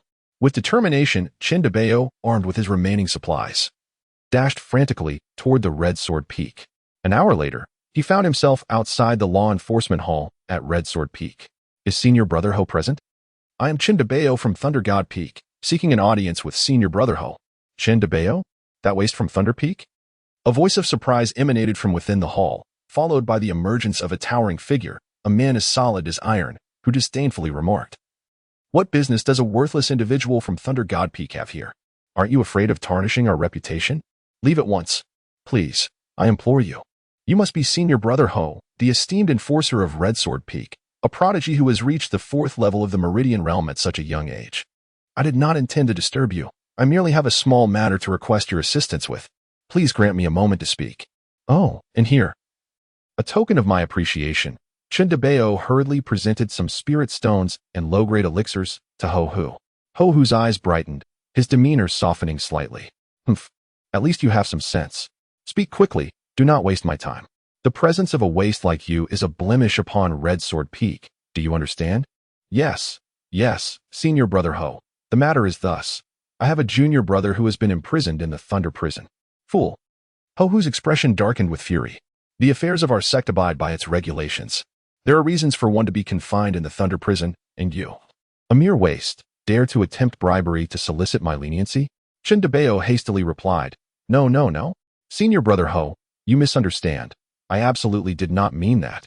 Brother Ho, my junior disciple previously mentioned that he would be confined for a month, yet he has now been imprisoned for a month and a half without release. I wonder if the law enforcement hall is simply too occupied to remember him. Brother Ho, I beseech you to exercise your grace and release my junior. As long as you are generous, I will offer you these. With that, Chun Debeos produced several dozen spirit stones. Ah, so that is the case. Ho-Hu's eyes brightened, displaying a look of realization. Given this, he ought to be released. Follow me, he said, unceremoniously seizing the spirit stones. Brother Ho, you have finally returned. Just then, a charming young woman walked in gracefully. Upon seeing her, Ho-Hu's previous fierceness vanished, replaced by a countenance of ingratiation. Sister Zhang, it is indeed an honor to have you in my presence. I have just returned from completing a sect mission, and to have you personally seek me out is a true blessing. This young woman was none other than Zhang Qin'er, who had a history with Yi Canglan. Alongside Zhao Zhou, who had once aided her, Zhang Qin'er waved her hand, her demeanor slightly haughty as she spoke. Brother Ho, Zhao Zhou has performed admirably these past 2 years, and I see that you have been rather occupied with your duties. Perhaps you might consider appointing a deputy steward to assist you? Ho narrowed his eyes and then smiled. Thank you ever so much, Sister Zhang. Ever since I became a steward of the Law Enforcement Hall's outer branch 2 years ago, I have been so busy that I scarcely have time to cultivate. Meanwhile, Chen DeBeos trembled, attempting to stealthily slip away. Is that you? Zhang Qian'er seemed to sense the commotion and cast a sidelong glance, her expression instantly turning icy. Chapter 52. Qin Roa, Sister Zhang, you recognize me? Chen DeBeos managed to muster a surprised smile. Sister Zhang. I never imagined you would remember someone as insignificant as me. I am truly honored. Silence.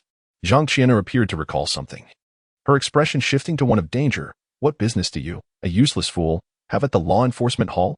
And no, I was just wandering around. Ho-hoo. He must be here to see you. What does he seek from you? Ho-hoo, somewhat taken aback, replied Sister Zhang. This fool claims that his junior disciple has been sentenced to a month in Thunder Prison, yet it has now been a month and a half without release. So he came to find me.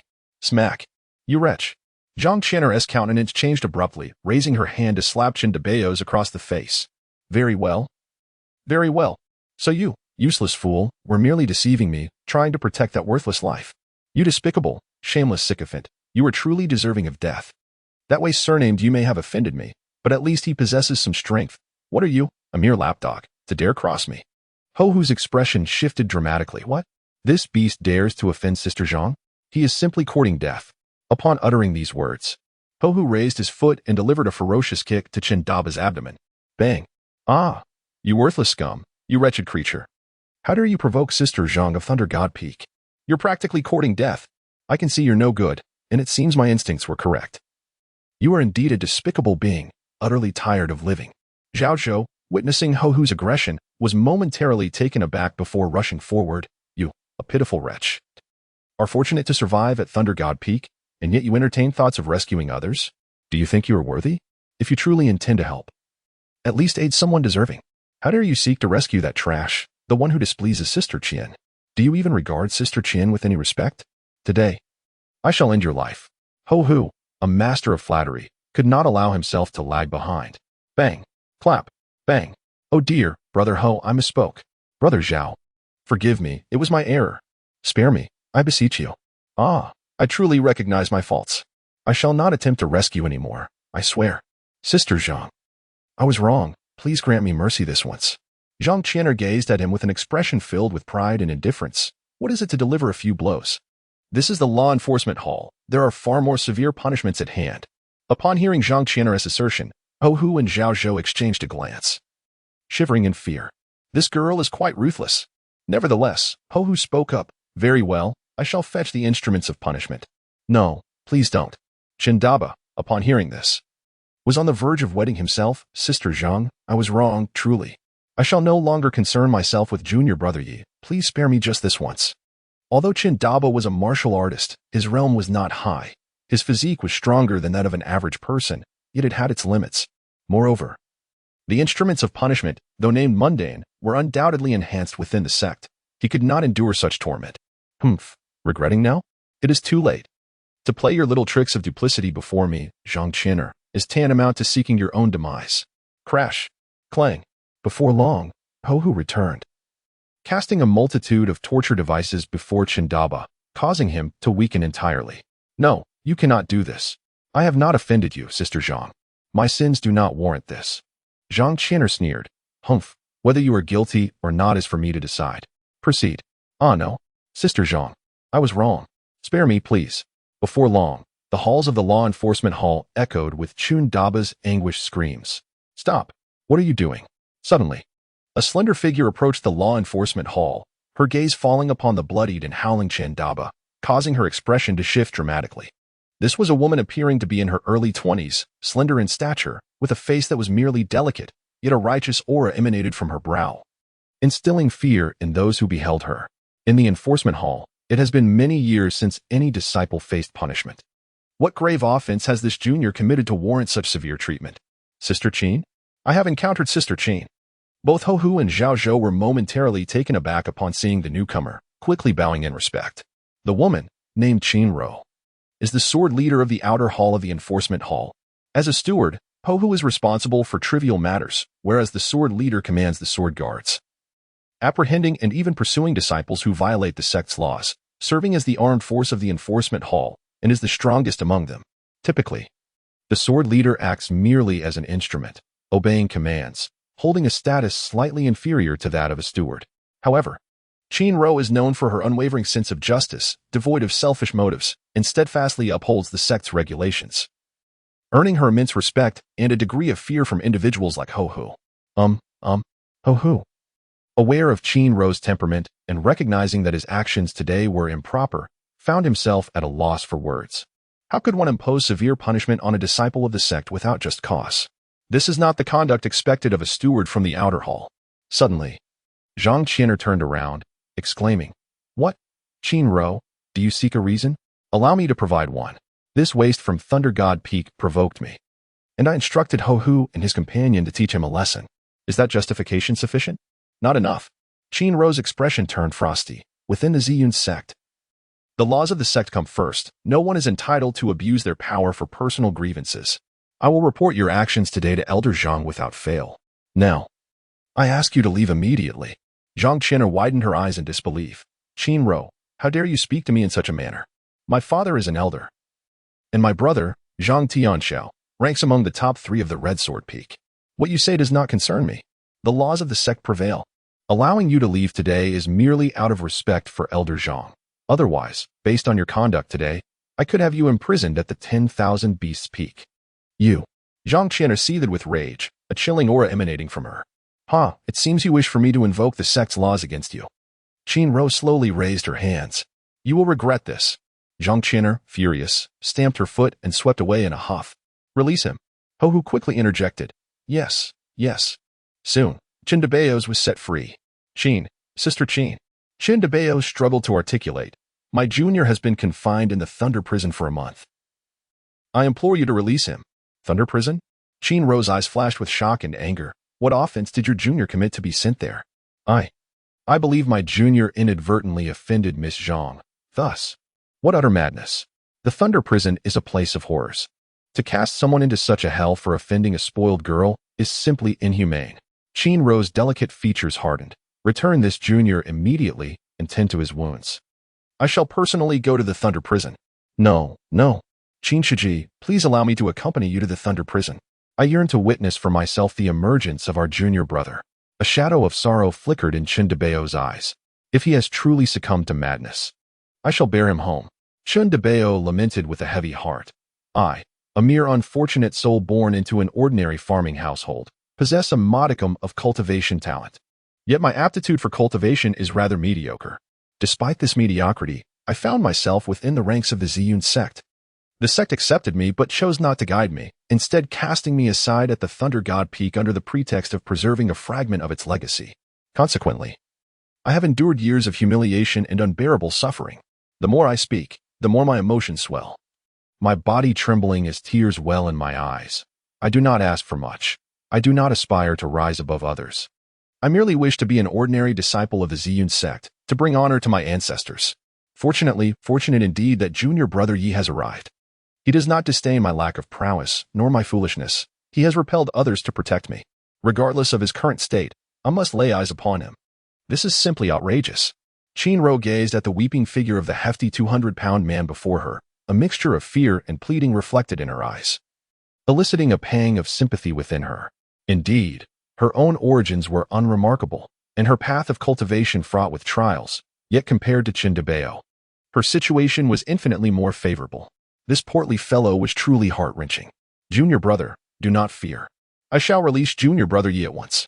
The actions of the law enforcement hall will not go unaddressed. Upon hearing this, Qin de Beo's spirits soared, and a glint of cunning sparkled in his downcast eyes. Half an hour later, before a slab of azure stone, Qin produced a token from her hand and placed it upon the stone. Instantly, the stone emanated a mirror-like radiance. Within the projection, Qin inscribed the name Canglan, and the air quivered slightly as a portal materialized out of thin air. Meanwhile, within the Thunder Prison, puff, Canglan swung his blade, severing the head of a black tiger. With a fierce inhalation, the creature dissipated into wisps of smoke, merging into Canglan's very being. Ah, how swiftly you fled, beast, yet in the end, you fell into my grasp. As the azure smoke enveloped him, a gentle golden radiance emanated from Canglan, unleashing the divine might of the fearless lion within him. purging the impurities and bestowing upon him yet another fragment of a pristine star map. Alas, these creatures are becoming increasingly cunning and intelligent. Once they recklessly confronted me. Now they evade my pursuit, leaving me to traverse merely 2 meridians. Canglan sighed in resignation, then chuckled. It remains uncertain whether that scoundrel Zhao Zhou has deliberately forgotten me, or if he has genuinely moved on. It has been a month and a half, hasn't it? Yet, perhaps forgetting is a blessing. I can continue my cultivation here uninterrupted until I unlock all 12 meridians and emerge as an invincible force. However, at that moment, a swirling vortex materialized behind Canglan, pulsating with an overwhelming and formidable energy that instantaneously engulfed him. Ha ha ha, that little rascal has finally departed. He has at last taken his leave. As Canglan vanished, echoes of relieved laughter resonated from the depths of the Thunder Prison. How utterly bizarre. A youth in such a remote place possesses the indomitable strength of a lion, akin to the majestic aura of a peak-level fearless lion. Truly, I have encountered misfortune. You fool, why are you not hastening to fortify yourself while this little anomaly is gone? Quickly. With those words, a spectral figure emerged quietly, and a faint black energy surged forth from the cosmos. What in the world? How did I come out? Which meddlesome individual has pulled me from my path? My journey to invincibility, my 12 stellar meridians. Canglan fell to the ground, acutely aware of the shift in his surroundings, unable to refrain from chattering incessantly. A flicker of astonishment appeared in Qin Ro's eyes. This junior brother possessed only the aura of the meridian opening realm, yet remarkably, had not succumbed to madness? Junior brother you say? In his attempt to aid you. Junior brother Qin not only lost a considerable amount of spirit stones, but also nearly faced death himself. It seems he meddled unnecessarily. Canglan was momentarily taken aback, her gaze shifting. Upon witnessing Chun Debeoz's battered visage, bruised and bloodied, her expression turned icy with sudden severity. Brother Qin, what has happened to you? Chapter 53. How could this worthless wretch be deserving? This must be the work of those ruffians from Chaoyang Peak. Have they lost their senses? The sight of Chun Debeoz's wretched state ignited a fierce anger within Canglan's heart. In the past, when she was pursued by Lin Jiyun and his accomplices, she had speculated that it was highly probable the old scoundrel Lin Qingyi aimed to coerce her. However, it could not be dismissed that they indeed harbored murderous intent. Lin Jiyun's eventual retreat might have been prompted by Chun Debeoz's unexpected appearance, as it instilled in him a fear of exposure and caution, compelling him to abandon his lethal pursuit. Thus, in a certain light, Chun Debeoz had unwittingly saved her life, before being imprisoned in the Thunder Prison. Canglan's remarks were merely intended to irk Qin Daba, given that this scoundrel had wronged him. Moreover, Canglan believed that Zhou Han possessed enough intellect to refrain from targeting Qin Daba. However, he could not have anticipated that the group at Chaoyang Peak would act so foolishly as to indeed engage with Qin Daba. Upon witnessing Canglan's expression, Qin Daba was immediately filled with trepidation. Junior brother you misunderstand. This injury was caused by my own fall. It has nothing to do with anyone else, truly. Qin Daba was genuinely fearful that Canglan might cause further trouble. If he were to stir things up again and find himself back in the Thunder Prison, it would surely spell disaster for him once more. I fell by myself? Do you take me for a fool? With a cold smile, Canglan waved his hand and said, Senior brother Qin, there is no need for you to shield them. If they do not understand the reason behind the blooming of flowers today, I shall not bear the surname Yi. With that, Canglan took Qin Debeo and prepared to head towards Chaoyang Peak. Wait, this matter is not solely the doing of Chaoyang Peak. Qin Ro interjected. Junior brother Qin merely wishes to focus on his cultivation. Do not act rashly and cause him undue distress. This incident was instigated by Zhang Qin'er, and they are not to be trifled with at present. Rest assured, within our sect, there are rules to uphold. Should they bully others without cause and engage in unscrupulous acts, the law enforcement hall will take appropriate measures. What? Zhang Qin'er. Canglan's expression turned solemn as he spoke coldly. This woman dares to provoke me now, and even sent me to that cursed place, the Thunder Prison. I have yet to seek vengeance upon her, yet she audaciously harmed my senior brother. Qin, we shall exact our revenge immediately. Qinro, tucking a strand of hair behind her ear, finally comprehended why the disciples of Thunder God Peak had incurred Zhang Qin'er's wrath. This junior disciple Yi is indeed as fiery as a blazing flame. Wait, junior brother Yi, you should take senior brother Qin back to Thunder God Peak to recuperate. The sect has its own regulations and will address this matter appropriately. The sect has its own regulations? Canglan scoffed, esteemed senior sister. You have rescued Brother Chin and released me. I ought to express my gratitude rather than utter any unkind words. Yet, observe Brother Chin's current state. Does this reflect the sect's principles? I trust that Zhang Qianer has not faced any repercussions.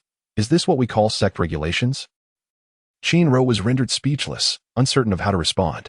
Ultimately, justice must be sought personally. I shall lead you to avenge. Qin de Bayos trembled in alarm. Junior brother, please. Reconsider. I am fearful. Fear not, for I shall take care of everything.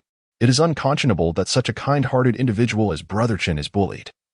It is a festering malice that must be addressed. I shall break their legs, compelling them to kneel and beg for mercy. With that, Canglan resolutely seized Qin de Bayos and made her way towards the law enforcement hall. Qin Ro furrowed her brow, once more attempting to dissuade her. If you truly wish to protect Junior Brother Chin, you must act with discretion and refrain from further provocation. Otherwise, you may soon find yourself in the Thunder Prison again. What? Such a fortunate outcome exists? Upon hearing this, Canglan couldn't help but feel delighted. What splendid news! A dual accomplishment, a double blessing. He had been troubled about how to re-enter the Thunder Prison to continue his cultivation. After experiencing the Thunder Prison, Canglan realized that such a hellish place could drive the average person mad. Indeed, it seemed that for every 10 who entered, 11 would lose their sanity. Only those who were truly wicked or possessed formidable strength would find themselves cast into such a realm. His fortunate entry had been orchestrated by Zhang Qianer's deliberate machinations, and he was uncertain whether he would ever be granted a second chance. However, Qin Ro's words sparked a new idea in Canglan's mind. Although he could not enter through conventional means, he could create a stir, escalating the situation to such an extent that the powerful sect members would eventually be unable to resist imprisoning him again. Qin Ro appeared somewhat bewildered. Canglan realized she had misspoken and quickly clarified, esteemed senior sister, what I meant to convey is that, regardless of the circumstances, I must seek an explanation for Brother Chun. Is it unreasonable to demand an apology for the unjust harm he has suffered? Wait, hold on, Junior Brother Yi. Do not act impulsively. We are still young and a bright future awaits us. I do not desire this apology. Chun Daba observed Canglan's fervent determination to seek justice on his behalf, feeling a mix of gratitude and trepidation, yet predominantly overwhelmed by an endless anxiety. Challenging the resplendent Qijian Peak with just the two of them would be nothing short of courting disaster. Qin Ro interjected, demand an apology? I cannot guarantee Zhang Qianer will comply, but Ho Hu and his companions certainly can. That is reassuring indeed. Canglan smiled and said, in truth, for individuals like us, who lack connections and support, we do not harbor excessive expectations. Receiving an apology would suffice. Senior Sister Qin, I kindly request that you serve as a witness for us. Meanwhile, within the enforcement hall, Ho Hu and Zhao Zhou were enjoying their drinks with great delight. Ho Hu, beaming with joy, remarked, I never anticipated that those good-for-nothings from Thunder God Peak would be so affluent, bestowing upon me a full 300 spiritual stones. However, since that imbecile owes his acquaintance with me to Zhang Shimi, it is only fair that half of this bounty goes to Senior Sister Zhang. Yet a hint of worry crossed Zhao Zhou's face as he replied, Senior Brother Ho, while it is indeed pleasing to gain such wealth, I fear we may encounter troubles since Senior Sister Qin witnessed this incident. Ho Hu scoffed, Youth, you are still too naive. Although Qin Ro is known for her strict enforcement of the rules and safeguarding the sect's laws, have you not observed her temper when dealing with Zhang Shimi? We are allies of Zhang Shimi, and as long as we do not commit any fundamental errors, no one can touch us. Ah, what a brazenly confident Steward Ho is. The cold voice of Qin Ro echoed through the hall, causing Ho Hu to shudder and hastily rise to his feet. Qin, senior sister, when did you arrive? Zhao Zhou quickly followed suit. I pay my respects to senior sister Qin. Qin Ro waved her hand dismissively. There is no need for superfluous pleasantries. The disciples from Thunder God Peak have arrived. You two, apologize. They apologize? What, are we to apologize to those two good-for-nothings? Both Ho Hu and Zhao Zhou were taken aback, their expressions darkening. Thunder God Peak was widely regarded as a place of disgrace, and they held esteemed positions as members of the enforcement hall. To compel them to apologize to Qin Dabo and Canglan was akin to demanding an elephant to apologize to an ant. Was this not an affront to their dignity? Is it truly so difficult for you two, one abusing power and the other rendering arbitrary judgments, to simply offer an apology? Do you still hold any regard for the sect's laws in your hearts? The pulse quickened in Ho Hu's chest as he sensed the danger in her gaze. After careful consideration, he forced a smile and said, "Senior Sister Qin, since you insist. Apologize? To those two good-for-nothings from Thunder God Peak? They are hardly worthy." Chapter 54. Do you wish for my demise? Zhang Qian'er stormed into the enforcement hall, her eyes filled with icy disdain, particularly upon seeing Yi Canglan. Her gaze transformed into a flame that seemed capable of incinerating the heavens. I never imagined you two worthless individuals would possess such audacity. Managing to align yourselves with Qin Ro, compelling her to advocate for you. But do you truly believe that your association with Qin Ro elevates your status? Qin Ro's expression turned frosty. Junior Sister Zhang, I urge you to temper your words. I am no one's supporter, nor do I intend to be. My actions are solely to uphold the laws of the sect. Very well, a paragon of righteousness, are we? Zhang Qian'er retorted mockingly, you are so noble, so remarkable. However, as of today, the regulations of the enforcement hall no longer require your oversight. What do you mean by that? Zhang Qian'er, weary of further discussion, handed Qin Ro a document. How could this happen? How could the elder? Qin Ro's chest heaved violently, her fury palpable. The contents of the document clearly indicated the revocation of her title as the sword master of the enforcement hall. And it was signed by none other than Zhang Qian'er's father, the outer sect elder. What is the justification? I am the sword master. Even if I am to be demoted, there must be a reason. Qin Ro, you are an exceptionally talented individual. However, individuals of your caliber are ill-suited for the enforcement hall. It is truly regrettable. Zhang Qian'er's words ignited a surge of unbridled anger within Qin Ro. If someone like her is deemed unfit for the enforcement hall, then who is? Someone like her, who relies on family influence, disregards the rules, and wields power indiscriminately. Or perhaps her father, who indulges his daughter as capriciousness, dismissing the sword master of the enforcement hall without even a proper rationale? To think that within a mere hour of her conflict with Zhang Qian'er, she could receive a decree of demotion was utterly unacceptable. Zhang Qian'er offered a cold smile. No longer addressing Qin Ro, instead casting a knowing glance at Yi Canglan. We meet again, Mr. Yi. Sister Zhang, what a coincidence. Yi Canglan forced a smile, displaying a hint of trepidation. What a coincidence. Not in the slightest. Zhang Qian'er spoke coldly, from my childhood to this day. No one has ever dared to humiliate me, Zhang Qian'er. You were the first. Now, here you are, recklessly coming to the enforcement hall to demand an apology from me. You truly possess remarkable audacity. Sister Zhang, it's a misunderstanding. This is all a misunderstanding. Yi Canglan hastily replied, we are merely passing through. We shall depart at once. If that is agreeable. Clearly, it was not acceptable. Observing Yi Canglan's fearful demeanor, a flicker of delight surfaced within Zhang Qian'er, causing her inner fury to wane somewhat. Yet, soon after, the memory of Yi Canglan's scornful insults from a month and a half prior resurfaced in her mind, rekindling her anger, which now blazed more fiercely than before. I pride myself on being fair. Your purpose today, you worthless wretch, is to have my people plead for mercy. Is it not? Thus, I shall also require my people to kneel and beseech for forgiveness. Zhang Qian'er wore an expression of feigned benevolence, stating, all you need to do is bend your knees and offer an apology. It is not a difficult task. A few dark lines appeared on Yi Canglan's forehead, and inexplicably, he recalled how he had once uttered similar words to Guiziyu. Perhaps he bore the same expression. Zhang Qian'er, you have gone too far. Qin Ro could not help but exclaim, you initiated this bullying, and now you demand others to kneel. This is utterly excessive. Qin Ro, this is none of your concern. You are no longer a disciple of the law enforcement hall, and my actions are unrelated to you. What if I insist on intervening in this injustice? Zhang Qian'er stood with her arms crossed, mockingly replying, insist? Then you must inquire whether these brothers and sisters agree. Senior Sister Qin, I hope you remain calm. Hu stepped forward, stating, this is my law enforcement hall. No one is permitted to act recklessly.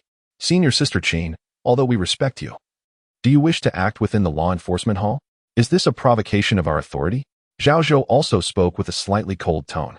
Senior Sister Qin, this matter does not pertain to you. Senior Sister Qin, it would be wise to avoid bringing trouble upon yourself. Otherwise, it will be difficult for us as well. The rules of the sect cannot be challenged. A few cultivators standing behind Zhang Qian'er spoke, their tone laced with subtle threats. You all. Qin Ro's expression darkened to the utmost degree. She could hardly fathom that her identity as the sword leader of the law enforcement hall had been stripped away so swiftly. Even more unfathomable was the fact that, upon losing her title, her former comrades, who had once been part of the law enforcement hall, now spoke coldly to her. even resorting to violence. Ironically, these individuals proclaimed their righteous intentions to uphold the sect's rules and maintain the dignity of the law enforcement hall. They had brought shame upon the very hall they sought to protect. This is absurd. Your wanton actions are a blatant destruction of our sect's principles. What do you intend to achieve? The downfall of all powers begins with the collapse of order. Enough of your grandstanding. Zhang Qian scoffed. You are merely a lowly outer disciple. The survival of the sect is not yours to worry about. When you clung to your so-called rules, the sect did not grow stronger. Qin Ro's heart was pierced with anguish. Indeed, what was she? What influence did her persistence hold? Once, she believed herself to be of considerable repute, thinking her determination could sway others. Yet the harsh reality of today delivered a stinging slap to her face. All the tenets of faith pale in comparison to the might of power and influence. A fleeting glimmer of coldness flashed in Yi Canglan's eyes. He detested the self-righteous and haughty demeanor of others the most. Senior Sister Zhang, I truly recognize my mistakes. It was foolish of me to oppose you. I sincerely apologize and propose that we maintain a respectful distance from one another in the future. Yi Canglan wore a visage of sheer terror and indignation, her demeanor reflecting a sense of forced acquiescence. As for Qindaba, he trembled uncontrollably, akin to a sieve, his pallor turning an ashen hue, rendered speechless by fear. Hee. The well water does not offend the river water? You, with the surname Yi, are indeed quite amusing. What qualifications do you possess to challenge me? A mere inconsequential entity devoid of connections and frail in strength? Today, you are destined to kneel, as I decree, provided you humbly lower yourself and offer a sincere apology. I may grant you clemency. Otherwise, I shall ensure your bones shatter and your very essence regrets ever gracing this world. Alas, why not send me back to the Thunder Prison? I long to return. If that is your stance, then I shall concede. Yi Canglan silently ridiculed within. Yet a hint of ferocity surfaced on his visage. Sister Zhang, do you truly wish to compel me in such a manner? Golden knees beneath a man? All I perceive is a heap of worthless bones. I shall grant you one final opportunity. Will you kneel or not? Shall I kneel before you? Boom. In the next instant, Yi Canglan struck. Chapter 55. Dealing with you as well. A cornered dog leaps over the wall. You are courting death. On Zhang Qian's face, an unmistakable sneer emerged. Brothers, who will assist me in subduing him? I will. Zhao Zhou strode forward with purpose. It was I who imprisoned this wretched dog in the Thunder Prison, and today, I shall be the one to shatter his spine. This mere waste from the Thunder God Peak dares to be so audacious, oblivious to the peril he invites. Advanced yellow rank martial technique. Thunder Palm. Zhao Zhou unleashed a palm strike, with lightning flickering in his palm, ruthlessly descending upon Yi Canglan's chest with an overwhelming force intended to suppress all. The martial technique executed at the third level of the meridian circulation. Yi Canglan clenched his fist and delivered a powerful strike. A faint golden radiance enveloped his knuckles, as if forged from the most resilient of materials, exuding an aura of invincibility. The Meridian Realm? How astonishing that a mere insect like you has managed to ascend to the Meridian Realm. Zhao Zhou exclaimed, his eyes widening in disbelief, before smirking coldly. Even if fortune has favored you, and you've fortuitously broken through, what of it? Bang. As their fists collided, the expression on Zhao Zhou's face immediately froze. Crack. In the next instant, a sharp sound of bone fracturing echoed, and Zhao Zhou's wrist twisted grotesquely, his complexion paling in response to the searing pain. How can this be possible? Zhao Zhou staggered backward, cold sweat beading on his forehead, utterly astounded, as if he had witnessed a ghost. Yi Canglan's expression grew increasingly indifferent. If I am refused, then what do you consider yourself? Yi Canglan managed to evade the relentless pursuit of numerous Meridian Realm experts for an entire month in the Kaiyuan Realm, demonstrating combat prowess equivalent to at least the second tier of the Meridian Realm. Shortly thereafter, while in the Thunder Prison, he consolidated the Star River Meridian and ascended to the second tier of the Meridian Realm. This newfound strength granted him the extraordinary ability to externalize his true essence, a skill typically reserved for those of the sixth tier of the Meridian Realm. His combat capabilities were conservatively estimated to rival the sixth tier, if not exceed it. What was Zhao Zhou, a mere third tier of the Meridian Realm, in comparison? No longer glancing at Zhao Zhou, he advanced directly towards Zhang Qian. How infuriating. This incompetent had actually managed to break through? In such a place as the Thunder Prison, how could he not only retain his sanity but emerge even stronger? Zhang Qian displayed an expression of disbelief, hastily retreating. How dare you be disrespectful towards junior sister Zhang? You shall perish. Ho-Hu bent slightly, then unleashed a powerful punch, accompanied by a faint roar reminiscent of a tiger, as if a ferocious beast were pouncing forward. Hu's strength surpassed that of Zhao Zhou.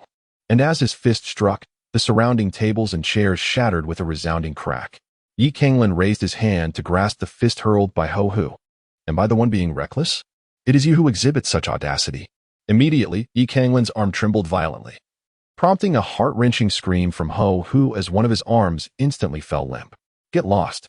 Yi Canglan lifted his leg and struck Hu's chin, causing blood to spurt from his mouth and nose as he was sent flying several meters away.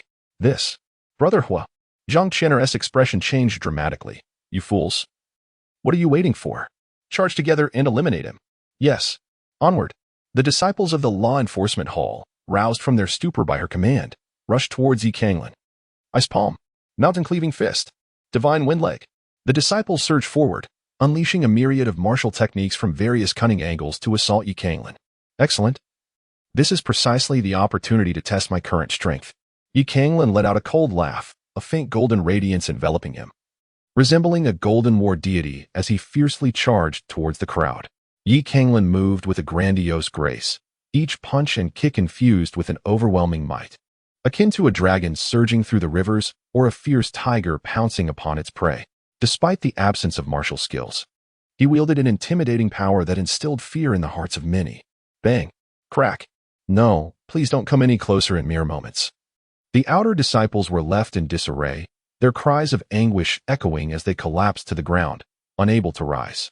You wretched fiend. Zhang Qian'er's complexion turned ashen as she surveyed the lifeless bodies strewn across the ground, her eyes brimming with trepidation and dread. She could not fathom how this seemingly futile individual, who had once gained a slight advantage through deceit, had transformed into such a formidable force under Zhao Zhou's suppression. Yet at that moment, there was no time for contemplation. Yi Canglan had already lunged before her, seizing her by the throat. Yi Canglan tightened his grip, and instantly, Zhang Qian'er's face flushed crimson. She frantically pounded her fists against Yi Canglan, exclaiming, "Let me go! Let me go!" As Zhang Qian'er blushed, Yi Canglan's face deepened in hue, even more so than hers. His teeth clenched, his eyes filled with a sense of helplessness and indignation as one pushed to the brink. Why do you force me? Why do you compel me? I have done you no wrong. It has always been you who instigated this. Yet, I have bent low, willing to apologize. I have humbled myself to this extent. So why do you continue to press me? Why? You wicked woman, devoid of reason, utterly detestable. I could kill you. I could end your life. As he spoke, Yi Canglan's grip tightened further, while Zhang Qian'er struggled desperately, feeling as though she might suffocate at any moment. Junior brother Yi, you must stop. Qin Ro's expression changed as she interjected, You cannot proceed this way. If you take her life, yours will be forfeit as well. If it is to be forfeited, then so be it. Do I fear death? Am I, Yi Canglan, afraid of death? Yi Canglan exclaimed with fervor, since death is inevitable, I might as well embark on this journey together with her. As he spoke, the grip in his hand tightened, rendering Zhang Qian'er nearly breathless. No, please. I'm sorry. I was wrong. I apologize. Zhang Qian'er trembled all over, utterly consumed by fear this time. Yi Canglan snarled, Apologize? You possess status and background. Your pride soaring high. Would someone like you genuinely extend an apology? You merely seek a temporary escape, only to plot your revenge against me later. Do you think I am unaware of your intentions? Today, I demand your life. Ah, madman. You lunatic. Zhang Qian'er turned ashen, every pore of her body exuding terror. This Yi Canglan had lost his mind. He was undeniably a complete madman, truly intent on taking her life. Suddenly, she felt a warmth spreading from her lower abdomen, dampening her. An acrid scent began to permeate the air. Yi Canglan, cease this at once. Boom. Qin Ro struck, raising his hand to conjure a crimson streak of energy that slashed towards Yi Canglan like a serpent. The surge of true essence flowed forth, a manifestation of the 6th level of the meridian opening. Yi Canglan exclaimed in astonishment, hurriedly dodging. Boom. Crack. In an instant, the azure bricks beneath shattered, dust swirling into the air, and even the surrounding walls bore faint cracks from the tremor. Yi Canglan spoke coldly, Senior Sister Qin, what do you mean by that? Junior brother Yi, your talent is exceptional. I do not wish for you to ruin yourself due to a momentary impulse. What does it matter to you whether I ruin myself or not? If I do not vent my frustrations today, my path of enlightenment will be compromised. Step aside. Junior brother Yi, your stubbornness is excessive. However, since I am here today, you shall not act recklessly. If you wish to harm others, you must first pass through me. Yi Canglan laughed with rage. Good, good, Good. You have finally revealed your true colors. The so-called maintenance of sect rules is nothing but empty rhetoric at your core. You are merely a sycophant. Since you stand in my way, today I shall deal with you as well. As her words fell, Canglan's aura surged, and she lunged at Junior Brother Yi with frenzied intensity. Junior Brother Yi, you are consumed by anger. Cease this at once. Qin Ro transformed her fist into an open palm, reaching out to grasp Canglan's hand, not wishing to harm her. Bang! Boom! In an instant, Qin Ro's expression changed dramatically. The moment their fists collided, she felt as though she was not confronting a mere human, but a ferocious tiger or a colossal bear. The sheer force was so terrifying that it sent her blood boiling and her arm tingling. Sister Qin, you cannot stop me. Taking advantage of the opportunity, Canglan pressed forward towards Zhang Qian'er. Chapter 56. You are truly overstepping. With a swift motion, Qin Ro unleashed her fiery palm technique. A torrent of searing flames surging forth, aimed directly at Canglan's face. As the inferno surged within a mere foot of Canglan, it suddenly divided, splitting into 9 tendrils that sought to ensnare his limbs and neck. Zhang Qian'er, why do you linger? Do you truly wish for your demise? Depart at once. Startled by his words, Zhang Qian'er hastily scrambled out of the law enforcement hall. Once she had left, Canglan reigned in his formidable aura. Qin sister, please retract your divine powers. Huh? Qin Ro paused, a flicker of confusion crossing her features. Given Canglan's earlier demeanor, she had assumed he was in a frenzy, ready to clash with her to the bitter end. Sensing her bewilderment, Canglan smiled and reassured her. Sister Qin, you cannot genuinely believe I would eliminate Zhang Qian'er? Her father is an outer sect elder, and her brother is a direct disciple of an inner sect elder. Such a person is not one I would dare to slay. My earlier display was merely to intimidate that woman, to impart the lesson that the wrath of an ordinary man can lead to bloodshed. Understanding dawned on Qin Ro, and she exhaled with relief. Junior Brother Yi, it is best that you think this way. With your exceptional talents, you are destined for a brilliant future. Do not squander it over trivial matters. She was astounded by this junior's prowess, although he was clearly at the second level of the meridian opening stage. His strength had forced her to concede a minor loss, despite her own being at the 6th level. Such an extraordinary talent should not be jeopardized over insignificant squabbles. Brother Chun is leaving. Let us proceed to Chuyang Peak. Chen DeBeos was taken aback. Huh, what are we going to do at Chuyang Peak? Canglan curled her lips and remarked, Senior Brother Chen, do you truly believe I am foolish? If it were not for those ruffians from Chaoyang Peak forcing your hand, would you dare to venture into the law enforcement hall to rescue me? Ah, well, this. Chen Debo's face flushed crimson, and he indignantly retorted.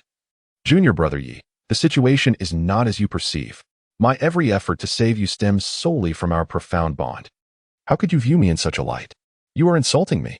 All right, Senior Brother Chen, since your intentions are rooted in our deep friendship, I shall reciprocate and avenge you. Let us proceed.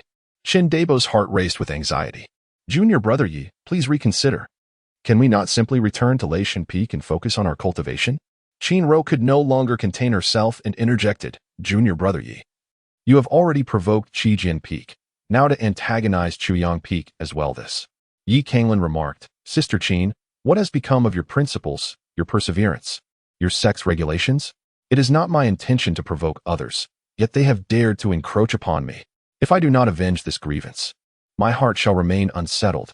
As Canglan spoke, he mercilessly stripped the fallen candidates, including Ho Hu, of their spirit stones, elixirs, and other possessions, leaving them in a state of impotent fury. Brother Chen, let us depart. With that, Canglan hurriedly dragged Chen DeBeo toward Chaoyang Peak, prompting Qin Ro to stomp her foot in frustration. This Junior Brother Yi, while her heart brimmed with indignation, a twinge of guilt also seeped in. Had our law enforcement hall upheld justice impartially, such acts of tyranny would not have compelled this junior brother to resort to such measures. I must follow him to ensure he does not overreact in his youthful fervor. Meanwhile, Zhang Qian'er fled from the law enforcement hall in a frenzied panic. It was only upon reaching the entrance of her small courtyard that she leaned against the door, gasping for breath. That ye. Once she regained her composure, a deep resentment flickered in her eyes. You dare to humiliate me so? I shall not let you escape unscathed. I will ensure your demise is without a grave. The memory of her earlier fright, which had left her trembling in fear, cast a shade of unhealthy crimson upon her cheeks. With a scowl, she returned to her room to change her attire and then set forth toward the summit of Qijin Peak. As she ascended, the surrounding scenery gradually transformed. Wisps of delicate mist ebbed and flowed, revealing a series of ancient palaces, each either resplendent with golden splendor or imbued with an air of majestic mystery. Immersed within this ethereal ambience, one might easily mistake it for a celestial palace above the clouds, its grandeur surpassing that of Thunder God Peak by numerous degrees. This was the inner peak of Qi Jin Peak, one of the three remaining peaks of the revered Xian sect. The various peaks of the Xian sect are divided into inner and outer peaks. The outer peak, populated by the outer disciples, houses the largest number of residents. Though they are nominally disciples of the Xian sect, they exist in a state of relative freedom. The sect provides them with basic resources monthly. While their living arrangements are entirely at their discretion, they may choose to dwell in caves or forests, or, if industrious, construct their own modest abodes. No one oversees their choices. In stark contrast, the inner peak represents an entirely different realm. Among its inhabitants are the inner disciples, each possessing their own independent courtyard and enjoying a wealth of resources, standing just a step away from the sect's core. Additionally, there are the core disciples, each boasting a cultivation level of at least the 6th stage of the meridian realm. As the true heart of the sect, they reside in the finest palaces, receive the most abundant resources, and benefit from the guidance of esteemed mentors. They are far superior to their peers and can be regarded as the elite of the Dian dynasty. At this moment, Zhang Qian'er made her way to the inner peak in search of her greatest ally, her brother, Zhang Tianxiao, to stand up for her. Brother, I have been bullied. Please, you must help me. Zhang Qian'er approached a magnificent azure palace situated at the core of the inner peak, her eyes reflecting a tempest of resentment and fury. She transformed into a picture of a wronged little girl, beginning to sob plaintively. Simultaneously, at the outer peak of Chaoyang Peak, a commanding voice reverberated. All the useless ones of Chaoyang Peak, come out, come out. The imperious tone echoed across the mountain, startling flocks of birds into flight. Chen Debao, filled with trepidation, exclaimed, Yi, brother Yi, this is a grave mistake. We are here to settle accounts with Zhou Han and his group, not to provoke the entire Chaoyang Peak. Who dares to create chaos at my Chaoyang Peak? Such audacity. Do you have a death wish? A voice thundered. Who are you to speak so brazenly at my Chaoyang Peak? As soon as Yi Canglan's voice faded, several disciples from Chaoyang Peak soared over, casting icy glances at Yi Canglan. Yi Canglan clasped his hands and said, esteemed brothers, I sincerely apologize for the mistake. I misspoke. The purpose of my visit is to seek out that fellow Zhou Han, not to cause any trouble for Chaoyang Peak. It was merely a slip of the tongue. Chen Debo, upon hearing this, breathed a sigh of relief. Thankfully, his junior brother's blunder was not a sign of madness. So that was the case. A slender young man relaxed his expression slightly. However, a short, stocky man scoffed, if you're looking for Zhou Han, then seek him out. But do you not fear that such words may invite misfortune? Silence. To everyone's surprise, as soon as the burly man finished his sentence, Yi Canglan's demeanor turned icy. I was merely in good spirits and offered an explanation, yet you truly believe I am intimidated by your presence? Have you overstepped your bounds? Chapter 57. The Toad Yawns. You insolent fool. How dare you? Boom. Before they could utter another word, Yi Canglan surged forth. Observing the expressions of his senior brothers, it was evident that their combat prowess was lacking. As the junior brother, it was my duty to enlighten you today. You reckless fool. You seek death. Crushing stone fist. The stout young man could no longer contain himself and charged at Yi Canglan. The essence of the crushing stone fist lies in its explosive force. It relies on hidden strength to inflict internal damage upon the enemy. Yet, look at your approach, like a hungry tiger pouncing, desperate for attention, leaving no room for caution. Foolish. Bang. As the words fell, the burly man's fist collided with Yi Canglan's. In that instant, an overwhelming force surged through his arm and meridians, directly impacting his internal organs, causing a tumultuous upheaval, nearly forcing him to vomit blood. Overwhelmed by the excruciating pain, he could no longer control his body, which flew away like a sandbag. Yi Canglan approached him and casually took a spirit stone from his person, declaring, "This shall be your reward for my guidance." The act was not significant in its value, yet it bore a deeply insulting weight. Senior brother Gao, the slender youth, witnessing this, was incensed. 10,000 serpent's hand. With that, he leapt forward, his speed surpassing that of the robust youth by at least a third. He swung his arms, resembling a mystical serpent, enigmatic and unpredictable. In an instant, one arm coiled around, constricting toward Yi Canglan's throat. The 10,000 serpent's hand was a martial technique characterized by entanglement and confinement. its essence lying in sealing off the opponent's escape routes, interrupting their relentless assault, and targeting their vulnerabilities for a decisive strike. Yet, look at you, so full of errors. Your movements weak and flaccid. Do you think you are entangled with a woman? Alas, I am no woman. Bang. As these words fell, Canglan's fist struck the youth's abdomen, causing his body to curl like a shrimp as he collapsed to the ground, wailing in agony. Junior brother, you are truly despicable. Lightning leg. Another individual leapt forth, his leg akin to a steel whip, sweeping through the air toward Canglan's head. Lightning leg. With this technique, your speed must be remarkably swift, yet you move as slowly as a snail. What lightning do you possess? As the battle intensified, more disciples from Chaoyang Peak rushed to the scene, their expressions filled with unbridled fury. Brothers, let us teach him a lesson, regardless of which peak he belongs to. Anyone who dares to humiliate our Chaoyang Peak today shall not escape unscathed. Canglan maintained a serene demeanor as he advanced relentlessly. The surging wave's palm should ideally be as unstoppable as the vast tide. However, your momentum falls woefully short. The rock body, cultivating your martial skills, holds some merit. Yet your rigid application of this body technique has rendered you too inflexible, resulting in sluggishness. Resorting to weaponry? Though your sword appears formidable, it lacks the relentless spirit of a true swordsman, insufficiently refined. The sword is the sovereign among weapons, emphasizing the destruction of all obstacles with overwhelming force. I am most acquainted with the blade, so allow me to demonstrate its true usage. As for your movement technique, your gale step possesses some merit.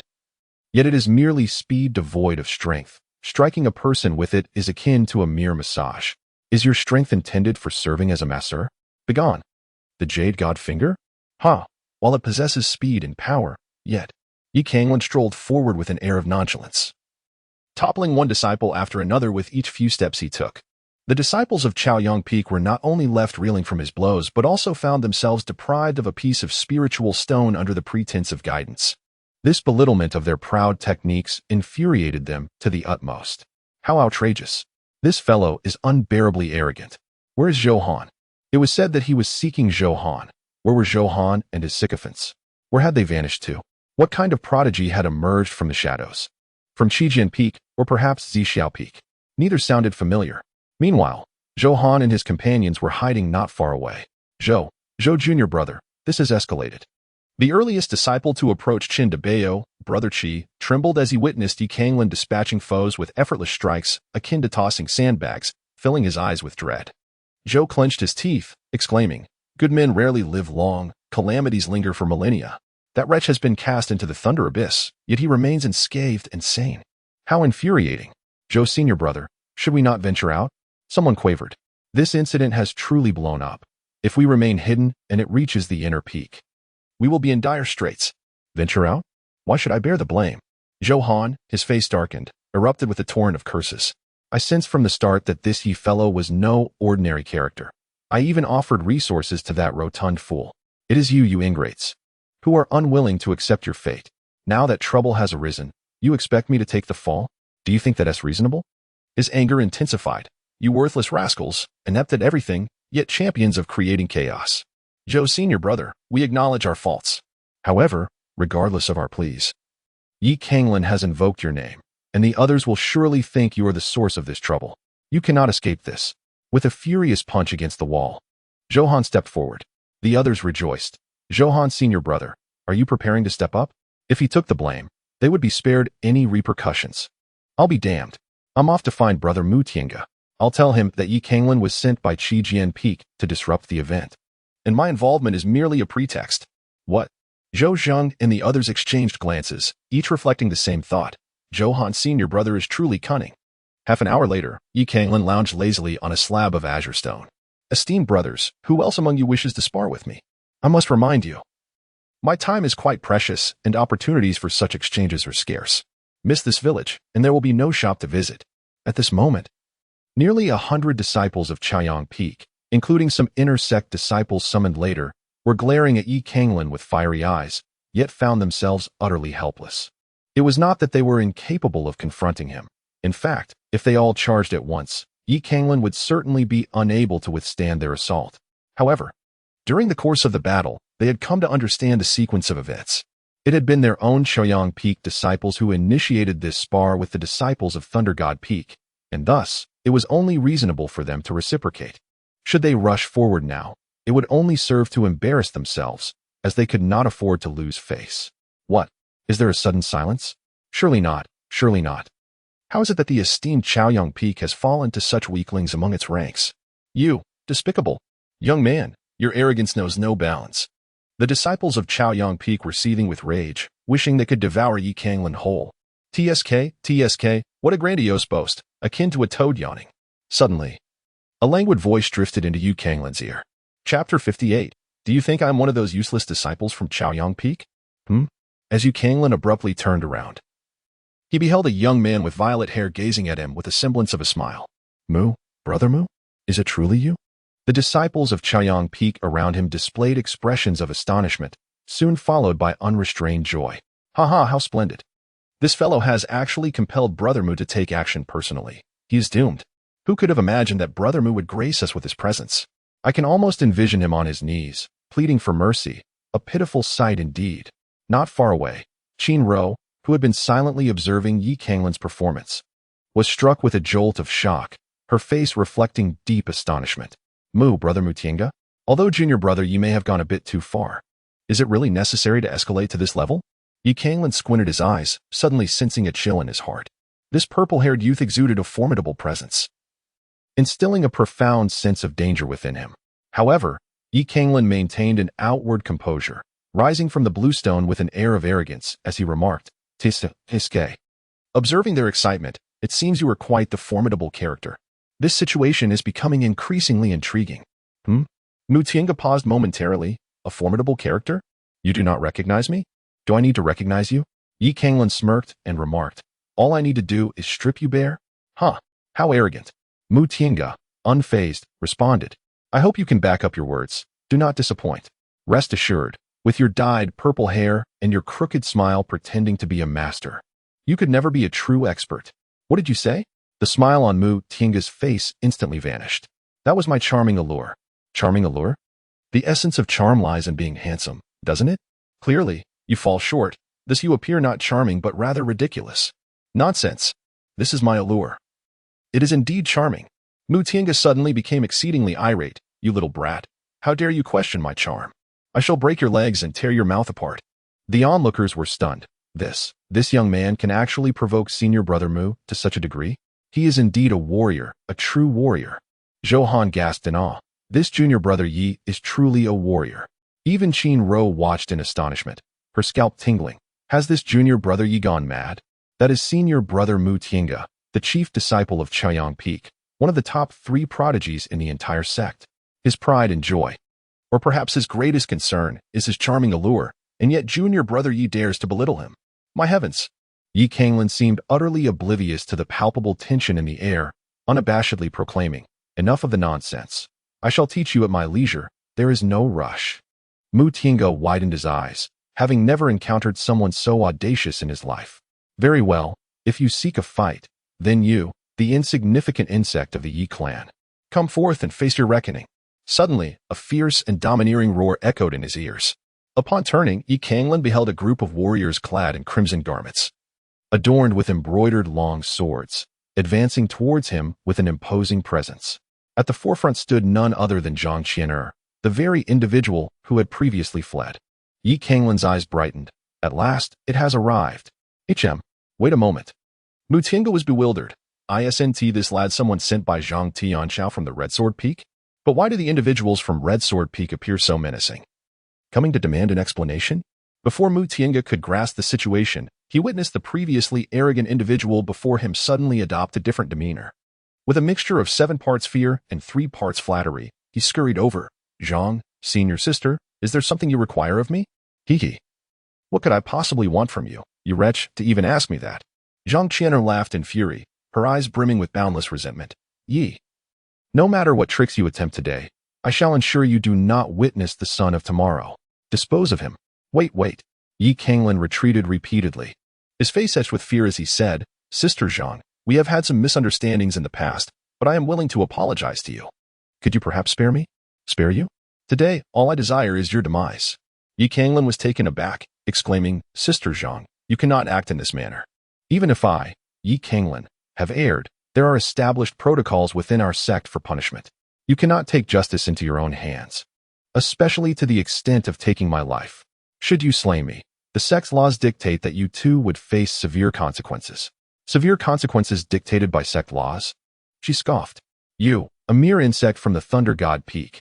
Even if I were to slice you into 1,000 pieces, no one would dare to punish me." Yi Canglan's eyes narrowed as she spoke. "Zhang Shiji, do not overstep your bounds. I am well aware of your status and connections, yet I have a band of brothers standing behind me. Should you wish to lay a hand on me, you ought to think twice." The disciples of Chaoyang Peak were momentarily taken aback, their expressions contorting in disbelief. "What are you talking about? Who among us is your brother? We were just engaged in a fierce altercation, and we are foes, not allies." One of the disciples exclaimed. "Zhang Shimi, please do not misunderstand. We have no acquaintance with this individual." Another chimed in. "Indeed, he came to Chaoyang Peak solely to cause trouble. We are unequivocally enemies." "Zhang Shimi, has this arrogant fool offended you? If so, feel free to deal with him as you see fit. We shall pretend we have seen nothing." Zhang Qian'er, known as the first scourge of the outer sect, was notorious for her capricious nature and formidable connections. Few dared to cross her path. Moreover, considering how provocatively and humiliatingly he had treated them moments ago, for him to now expect assistance from the disciples of Chaoyang Peak was utterly ludicrous. "Yi, do you believe such petty cunning can save you? You wretched, despicable, contemptible cur, your demise is all but assured today." Yi Canglan's expression darkened considerably. "Sister Zhang, our grievances have not reached the point of no return. Do you truly wish to drive me to my demise? I am willing to beg for mercy. If that brings you joy, beg for mercy. It is too late. At this moment, all I desire is your death." Zhang Qian'er's gaze turned increasingly frigid, recalling the scene where she was utterly terrified by Yi Canglan, which filled her heart with indignation and overwhelming hatred. "Sister Zhang, please do not force my hand." Suddenly, an astonishing aura erupted from Yi Canglan. "Look at their condition. You must see. They are injured, all at my hands. The numerous disciples of Chaoyang Peak could not defeat me. Do you truly believe that these few you brought can kill me? Do not compel me to bring about our mutual destruction." The disciples of Chaoyang Peak muttered in dismay. "So, we do not assist you, and we become mere props? Is it that our Chaoyang Peak has become a mere tool? How utterly laughable!" At that moment, a towering figure stepped forward behind Zhang Qian'er, wearing an expression of mockery. "Do you truly believe that I, a core disciple of Qijian Peak and a retainer under the banner of Shaodian Palace, can be compared to these worthless disciples of Chaoyang Peak?" Chapter 59. Intersect Disciples? Mere trash. Damn it. In that instant, even Mu Tiange felt an urge to curse. These scoundrels, do they truly consider Chaoyang Peak to be merely a scapegoat, a mere backdrop? Yi Canglan bellowed with fury, arrogance. "Then come forth to battle." "Come to battle? Do you even deserve it?" A rather handsome young man stepped forward and declared, "Brother Chen Kuan is a core disciple of our Red Sword Peak. And as the third attendant under Brother Tian Shao, it suffices for me to handle you." With a hum, the youth's body trembled as a layer of crimson true essence radiated from him, exuding an overwhelming heat and dominance. As he unleashed a punch, a torrent of true essence converged upon his fist, its brilliance intensifying in an instant, resembling a sun diminished to a fraction of its size. "Just a trifling third layer of the meridian opening stage. Who grants you such audacity? Begone!" Yi Canglan wore a cold smile as he unleashed a simple yet powerful straight punch, akin to a wild bull charging forth with unparalleled ferocity. Crack! How could this be possible? In an instant, the young man was struck as if by a bolt of lightning, sent flying several meters, blood spilling from his mouth in a relentless torrent. Little lay. How could this insignificant being from Thunder God Peak possess such strength? Kill. A youth behind him, wielding a steel blade, felt a sudden jolt of alarm. Raising his sword to cleave at Yi Canglan, the blade gleamed with a dazzling light, sweeping through the air like a fleeting comet, astonishingly swift. Thud! Ah! The next moment, the youth fell to the ground with a wretched cry. A gaping wound, a foot in length, had appeared on his arm, blood gushing forth incessantly. His arm trembled slightly from the excruciating pain. Meanwhile, Yi Canglan, wielding the god-slaying blade, advanced with an expression of indifference, remarking, "Such a sluggish sword. And yet you dare to flaunt it? Ridiculous." Zhang Qian'er's pupils constricted suddenly, fear flickering in her gaze. Yi Canglan's current demeanor evoked memories of her previous rampage that had instilled fear within her. A tumult of dread and rage surged within her heart. You fools! We are here to take lives today, not to engage in a contest of skill. Slay him. All together, bring him down. It was Sister Zhang. Kill. Come forth. Push me to my limits, and I shall have nothing left to say. Let us engage in battle. Canglan's golden essence surged forth from within him. His garments billowing and hair lifted, each inch of his being radiating a faint golden aura, resembling the awakening of an ancient golden deity. As the core disciples of the Crimson Sword Peak launched their assault, Canglan remained utterly composed. He wielded his blade to thwart his adversaries, showcasing the entirety of his martial prowess. The fundamental techniques of horizontal slashes, powerful cuts, and piercing strikes flowed from his hands with an effortless grace, akin to the most exquisite martial arts. Mountain-splitting tread. A disciple of the Crimson Sword Peak soared into the air, a resplendent aura enveloping his feet as he descended fiercely upon Canglan. His fall bore the weight of 1,000 mountains, seemingly capable of crushing all in its path. Canglan unleashed a fist that soared through the air, akin to a majestic rainbow piercing the sun, exuding an unparalleled dominance. Bang! Crack!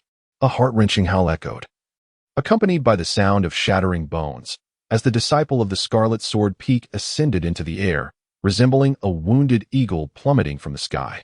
Upon closer inspection, one could discern that one of his feet had twisted grotesquely, seeking death. The golden jade palm, the palm, resembling gleaming gold and jade, descended with the weight of a millstone, embodying a force capable of obliterating all. Golden jade palm. Truly, golden and jade on the outside, but rotten within aptly describes individuals of your ilk. It seems you possess a certain self-awareness.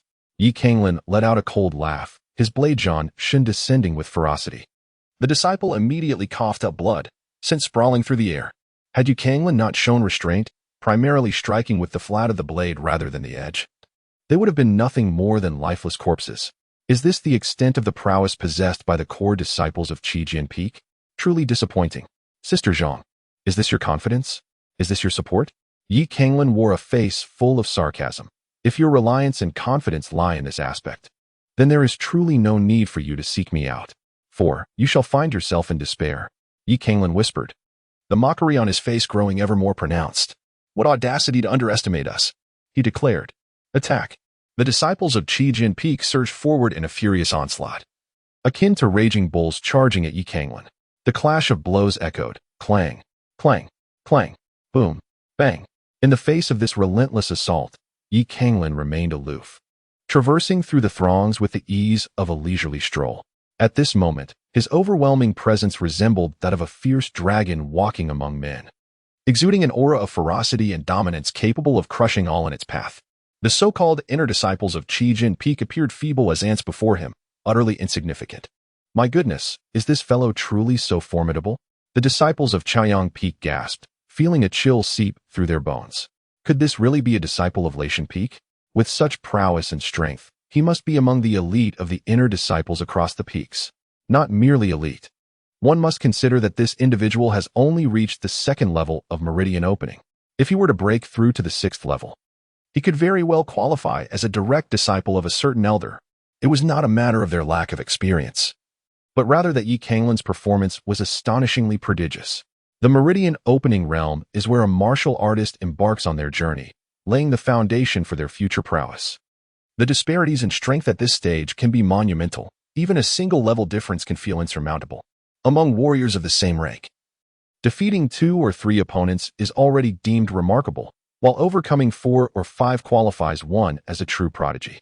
Yet, for Canglan to simultaneously contend with over 10 adversaries of the same rank, many of whom boasted superior levels, was simply unheard of.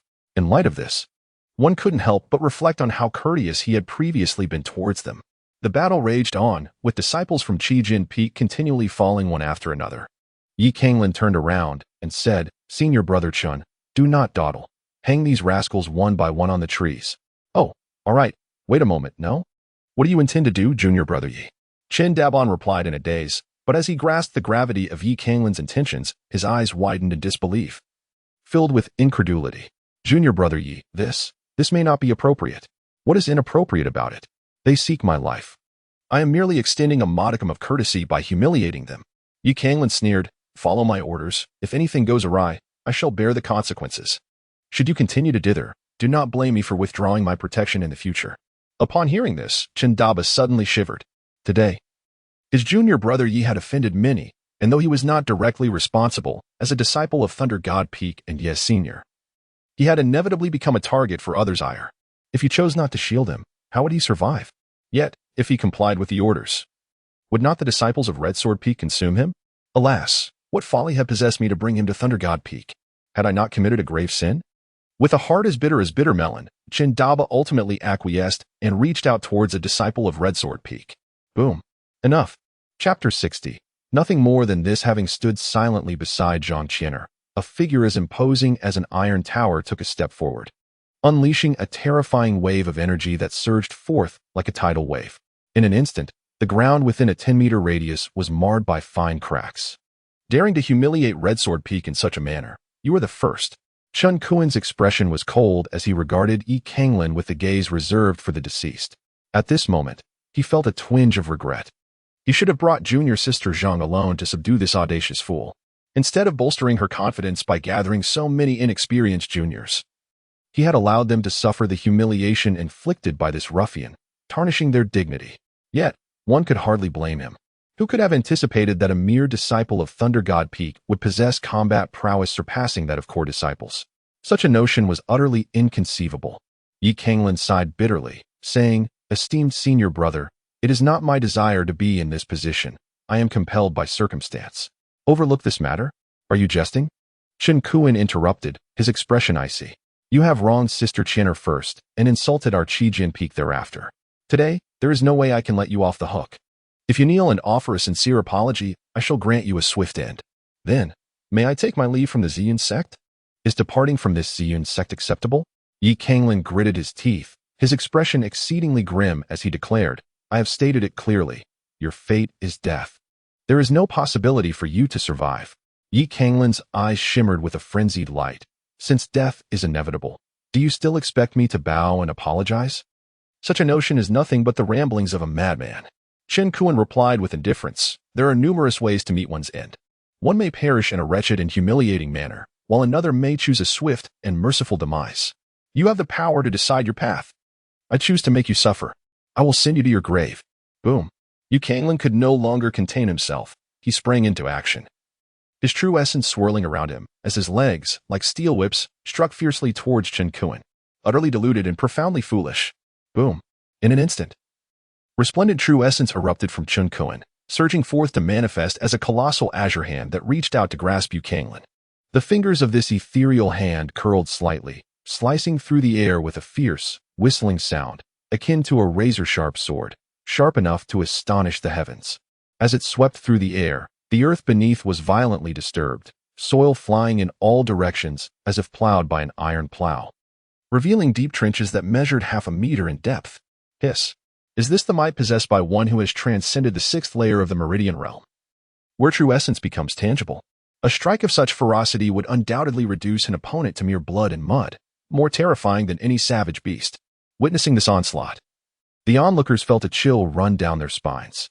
Chen Kuan's attack was merciless, a lethal blow delivered in an instant. No, I cannot stand idly by his junior brother Yi is destroyed in such a manner. At this climactic moment, Qin Ro felt a twinge of guilt. Under the influence of Yi Canglan's earlier words, she believed her resolve had faltered, and her inability to uphold the sect's principles had led to this dire situation. If she were to witness Yi Canglan's demise without intervening, she would never find peace in her lifetime. Brother Chen Kuan, is this the means upon which you relied when you brazenly declared your intent to bring about my demise? If this is your source of confidence, I must say, you are gravely mistaken. In the next heartbeat, an overwhelming torrent of true essence erupted from Yi Canglan, converging upon the blade of divinity in his grasp. Yi Canglan swung his blade with fervor, the resplendent golden light cascading like a waterfall from the heavens. Dazzling, domineering, and untamed, it seemed capable of obliterating all in its path. With a thunderous roar, two formidable forces clashed, sending astonishing ripples through the air, shattering trees into mere splinters. The earth fractured inch by inch, the cracks resembling coiling dragons sprawling in all directions, an awe-inspiring spectacle. After a brief stalemate, the brilliant golden radiance surged downward, shattering Chen Kuan's azure hand in an instant. What? How could this be possible? Heaven help me, am I seeing things? What a jest. My goodness. Has this lad been raised on some potent elixir? This scene nearly left everyone in a state of disbelief. Upon breaking through to the 6th layer of the meridian realm, martial artists are expected to fully refine their true essence, projecting it outward like blades, capable of striking foes from 100 meters away. This is the consensus among all. Yet here stood Yu Canglan, merely at the 2nd layer of the meridian realm, achieving such feats, truly astonishing. Qin Ro wore a grave expression. This junior brother Yi. Despite my high regard for him, I have still underestimated him. Previously, during our exchange of blows, he held a subtle advantage. I had thought his strength lay solely in his physique, not realizing his true essence was refined to such an extent. A hint of shock appeared on Chun Kuen's face. You dare flaunt your meager strength before me? Bow down. Boom. Yi Canglan strode forward with great determination. A golden palm imprint coalescing, resembling a mountain crushing down with immense force. You are audacious. Chun Kuen's eyes glimmered with a chilling light. Even if you possess some unusual abilities, condensing true essence at the 2nd level of meridian opening merely amounts to gathering true essence. Do you truly believe yourself invincible? With a thunderous roar, Chun Kuen's muscles trembled incessantly, a stream of translucent jade-green light gradually emanating from him. Blood appeared at the corners of his eyes, seemingly enduring excruciating agony. Moments later, his body transformed into a lustrous, translucent figure reminiscent of jade, exuding vitality and an aura of indomitability. This is the advanced martial technique of the Shen rank, the Jade Body. Someone exclaimed. Among all martial arts, body refinement techniques are the most arduous to cultivate. Mastery of such techniques requires an extraordinary level of refinement and transformation throughout the entire body, engaging in deep, transformative pain that is beyond the endurance of ordinary individuals. Indeed. Furthermore, even if one can withstand such agony, the resources consumed are not something an average person can afford. Truly, as a core disciple, the privileges enjoyed are enviable. Another person remarked, though body refinement techniques are challenging to practice, once perfected, the enhancement to the body is comprehensive and incomparable to ordinary martial skills. Brother Qin Kuen of the Red Sword Peak, despite being only at the 6th level of meridian opening after mastering the Jade Body, is likely to surpass even those at the 7th level. The glory of this disciple you may well end here. Die. Qin Kuen bellowed, akin to a towering green peak, unleashing an unstoppable force as he charged forward with ferocity. Is it merely a matter of the physical form? Yi Canglan's lips curled into an exaggerated arc. Then, let it come. In an instant, the true essence within Yi Canglan retracted, and he unleashed a powerful punch. The next moment, the expressions of those present changed dramatically. Chapter 61, Deserving of Death? Yi Canglan's unadorned fist struck brutally against Qin Kuen, causing his body to tremble. The surface of his jade-like skin cracked ominously. Fissures beginning to emerge. Those cracks gradually spread, and within mere moments, Qin Kuen's form resembled that of fragile porcelain on the verge of shattering. Crack. Boom. In the next instant, the jade-like exterior of Qin Kuen shattered, and as if struck by lightning, he violently spat out a mouthful of blood, crashing heavily to the ground and creating a 3-meter-wide pit. Oh, heavens, how is this possible? It must be a lie, absolutely a lie. I must be dreaming. My God. Is this creature a monster, a human-shaped beast? This is utterly absurd. That was the advanced martial skill, the Jade Body. Did he truly break through solely with his physical form? This is too outrageous. After 2 breaths of stunned silence, the crowd could no longer contain their screams, as if they had encountered a ghost. How is this possible? Qin Kuen's face was a mask of disbelief. Who are you really? You cannot be merely a disciple of Thunder God Peak. Who are you truly? I am your father. Yi Canglan seized Qin Kuen by the collar, lifting him from the ground with a forceful grip that rendered his garments in tatters. With a swift motion, he retrieved a length of rope from his storage ring, binding Qin securely before suspending him from a nearby tree. You beast, how dare you? Qin Kuen's eyes bulged with fury as he threatened in a harsh tone. I am a core disciple of the Red Sword Peak. How dare you treat me this way? Release me. Release you? On what grounds should I do so? Yi Canglan grinned and said, after all my efforts, performing countless acts, and even playing the fool several times, all to ensnare you. Now you wish for me to release you? What a jest. Brother Qin, do not be courteous with these scoundrels. Bind them all and hang them up. Everyone?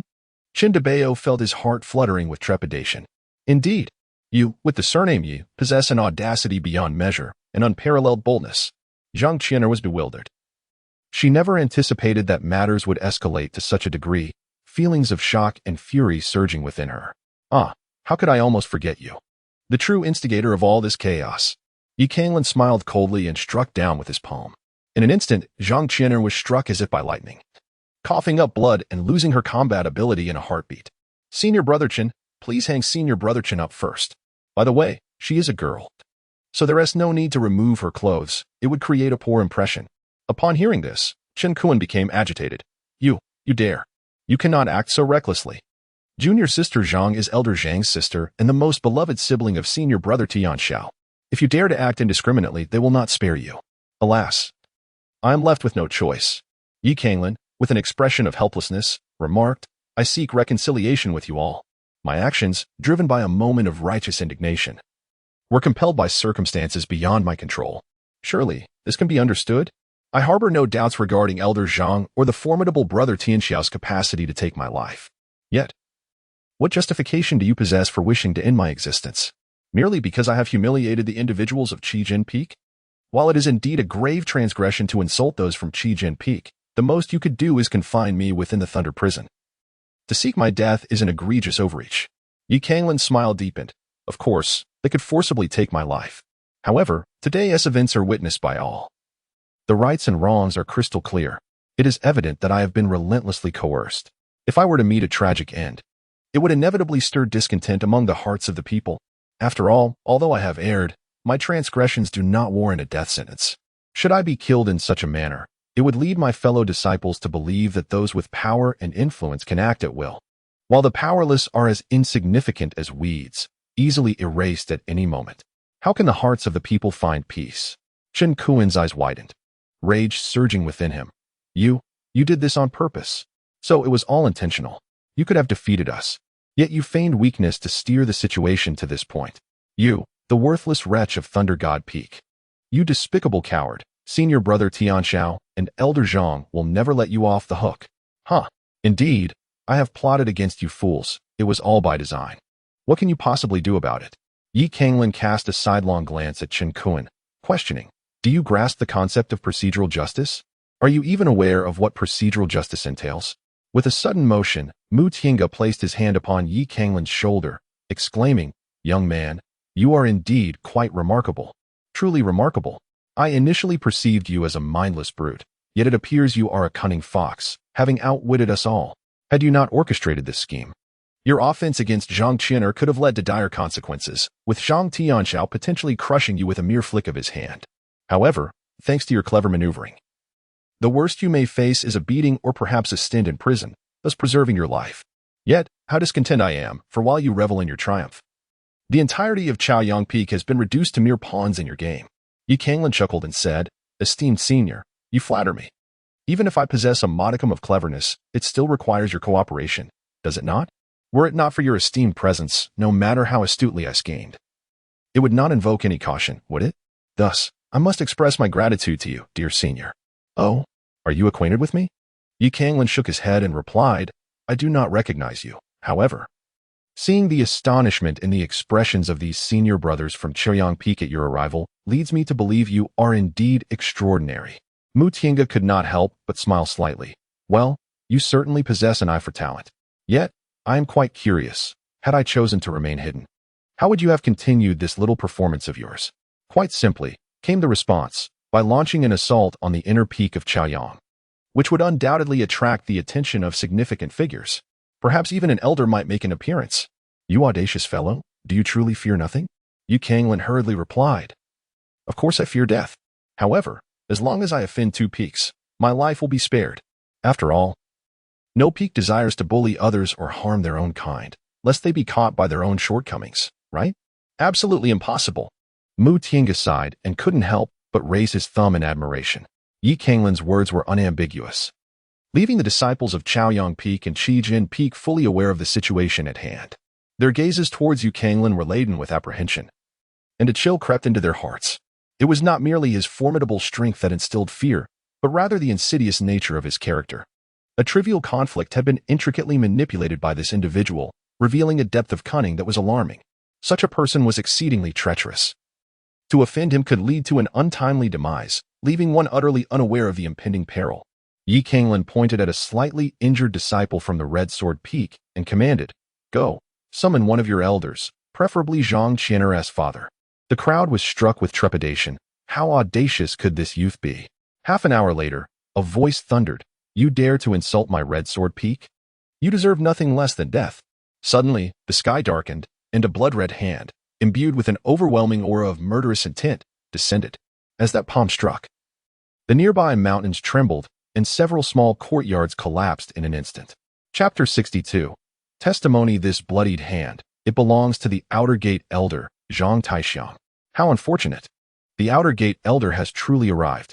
That fellow surnamed Yi has been exceedingly arrogant, and it is no wonder this has occurred. However, it would suffice to seek out the one named Yi. There is no need for such indiscriminate attacks. The disciples of the Morning Sun Peak turned pale, hastily retreating. How formidable. Yi Canglan felt a shiver run down his spine, every hair on his body standing on end, as if his very being was on the brink of disintegration. While others merely sensed the pressure of this strike, he, as the primary target, experienced it more profoundly. In that moment, he did not perceive his adversary as merely a man, but as a deity, exalted and omnipotent. With a mere gesture, this being could shatter his corporeal form, extinguish his soul, and condemn him to eternal oblivion. Elder Zhang, are you attempting to wield your power to bully others and trample upon the doctrines of our sect? Bang. As soon as Yi Canglan's words fell, he felt as though his body had been struck by a colossal mountain, instantly propelled several meters away. With the sensation that his bones were shattering, "Yi Shidi!" Chen Debo exclaimed in sheer terror, hastening to assist Yi Canglan to his feet. Upon witnessing Yi Canglan's body, marred by fissures and drenched in blood, Chen Debo was overwhelmed with dread.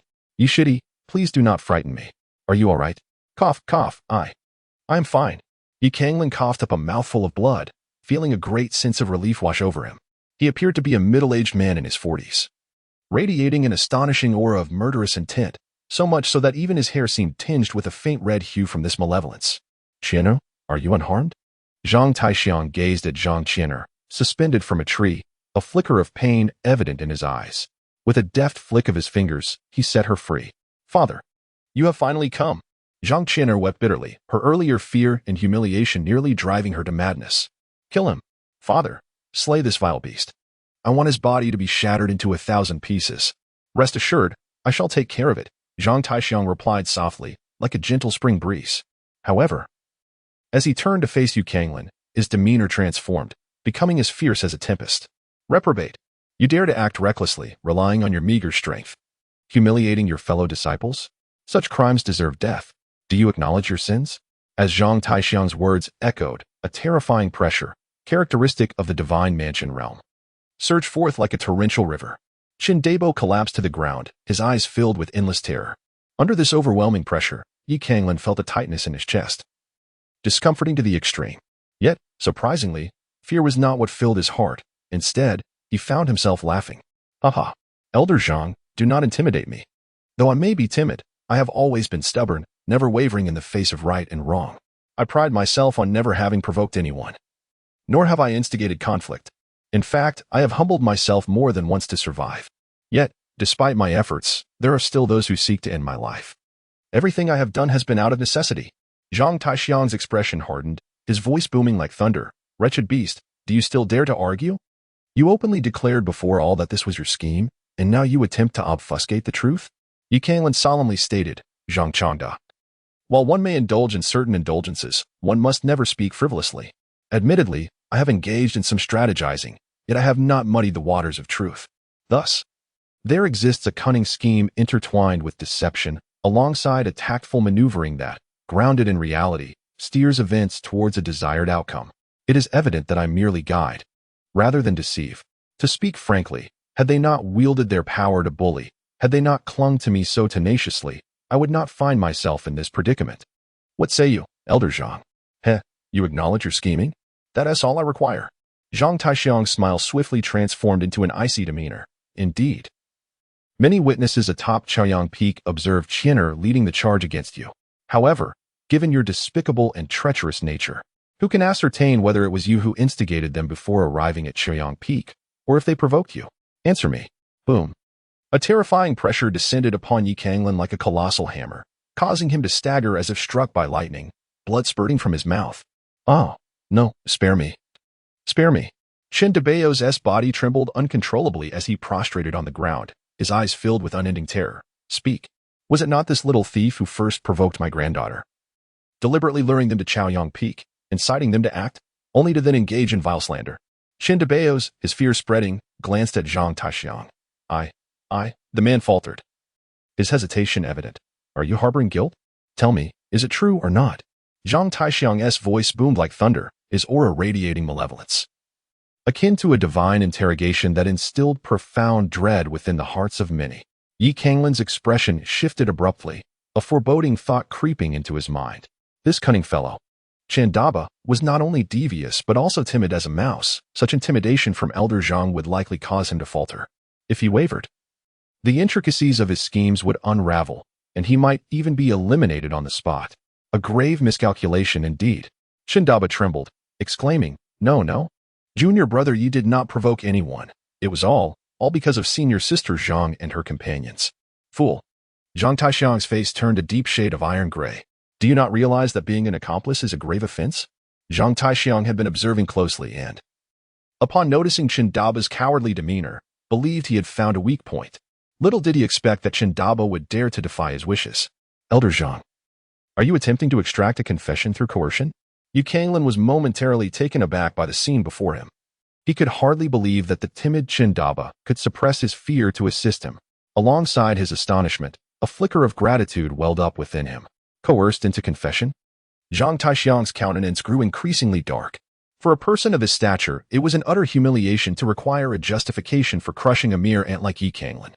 "I was merely inquiring as per usual. I initially thought this individual was different from you, but it seems he too is incapable of discerning right from wrong, good from evil. Therefore, his words can hardly be deemed credible." Zhang Taixiang's tone shifted chillingly. "While I cannot prove that you struck first to implicate Qin'er and the others, you are equally unable to demonstrate that Qin'er and her companions initiated their attack against you. Thus, if you fail to present evidence today, you shall face the consequences." "Who says I cannot provide proof?" Yi Canglan let out a cold laugh, directing her gaze towards Qinro. "Sister Qin, please share everything you have witnessed." Zhang Taixiang narrowed his eyes slightly. "Qinro, what exactly do you wish to convey? Think carefully." Qinro glanced at Yi Canglan, took a deep breath, and declared, "Elder Zhang, junior brother Yi is the victim. What I observed was him being relentlessly pressured. Moreover, he was willing to submit, yet Sister Zhang persisted without relent. Preposterous." Zhang Taixiang erupted in fury. "Qinro, enough, Master Zhang." Suddenly, Mu Tiange interjected with a smile. "Though I am not a member of the Red Sword Peak, I am aware of the name Qinro, the esteemed sword leader of the Law Enforcement Hall. Sister Qin is upright and dedicated to upholding the sect's principles. She would never lie on matters of great significance. Now that the truth is evident, I kindly request Elder Zhang to take the Red Sword Peak members and leave. As you can see, the Chaoyang Peak is in disarray, and I am unable to entertain you." "Mu Tiange, how dare you?" Zhang Taixiang lost his composure. Unable to contain his rage, his eyes nearly bulging in fury as he glared at Mu Tiange. He clearly perceived mockery and derision in Mu Tiange's words, as if he were being ridiculed for being manipulated by an insignificant being. "Are you attempting to drive me away, to humiliate me? I acknowledge your prowess, Mu Tiange. Yet my son Tian Shao possesses the demeanor of an emperor. You are merely a defeated foe beneath him. What right do you have to act so arrogantly before his father? If you dare, I could have my son emerge from seclusion for another battle with you." Very well, very well." Mu Tiange quickly raised his hands in a gesture of surrender. "Master Zhang, please do not take offense. I recognize that junior brother Tian Shao is formidable, a once-in-a-century prodigy. Yet precisely because of this, you should set an example to prevent any embarrassment for him, wouldn't you agree?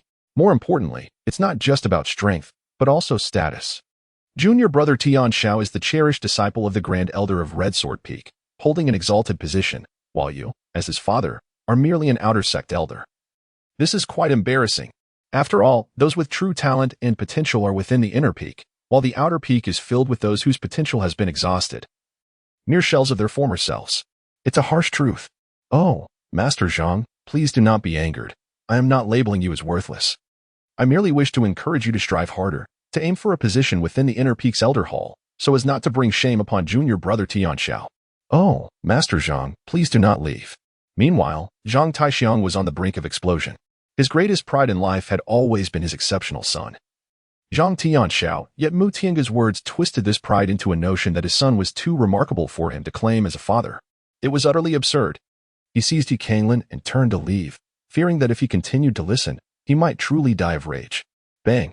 After a brief moment, Canglan was brought to the entrance of the Thunder Prison by Zhang Taixiang, who then forcefully threw him to the ground. The wounds on his body were aggravated, causing Canglan to grimace in pain, yet he remained silent, quietly focusing on healing his injuries. The sight of Canglan's demeanor infuriated Zhang Taixiang. After all, he was an elder of the outer sect of Ziyun sect, a formidable figure in the realm of divine residence. While he could tolerate the insolence of that scoundrel Mu Tiange, how dare this insignificant creature dare to disregard him? It was utterly contemptible.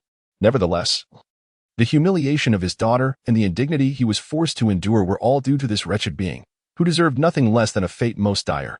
With this thought, Zhang Taixiang kicked Canglan viciously once more. Abominable creature, you are doomed. Canglan let out a low murmur, accompanied by a cold chuckle. Elder Zhang, I pride myself on my ability to empathize. From your perspective, I am but a mere outer sect disciple, even one from the scorned Thunder God Peak, who has not only humiliated your daughter, but also disregarded your authority. Such actions warrant not just death, but a fate worse than death. Yet, what of it?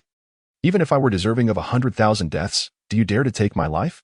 If you were dissatisfied, then come and bite me. Foolishness, sheer foolishness. Zhang Taixiang was instantly infuriated, his facial muscles twitching uncontrollably. Indeed, I am a fool, and what of it? Do you possess the courage to slay me? Should you choose to end my life, it would be strange indeed if Chaoyang Peak did not seize this opportunity to seek revenge and gain some advantage. Canglan wore a smug expression, addressing Elder Zhang with a tone of triumph. No matter how furious you may be, you have fallen victim to my machinations, and there is nothing you can do to me. In fact, even if you wish to confine me for an extended period, you are unable to do so. For I too am a victim in today's events.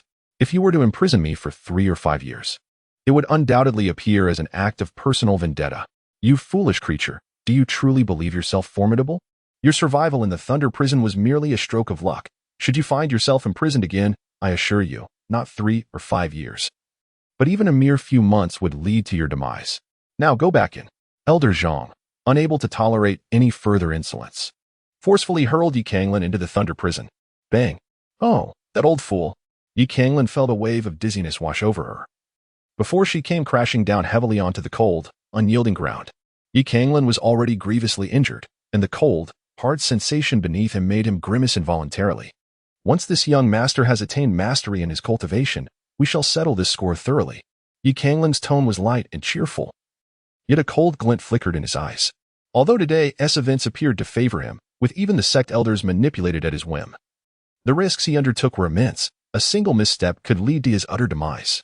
It was evident that Zhang Qian had provoked him first, humiliating Chindabeos and coercing him, yet he found himself meticulously plotting to preserve his life. What a frustrating predicament. One might wonder why he did not simply choose to kneel. Considering he had previously bowed before Guiziyu, what was the difference between once and twice? However, when faced with Guiziyu, Canglan's stakes were far greater, encompassing the lives and fates of his wife and the entire Lin family. The Lin family had transformed him from a destitute orphan into the pride of Canglan City, allowing him to marry a woman of extraordinary beauty, with whom he shared a profound connection. In light of their survival, his personal dignity paled in significance. Yet, in the face of Zhang Qian, he was alone in his vulnerability. Moreover, while Guiziyu was a celebrated figure from the Imperial Academy of Dian, what was Zhang Qian? Merely a worthless individual, sheltered by her family, enjoying privileges yet incapable of passing even the intersect assessment. What right did she have to demand Canglan kneel and beg for mercy?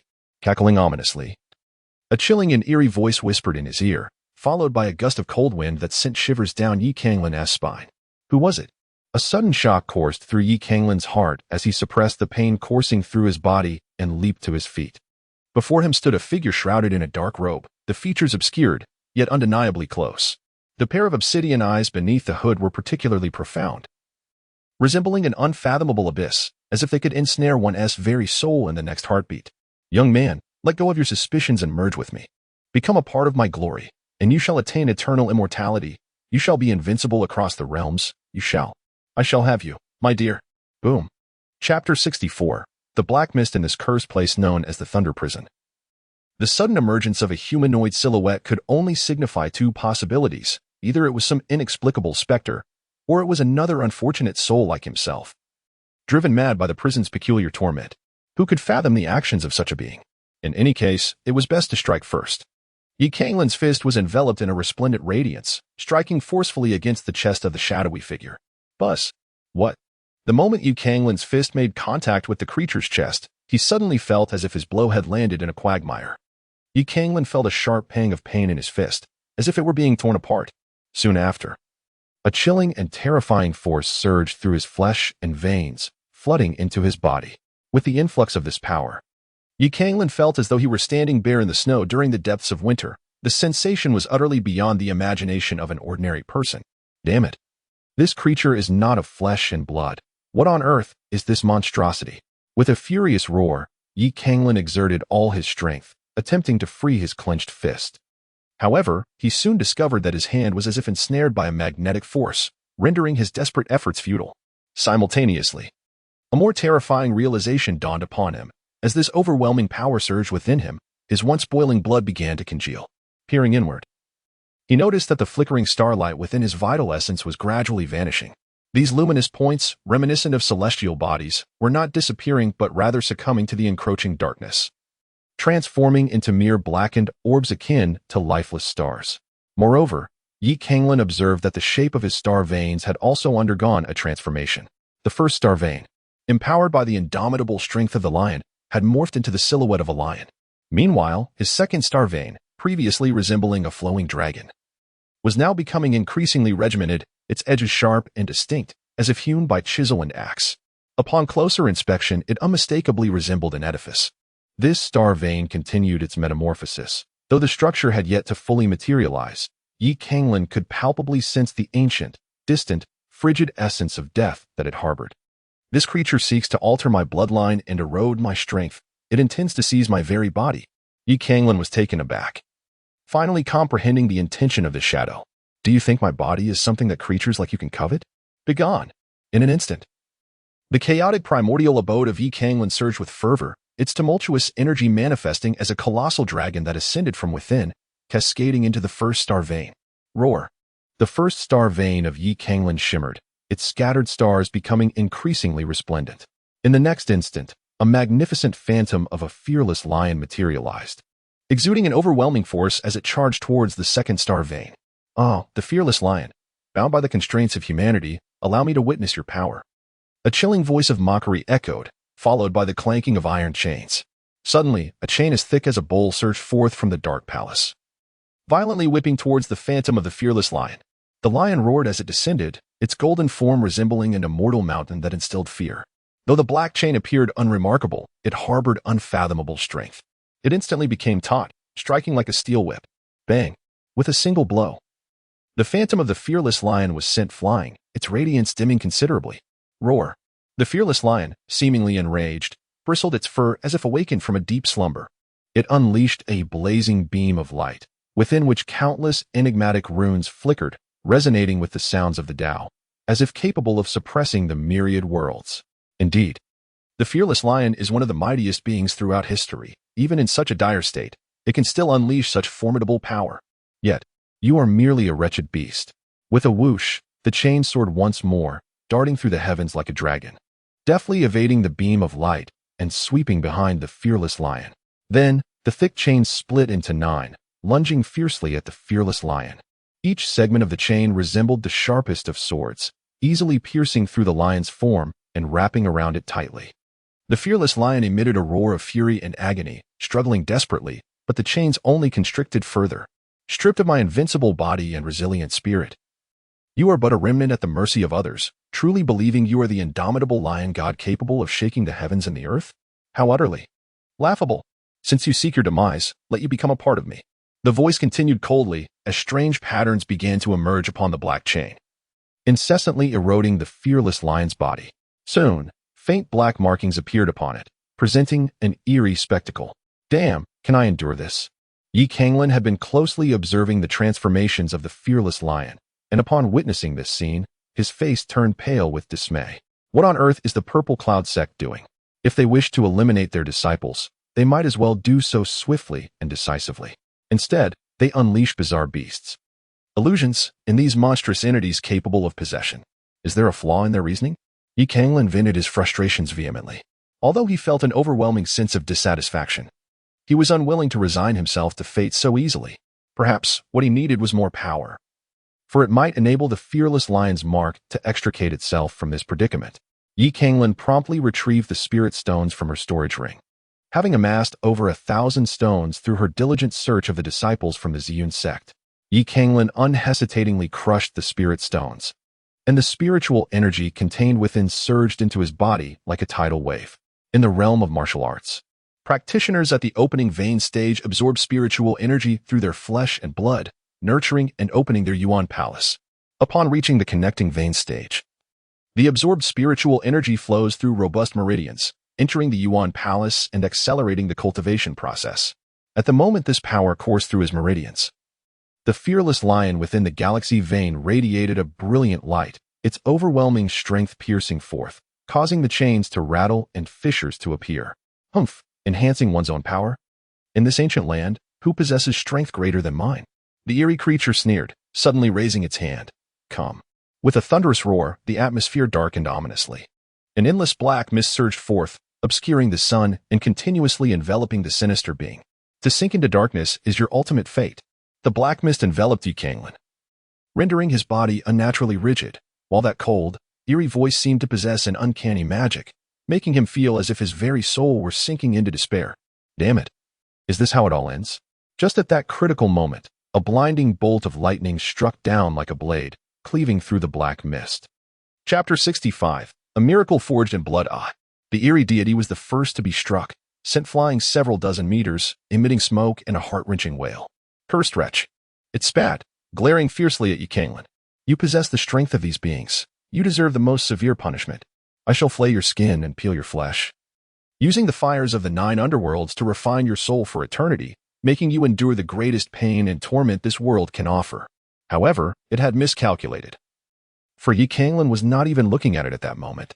Instead, he found himself standing in an endless void. Stars sparkled like the most exquisite diamonds embedded in the boundless night sky. Thud, thud, thud. The sound of heavy footsteps suddenly echoed, monotonous yet imbued with an overwhelming sense of impending doom, as if an ancient battle song were resonating in that moment. In an instant, Canglan's eyes widened, filled with profound astonishment. In the distant depths of the starry sky, a golden radiance gradually emerged, becoming increasingly bright. It was an army clad in golden armor, their brilliance seemingly capable of illuminating eternity. They stepped forth from the depths of the cosmos, stretching endlessly, exuding an indomitable aura as if they were destined to slice through the boundless darkness. Suddenly, a desolate howl echoed, emanating from another direction in the starry sky. A terrifying army clad in obsidian armor emerged, their armor so profound that even the pitch-black starry sky appeared radiant in comparison. They exuded an aura of chilling silence, as if they were harbingers from the abyss, intent on making all creation succumb to despair. These 2 legions stretched infinitely, extending to the desolate edges of the cosmos. Their martial spirit was so formidable that, despite the unfathomable distance separating them, or even the boundless expanse of time and space, Canglan could still perceive their unparalleled might, capable of shaking the heavens and tearing apart the universe itself. Kill. Battle. As these thunderous commands reverberated, the 2 armies collided with cataclysmic force. In an instant, the entire starry expanse erupted into chaos. Stars exploded like brilliant fireworks, ancient worlds crumbled, and those once proud beings who roamed the cosmos now fell like wheat, rendered as fragile as mere insects. The thick scent of blood swiftly permeated the entire celestial dome as torrents of crimson surged forth, forming a vast ocean of blood that coursed through the firmament. Corpses plummeted into this sanguine sea, creating ripples that blossomed like crimson roses in the void. An exquisite yet tragic spectacle. Ah, no, brother. The damned executioners dare to slay my sisters. I shall fight you to the death. The piercing, desperate, and frenzied cries echoed across the realms, the anguished laments belonging solely to those golden-armored warriors. The soldiers clad in black armor were not without injury, yet their losses paled in comparison to those of the golden warriors. They emanated an essence of deathly stillness and indifference, seemingly impervious to the pain and terror that accompanied mortality. More astonishingly, their physiques appeared remarkably unique, although the assaults capable of shattering stars struck them. They bore the wounds as if immortal, swiftly consuming the endless darkness and regenerating. Soul attacks that landed upon them often resulted in severe backlash against the assailants, with only a select few possessing an extraordinary soul force capable of inflicting fatal harm. Yet, how many such transcendent beings could there truly be? Under these circumstances, the Golden Army began to falter, the starry expanse being engulfed by darkness. You shall not prevail. Suddenly, a cold voice echoed through the celestial void.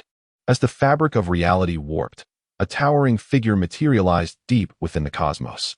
This being loomed large and majestic, with a brilliant river of stars encircling its waist, while 3,000 great worlds lay prostrate at its feet, and celestial deities bowed in reverence across the endless expanse.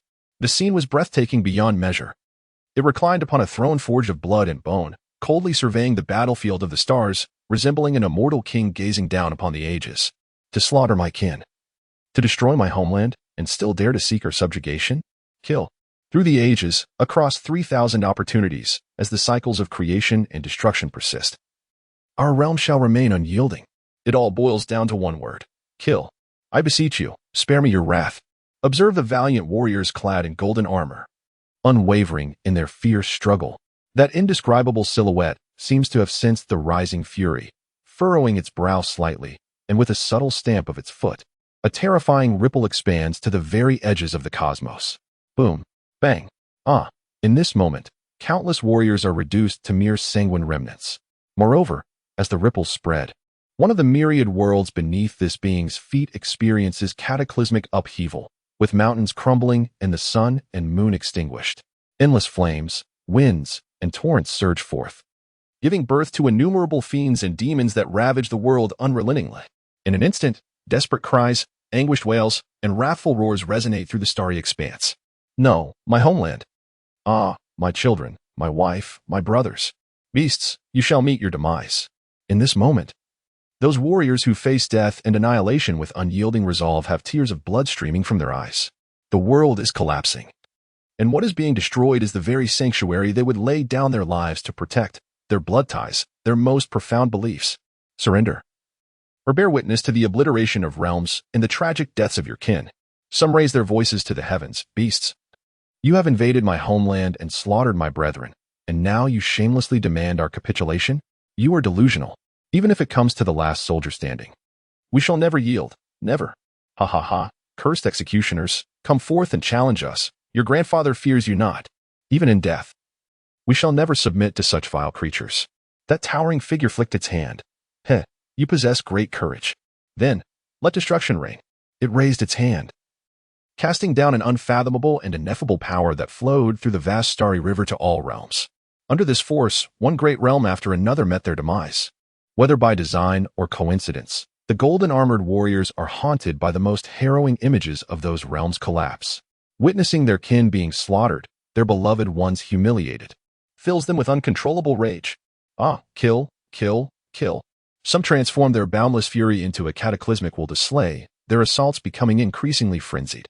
Yet their maniacal charge only results in shattering defeat, leaving behind endless sorrow.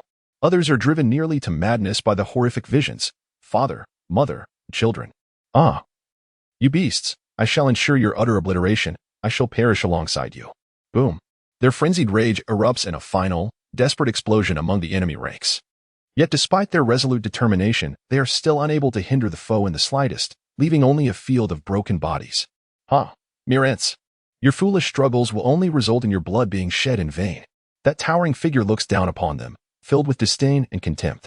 Ah, cursed be this fate. Canglan's eyes widened with fury, an overwhelming rage surging within his heart. He yearned to step forth, yet felt as though a divine retribution separated him from the scene before him.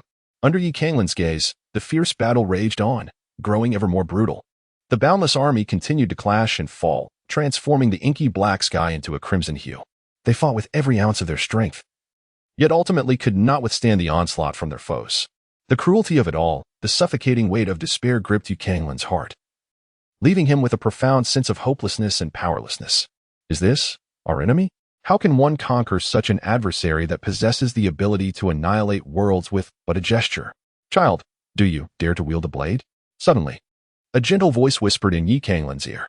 Canglan was momentarily taken aback as he turned to see a man, slightly stooped with gray at his temples, standing not far from him.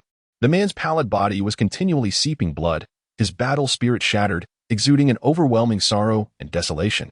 He emanated a fierce, unyielding aura, potent enough to make even deities tremble, yet at this moment, he was exerting all his strength to suppress it.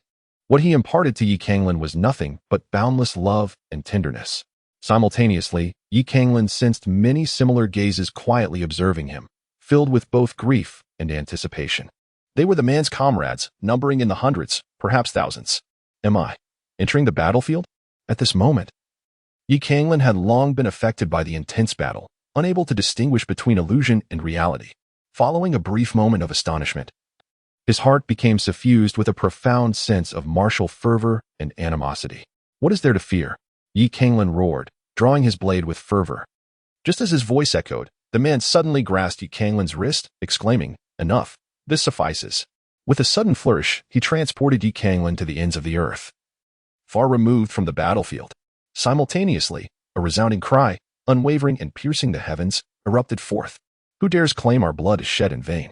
Our descendants harbor no fear, nor do they bow in submission. Their veins pulse with our lineage, their hearts resonate with our indomitable faith. A radiant future awaits us. Our bloodline shall endure for eternity. Today, even if we spill our blood upon this vast expanse, our souls returning to the heavens, we shall carve a grand path for them, forging a world resplendent with promise. Kill, kill, kill. The relentless battle cries rolled forth like thunder, reverberating across the heavens and earth, resonating in the depths of every heart, imprinted within the very essence of all living beings. Buzz. Suddenly, the boundless sea of stars exploded into a brilliance surpassing the sun. Runes emerged from that celestial light, imbued with sacred transcendence and everlasting immortality. Boom. Oh, no. In an instant, the figure reclining upon the throne of bones let out a wretched scream, as if enduring the most terrifying ordeal known to man. At the same time, shimmering runes flickered, and a set of martial skills materialized within Canglan's mind. Yet instead of exhilaration, he was enveloped in profound sorrow. This was a miracle forged from endless bloodshed and a lament. Begone. Chapter 66. Could we not speak of such matters in advance? In the next moment, Canglan returned to reality, only to find the eerie figure's palm hovering mere inches above his head. Begone. Canglan delivered a powerful punch, and a dazzling radiance erupted from his fist, akin to the sun illuminating the heavens, subduing all in its path. Bang. Thud. Thud. Thud. How could this be possible? You, young rascal. That enigmatic figure was forced to retreat 4 or 5 steps by this strike, emitting a gasp of disbelief. How could such an insignificant creature possess the strength to counterattack? It was truly remarkable. Young one, though I cannot fathom the reason, experience the might of this miraculous power. Canglan abruptly raised his hand, and the air resonated with a profound rumble as a series of enigmatic crimson runes emerged from the void. These runes intertwined continuously, transforming into an ancient and immortal monument that descended with ferocious might. Boom. What is this? The strange figure shrieked, his voice imbued with sheer terror and astonishment. Faced with Canglan, he believed himself invincible, incapable of being harmed by such a mere insect. Yet now, he found himself utterly suppressed. You intend to take my life. Prepare yourself, monster, and experience the true essence of fear. In Canglan's eyes surged a tide of profound hatred. The eerie deity before him momentarily fused with the figure upon the skeletal throne. His thoughts drifted back to the visions he had witnessed. Arwell stands unyielding as mountains, transforming into an immortal monument that represses the vastness of eternity. The soldier's roars echoed throughout the cosmos. Boom. That eternal monument reached heights unseen, seemingly connecting heaven and earth. Its surface adorned with shimmering runes imbued with the mysteries of the celestial realms and the indomitable spirit of countless warriors. Ah, you wretched ants. The being upon the skeletal throne was instantly subdued. However majestic he had once appeared, he now lay in utter disarray. You accursed insects, pitiful abominations. I shall confine you to the depths of the abyss, where you shall endure endless torment. The warriors regarded one another with indifference, relentlessly launching their assaults. Our blood, like chains, transforms into shackles that strip you of your immortal soul. With a whoosh, chains of iron soared through the air, intertwining with the chains released by the eerie being. Yet they were drenched in a haunting crimson. Each red chain, like a howling azure dragon, viciously pierced the form of the strange entity. Ah, cursed ants! The towering figure emitted a heart-wrenching scream, feeling his soul and body tearing apart. The sensation of his essence being forcibly wrenched asunder drove him to the brink of madness. He struggled desperately, yet his body and soul were irreversibly stripped apart. Cursed ants! Even in the severance of flesh and spirit, I shall slaughter you as one would a mere dog. With the hatred of my kin and our murderous intent as my blade, I shall sever your indomitable form. Clang! In an instant, boundless killing intent converged, manifesting as 9 blades of energy traversing the starry river, dimming the heavens under the overwhelming aura of slaughter. 9, the pinnacle of numbers, 9 blood-red blades, epitomizing the zenith of carnage in the world. Thud, thud, thud. Endless rays of lethal light surged forth, ripping apart the formidable being's body. As his form was torn asunder, his soul was also gravely affected, beginning to flicker into oblivion. Cursed, cursed are these ants. With our infinite fury, we transform into the flames of divine wrath, incinerating your immortal consciousness. Buzz! An unending blaze engulfed the entire expanse, shrouding it in a dark purple fire. Oh no, wretched ants, what manner of sorcery is this? In reality, the eerie deity was shackled beneath a colossal monument, its entirety ensnared by chains, its body cleaved by the light of slaughter. And endless flames continued to consume him. He let out a heart-rending scream, his voice twisted beyond recognition. Canglan spoke in a chilling tone. This is the indomitable will of our forebears, the mournful cries of blood, the overwhelming intent to kill, and the undying fury. Behold the 4 techniques of demon slaying: binding demons, capturing souls, shaping destruction, and incinerating spirits. Monster, perish. In an instant, that bizarre entity was utterly incinerated, dissipating into a wisp of smoke. Subsequently, Canglan sank to the ground, gasping for breath. Yet his heart was devoid of the joy of survival or the solace of acquiring formidable martial skills. At this moment, all that filled his heart was an endless sorrow and rage. What I witnessed was once truly existent, was it not? Are those monsters akin to the being before me? That horrific bloodshed, that boundless hatred. In this world, power is the sole truth. With a sharp inhalation, Canglan drew in the dissipating black essence into his body, methodically refining it, gathering all its memories. As time passed, those memories were organized, and Canglan's true martial scriptures began to operate slowly. Flecks of starlight unexpectedly appeared in his mind, and rivers of stars manifested within him. This fellow is indeed a plump target. Previously, after slaying numerous demonic beasts and expending over a month's time, he had only acquired 2 rivers of memories. Yet now there are as many as 10. As time continued to flow, Canglan felt the power within him surge with increasing intensity. In a moment of clarity, he experienced an illusion that with a mere gesture he could stir the seas and suppress the stars. Is this the true power of the true martial scriptures? I feel that even if confronted by someone at the 8th or 9th level of the meridian opening stage, I could shatter their skull. Enveloped in the sensation of his escalating strength, Canglan became somewhat entranced. As he examined his body within, he suddenly discerned something amiss. This is not right. These rivers of stars. Canglan suddenly realized that although the veins of the galaxy within him were continuously evolving, only the 3rd vein appeared relatively intact, while the others were merely fragments, with significant portions missing here and there, resembling a shattered and withered starry sky. Damn it. Did I strike too hard and scatter that monster's memories? He thought. The losses this time are tremendous. Crack, crack. Just as Canglan was reveling in the transformation of his body's strength, a sudden cacophony of fractures erupted from his bones. With a violent tremor, he coughed up a mouthful of blood, nearly succumbing to unconsciousness. Cursed be this power. Is it too overwhelming for my body to bear? How could this happen? Canglan felt as though a mountain was pressing down on his internal organs, even on every single cell within his body. How infuriating. Is there something wrong with this cursed martial art?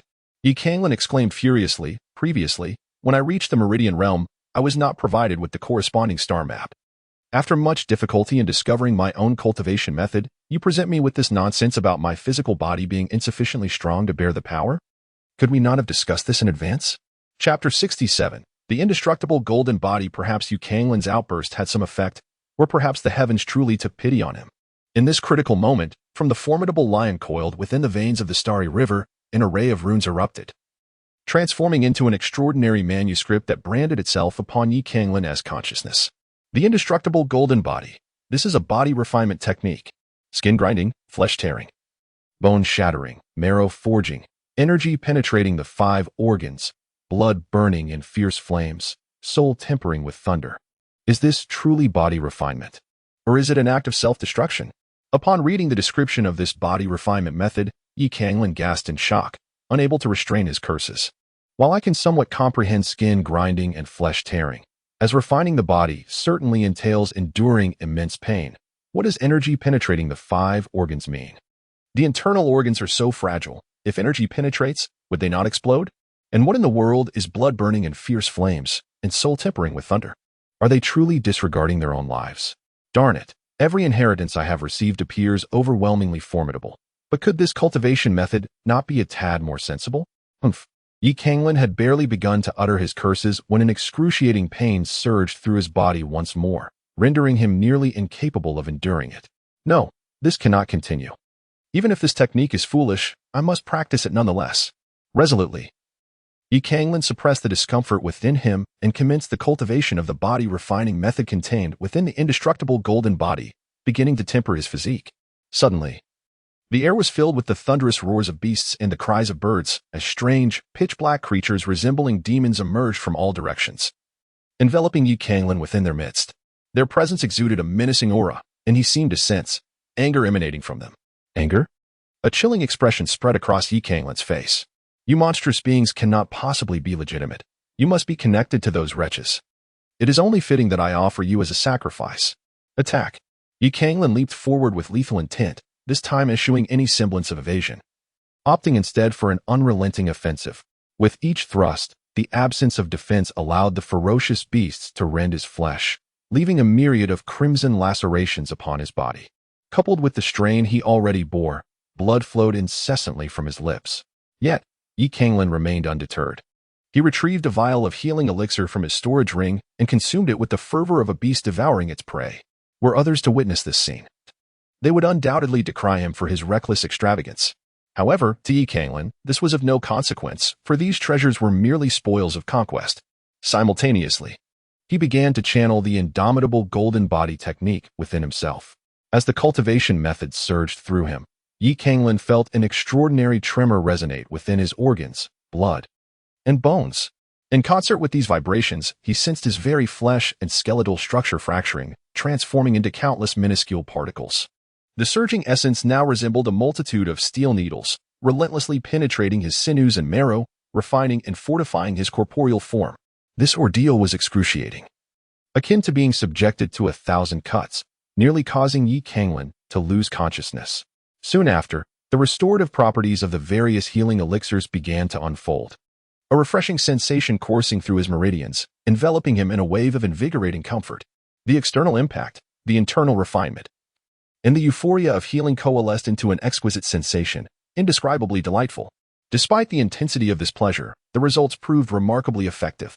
Canglan turned his gaze inward, discovering that the flesh and bones within his body seemed to be enveloped in a faint luminescence, exuding an extraordinary strength.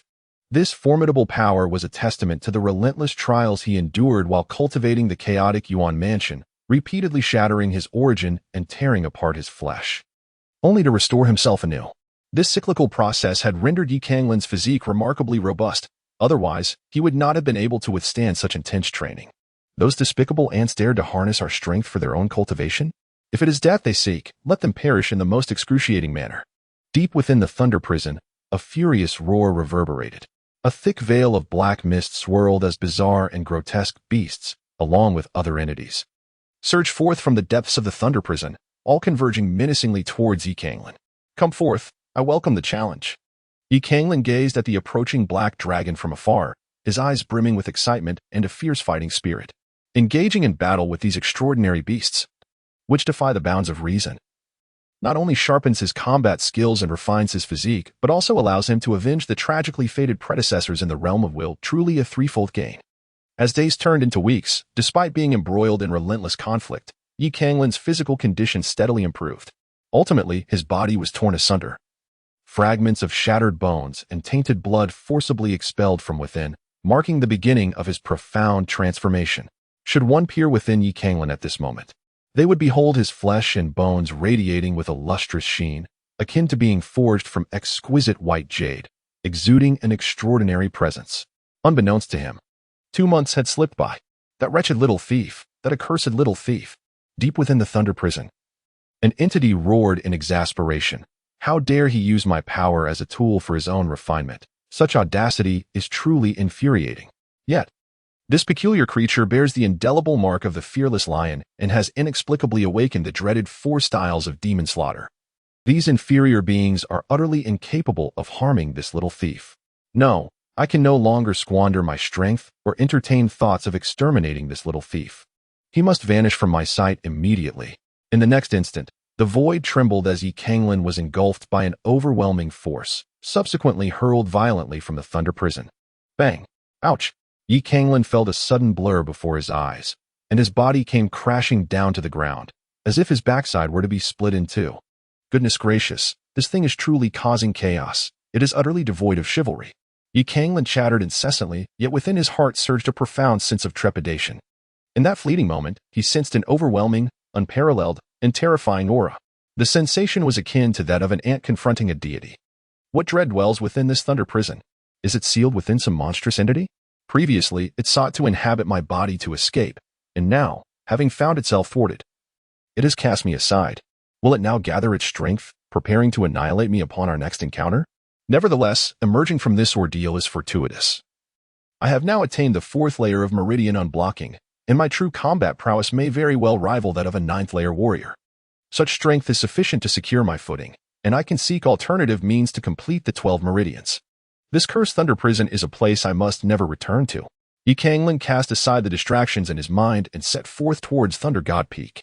At this moment, atop the peak, a pained exclamation escaped Chun Debeo as he resolutely sat up from the ground. He attempted to reach for the provisions on the table nearby, but, in a moment of carelessness, tumbled from his bed, grimacing in agony. Alas, it seems that pursuing heroism is fraught with discomfort. Although the pain was intense, sustenance remained a necessity. Chun Debeo gritted his teeth against the excruciating ache and limped towards the table. "Senior brother Debeo, I have returned." Canglan burst through the door, his face alight with joy. It was not merely due to his enhanced prowess, but rather the unspoken truth that he had seamlessly embraced Thunder God Peak as his home. Brother Debao, who did this? Chapter 68. Stirring the flames upon seeing Chun Debao, Canglan's elation at leaving the thunder prison evaporated in an instant. He beheld Chun Debao limping, one leg injured, and his face was swollen and contorted, a clear sign that he had been severely beaten. "Junior brother Yi, you have returned. You truly have returned." Chun Debao exclaimed with delight, quickly adding, "It's nothing. I merely sustained these injuries from a clumsy fall." Canglan coldly remarked, "Fell? Senior brother Debao, do you truly believe I would be swayed by such a tale? Pray tell, who is responsible for this?" Chun Debao responded earnestly, "Junior brother Yi, you misunderstand me. It was genuinely my own misstep that led to my fall. In truth, with your formidable prowess in dispatching the disciples of the Red Sword Peak, who would dare to provoke me? It was merely an unfortunate accident. Senior brother Chun," he continued, "a man, by virtue of his existence, should not endure such indignities in silence. If one can be bullied to this extent and remain passive, can he truly call himself a man? I understand your concerns, but even amidst those worries, Junior brother Yi, I assure you, it was indeed my own fault." Canglan, filled with fury, exclaimed, "Chun Debao, this matter transcends your personal grievances. It pertains to the honor and disgrace of our Thunder God Peak. There is no need for you to take the lead. You merely need to inform me of the perpetrator, and I shall take care of it. Do you lack even this modicum of courage? Do you still consider yourself a man?" Chun Debao kept his head bowed, insisting, "It was truly my own misstep." Inwardly, Chun Debao mused. He too yearned for dignity, to embody the essence of a formidable man. Yet, compared to these considerations, his very life held far greater significance. Chun Debao. Canglan was on the verge of losing her temper at Chun Debao's cowardly demeanor. In the depths of the thunder prison, Canglan, having obtained the 4 styles of demon slaying through the disciple token of Thunder God Peak, found his life spared, which led him to wholeheartedly acknowledge Thunder God Peak. He could hardly bear to witness the injustices inflicted upon Chun Debao. The actions directed at Chun Debao were not merely an affront to him, but also a slap in the face to Thunder God Peak itself. Furthermore, it is worth noting that the scarcity of cultivation resources over the past 2 months had left Canglan in dire need of support from other peaks. "Oh, I say, Junior brother Yi, you should refrain from pressuring Junior brother Chun." At that moment, Mu Tiange appeared behind Canglan, his signature devilishly charming smile still gracing his face. With a hint of mockery, he remarked, "You may not be aware of the caliber of individuals junior brother Chen has offended this time. If you were, you might think twice about your actions. Is that so?" Yi Canglan sneered, declaring, "In my lifetime, I believe in everything, except for the malevolent." Mu Tiange shook his head, adopting an expression that conveyed youthful naivety. "Junior brother Yi, you may be unaware of your confinement in the Thunder Prison. But your actions on that day stirred up a tempest within the Ziyun sect and especially at Qijin Peak. Over the years, Qijin Peak has produced numerous talents. And after assuming the disciplinary responsibilities that belong to Leishan Peak, their prestige has soared to unparalleled heights. Yet, at the pinnacle of their glory, they were dealt a harsh blow, and the perpetrators were none other than disciples of Leishan Peak. Do you believe they can simply swallow this humiliation? It is important to understand that, in a certain light, the current standing of Qijin Peak mirrors that which Leishan Peak once held. The affront from a disciple of Leishan Peak is bound to provoke thoughts of deliberate provocation. Moreover, you, junior brother Yi, orchestrated the situation with such finesse that, from any perspective, the fault lies squarely with Qijin Peak, intensifying their sense of injustice. Naturally, when harboring such resentment, they seek an outlet for their fury. Thus, they have redirected their anger towards junior sister Qin Ro, believing her to be the one who undermined Qijin Peak's dignity and reputation, resulting in their predicament. Although they did not openly assault junior sister Qin, they resorted to restricting her access to the martial arts pavilion, escalating the difficulty of her sect tasks, installing her command to join the core disciples, thereby obstructing her progress and stifling her future. Mu Tiange sighed with a mixture of regret and helplessness, recounting. Junior brother Chan, unable to bear the sight of it, brought along some gifts and discreetly sought an elder within Qijin Peak, hoping for leniency, only to have his legs broken and be thrown out. This is fundamentally a matter for Qijin Peak, and attempting to bribe an elder is undeniably a misstep. Consequently, this time, you are unlikely to find their Achilles heel and must instead endure. Upon hearing this, Yi Canglan fell into silence, soon managing a bitter smile as he replied, Senior brother Mu, you are indeed correct. According to your perspective, the fault lies with my Thunder God Peak. We have no right to interfere in the affairs of the Red Sword Peak and must simply endure this. What? Mu Tiange's expression faltered. This is not right. This is not the temperament of you, Yi Canglan. You, who are so despicable and shameless, so domineering and overbearing. How can you allow the Red Sword Peak to trample upon you? It is your junior brother, your lifesaver, who is being wronged here. Do you not have a single thought on this matter? Yi Canglan couldn't help but sneer inwardly. This Mu Tiange was certainly not a virtuous character. Fearing that she would not stir up some commotion upon her return, he had deliberately come to fan the flames, utterly contemptible. Yet, I am no fool to fall for such tricks, am I? Alas, it is indeed a pity regarding junior sister Qin. After a moment of stunned silence, Mu Tiange quickly reined in his emotions and shook his head in resignation. Junior sister Qin, hailing from modest beginnings, has exerted herself to reach the 6th level of the Meridian opening stage. That alone is a testament to her relentless efforts. After stepping down from the outer hall of the enforcement hall, she was supposed to join the inner sect and enjoy its resources. Yet, unexpectedly, due to the machinations of a petty individual, she has been left with a severed future. What a shame. A petty individual? Surely, you are referring to me, are you not? Yi Canglan could not help but sneer inwardly, yet with a day of helplessness, she remarked, Alas, I owe a great debt of gratitude to senior sister Qin. Had it not been for her, I would have fallen victim to Zhang Taixiang from Qijin Peak. I genuinely wish to assist senior sister Qin Ro, but alas, my aspirations are thwarted by my limitations. After all, I am but a humble individual with little influence, and I have the responsibilities of Leishan Peak to uphold. Should I venture to Qijin Peak and suffer grave injuries, I would lack the healing elixirs for recovery, leaving me vulnerable to humiliation in the future. You, my friend, truly do not release the eagle until you see the rabbit. Mu Tiange was momentarily taken aback, then casually tossed a jade vial. This is a Yuling Dan, renowned for its ability to heal injuries and purify the body. This elixir is of the 4th rank, and even at Shaoyang Peak, it is a rarity. Yi Canglan grinned widely, seizing the elixir with enthusiasm. Brother Mu, that is precisely the right approach. Each of us has our desires. Thus, let us engage in a mutually beneficial exchange.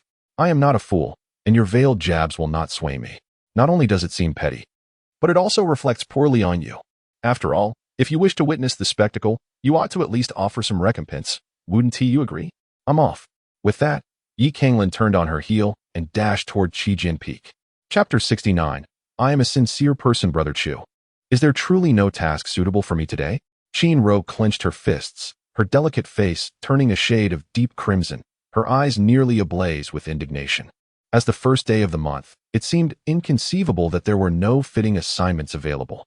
Is this not an excessive measure on your part?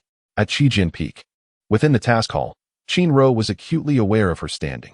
By virtue of her status, she was entitled to become a core disciple and enjoy superior resources. However, in pursuit of her beliefs and aspirations, she had recently chosen to join the law enforcement hall. Yet, due to the incident involving Yi Canglan, her position as the sword leader of the law enforcement hall was revoked by Zhang Taixiang. Under normal circumstances, her prowess would have naturally qualified her for core disciple status, granting her access to the corresponding resources. To her dismay, the inner sect's core disciples rejected her entry for various reasons. And she understood their motives, merely that they viewed her as a source of embarrassment for Qijin Peak and thus sought to exclude her, aware that reason would not sway them. Qin Ro resolved to train diligently, striving for a breakthrough to the 7th layer of meridian circulation, thereby securing her place as a core disciple beyond dispute.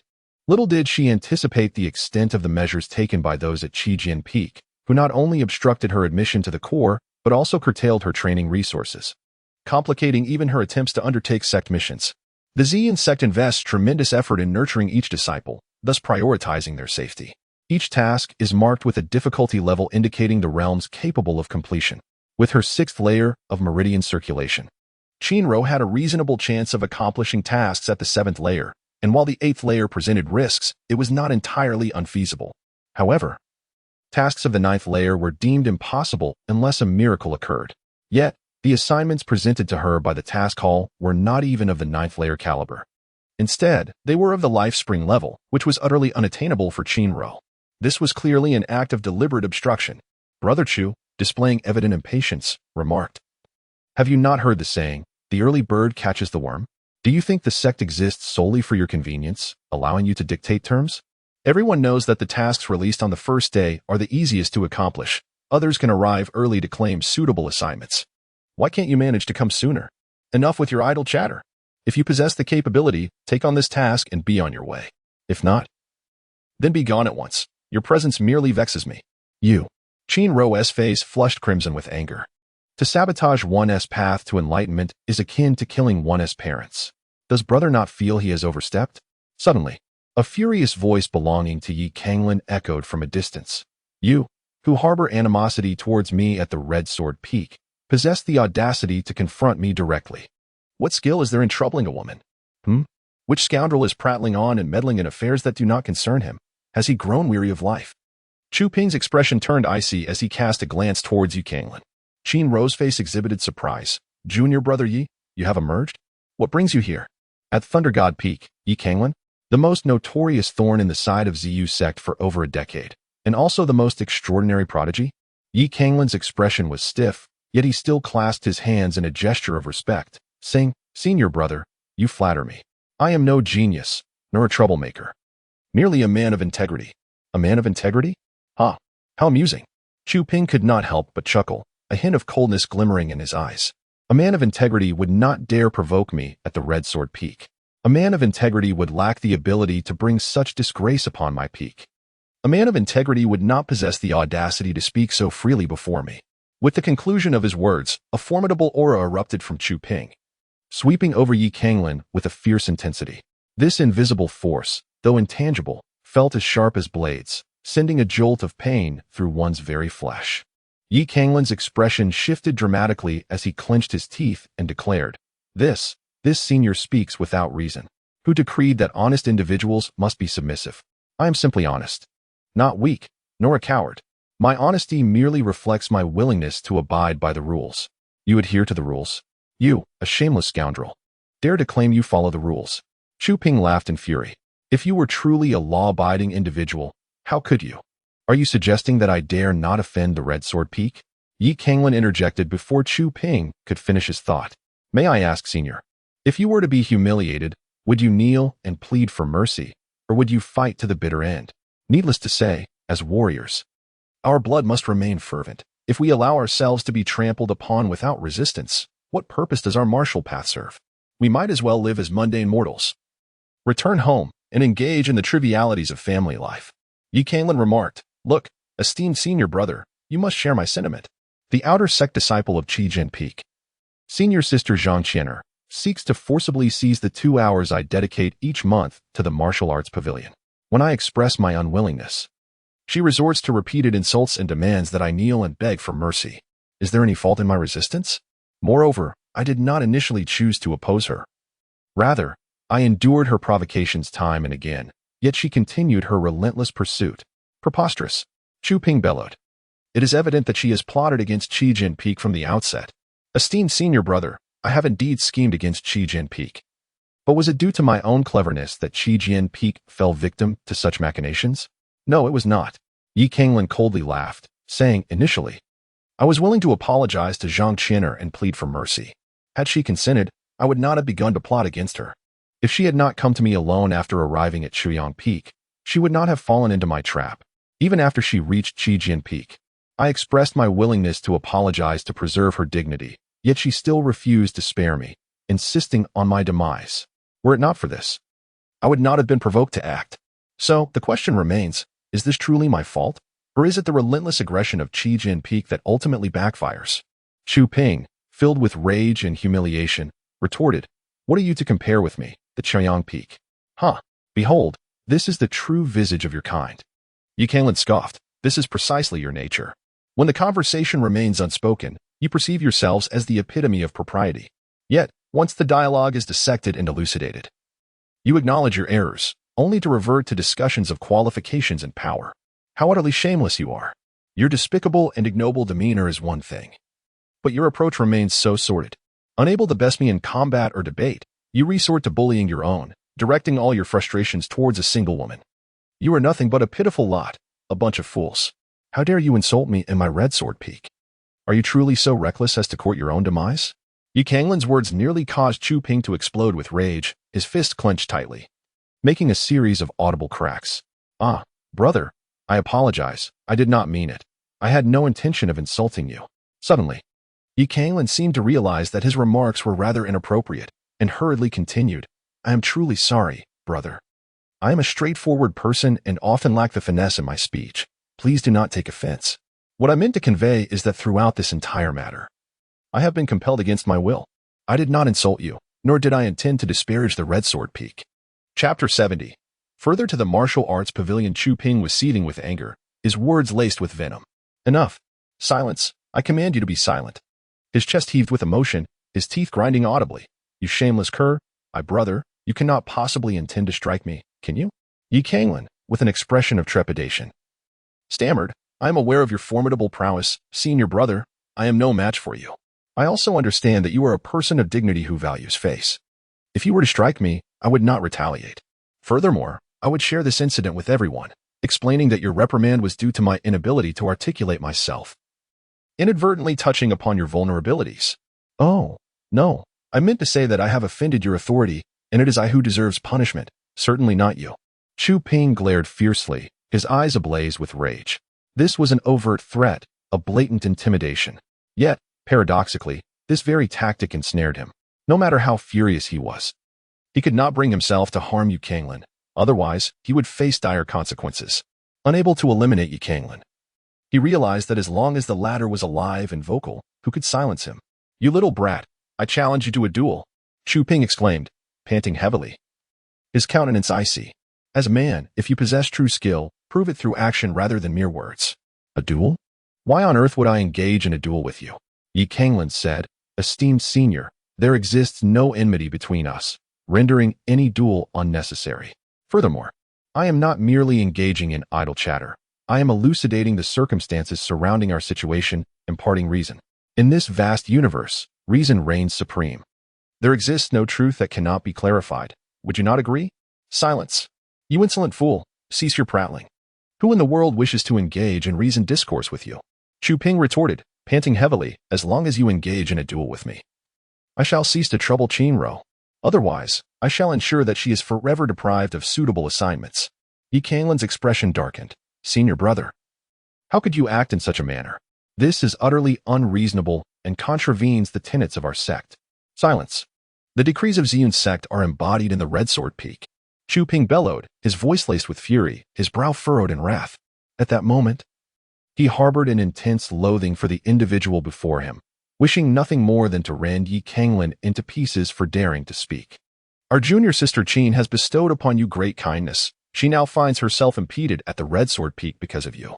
With such righteous indignation, such earnestness, and such principles, you cannot possibly be an ungrateful wretch, can you? You. Yi Canglan's expression shifted, and he gritted his teeth, saying, very well. For the sake of senior sister Qin, I shall agree. No, junior brother Yi, do not acquiesce to him. Qin Ro, who had been silently relishing the sight of Yi Canglan reprimanding Chu Ping, found it increasingly difficult to remain quiet. Upon hearing Yi Canglan's intention to accept Chu Ping's challenge, she could no longer contain herself. Junior brother Yi, within our sect, there exists but one designated arena for disciples to engage in duels. And that is the Bloodsword platform of the Red Sword sect. With a serious expression, Qin Ro declared. The ancients of the Purple Cloud sect have stated that the path of martial arts is not merely about seeking glory through reckless confrontation.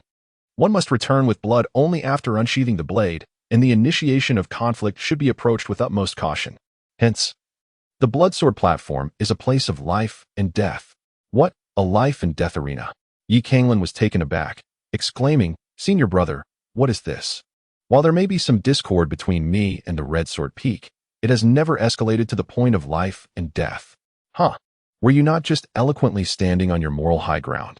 Yet now, when it concerns your own life, you tremble in fear? How pathetic! Chu Ping mocked mercilessly, then promptly shifted his tone. However, although the Bloodsword platform is indeed a battleground of life and death, there is no stipulation that it must end in death. Is there? I merely wish to teach you a lesson, not to take your life. Naturally, having said that, if you still lack the courage to fight, then do me a favor and swiftly retreat far away, ensuring you never again appear within the vicinity of the Red Sword Peak. You are utterly distasteful. Very well. I shall engage you in battle. Yi Canglan exclaimed fiercely. However, you must ensure that my life remains untouched, and furthermore, regardless of the outcome of this battle, you must not trouble senior sister Qin Ro any further. Rest assured, I have stated that my sole intention is to deal with you. Chu Ping licked his lips, his face betraying a palpable excitement. His previous impulse to duel with Yi Canglan had merely been a momentary whim, yet upon receiving Yi Canglan's affirmation, a sense of clarity washed over him. Though this individual was but a trivial ant, he had brought immense disgrace to the Red Sword Peak, rendering them powerless in the face of his insolence. Should he succeed in overcoming this young man, he would undoubtedly be hailed as a hero among his peers, and his future prospects would surely be transformed for the better. However, senior brother Chu, before we engage in our duel, I must first acquire 2 martial arts techniques from the martial arts pavilion. You wish to learn 2 martial arts techniques from the pavilion? At this moment, Chu Ping's expression suddenly turned peculiar. Yi Canglan spoke softly. What is the matter? Are you, brother Chu, perhaps feeling apprehensive? If you are concerned that I might triumph over you after mastering martial arts, we may as well call off this duel. Ha! Defeat me? Even if you were to learn 10 martial techniques, it would be utterly impossible. As per tradition, you have 2 hours for your cultivation. Today, I shall wait for you for 3 hours, if that suits you. Now, off you go. Very well. Yi Canglan did not hesitate. He turned and hurried towards the martial arts pavilion. This time, Yi Canglan was not intending to engage in any mischief. Rather, he genuinely sought to learn a couple of martial techniques. Although he currently possessed the 4 styles of demon slaying in the King's domain as offensive methods, alongside the formidable immortal golden body as a body-refining technique, the former served as his trump card, which he was reluctant to deploy lightly, while the latter was a means of enhancing his overall prowess, a gradual process that lacked the directness of martial skills. Half an hour later, Yi Canglan arrived at the martial arts pavilion and walked straight inside. Isn't that the waste from Thunder God Peak? He is still alive? TSK. This fellow actually has some merit. I truly didn't expect someone to survive after offending Crimson Sword Peak. Sure, keep your voice down. One person interjected. Though he is a disciple of Thunder God Peak, the mere fact that he is still lively after offending Crimson Sword Peak speaks volumes. What are you all chattering about in his presence? Have you lost your minds? This. Yi Canglan remained unaware that he had become a prominent figure within the Ziyun sect, where every gesture and movement attracted attention. At present, his sole desire was to discover 1 or 2 suitable martial techniques to enhance his abilities, thereby gaining a greater advantage in the forthcoming battles. Given my current strength, The enhancement provided by yellow-tier martial skills is nearly negligible. I should focus on cultivating profound-tier techniques instead, since my expertise lies in the use of the blade. I shall select a martial technique that employs the sword.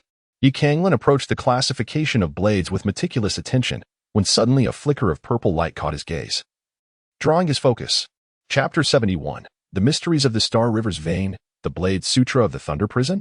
Canglan casually grasped the somewhat aged jade slip, which shimmered with a faint violet light, and a look of astonishment crossed his face. The term Jing holds an extraordinarily unique significance within the realm of martial arts. Nearly synonymous with the concept of the Tao, only that which approaches the Tao may be deemed a Jing. The sheer magnitude of the true martial heaven sutra underscores the profound weight of what is considered Jing. Yet, at this moment, he found himself amidst a collection of profound techniques, discovering a sword sutra. This revelation filled Canglan with the exhilarating sensation of having stumbled upon a treasure. Could it be that I, Canglan, am truly a child of destiny, destined to encounter fortuitous opportunities at every turn? After all, glancing at it would not consume much time. I shall take a look first. With this thought, Canglan focused his mind and immersed himself in the jade slip. Within its depths, he beheld a figure standing with their back to him, poised with a short blade, and then, in a sudden motion, drew the sword. In the transmission of martial techniques, ancestral images often exist to illustrate the intricacies of these skills, aiding future practitioners in their comprehension. However, Canglan could only witness the act of drawing the sword. He discerned nothing else. Goodness, this is martial skill. Is this not simply the act of drawing a sword? It is utterly ridiculous. Canglan's expression darkened, feeling that his emotions had been squandered. Subsequently, that figure executed another horizontal slash towards the nearby water surface. Splash. The water shimmered, sending up countless droplets, and Canglan's countenance turned even grimmer. Is this what they call martial skill? He could do that too. Just as Canglan was overwhelmed with frustration, the starry veins within him trembled slightly, and in a silent moment, they resonated with the figure from the jade slip. Harnessing the force of 1,000 blades in a single strike, when unleashed, it could cleave through the heavens and all creation. This was the stunning swallow. Clang. A brilliant light sliced through the air, instantly striking a towering peak 1,000 zhang high. After a brief silence of 2 breaths, the mountain rumbled and then exploded into fragments with a resounding boom. My goodness, this. Canglan stood in stunned silence, his face a mask of astonishment. Who am I? Where am I? What am I doing? The power of a single strike could shatter mountains. We are speaking of towering peaks, not mere hills. The Thunder God Peak and the Scarlet Sword Peak of the Xian sect are indeed majestic, yet they barely reach heights of over 3,000 zhang. If this blade's might were honed to its zenith, would it not imply that 3 strikes could fell a Scarlet Sword Peak? Such a notion is utterly terrifying. Yet, I am unable to grasp this concept. What exactly transpired moments ago? That figure has awakened, capable of speech, drawing the blade to sever the water. Water flows even more fiercely, yet I insist on cutting the current. This technique is named severing the flow. In an instant, an endless, surging force cascaded from the heavens, akin to the Milky Way itself. The grandeur of this display, its unparalleled might, threatened to upend the very fabric of reality. With a resounding clang, the figure's long blade sang as it swept horizontally, cleaving the tumultuous torrent in two. The celestial river continued its relentless flow, yet a chasm of 10,000 zhang now lay between them, severing their connection. This scene appeared as if time and space had been torn asunder, rendering it eerily surreal. Canglan's expression grew solemn as he sat cross-legged, beginning to scrutinize intently. At this moment, he realized that the Thunder Prison Blade Sutra was indeed extraordinary, requiring profound contemplation to grasp its essence. Harnessing the might of 1,000 blades in a single strike, one blow could sever the heavens and all that exists. This was the surprising swan. That figure was not a tangible being, but merely a shadow of intent. After 2 moves, he began anew, continually restoring his previous actions. Canglan observed repeatedly, gradually gaining insight. The essence of accumulating 1,000 blades into a single strike lies in consolidating the techniques of slicing, cleaving, and severing, along with the entirety of one's strength, spirit, and essence into a singular blow, one strike that surpasses myriad techniques, capable of cleaving through the heavens and the earth. It is said that drawing a blade to sever water only causes it to flow more freely, yet I shall defy this principle and sever the water with one strike, going against the very nature of the world. The profundity of this lies in wielding one's own will to strike at the enemy's strengths. How utterly domineering. Time slipped away unnoticed as Canglan immersed himself wholly in the comprehension of martial skills, while outside, Excitement began to brew. Have you heard? That fellow Yi Canglan from Thunder God Peak has challenged senior brother Chu Ping of Red Sword Peak to a duel on the Bloodsword platform. What? The Bloodsword platform duel? Is he out of his mind? Someone exclaimed. To step onto the Bloodsword platform is to gamble with one's life. I know senior brother Chu Ping. He is the disciple responsible for task assignments at Red Sword Peak. Although his potential has somewhat waned, he remains a core disciple. A formidable presence at the 8th level of the Profound Realm. What does Yi Canglan have to stand against him? What qualifications does he possess? Has he not become arrogant? 2 months ago, he caught Red Sword Peak off guard and now thinks highly of himself. Speaking of that fellow, I actually saw him today. Just an hour ago, he went to the martial arts pavilion, seemingly to practice martial techniques. Are you serious? Is this brother not just trying to be amusing? Someone couldn't help but scoff. With a life-or-death battle looming, he still goes to learn martial skills? Such a last-minute grasp at straws is utterly foolish. Come on. Let us go see. Let us observe what astonishing feats our genius from Thunder God Peak will display. Soon, a crowd arrived at the martial arts pavilion. And upon witnessing the martial techniques in Yi Canglan's hands, their mockery intensified. The Thunder Prison Blade technique. This fellow is actually practicing the Thunder Prison Blade technique. I'm dying of laughter. This Thunder Prison Blade technique is a fragmented text, and no one has practiced it for years. He can't truly believe this is a scripture, thinking he can master it, can he? TSK. I see this fool is desperately grasping at straws. He is beyond saving. This idiot has talent, but he lacks sense. Suddenly, Yi Canglan, who had been deeply engrossed in his martial technique with closed eyes, rose to his full height. This blade technique may be incomplete, possessing only these 2 moves. What a pity. Yi Canglan whispered, instinctively sweeping a glance over the crowd. His eyes shimmered with a fierce brilliance, akin to the edge of a blade. Feeling the intensity of Yi Canglan's gaze, the disciples stiffened, their expressions betraying a hint of trepidation, although they often disparaged Yi Canglan with their words. The incident that had unfolded at the Crimson Sword Peak had instilled a sense of caution within these ordinary inner disciples. Brothers, how much time has passed? One disciple inquired anxiously. An hour has elapsed. Another quickly responded. An hour, you say? Then there remains an opportunity to cultivate another martial skill. Yi Canglan whispered softly before turning to the classification of martial arts techniques. After witnessing Yi Canglan's silhouette fade away, a previously timid disciple spat vehemently. Bah! What a farce. Just a piece of trash from Thunder God Peak. What is there to be arrogant about? He is on the brink of death, yet still strikes such a pose for whom? This ignorant fool truly believes himself to be a person of great significance? Brothers, if he seeks the limelight, let us spread the word and ensure that everyone attends the battle at Red Sword Peak. I heard from a senior at Red Sword Peak that during this duel, all disciples will be allowed entry to the inner peak. We cannot possibly miss such a splendid opportunity. Am I right? Let us go. Such an event is a must-see.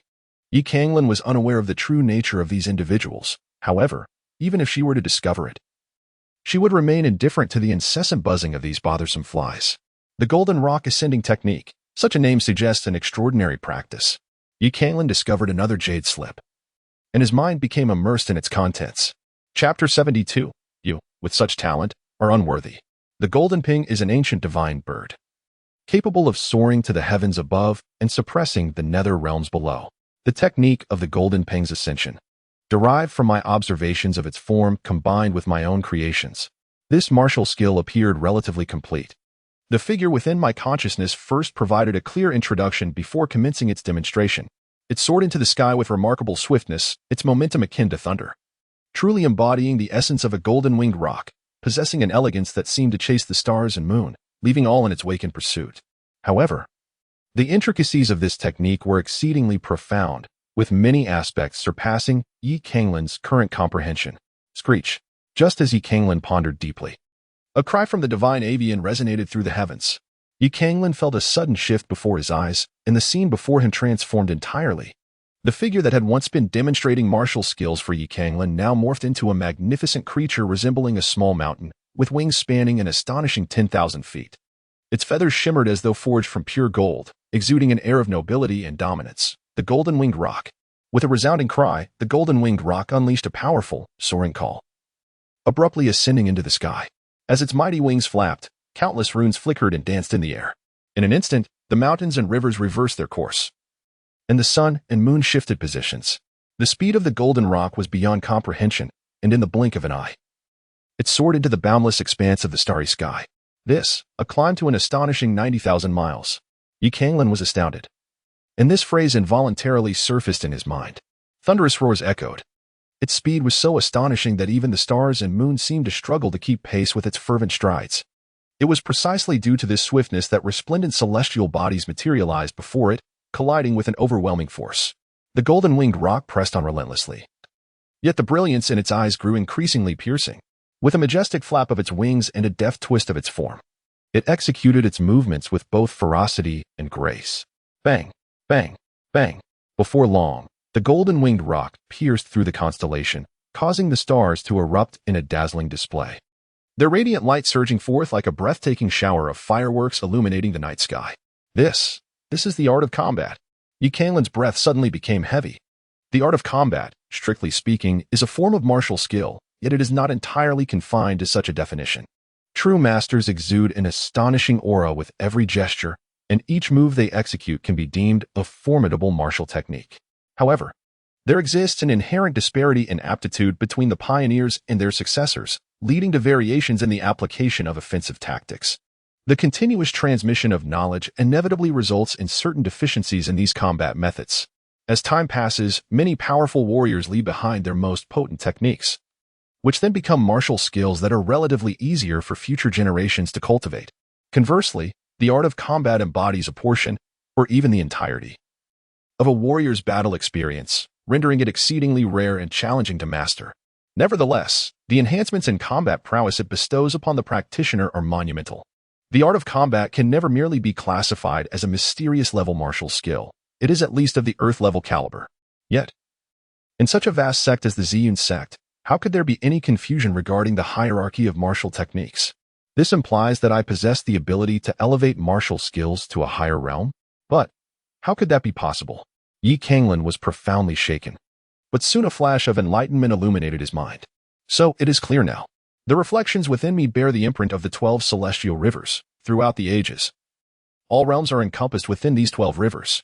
It can be said that the 12 celestial rivers embody the very essence of the cosmos. Every living being, regardless of their formidable nature, leaves an imprint upon this world from the moment of their birth. Thus, whenever I cultivate a particular technique, it resonates with the imprints of this universe, unveiling the pinnacle of power. Does this not imply that, irrespective of the martial arts I practice, I can perceive the peak potency envisioned by their creators? Does this not suggest that the martial arts I pursue are fundamentally among the strongest? It is essential to recognize that the techniques that have endured through time are the creations of extraordinary sages endowed with immense capability, unwavering perseverance, and remarkable talent. There are virtually none that are weak. The subsequent division into ranks arose from the gradual loss of transmission over time. In the face of such prowess, what significance does the ordained holy soul hold? Just as Canglan was engulfed in exhilaration, the scene shifted once more. Terrifying figures, exuding an awe-inspiring presence, surged forth from the depths of the celestial river, seemingly incensed by the unrestrained actions of the golden-winged great ping, all fiercely advancing towards it. You myriads dare to slay me? Die.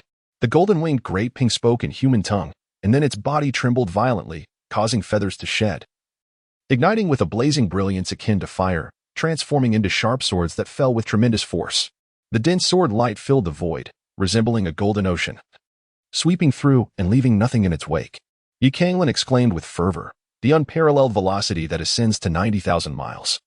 The martial prowess capable of shaking the heavens and battling dragons, the prung feather sword that can annihilate myriad foes and sweep across the realms. Truly, the golden-winged great pung is deserving of its title as an ancient divine bird. Henceforth, these three techniques shall be known as Ascend, Battle Dragon, and 100,000 and 80,000 blades. Canglan murmured softly, continuing to observe the intricacies within. Unbeknownst to her, yet another hour had slipped away. Canglan opened his eyes, a fleeting glint of sharpness akin to that of a golden eagle flashing across his gaze. He came to the martial arts pavilion to hone his skills, not expecting any significant gains, for mastering martial techniques is not an endeavor that bears fruit overnight. His training was merely a guise, as it would be quite absurd for an outer disciple, with no martial arts experience, to defeat the core disciples of the Red Sword Peak to the point of tears. Such an event might lead to him being treated as a mere specimen for experimentation. However, contrary to Canglan's expectations, His training this time yielded remarkable results. Even without revealing his hidden talents, he brimmed with confidence in his impending victory. Her disciples? Let me witness what true top-tier prodigies are like. Meanwhile, at the Red Sword Peak, on the Blood Sword platform. At this moment, the area surrounding the platform was teeming with people, shoulder to shoulder, toe to toe, creating a bustling scene. Where is that brat from Thunder God Peak? I've been waiting so long the flowers have wilted. Surely the guy from Thunder God Peak isn't afraid to show up? Having made such grandiose claims. If he dares not arrive now, he will be utterly humiliated. Face? What dignity does a mere waste from Thunder God Peak possess? Surviving is already a blessing. On the platform, Chu Ping stood with his hands clasped behind his back, casting a cold, sweeping glance around, yet failing to spot Yi Canglan. Although he felt a twinge of disappointment, it was not overwhelming. After all, the spectacle had already been set. If Yi Canglan were present, he would dismantle him piece by piece. If not, he would still undermine the reputation of that detestable brat, which would surely please the elders of the Inner Peak. However, it was rather irksome to have prepared such a grand stage without the opportunity to perform. He cast a mocking look at Chinro, saying, "Junior sister Chin, that little brat is yet to appear. It seems he is indeed afraid. Your fervor has gone to waste. How pitiful you are. Tell me, what good is your training if you cannot excel? And yet you remain so self-assured, so conceited. What right do you have to stand at the Red Sword Peak? To stand before us?" Just as Chinro's expression darkened, Yi Canglan's presence suddenly resonated throughout the surroundings. Moments later, a robust figure landed heavily upon the Blood Sword platform, causing the entire stage to tremble violently. Chapter 73, I Concede. At this moment, Yi Canglan's hair fluttered gently, his eyes glimmering with a piercing brilliance. And a faint golden radiance seemed to flow around him, resembling a golden-winged rock transformed into human form, exuding an aura of relentless determination and unparalleled sharpness. Standing with his hands clasped behind his back, he regarded Chu Ping with an icy demeanor, esteemed senior brother Chu Ping of the Qijin Peak. As a disciple of the sect's mission hall, you wield significant influence over the destinies of fellow disciples. Your actions ought to adhere to the principles of the sect, embodying fairness and impartiality, devoid of any favoritism. Yet, simply because senior sister Chinro once spoke a word of justice on my behalf, you deliberately sought to make things difficult for her, assigning her tasks that are utterly beyond her current capabilities. Such conduct is devoid of virtue. You shamelessly exploit my gratitude towards senior sister Chinro, compelling me, a disciple of the Thunder God Peak, whose realm pales in comparison to yours, to engage in a life-and-death duel with you. This is utterly disgraceful. Senior sister Chinro has done no wrong from the beginning. Your disdain for her character is one matter, but to publicly humiliate her in front of others, disregarding the bonds of brotherhood and sisterhood, is utterly ungrateful. What right do you, a base and shameless scoundrel devoid of virtue or righteousness, have to speak such words to senior sister Chinro? I contend that someone like you is not only unworthy to stand within the Ziyun sect, but also unworthy to exist in this vast universe. Your very presence is a profound insult to this magnificent world. Yi Canglan's voice resonated like a mighty bell, imbued with a sense of righteousness that rendered Chu Ping's countenance ashen. How dare you, you insolent wretch, you despicable creature, you audacious scoundrel, to insult me in such a manner? How could you be so presumptuous? Yi Canglan coldly remarked. Am I not stating the truth? Spare me the trivialities. If you wish to fight, then let it come forth. This fellow from Thunder God Peak truly possesses a sharp tongue. How dare he humiliate Brother Zhu in such a manner? He must be tired of living. Perhaps he is fully aware that stepping onto the platform means a dead end for him, and has thus relinquished all restraint? Yet, I cannot shake the feeling that this individual from Thunder God Peak may not be entirely incorrect. We are all aware of Sister Chinro's character. She is indeed fair and just. Silence. Whose side are you on? Someone admonished, their face etched with displeasure. Amidst the murmurs of the crowd, Zhu Ping had already erupted in fury. You beast, I shall tear that foul mouth of yours apart. Zhu Ping struck out with a powerful punch. Crimson true essence gushing forth, transforming into a scarlet ribbon that surged towards Yi Canglan. That remains to be seen if you possess the capability. Yi Canglan's foot struck the ground, propelling her body forward like a cannonball, as she unleashed a powerful punch. Yi Canglan's fist was enveloped in a golden radiance. Though the technique was simple and direct, its power was akin to a mountain crashing down, utterly unstoppable. Bang! In an instant, the attacks of the two collided and erupted, unleashing a turbulent flow of true essence that caused the very air to resonate with a buzzing sound. What? This fellow actually withstood it? Hiss. This guy from Thunder God Peak is surprisingly formidable. While Chu Ping may not be among the elite among core disciples, he still possessed the realm of the 8th layer of meridian opening. This individual appeared to be merely at the 4th layer of meridian opening. Yet he could contend with the powerhouse of the 8th layer? Though I find this brat quite displeasing, I must concede that he is indeed a prodigy. A truly remarkable talent. The crowd murmured, their expressions growing grave. Canglan arrogantly proclaimed, is this truly it? I genuinely fail to comprehend the significance of the term core disciple. If this can be deemed as an elite core, then I, Canglan, am nothing short of a celestial being. No, that comparison is inappropriate. As Canglan's words fell, he suddenly slapped his forehead and exclaimed, though our Thunder God Peak may be weak, I am nonetheless one of its 2 disciples, and thus I can be regarded as its 2nd true inheritor. In light of my status, it would indeed be somewhat unfair to compare myself to you. Upon hearing this proclamation, many disciples of the Red Sword Peak were infuriated. How dare this scoundrel speak in such a manner? A mere trash from the Thunder God Peak dares to claim the title of true inheritor? This is an affront to us all. They had anticipated witnessing Canglan's folly. Yet he regarded himself as a true inheritor, seemingly elevating his status above theirs, an affront they could not tolerate. You wretched scoundrel! You despicable creature! Chu Ping was nearly driven to madness by Canglan's audacity. If I do not slay you today, I, Chu Ping, shall not be worthy of being called a man. His hair bristled in rage, and crimson energy surged from his being, coalescing into a blood-red wave upon his fist. Blood Wolf Fist, devour this bastard. With a roar, the blood-colored wolf head rushed forth, its maw wide open and fangs bared, hurtling towards Canglan with an intensity that seemed all too real. Oof, mere bluster. Who are you trying to intimidate? Canglan let out a cold laugh. Thunderclap palm.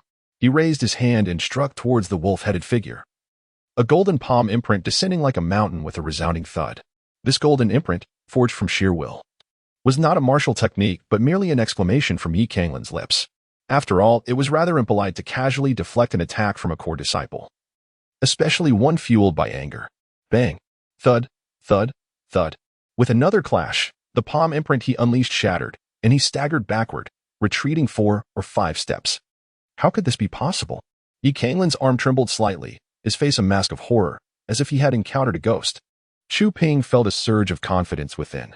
Fool, do you truly believe that your meager strength can challenge me, a formidable practitioner of the 8th layer of meridian circulation? Today, I shall ensure that you come to regret this. Humph, it was merely a single strike. Who knows who will ultimately regret it? Let us continue the battle. Canglan's neck throbbed with bulging veins as he surged forward once more. A whip-like kick swept through the air, reminiscent of autumn winds rustling through fallen leaves, accompanied by a series of explosive sounds reverberating around him. Seeking death, Chu Ping transformed his fist into a claw, fiercely aiming for Canglan's knee. His claw shimmered with streaks of crimson light, poised to pierce through Canglan's leg like a dagger. Canglan's expression changed dramatically as he swiftly turned his body, attempting to retract his strike, but this action led to a loss of balance. Chu Ping seized the opportunity, a fierce glint flashing in his eyes, as he delivered a powerful punch to Canglan's chest. This is not good. Thud. Canglan gasped, attempting to raise his hand in defense. Yet his movement seemed to lag by a heartbeat. A powerful punch struck him squarely in the chest, and instantly, a torrent of crimson erupted from his mouth. Excellent. Ha! This disciple of Thunder God Peak cries out with such fervor. It appears he is not much more than this. What a splendid display. This reckless fool deserves a thorough lesson. A grave expression emerged on Chu Ping's face as he surged forward with the swiftness of lightning, akin to a ravenous wolf closing in rapidly. Bang! Bang! Bang! His fists fell upon Canglan with astonishing speed, like a relentless rain shower. Canglan soared through the air like a rag doll, enduring over a dozen punches before crashing heavily to the ground. I concede. In this moment, Canglan's body was marred with the imprints of fists, his garments tattered, and droplets of blood adorned his frame, rendering him a pitiful sight. His expression was one of sheer terror and desperation, reminiscent of a once arrogant villain who, in the blink of an eye, found himself utterly defeated and terrified by the protagonist. As Canglan begged for mercy, a fleeting sense of satisfaction flickered within Chu Ping's heart, only to be swiftly eclipsed by a surge of anger. Begging for mercy, you scoundrel! After humiliating me so thoroughly, now you wish for clemency? You shall perish. With a fierce kick, Chu Ping struck Canglan's shoulder, sending him crashing onto the arena floor like a shooting star, a mouthful of blood erupting forth. Senior brother Chu. Cease. I concede. I concede. Yi Canglan cried out, his face a portrait of terror and panic. Death. Chu Ping paid no heed to Yi Canglan's pleas for mercy, suddenly delivering a fierce kick aimed at Yi Canglan's head, intent on inflicting fatal harm. Chu Ping, do you intend to break your word? Qinro felt a heavy dread settle in her heart and shouted, You promised not to take Yushidi's life. Chu Ping sneered, Not to harm his life? Don't be absurd. This blood sword arena is a place where life and death are determined. Boom, crack. Yi Canglan, like a lazy donkey evading a rolling stone, narrowly dodged a kick capable of shattering gold and stone, his face contorted with fury as he exclaimed, Senior brother Chu, if you continue to press me like this, I shall retaliate. Chu Ping responded with a cruel smile. Retaliate? Then do so. With a resounding thud, Chu Ping delivered another brutal kick to Yi Canglan's chest, sending him flying once more, crashing to the ground before bouncing back up again, and then falling down again. This repeated motion rendered him as foolish and awkward as a mere ball. The numerous disciples of the Red Sword Peak watching below found amusement in the spectacle. This guy claims he will retaliate? Ha ha ha, this is hilarious. If this waste from Thunder God Peak had any capability to strike back, he wouldn't be suffering so terribly. I truly wish he would retaliate. It would make this battle somewhat interesting, but clearly he lacks the strength. Provoking our Red Sword Peak deserves such a fate. Amidst the crowd, Qindaba cautiously stood in a rather inconspicuous corner. While others held Yi Canglan in utter disdain, mocking him with scornful jests, he could not help but mutter softly. Do you fools not realize the lesson from your previous defeat? Junior brother Yi is not one to back down, the more you provoke him, the greater the chaos he shall unleash. Chu Ping, you scoundrel, enough is enough. Yi Canglan bellowed. We had previously agreed that in this battle, I would allow you to triumph, granting you the opportunity to bask in glory before others. In return, you would refrain from making things difficult for Sister Qinro when accepting tasks. I have upheld my promise, yet you, in a moment of vulnerability, seek to bring about my demise. Your actions are despicable and shameless, and you have gone too far. Should you continue to press me aggressively, do not be surprised if I retaliate in kind. Utter nonsense. How dare you slander me when death is at your doorstep? Chu Pingru exclaimed, akin to a cat whose tail had been stepped on, unleashing a torrent of invective. Today, I shall surely tear that foul mouth of yours apart. You scoundrel. Since you have so shamelessly broken your word, I will make it my mission to shatter your face. Yi Canglan was enraged, his palm forcefully striking the ground, propelling his body upward like a spring. Begone! Bang! Yi Canglan delivered a powerful punch that pierced the air, striking Chu Ping squarely in the abdomen. Chu Ping's eyes widened in shock as he felt his insides churn violently, enduring excruciating pain. Since you disregard the rules, do not blame me for being merciless. Whoosh! Yi Canglan's figure flickered, and the onlookers merely glimpsed a flash of golden light. In an instant, Yi Canglan materialized behind Chu Ping, delivering a powerful kick to his back. Chu Ping let out a piercing scream as he was propelled through the air. Yet, before he could even touch the ground, Yi Canglan's form shimmered once more, reappearing behind him to unleash another fierce punch. Bang! Bang! Bang! Yi Canglan's speed escalated rapidly, leaving Chu Ping flailing in midair like a feathered shuttlecock, tracing dazzling arcs of light that bewildered the onlookers. How could this be possible? What a jest! This lad has truly mounted a counterattack? It is inconceivable. Although Chu Ping possessed moderate combat prowess, he was nonetheless a martial artist of the 8th layer of meridian unblocking. Could it be that what this youth claimed earlier was indeed true, that he had purposely allowed Chu Shixiang to gain the upper hand? Whispers filled the air, revealing expressions of disbelief. After all, they were disciples of the Scarlet Sword Peak. How could they possibly be bested by a disciple of the Thunder God Peak? How could they engage in such a disgraceful transaction with the Thunder God Peak? This detestable boy! Chu Ping roared, his eyes nearly bulging with rage. He never dreamed he would fall to a disciple of the Thunder God Peak, and under such public scrutiny. Get away from me! Chu Ping's true essence surged like a torrent, seeking to forcefully repel Yi Canglan. Yi Canglan sneered, his fist wielding the ferocity of a tiger, instantly shattering the true essence within Chu Ping's body, continuing the relentless assault. Bang! Bang! Bang! Thud!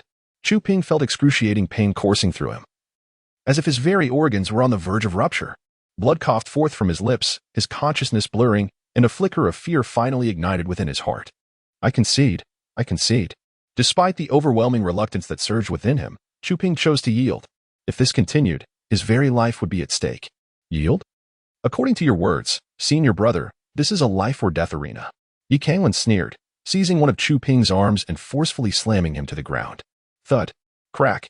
Accompanied by the impact, a chilling sound of bones fracturing emanated from Chu Ping's body, and his piercing and mournful wail resonated in all directions, sending shivers down the spines of all who heard it. Enough. A disciple from the Red Sword Peak bellowed. Did you not hear that senior brother Chu has already conceded? Though you possess some strength, your actions are excessively ruthless and extreme. How could you inflict such harm upon a fellow disciple? Cease this at once. If you dare to harm junior brother Chu, we shall not let you go unpunished. Yi Canglan spoke coldly. Fellow disciples, has he truly conceded?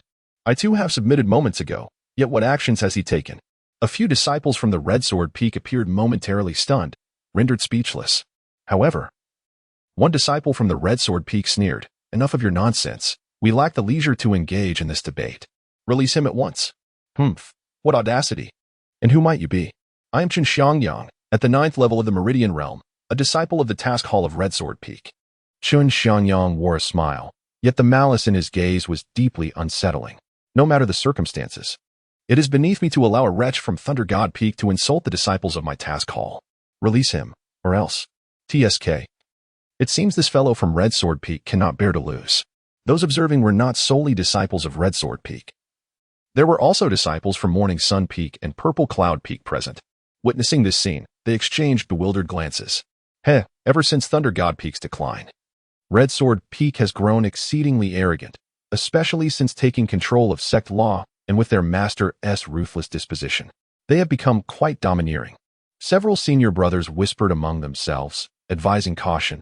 Otherwise, attracting the ire of these petty-minded individuals from Red Sword Peak could lead to unfortunate consequences. Shinro remarked. Junior brother Yi, your camaraderie is noted. Please release senior brother Zhu. Her concern did not stem from a genuine care for Zhu Ping's fate, but rather a fear that Yi Canglan might irreparably offend Red Sword Peak. Yi Canglan paused for a moment before breaking into a grin. All right, I shall heed your advice. Sister Qin. However, that Chu Ping must apologize to me for his deceit. Apologize? You, a despicable and worthless wretch, dare to demand an apology from me? You.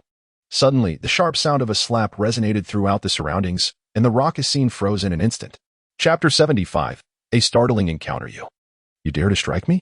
Chu Ping was momentarily taken aback, gazing at Yi Canglan in disbelief. It is often said that one should strike not at the face and expose not the flaws. A slap to the face is the greatest humiliation for an individual. Chu Ping could scarcely fathom that Yi Canglan would have the audacity to slap him in front of so many witnesses. This was a feud that, for martial artists, could lead to an irreconcilable enmity. I have struck you. What of it? Yi Canglan sneered. Now this is a life and death arena. Even if I were to slay you, no one would dare to utter a word. You slap. Just as Chu Ping was about to speak, Yi Canglan struck him again with a resounding slap. Apologize. You bastard, bang. Slap. Yi Canglan delivered a knee strike to Chu Ping's abdomen, causing him to gasp in agony. Without hesitation, Yi Canglan followed up with a resounding slap to his face, resulting in immediate swelling and a cascade of teeth flying from Chu Ping's mouth. Apologize to me. Otherwise, I shall strike you repeatedly until you meet your end on this arena. Such an action is entirely justified, and none shall dare to voice their dissent. Apologize to me. The humiliation and fury that engulfed Chu Ping were unbearable. Not only had he been bested by a disciple of Laishan Peak before the watchful eyes of the crowd, but he was now being coerced into apologizing to this very disciple. How could he ever hold his head high again? What do you mean? Apologize to me. Slap. Yi Canglan's expression remained impassive, yet she swiftly delivered a resounding slap. Ah, Yi. At this moment, the most infuriated individual was not Chu Ping, but rather Chen Xiangyang. He had previously made his stance unequivocally clear to Yi Canglan, issuing stern warnings that fell on deaf ears. Her blatant disregard for him felt like an affront. A flagrant humiliation. I command you, release him. Yi Canglan cast a sidelong glance at Chen Xiangyang and disdainfully retorted, You think you can command me to release him? Who do you think you are? With that, Yi Canglan turned his back to Chen Xiangyang, his face a mask of contempt. You worthless insect, you deserve to die. I shall end your life. Chen Xiangyang, known for his explosive temper, was driven to the brink of madness by Yi Canglan's blatant disregard. With a furious roar, he leapt onto the blood sword platform. Subsequently, he clenched his right fist, channeling his surging true essence, and launched a fierce strike towards Yi Canglan's back. This scoundrel is attempting a sneak attack? This is perilous. Junior brother Yi, be cautious. Qin Ro's face paled in alarm as she hurriedly issued a warning. Bang. Thud. Unfortunately, her warning came too late. Canglan was struck in the back with a powerful punch, staggering forward as he spat out a mouthful of blood. You actually interfered in the duel on the Bloodsword platform. You dared to launch a sneak attack. Canglan stared at Qin Xiangyang in utter shock. Her expression filled with unparalleled fury. Qin Xiangyang, momentarily taken aback, began to regain his composure. In his earlier fit of rage, he had acted impulsively. And it was only now that he recognized the recklessness of his actions upon ascending the Bloodsword platform. However, his demeanor soon grew cold. The mistake had already been made, so he resolved to eliminate this arrogant fool before contemplating anything else. This was the Red Sword Peak. Did he need to justify his actions to anyone? Death. Qin Xiangyang declared with a chilling voice, raising his palm to strike down. How infuriating. The audacity of it all. Canglan's face was etched with frost as he exclaimed, You from the Red Sword Peak compelled me to duel first, and after your defeat, you refused to acknowledge it. Now, you brazenly violate the rules of the Bloodsword platform, launching a sneak attack to bring about my demise. You leave me no choice but to fight back. Fight? Do you possess the capability? With a resounding hum, Qin Xiangyang's garments fluttered, his hair billowing as strands of true essence surged from his being, enveloping him entirely. Soon, one could observe energy orbs, as thick as a fist and reminiscent of dragons and serpents, coalescing around Qin Xiangyang. This was the most formidable prowess of the Meridian realm. Reflecting his own meridians and resonating with the forces of nature, harnessing the surging power of the heavens and earth to fortify himself. In the blink of an eye, almost before a breath could be taken, the tumultuous energy of the cosmos was absorbed and transformed, morphing into a colossal crimson hand that instantaneously overshadowed all directions. In that fleeting moment, a searing wave surged forth, rendering the area within 10 paces akin to a furnace, so intensely heated that it could incinerate anything in its path. Is this truly the might of a pinnacle Meridian realm expert? It is undeniably terrifying. Such force could crush 10 or more beneath the 9th layer of the Meridian realm. Get away, quickly retreat to avoid being scorched by this wave of heat. Someone shouted, hastily backing away. Junior brother Yi. Qin Ro's complexion turned pale. Her brow furrowed with palpable fury. Senior brother Qin, you have gone too far. Qin Xiangyang, you have forced my hand. Canglan's eyes widened with fury. His hair standing on end, clearly enraged to the utmost. The Golden Rock Ascension technique. With a cry, Canglan sprang into action. A resplendent golden radiance surged from his body, akin to a golden-winged rock soaring into the sky, carving a graceful arc of gold through the air. Though it was but a fleeting moment, he executed several agile movements, flawlessly evading the searing palm that descended upon him. Die. In an instant, Canglan closed the distance to Qin Xiangyang, delivering a powerful punch aimed directly at his chest. Seeking death, Qin Xiangyang remained unfazed. His left hand surged forth, a crimson ribbon shooting towards Canglan's chest like a lance. Faced with this oncoming strike, Canglan exhibited no intention of retreating. The fool. Qin Xiangyang seemed to realize Canglan's intent, his expression shifting slightly. Yet, the distance between them was minimal, leaving Qin Xiangyang no time to counter. Bang. Spurt. In the next moment, Canglan's fist struck fiercely against Qin Xiangyang's chest, causing the latter to taste blood in his throat and stagger back over 10 steps. Conversely, Qin Xiangyang's attack sent Canglan hurtling through the air, coughing up blood. This madman, is he truly willing to exchange his life for another? Indeed. Those from Thunder God Peak are all lunatics. Witnessing this scene, many people changed color in shock. Not far away, Zhang Qian'er looked on with a face full of anxiety and hatred. This bastard, how can he be so strong? Yet, his strength is relative before senior brother Chen. He is nothing. You have actually wounded me. Qin Xiangyang glowered at Canglan, his expression darkening.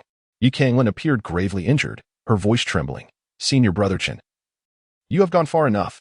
You have already violated the sect's rules. Do you not fear the consequences of your actions should you choose to take my life?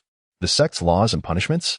Here on the Red Sword Peak, we, the disciples of the Red Sword Peak, embody the law and the decree. To slay a helpless disciple of the Thunder God Peak is of no consequence. Die. Qin Xiangyang raised his foot and forcefully descended. You have left me no choice. You have compelled my hand. Canglan's eyes gleamed with madness as he drew his blade, executing the stunning move known as Blade Slash, Stunning Swan. With a swift motion, a flash of cold light cleaved through the air, staining the vast sky with the vivid hue of blood. Chapter 76, No Shame Left, accompanied by a piercing scream. Qin Xiangyang's body crashed violently to the ground. A gaping wound, nearly a foot in length, marred his chest, deep enough to reveal the writhing entrails within. You scoundrel! You ambushed me. Though Qin Xiangyang possessed remarkable strength, he was, after all, merely a mortal being. Inflicted with such grievous injury, he instantaneously lost his combat prowess. Had he not been a formidable warrior, he might have perished on the spot. Yi Canglan struggled to rise from the ground, wielding Zhongchen as he staggered forward. Qin. Senior brother Qin, you are not as formidable as I had imagined. Yi Canglan coldly placed the blade against Qin Xiangyang's neck. A chill enveloped Qin Xiangyang, his body bristling with fear. What do you intend to do? Kill me? I am a core disciple of the Red Sword Peak. Huh, Yi Canglan scoffed. Brother Qin, so it appears you are quite afraid of death. Yet, fret not. I am no ruthless killer, and I have no desire to take your life. Yi Canglan sneered. However, Brother Qin, you boldly trespassed upon the Bloodsword platform to ambush me, resulting in my grievous injuries. Surely, some form of recompense is in order? I do not ask for much, merely all the cultivation resources you currently possess. You dare to extort me? How audacious. Qin Xiangyang's voice escalated, sharp and filled with a terrifying intent. A waste from Thunder God Peak dares to seek cultivation resources from me? You are sorely mistaken. Suddenly, Qin Xiangyang realized that Yi Canglan was negotiating with him out of fear, for he did not truly dare to take any drastic action against him. If he dared not act, then why should he submit? If you have the courage, then kill me. Observing Qin Xiangyang's audacious demeanor, Yi Canglan could not help but find it amusing. Brother Qin, is this your way of being brazen and playing the rogue? With a derisive smirk, Qin Xiangyang subtly expressed his disdain, though he said little. Very well, indeed. In an instant, Yi Canglan raised his blade and forcefully plunged it into Qin Xiangyang's thigh. Thud. Ah!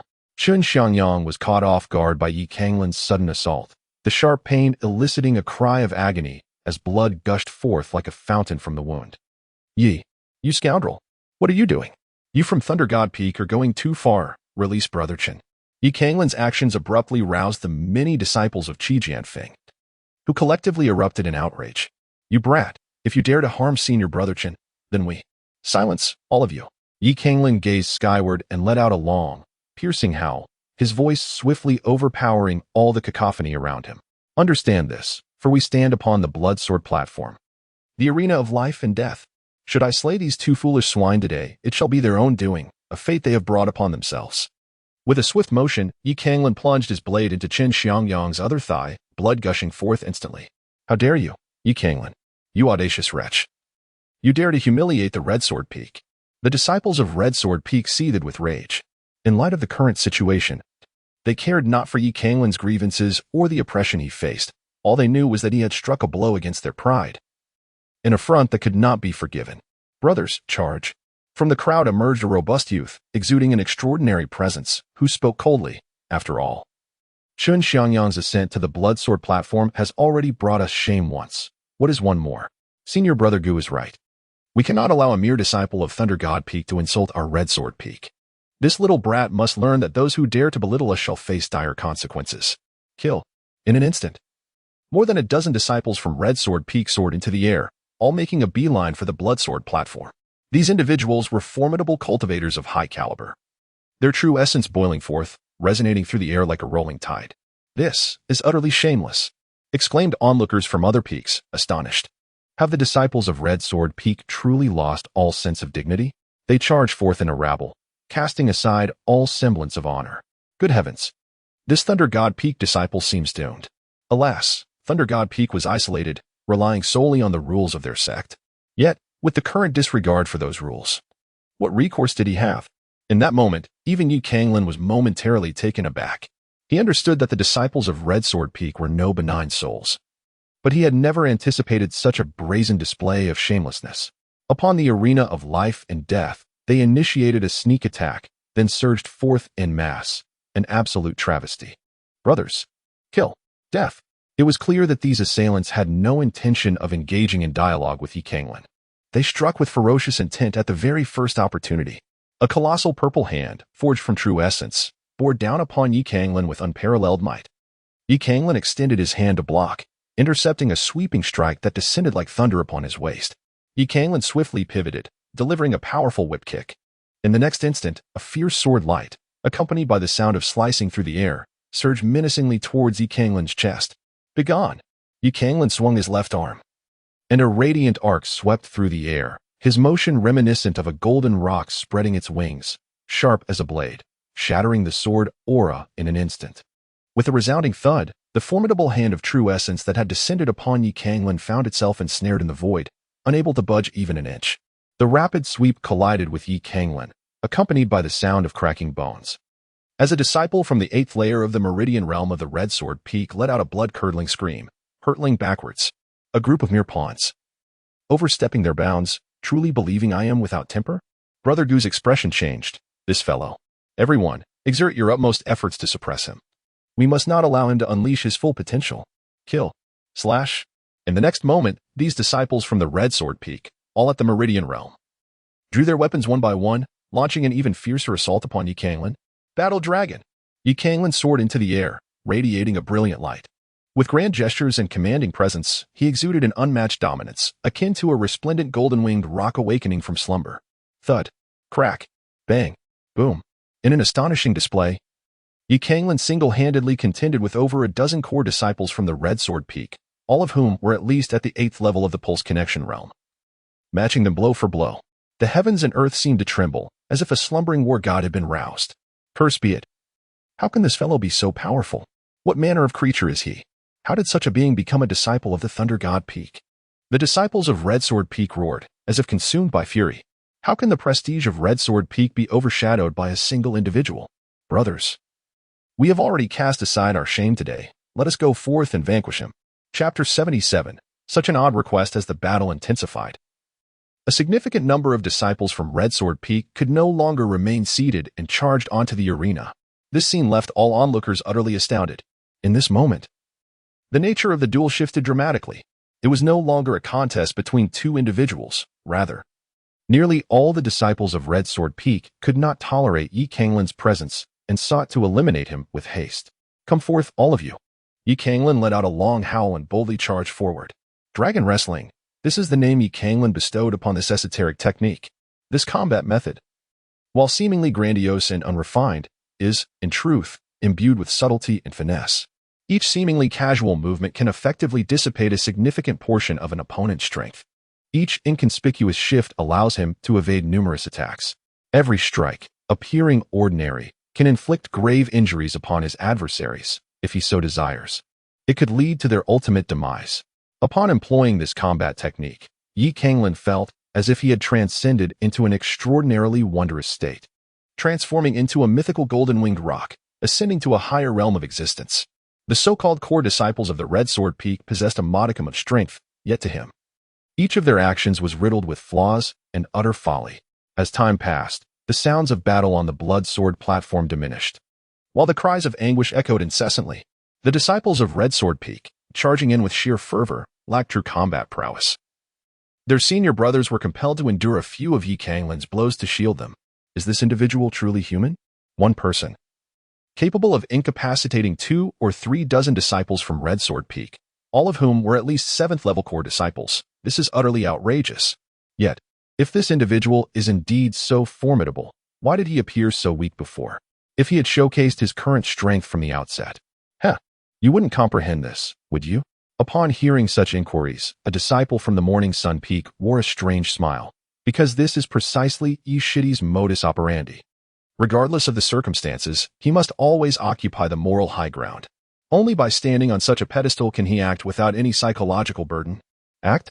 At this remark, some displayed hesitation, and before a response could be uttered, they witnessed Canglan leap down from the stage. Is this the conclusion? Is it finally coming to an end? I cannot endure this any longer. Canglan leaped down from the arena, his voice resonating with authority. Who among you is a disciple of the Red Sword Peak? Step forward. Most individuals stood in bewilderment, uncertain of Canglan's intentions. However, it wasn't long before kind-hearted souls began to guide the disciples from Chaoyang Peak and Zishu Peak to the sidelines.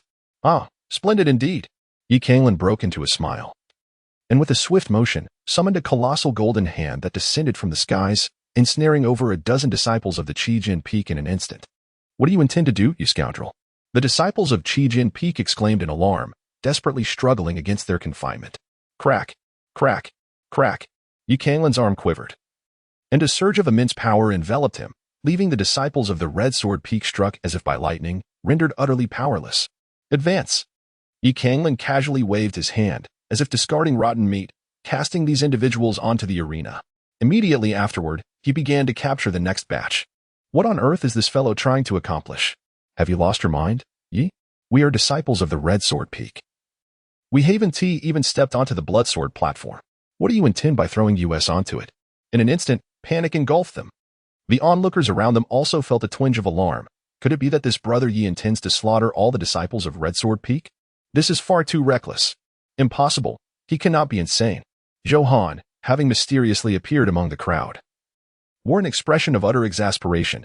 This guy merely seeks to extort us. Chen Dabo's eyes sparkled with excitement. Resources. Resources. This brother Yi is indeed.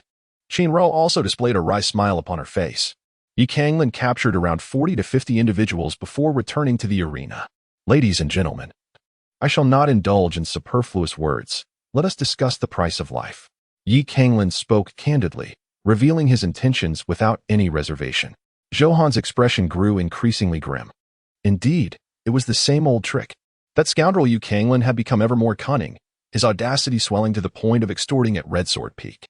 Yet, why did I appear so unfazed? Some disciples from Zixiao Peak displayed peculiar expressions. TSK, TSK. Those fellows from Red Sword Peak have truly bitten off more than they can chew this time. Not only had one individual managed to incapacitate so many core disciples, but if they were also extorted, they would have no face left to show. Humph. The arrogance of Red Sword Peak over the years has led them to this well-deserved fate.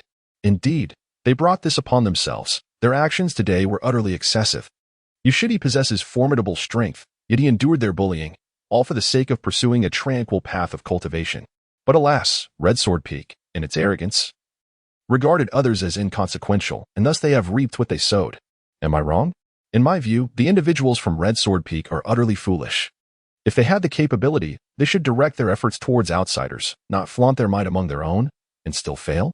What a farce. The disciples of Red Sword Peak could no longer maintain their composure. What? You intend to extort us? Shameless. You are truly shameless. Someone exclaimed in indignation. We were forcibly brought here. We did not come willingly. Canglan replied softly, voluntary? In this day and age, who truly acts of their own accord? When I faced off against Chu Ping on the Bloodsword platform, that was voluntary. I was ambushed by that Qin Xiangyang. Nearly meeting my demise, was that voluntary? You may play the role of the initiator while I take on the consequences. It is of little significance. You are merely arguing for the sake of it. Someone exclaimed in anger. You were pretending all along, intentionally luring us into your trap. Ha! Yi, what are you even thinking? I can see you must be seething with hatred towards us, yet feeling utterly powerless, resorting to such despicable tactics of extortion. Qin Xiangyang scoffed derisively. Do not harbor delusions. We, the disciples of the Red Sword Peak, will not succumb to your threats. If you possess the courage, then go ahead and slay us. If you lack the guts, then be gone. Oh, is that so? Canglan remarked nonchalantly. Murder holds no psychological burden for me at all. None? Then why don't you give it a try? You kill. Uft. With a swift stroke, Canglan brought down the blade, severing heads and unleashing a torrent of crimson. In that fleeting moment, the entire world seemed to freeze. The expressions of rage, astonishment, and mirth on every face were momentarily suspended in time. Chen Debeo, who had been laughing heartily, along with Chinro, turned ashen in an instant. Such an unusual demand was a first in my life. Chapter 78. The Great Figures Assemble You. You actually dared to slay Brother Chun. You truly killed Brother Chun. Finally, someone on the arena screamed, teetering on the brink of collapse. Silence. Am I not permitted to slay them on the Bloodsword platform? Pay up. The furious roar of Canglan sent tremors through the bodies of the disciples from Qijin Peak on the stage. I will give it to you. I will give it all. Please, do not kill me. I beg you, spare my life. This is all my wealth. I relinquish it to you. Have mercy, please. In the face of life and death, none could remain composed. The disciples of Qijin Peak were utterly terrified, hastily offering their elixirs, spirit stones, and all their possessions to Canglan in a frenzied rush. Ah, yes, thank you. Canglan began to collect the resources with a beaming smile. Below the arena, disciples from the Red Sword Peak departed in a state of trepidation and resentment to lodge a complaint. You dare to slay a disciple of the Red Sword Peak? I shall rend your body asunder. Boom. Shortly thereafter, the sky above was shrouded in ominous blood clouds. and the grim visage of Elder Zhang Taixiang appeared before the crowd. With a single hand, he pressed down, as if a vast ocean of blood threatened to engulf everything. This was the intervention of Elder Zhang from the Red Sword Peak. It is over. This junior, Yi, is doomed. In an instant, the expressions of all present shifted dramatically. Yi Canglan wore a mocking expression and retorted, "Silence, old fool. Matters concerning the Bloodsword platform are hardly within your purview. Furthermore, my actions pertain solely to the core disciples of the Red Sword Peak. What concern is it of an outer sect elder like you?" Impudence. Zhang Taixiang seethed with fury, his imposing presence growing ever more formidable. Indeed, I believe Shidi Yi speaks the truth. Mu Tianga's figure materialized silently before Yi Canglan, his eyes glinting with a subtle smile and sarcasm as he regarded Zhang Taixiang with quiet disdain. As an outer sect elder, it would be wise for you to refrain from meddling in the affairs of core disciples. Zhang Taixiang's face turned a deep shade of crimson. Mu Tianga, you overstep your bounds. Even if you possess considerable talent, you are still but a mere disciple. Are you suggesting that my disciple lacks qualification? Then allow me to converse with you. A clear voice resonated through the heavens as an elderly man clad in a blue robe appeared, exuding vitality and vigor. His aura harmonized with the natural world, as if he had melded into the very fabric of existence. Elder Shi Hong, the Grand Elder of Chaoyang Peak. Someone exclaimed, their expression grave. Heavens! Such a formidable figure dedicates himself to arduous cultivation in pursuit of higher realms, and even his direct disciples rarely have the fortune to meet him. Yet today, he has chosen to intervene on behalf of that lad from Laishan Peak. Cough, cough. Sure, Shitzi, if Taixiang lacks weight.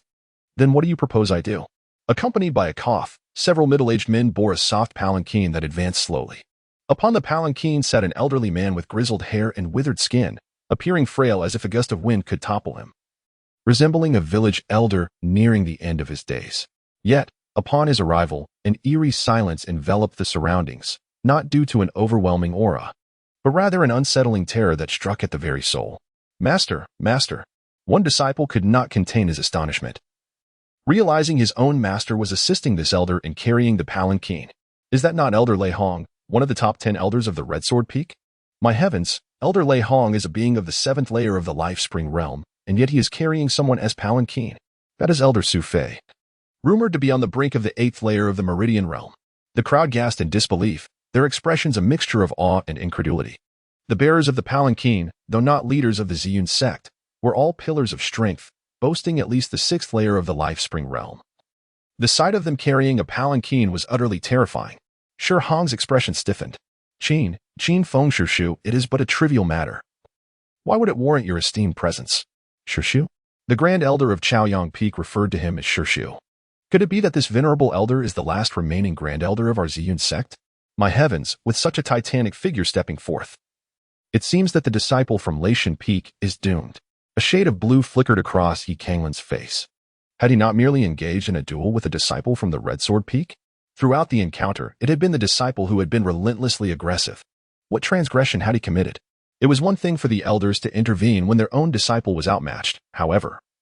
Now even the Grand Elder had stepped in. This was sheer bullying. Grand Elder Qin Feng cleared his throat twice and waved his hand dismissively, stating, "Step back. Today, the life of this young man belongs to the Red Sword Peak, and no amount of intercession will sway this decision." The expressions of Qindaba, Qin Ro, and the others in the crowd turned pale, drained of all color in an instant. Yi Canglan felt as if he were ensconced in a frigid abyss. An overwhelming weight akin to a mountain pressing down upon him, his heart nearly bursting with the intensity of it all. Yi Canglan glanced at Mu Tianga, who had ceased to smile, bowing his head to the ground as if there were something amusing to be found beneath his feet. Yi Canglan was seething with indignation. It was this very individual who had instigated him to stir up trouble, although neither party had explicitly stated it. They had largely reached an unspoken understanding. Yi Canglan would create chaos while Mu Tianga would clean up the mess. And now, this scoundrel had suddenly withdrawn from all responsibility?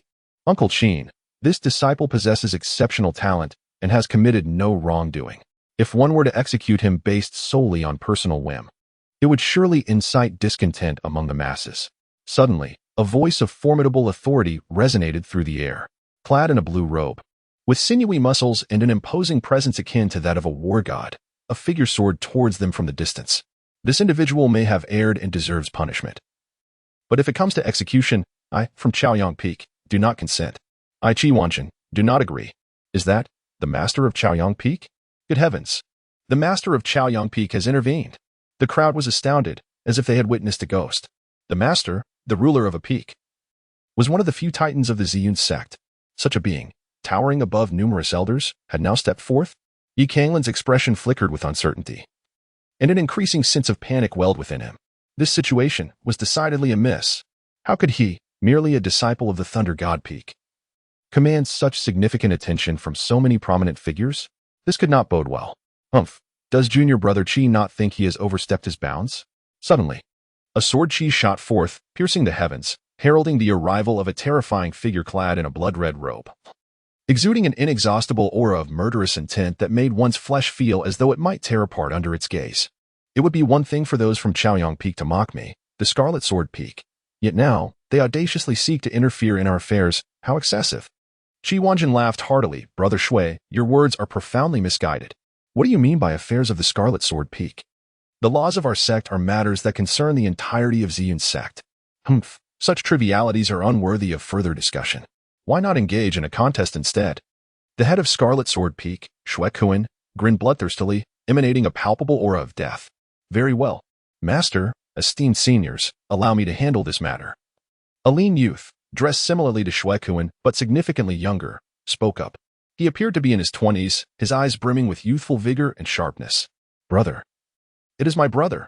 My brother has finally emerged from seclusion. In the crowd, Zhang Qianna shrieked with fervor, her face flushed with excitement. She possessed an enigmatic confidence in her brother, believing him more reliable than her father and the many elders of the sect. Ranking among the top 3 of Scarlet Sword Peak, he was renowned as Zhang Tianxiao, the Crimson Bloodsword. Some shook their heads, speculating.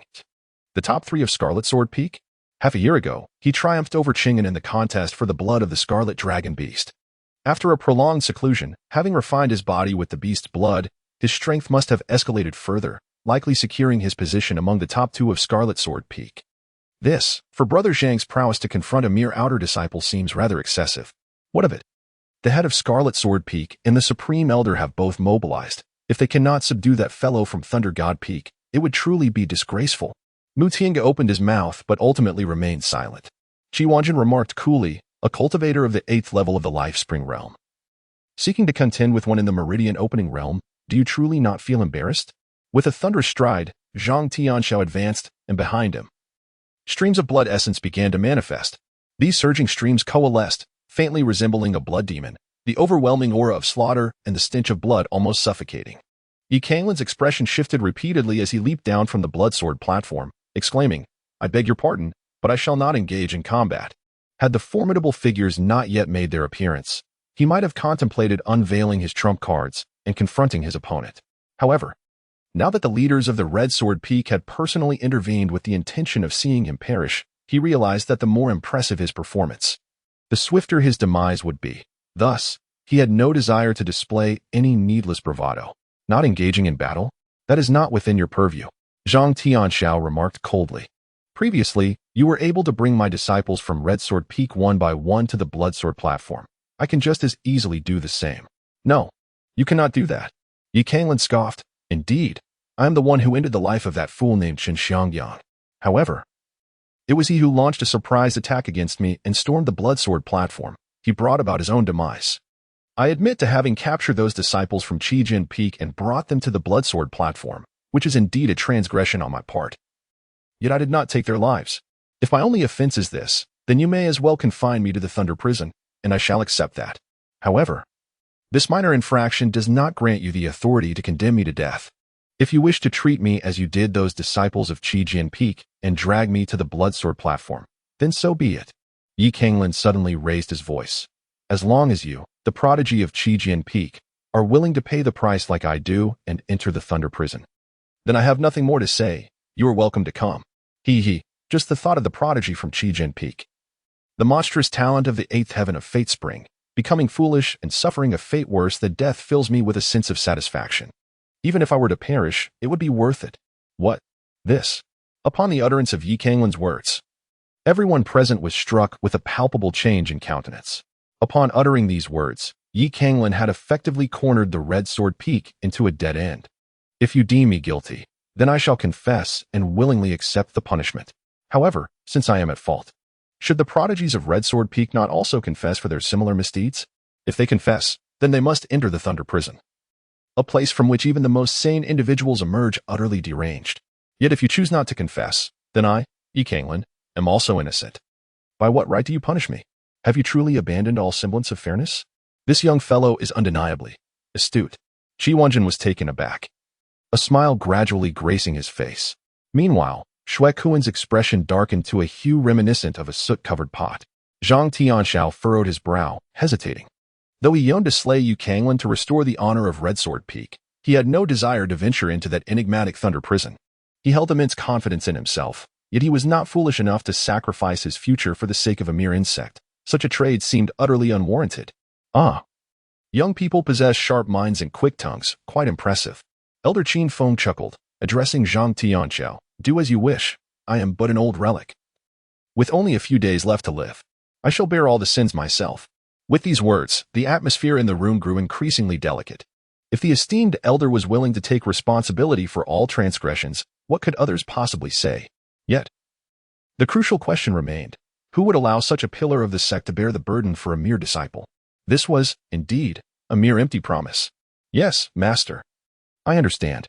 Zhang Tianxiao respectfully bowed, and then turned his gaze towards Yu Canglan. Hee ha ha. Yu Canglan suddenly burst into wild laughter and leaped onto the bloodsword platform. Once atop the platform, he sprawled out with arms and legs akimbo. His face contorted with grief and indignation as he proclaimed, "Come, kill me. Today. I have come to understand that all you of the Red Sword Peak desire is the demise of the Thunder God Peak. We have no masters or formidable warriors left. It would be but a mere word for you to end my life. Why engage in such futile theatrics? My dear, never-before-seen master, I am truly sorry. Though my heart yearns to revive the Thunder God Peak, the scoundrels from Red Sword Peak deny us any opportunity. They are intent on extinguishing our very existence. They were the ones who orchestrated the downfall of all disciples of the Thunder God Peak, leaving it in ruins, seizing its power. And now they wish to snuff out the last flicker of hope we possess. The denizens of Red Sword Peak are devoid of humanity. While they feign a desire to preserve us, in secret, they yearn for our immediate demise. They play both sides, their hypocrisy is abhorrent, and their malice is utterly despicable. What are you waiting for? Come forth and slay me swiftly, eradicate every last soul of the Thunder God Peak, and then divide our remnants. Come, let it be done."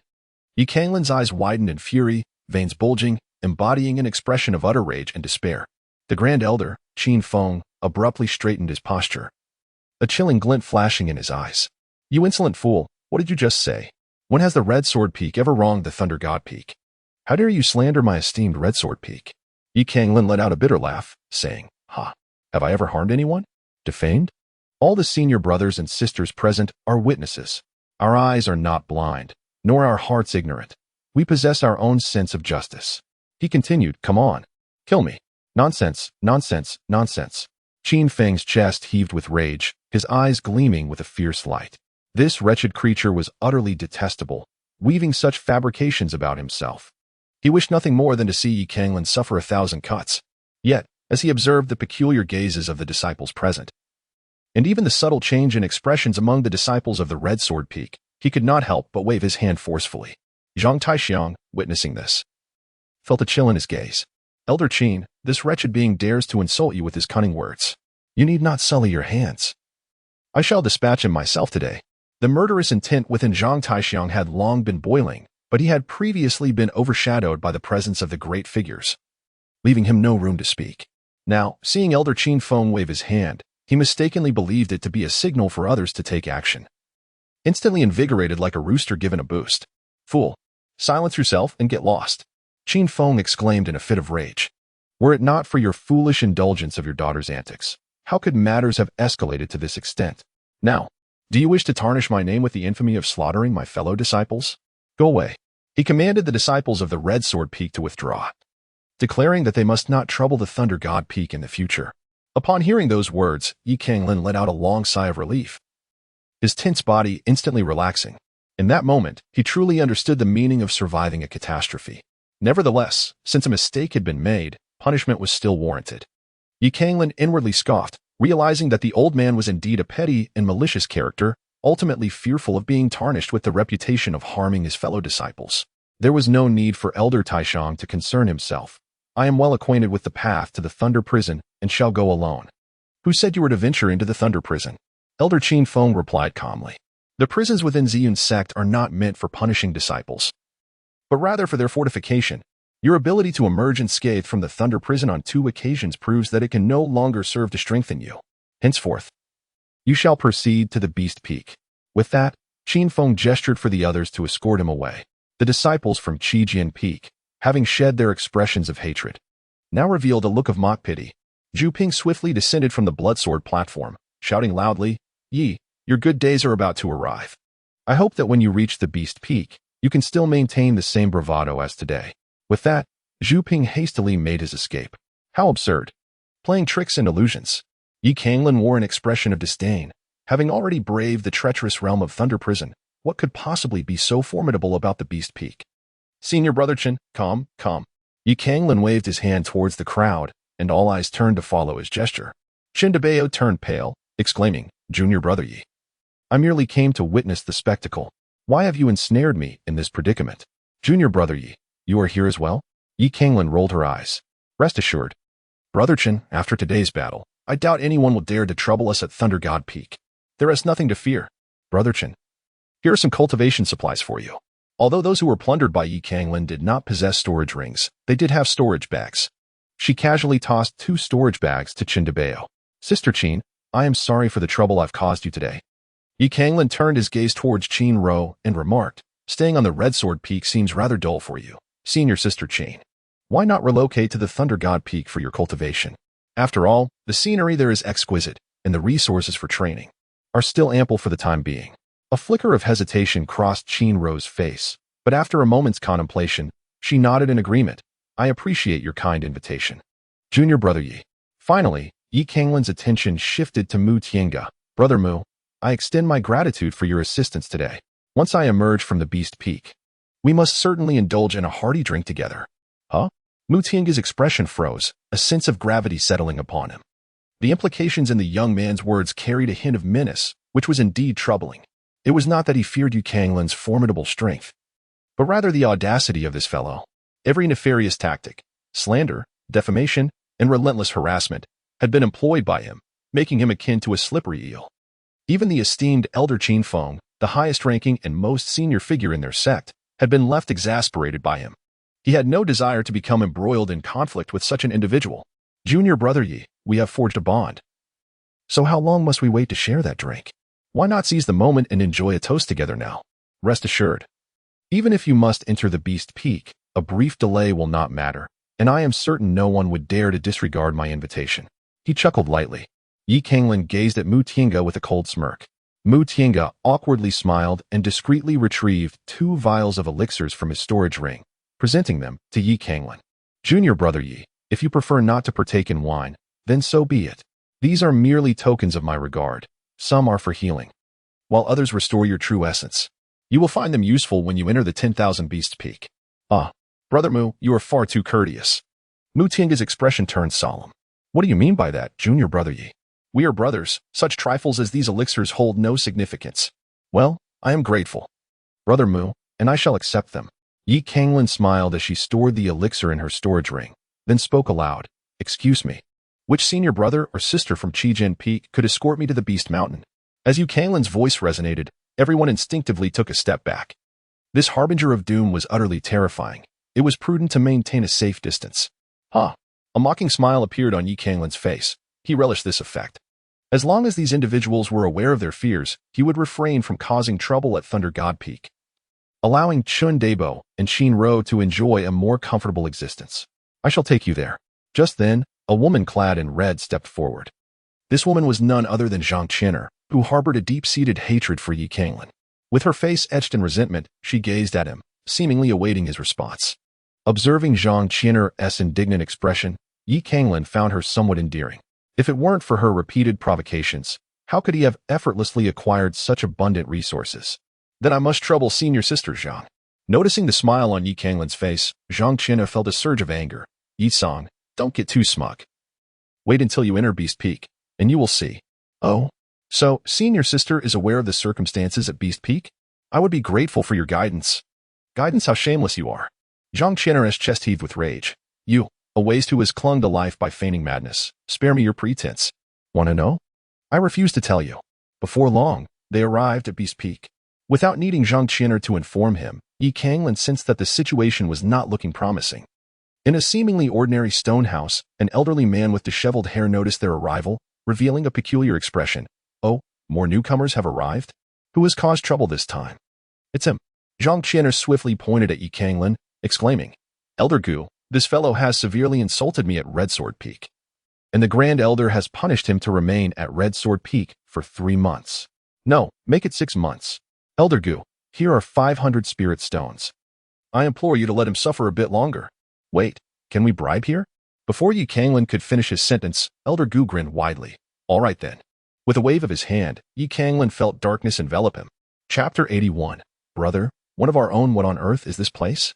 Steadying himself once more, Yi Canglan found himself in a watery prison. Initially, he felt little discomfort, but as time passed, he sensed his true essence being gradually eroded. This erosion did not harm his foundation but rather sapped his strength, suppressing him. The longer he remained in this watery confinement, the more severe the suppression became.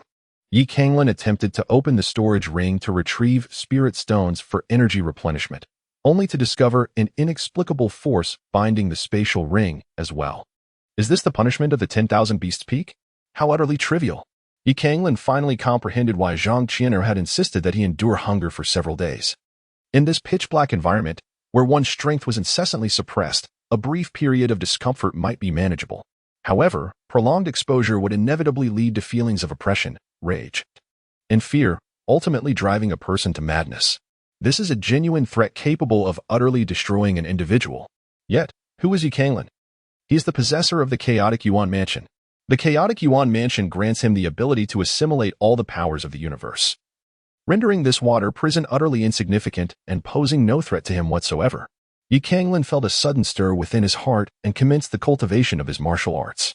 Unbeknownst to him, 5 days had swiftly elapsed. Suddenly, he heard what seemed to be the sound of a door opening, causing a flicker of emotion within him. His internal essence trembled slightly, a sharp pain coursed through his organs, and in that instant, his complexion turned pale. After Yi Canglan completed all of this, the disheveled old man happened to walk in. Elder, is it time to release me? Upon seeing Yi Canglan's pale complexion, the old man's eyes gleamed with surprise. In just 5 days, you are merely slightly pale? Quite impressive. It seems you shall remain here for a few more days. With that, the old man turned and departed. What does this mean? Yi Canglan's expression stiffened, realizing that perhaps his exceptional performance had led him to expect special treatment. This was utterly outrageous. It seemed that next time the old man came, he ought to feign a more pitiable state. Unbeknownst to him, another 10 days had slipped by. Once more, commotion arose outside the door. Let me out. You wretched scoundrels, release me. The young master could no longer endure it. Let me out. You old fogies, you bastards. Set me free. If you dare, kill me. Why must you torment me so? The ancient elder observed Yi Canglan's frenzied demeanor, a trace of amusement gracing his countenance. Oh, it seems we are nearly there. To endure for a full 15 days is quite commendable. Moreover, this lad possesses quite the temper, cursing even his elders. How delightfully fiery. It appears my little treasures will have ample amusement. With a wave of his hand, the ancient elder summoned a transformations. Yi Canglan felt as if the very stars had shifted, and the scene before him metamorphosed entirely. He found himself amidst a dense forest, where peculiar flowers and grasses flourished, and ancient trees towered overhead. The incessant roars of tigers and the cries of gibbons echoed in his ears. Yet these were no ordinary sounds. They possessed a tension and resonance that could only belong to the mightiest of beasts. Was this a battle against formidable demonic creatures? Excitement flickered in Yi Canglan's eyes. I had anticipated enduring some form of torment, yet it turned out to be such a fortuitous event. While the demonic beasts may pose a formidable challenge to others, to Yi Canglan, they are treasures. Their bones and furs can be sold, and their blood can be transformed into sacred symbols, ensuring that not a single drop is wasted. Ha ha ha. At long last, newcomers have arrived. Damn it. I have languished in this desolate place for several months, and finally, someone has come. Alas, young one, surrender all the spirit stones and everything you possess to me.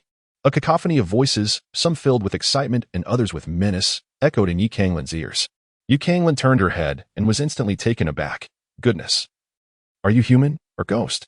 Yi Canglan beheld 5 figures, their skin stretched tightly over their bones. with sunken eye sockets that rendered them more akin to phantoms than human beings, fixating on her with an insatiable hunger. Their gazes were filled with avarice and fervor, as if they had been starved for days and had suddenly come upon a succulent morsel. Enough of the pleasantries.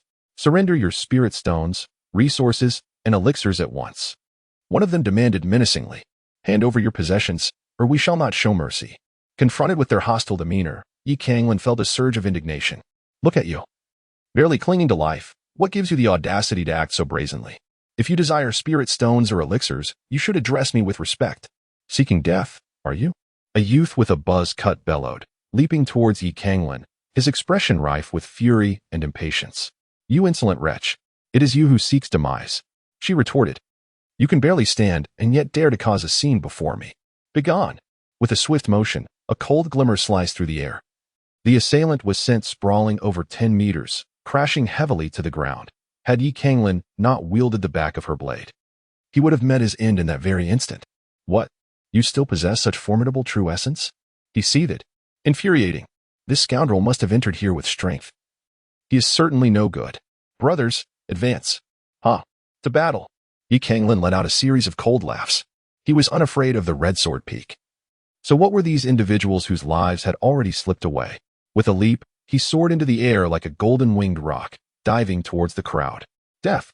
A massive fist, accompanied by the sound of wind being sliced, hurtled towards Yi Canglan's head. With a swift motion of his left arm, he cleaved through the air like a gleaming blade.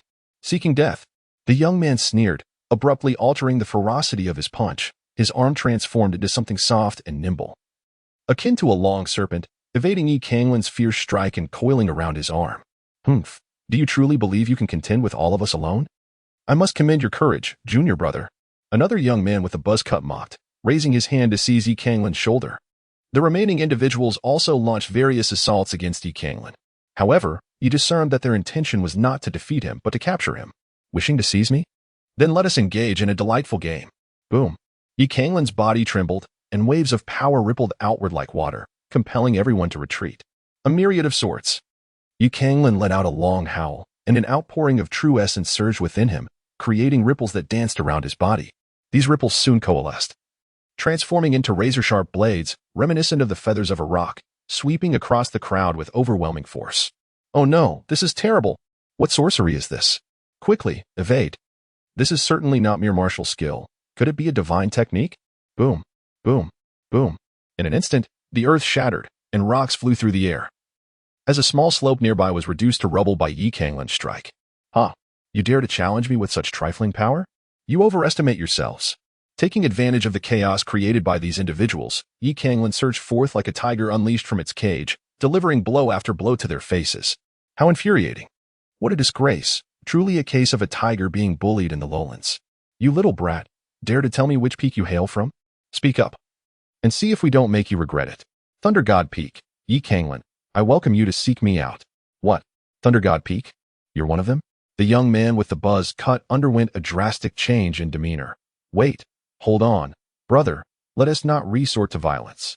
We're on the same side here." Chapter 82, The 5 Stabheads. On the same side?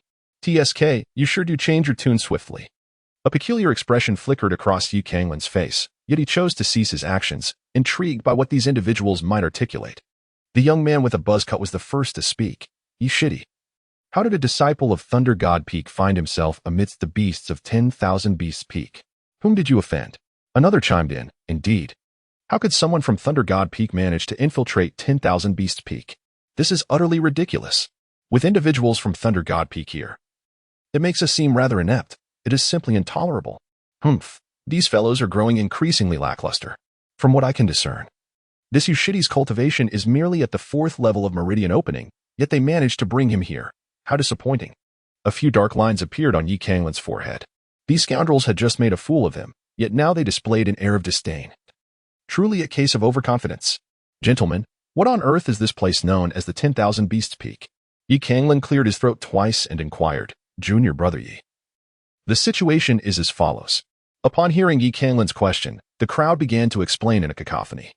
And only then did Yi Canglan grasp the nature of the Beast Peak.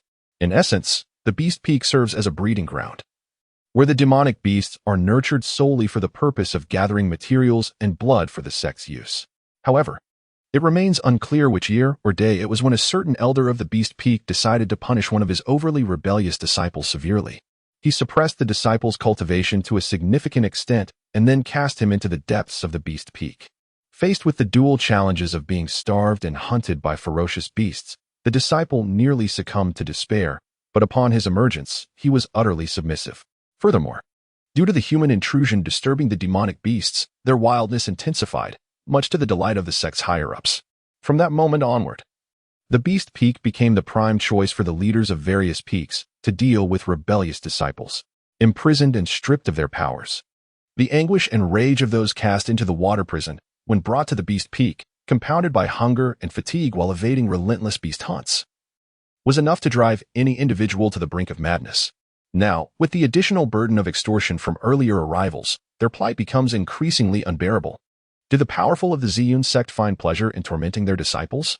First, they devised a baffling thunder prison, and now they have concocted the Beast Peak. It is not that Canglan wishes to complain, but the actions of the Ziyun sect's elites appear increasingly inhumane. A young man with a buzz cut noticed Canglan's silence and hastily introduced himself. Junior Brother Yi, I am Mu Kong. You may refer to me as Brother Mu or Kong. We have shared all the information you sought. Perhaps you could express some gratitude in return? Indeed. Junior Brother Yi, I am Chu Minglong, a genius from the Zishu Peak. Are you familiar with it? It is the main peak of our Ziyun sect. And I am a direct disciple of the sect leader's junior brother.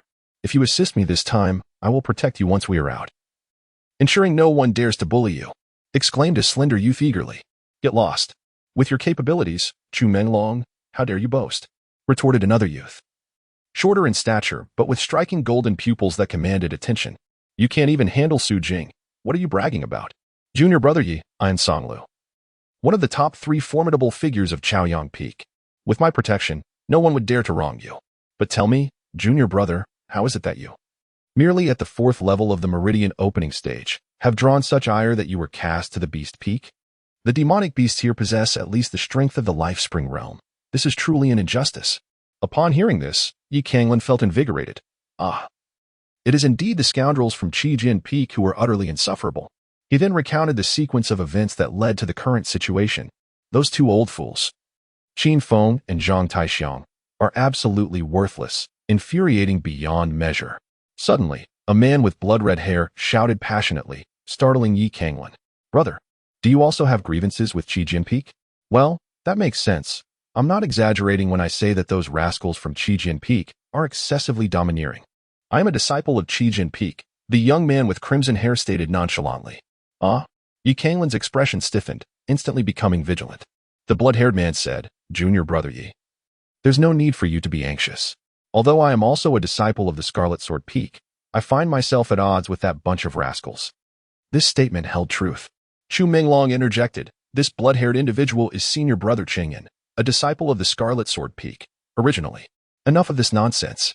Chengyan interrupted impatiently. I have no desire to discuss the Scarlet Sword Peak. It disgusts me. Junior Brother Yi, just understand that while I belong to the Scarlet Sword Peak, I harbor no affection for it. I will not hold any grievances against you simply because of your associations with them. So it was like that. Canglan let out a long sigh. It seemed that the two were indeed on the same side. The Red Sword Peak was certainly no trivial matter. Even its own disciples harbored such discontent. He truly was a person of integrity and kindness, one who could not tolerate injustice. Just as the few were engaged in conversation, an earth-shattering beastly roar suddenly reverberated through the heavens and the earth. Qingyan's expression changed. This is bad. That detestable creature is pursuing us again, like an unshakable burr. Mu Changkong's countenance also darkened. Damn it, I was so engrossed in conversing with you, Junior Brother Yi, that I nearly forgot this matter. Qingyan is far too obsessed with the red dragon beast. 2 years ago, he provoked one that has since harbored a grudge against us, leading to months of relentless pursuit. That old beast seems to have had its fill, and is now back to trouble us once more. Junior Brother Yi, stop dawdling. Share some of the spirit stones you brought, or we shall be left without the strength to flee and face certain doom. Canglan declared, very well. Let us slay this beast. I demand half of its pelt and blood. What? Junior Brother Yi, you are rather greedy. A robust young man clad in black attire, named Wajingong, frowned, revealing his displeasure. He had remained silent until now. Enough of the trivialities. Do you agree or not? Speak. This. I agree. We all agree. From a distance, crimson rays of light streaked across the sky, and Chu Minglong was the first to respond. This. I concur. Agreed. Excellent. Let us proceed. Yi Canglan urged, do not dawdle. If you linger any longer, it will be too late.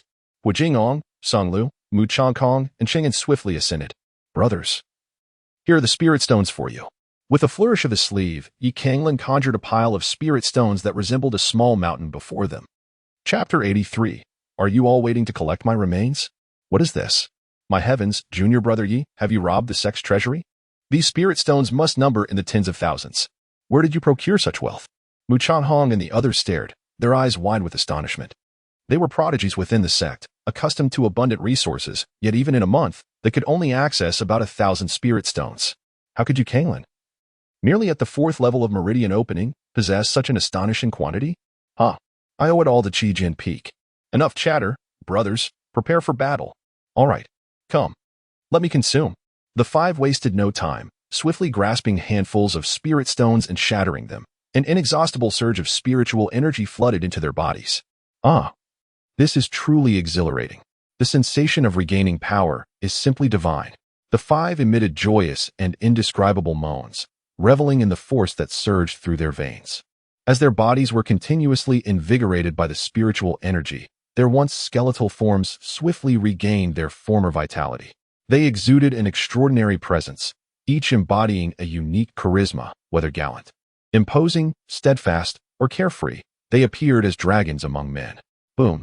Meanwhile, the crimson dragon beast that Mu Changkong and the others had spoken of landed upon a nearby mountaintop. Its form resembled that of a fierce tiger, with the head of a dragon and a singular horn atop its brow, its blood-red scales shimmering under the sunlight, emanating an aura both ferocious and captivating. With its arrival, half the sky was bathed in a vivid crimson hue, enveloping the atmosphere in an invisible and suffocating pressure. Chang'an stepped forward, his blood-red hair billowing as an overwhelming battle intent radiated from him. You vile beast have pursued us for months. It is time we settle this matter. Attack. He soared forth with incredible speed, enveloped in a crimson light, striking like a deadly sword. With a fearsome roar, the crimson dragon beast exhibited a mocking glint in its eyes. It sprang forth with astonishing speed, leaving behind a trail of afterimages that coalesced into a blood-red ribbon. The clash resounded like the chime of metal, sparks flying as the 2 forces collided, sending shockwaves that shattered the ground for 10 paces around, stirring up dust in a terrifying display. After a brief moment of stalemate, the crimson dragon beast opened its gaping maw, aiming to savage Chang'an's head, intent on tearing him to shreds. Get lost. Chang'an bellowed, his essence burning like flames, resembling a divine being engulfed in fire, obscured from clear sight. With his head slightly bowed, he charged forward, targeting the beast's neck. Though the beast was formidable, Chang'an proved to be no slouch either. The crimson dragon, sensing the impending blow, swiftly recoiled its head. Beast, meet your end. Chang'an's eyes gleamed with ferocity as he delivered a powerful kick to the creature's neck. With a pained roar, the crimson dragon staggered, its 3-meter-long tail whipping like a steel lash, striking Chang'an's waist with tremendous force. Blood erupted from his body as he was flung aside, unable to suppress a muffled groan. In a flash, the dragon lunged towards him with lightning speed. Chang'an's essence surged in his palms as he struck the air, harnessing the immense recoil to propel himself upward, narrowly evading the beast's lethal strike. He then descended, aiming a fierce stomp at the dragon's back. The dragon trembled, its single horn radiating a deadly light aimed straight at Chang'an. This treacherous creature is as cunning as that scoundrel Zhang Tianxiao. Chang'an cried out, attempting to evade, yet he was still grazed by the attack, suffering grievous wounds. In an instant, flesh was torn from his body, blood spraying into the air, revealing stark white bones as he crashed against a low peak, embedding himself within. The crimson dragon's scales shimmered ominously, a vast sea of blood materializing behind it, surging forth with unrelenting force, like a celestial curtain descending upon Chang and cursed this beast. With a thunderous roar, the low hill cracked and splintered, crimson light pulsating from within, before erupting entirely. Chang'an burst forth from the mountain, hair disheveled, his eyes cold as ice, resembling an unparalleled demon. Is this Chang'an truly this formidable? Upon witnessing the scene, Yi Canglan gasped in astonishment, his expression turning grave. Although his senior brothers had previously boasted about their prowess, he had dismissed their claims as mere self-flattery. However, He was utterly taken aback by the formidable prowess of Brother Canglan, which surpassed all expectations, almost absurdly so. It is crucial to note that although the low hill could not compare to the towering peaks, standing at a height of 10 jong, it was nonetheless terrifying to see it shattered by the wrathful Canglan. With a thunderous roar, Canglan unleashed his divine ability, wind-cleaving. A torrent of blood erupted behind him, coalescing into a vast crimson lake that bubbled with ferocity. From this lake, a sword, adorned with mysterious engravings, soared into his grasp. Gripping the sword tightly, Canglan executed a fierce downward strike. In an instant, a beam of sword light, spanning 10 jong, cleaved through the air, generating explosive sounds that reverberated as if the very heavens and earth were being torn apart by its might. Accompanied by the sweeping sword energy, a fissure, a foot wide, erupted from the ground and extended for dozens of meters. Boom. Crack. The speed of this strike was astonishing. The Crimson Dragon Beast had no time to react before the blade struck its shoulder with tremendous force, shattering its scales and causing blood to flow. Roaring in fury, the Dragon Beast's eyes glimmered with crimson rage, seemingly provoked to the utmost by Canglan's assault. A cacophony of cracking sounds emanated from its body as it swelled to an imposing size of dozens of jong. A wild and domineering aura radiated from the Crimson Dragon. Akin to an ancient behemoth awakening from slumber, the oppressive force was almost suffocating. With a thunderous crash, the beast swung its forelimb, striking at Canglan and shattering the blood-red sword light. Simultaneously, Canglan was sent flying for dozens of jong, audible cracks resonating from his bones. This is terrible. Damn it. This creature has gone berserk. It is even stronger than before. Wait, Brother Ching, how could you falter now? This shouldn't be happening. Mu Changkong and the others were visibly shaken, their bodies tensing with apprehension. Canglan bellowed, enough chatter. I've been drained for half a year. Do you think these few spirit stones are sufficient to replenish me? Get moving. Come to my aid at once. Or prepare to collect my remains. Chapter 84. The powerful Crimson Dragon Beast indeed. We cannot afford to delay any longer. Rise up. An enigmatic energy swirled around Mu Changkong, and a towering ancient tree, sprawling with lush foliage and reaching into the heavens, materialized behind him. With a swift motion, the ancient tree trembled, and thick vines, resembling chains that could bind the heavens, ensnared the Crimson Dragon Beast. How humiliating it is to be reduced to this. In our prime, we could have easily crushed this beast, yet now we must unite forces to confront it, a profound disgrace indeed. The heroness eyes shimmered with a golden light, and an aura of wildness and dominance suddenly enveloped its form. The king's fist. With formidable strength, the heron struck, and behind it, a spectral figure clad in golden armor subtly emerged. Its presence was terrifying, ancient and transcendent, akin to a war deity born from the mists of time. Its fists commanding the heavens and unmatched in the world. Boom. With a single punch, the golden imprint descended like the hand of the divine, crashing down upon the head of the Crimson Dragon Beast. The creature roared in agony, its flesh torn and mangled in gruesome disarray. Thunder roared. Chu Minglong's vital essence surged, his garments billowing as boundless thunder manifested around him. In that moment, he resembled the embodiment of lightnings, a thunder god traversing the mortal realm. As he raised his hand, a swirling mass of violet thunderclouds appeared behind him, and bolts of purple lightning roared forth like a celestial dragon, inundating the Crimson Dragon Beast. Bang, bang, bang. In an instant, the Crimson Dragon Beast was engulfed by the surging sea of thunder, its body erupting in a cacophony of explosions, gaping wounds appearing across its form. A sight too horrific to behold. Roar. The Crimson Dragon Beast howled, its bloodlight intensifying, transforming into a fierce aura of slaughter that swept towards the crowd, subduing the divine. Hua Jinghong let out a piercing cry, and behind him, a fountain of blood surged forth, coalescing into an ancient stone tablet that descended with overwhelming force.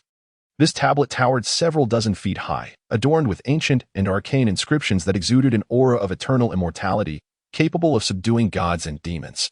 Boom. The stone tablet crashed down upon the Crimson Dragon Beast. Crack, crack. Thunderous roars echoed as the tablet, seemingly imbued with the weight of 1,000 mountains, pressed down upon the creature, embedding it deeply into the earth. These beings had awakened their fated holy souls. Yu Canglan murmured, her expression akin to that of one who has encountered a ghost. The destined warriors are the emperors among warriors, a rarity not merely 1 in 10,000, but rather 1 in 100,000 or even 1,000,000.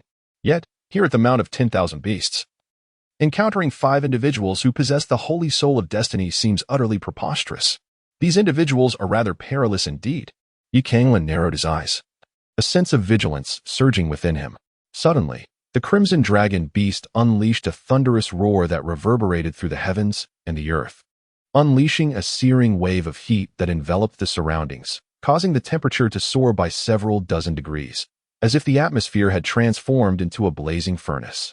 Subsequently, a flame, as thick as a wash basin, erupted violently from the ground, sweeping towards the 5 individuals like a long whip.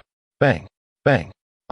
The sudden onslaught was overwhelmingly fierce, instantly leaving Qing'an, Mu Tiange, Hu Jinghong, Chu Menglong, and Song Lu grievously injured as they fell heavily to the ground. Perched atop the crimson dragon beast, it radiated a dazzling light, and the shattered scales and torn wounds visibly healed at an astonishing rate. Its body shimmered with a kaleidoscope of colors, exuding an air of formidable majesty, utterly unrecognizable as a creature that had sustained injuries. Moreover, its eyes glimmered with a human-like mockery and an air of superiority, as if deriding the insignificant human ants before it, who were oblivious to their own limitations. How infuriating! This beast dares to mock us, a mere beast, believing it could return to its former glory.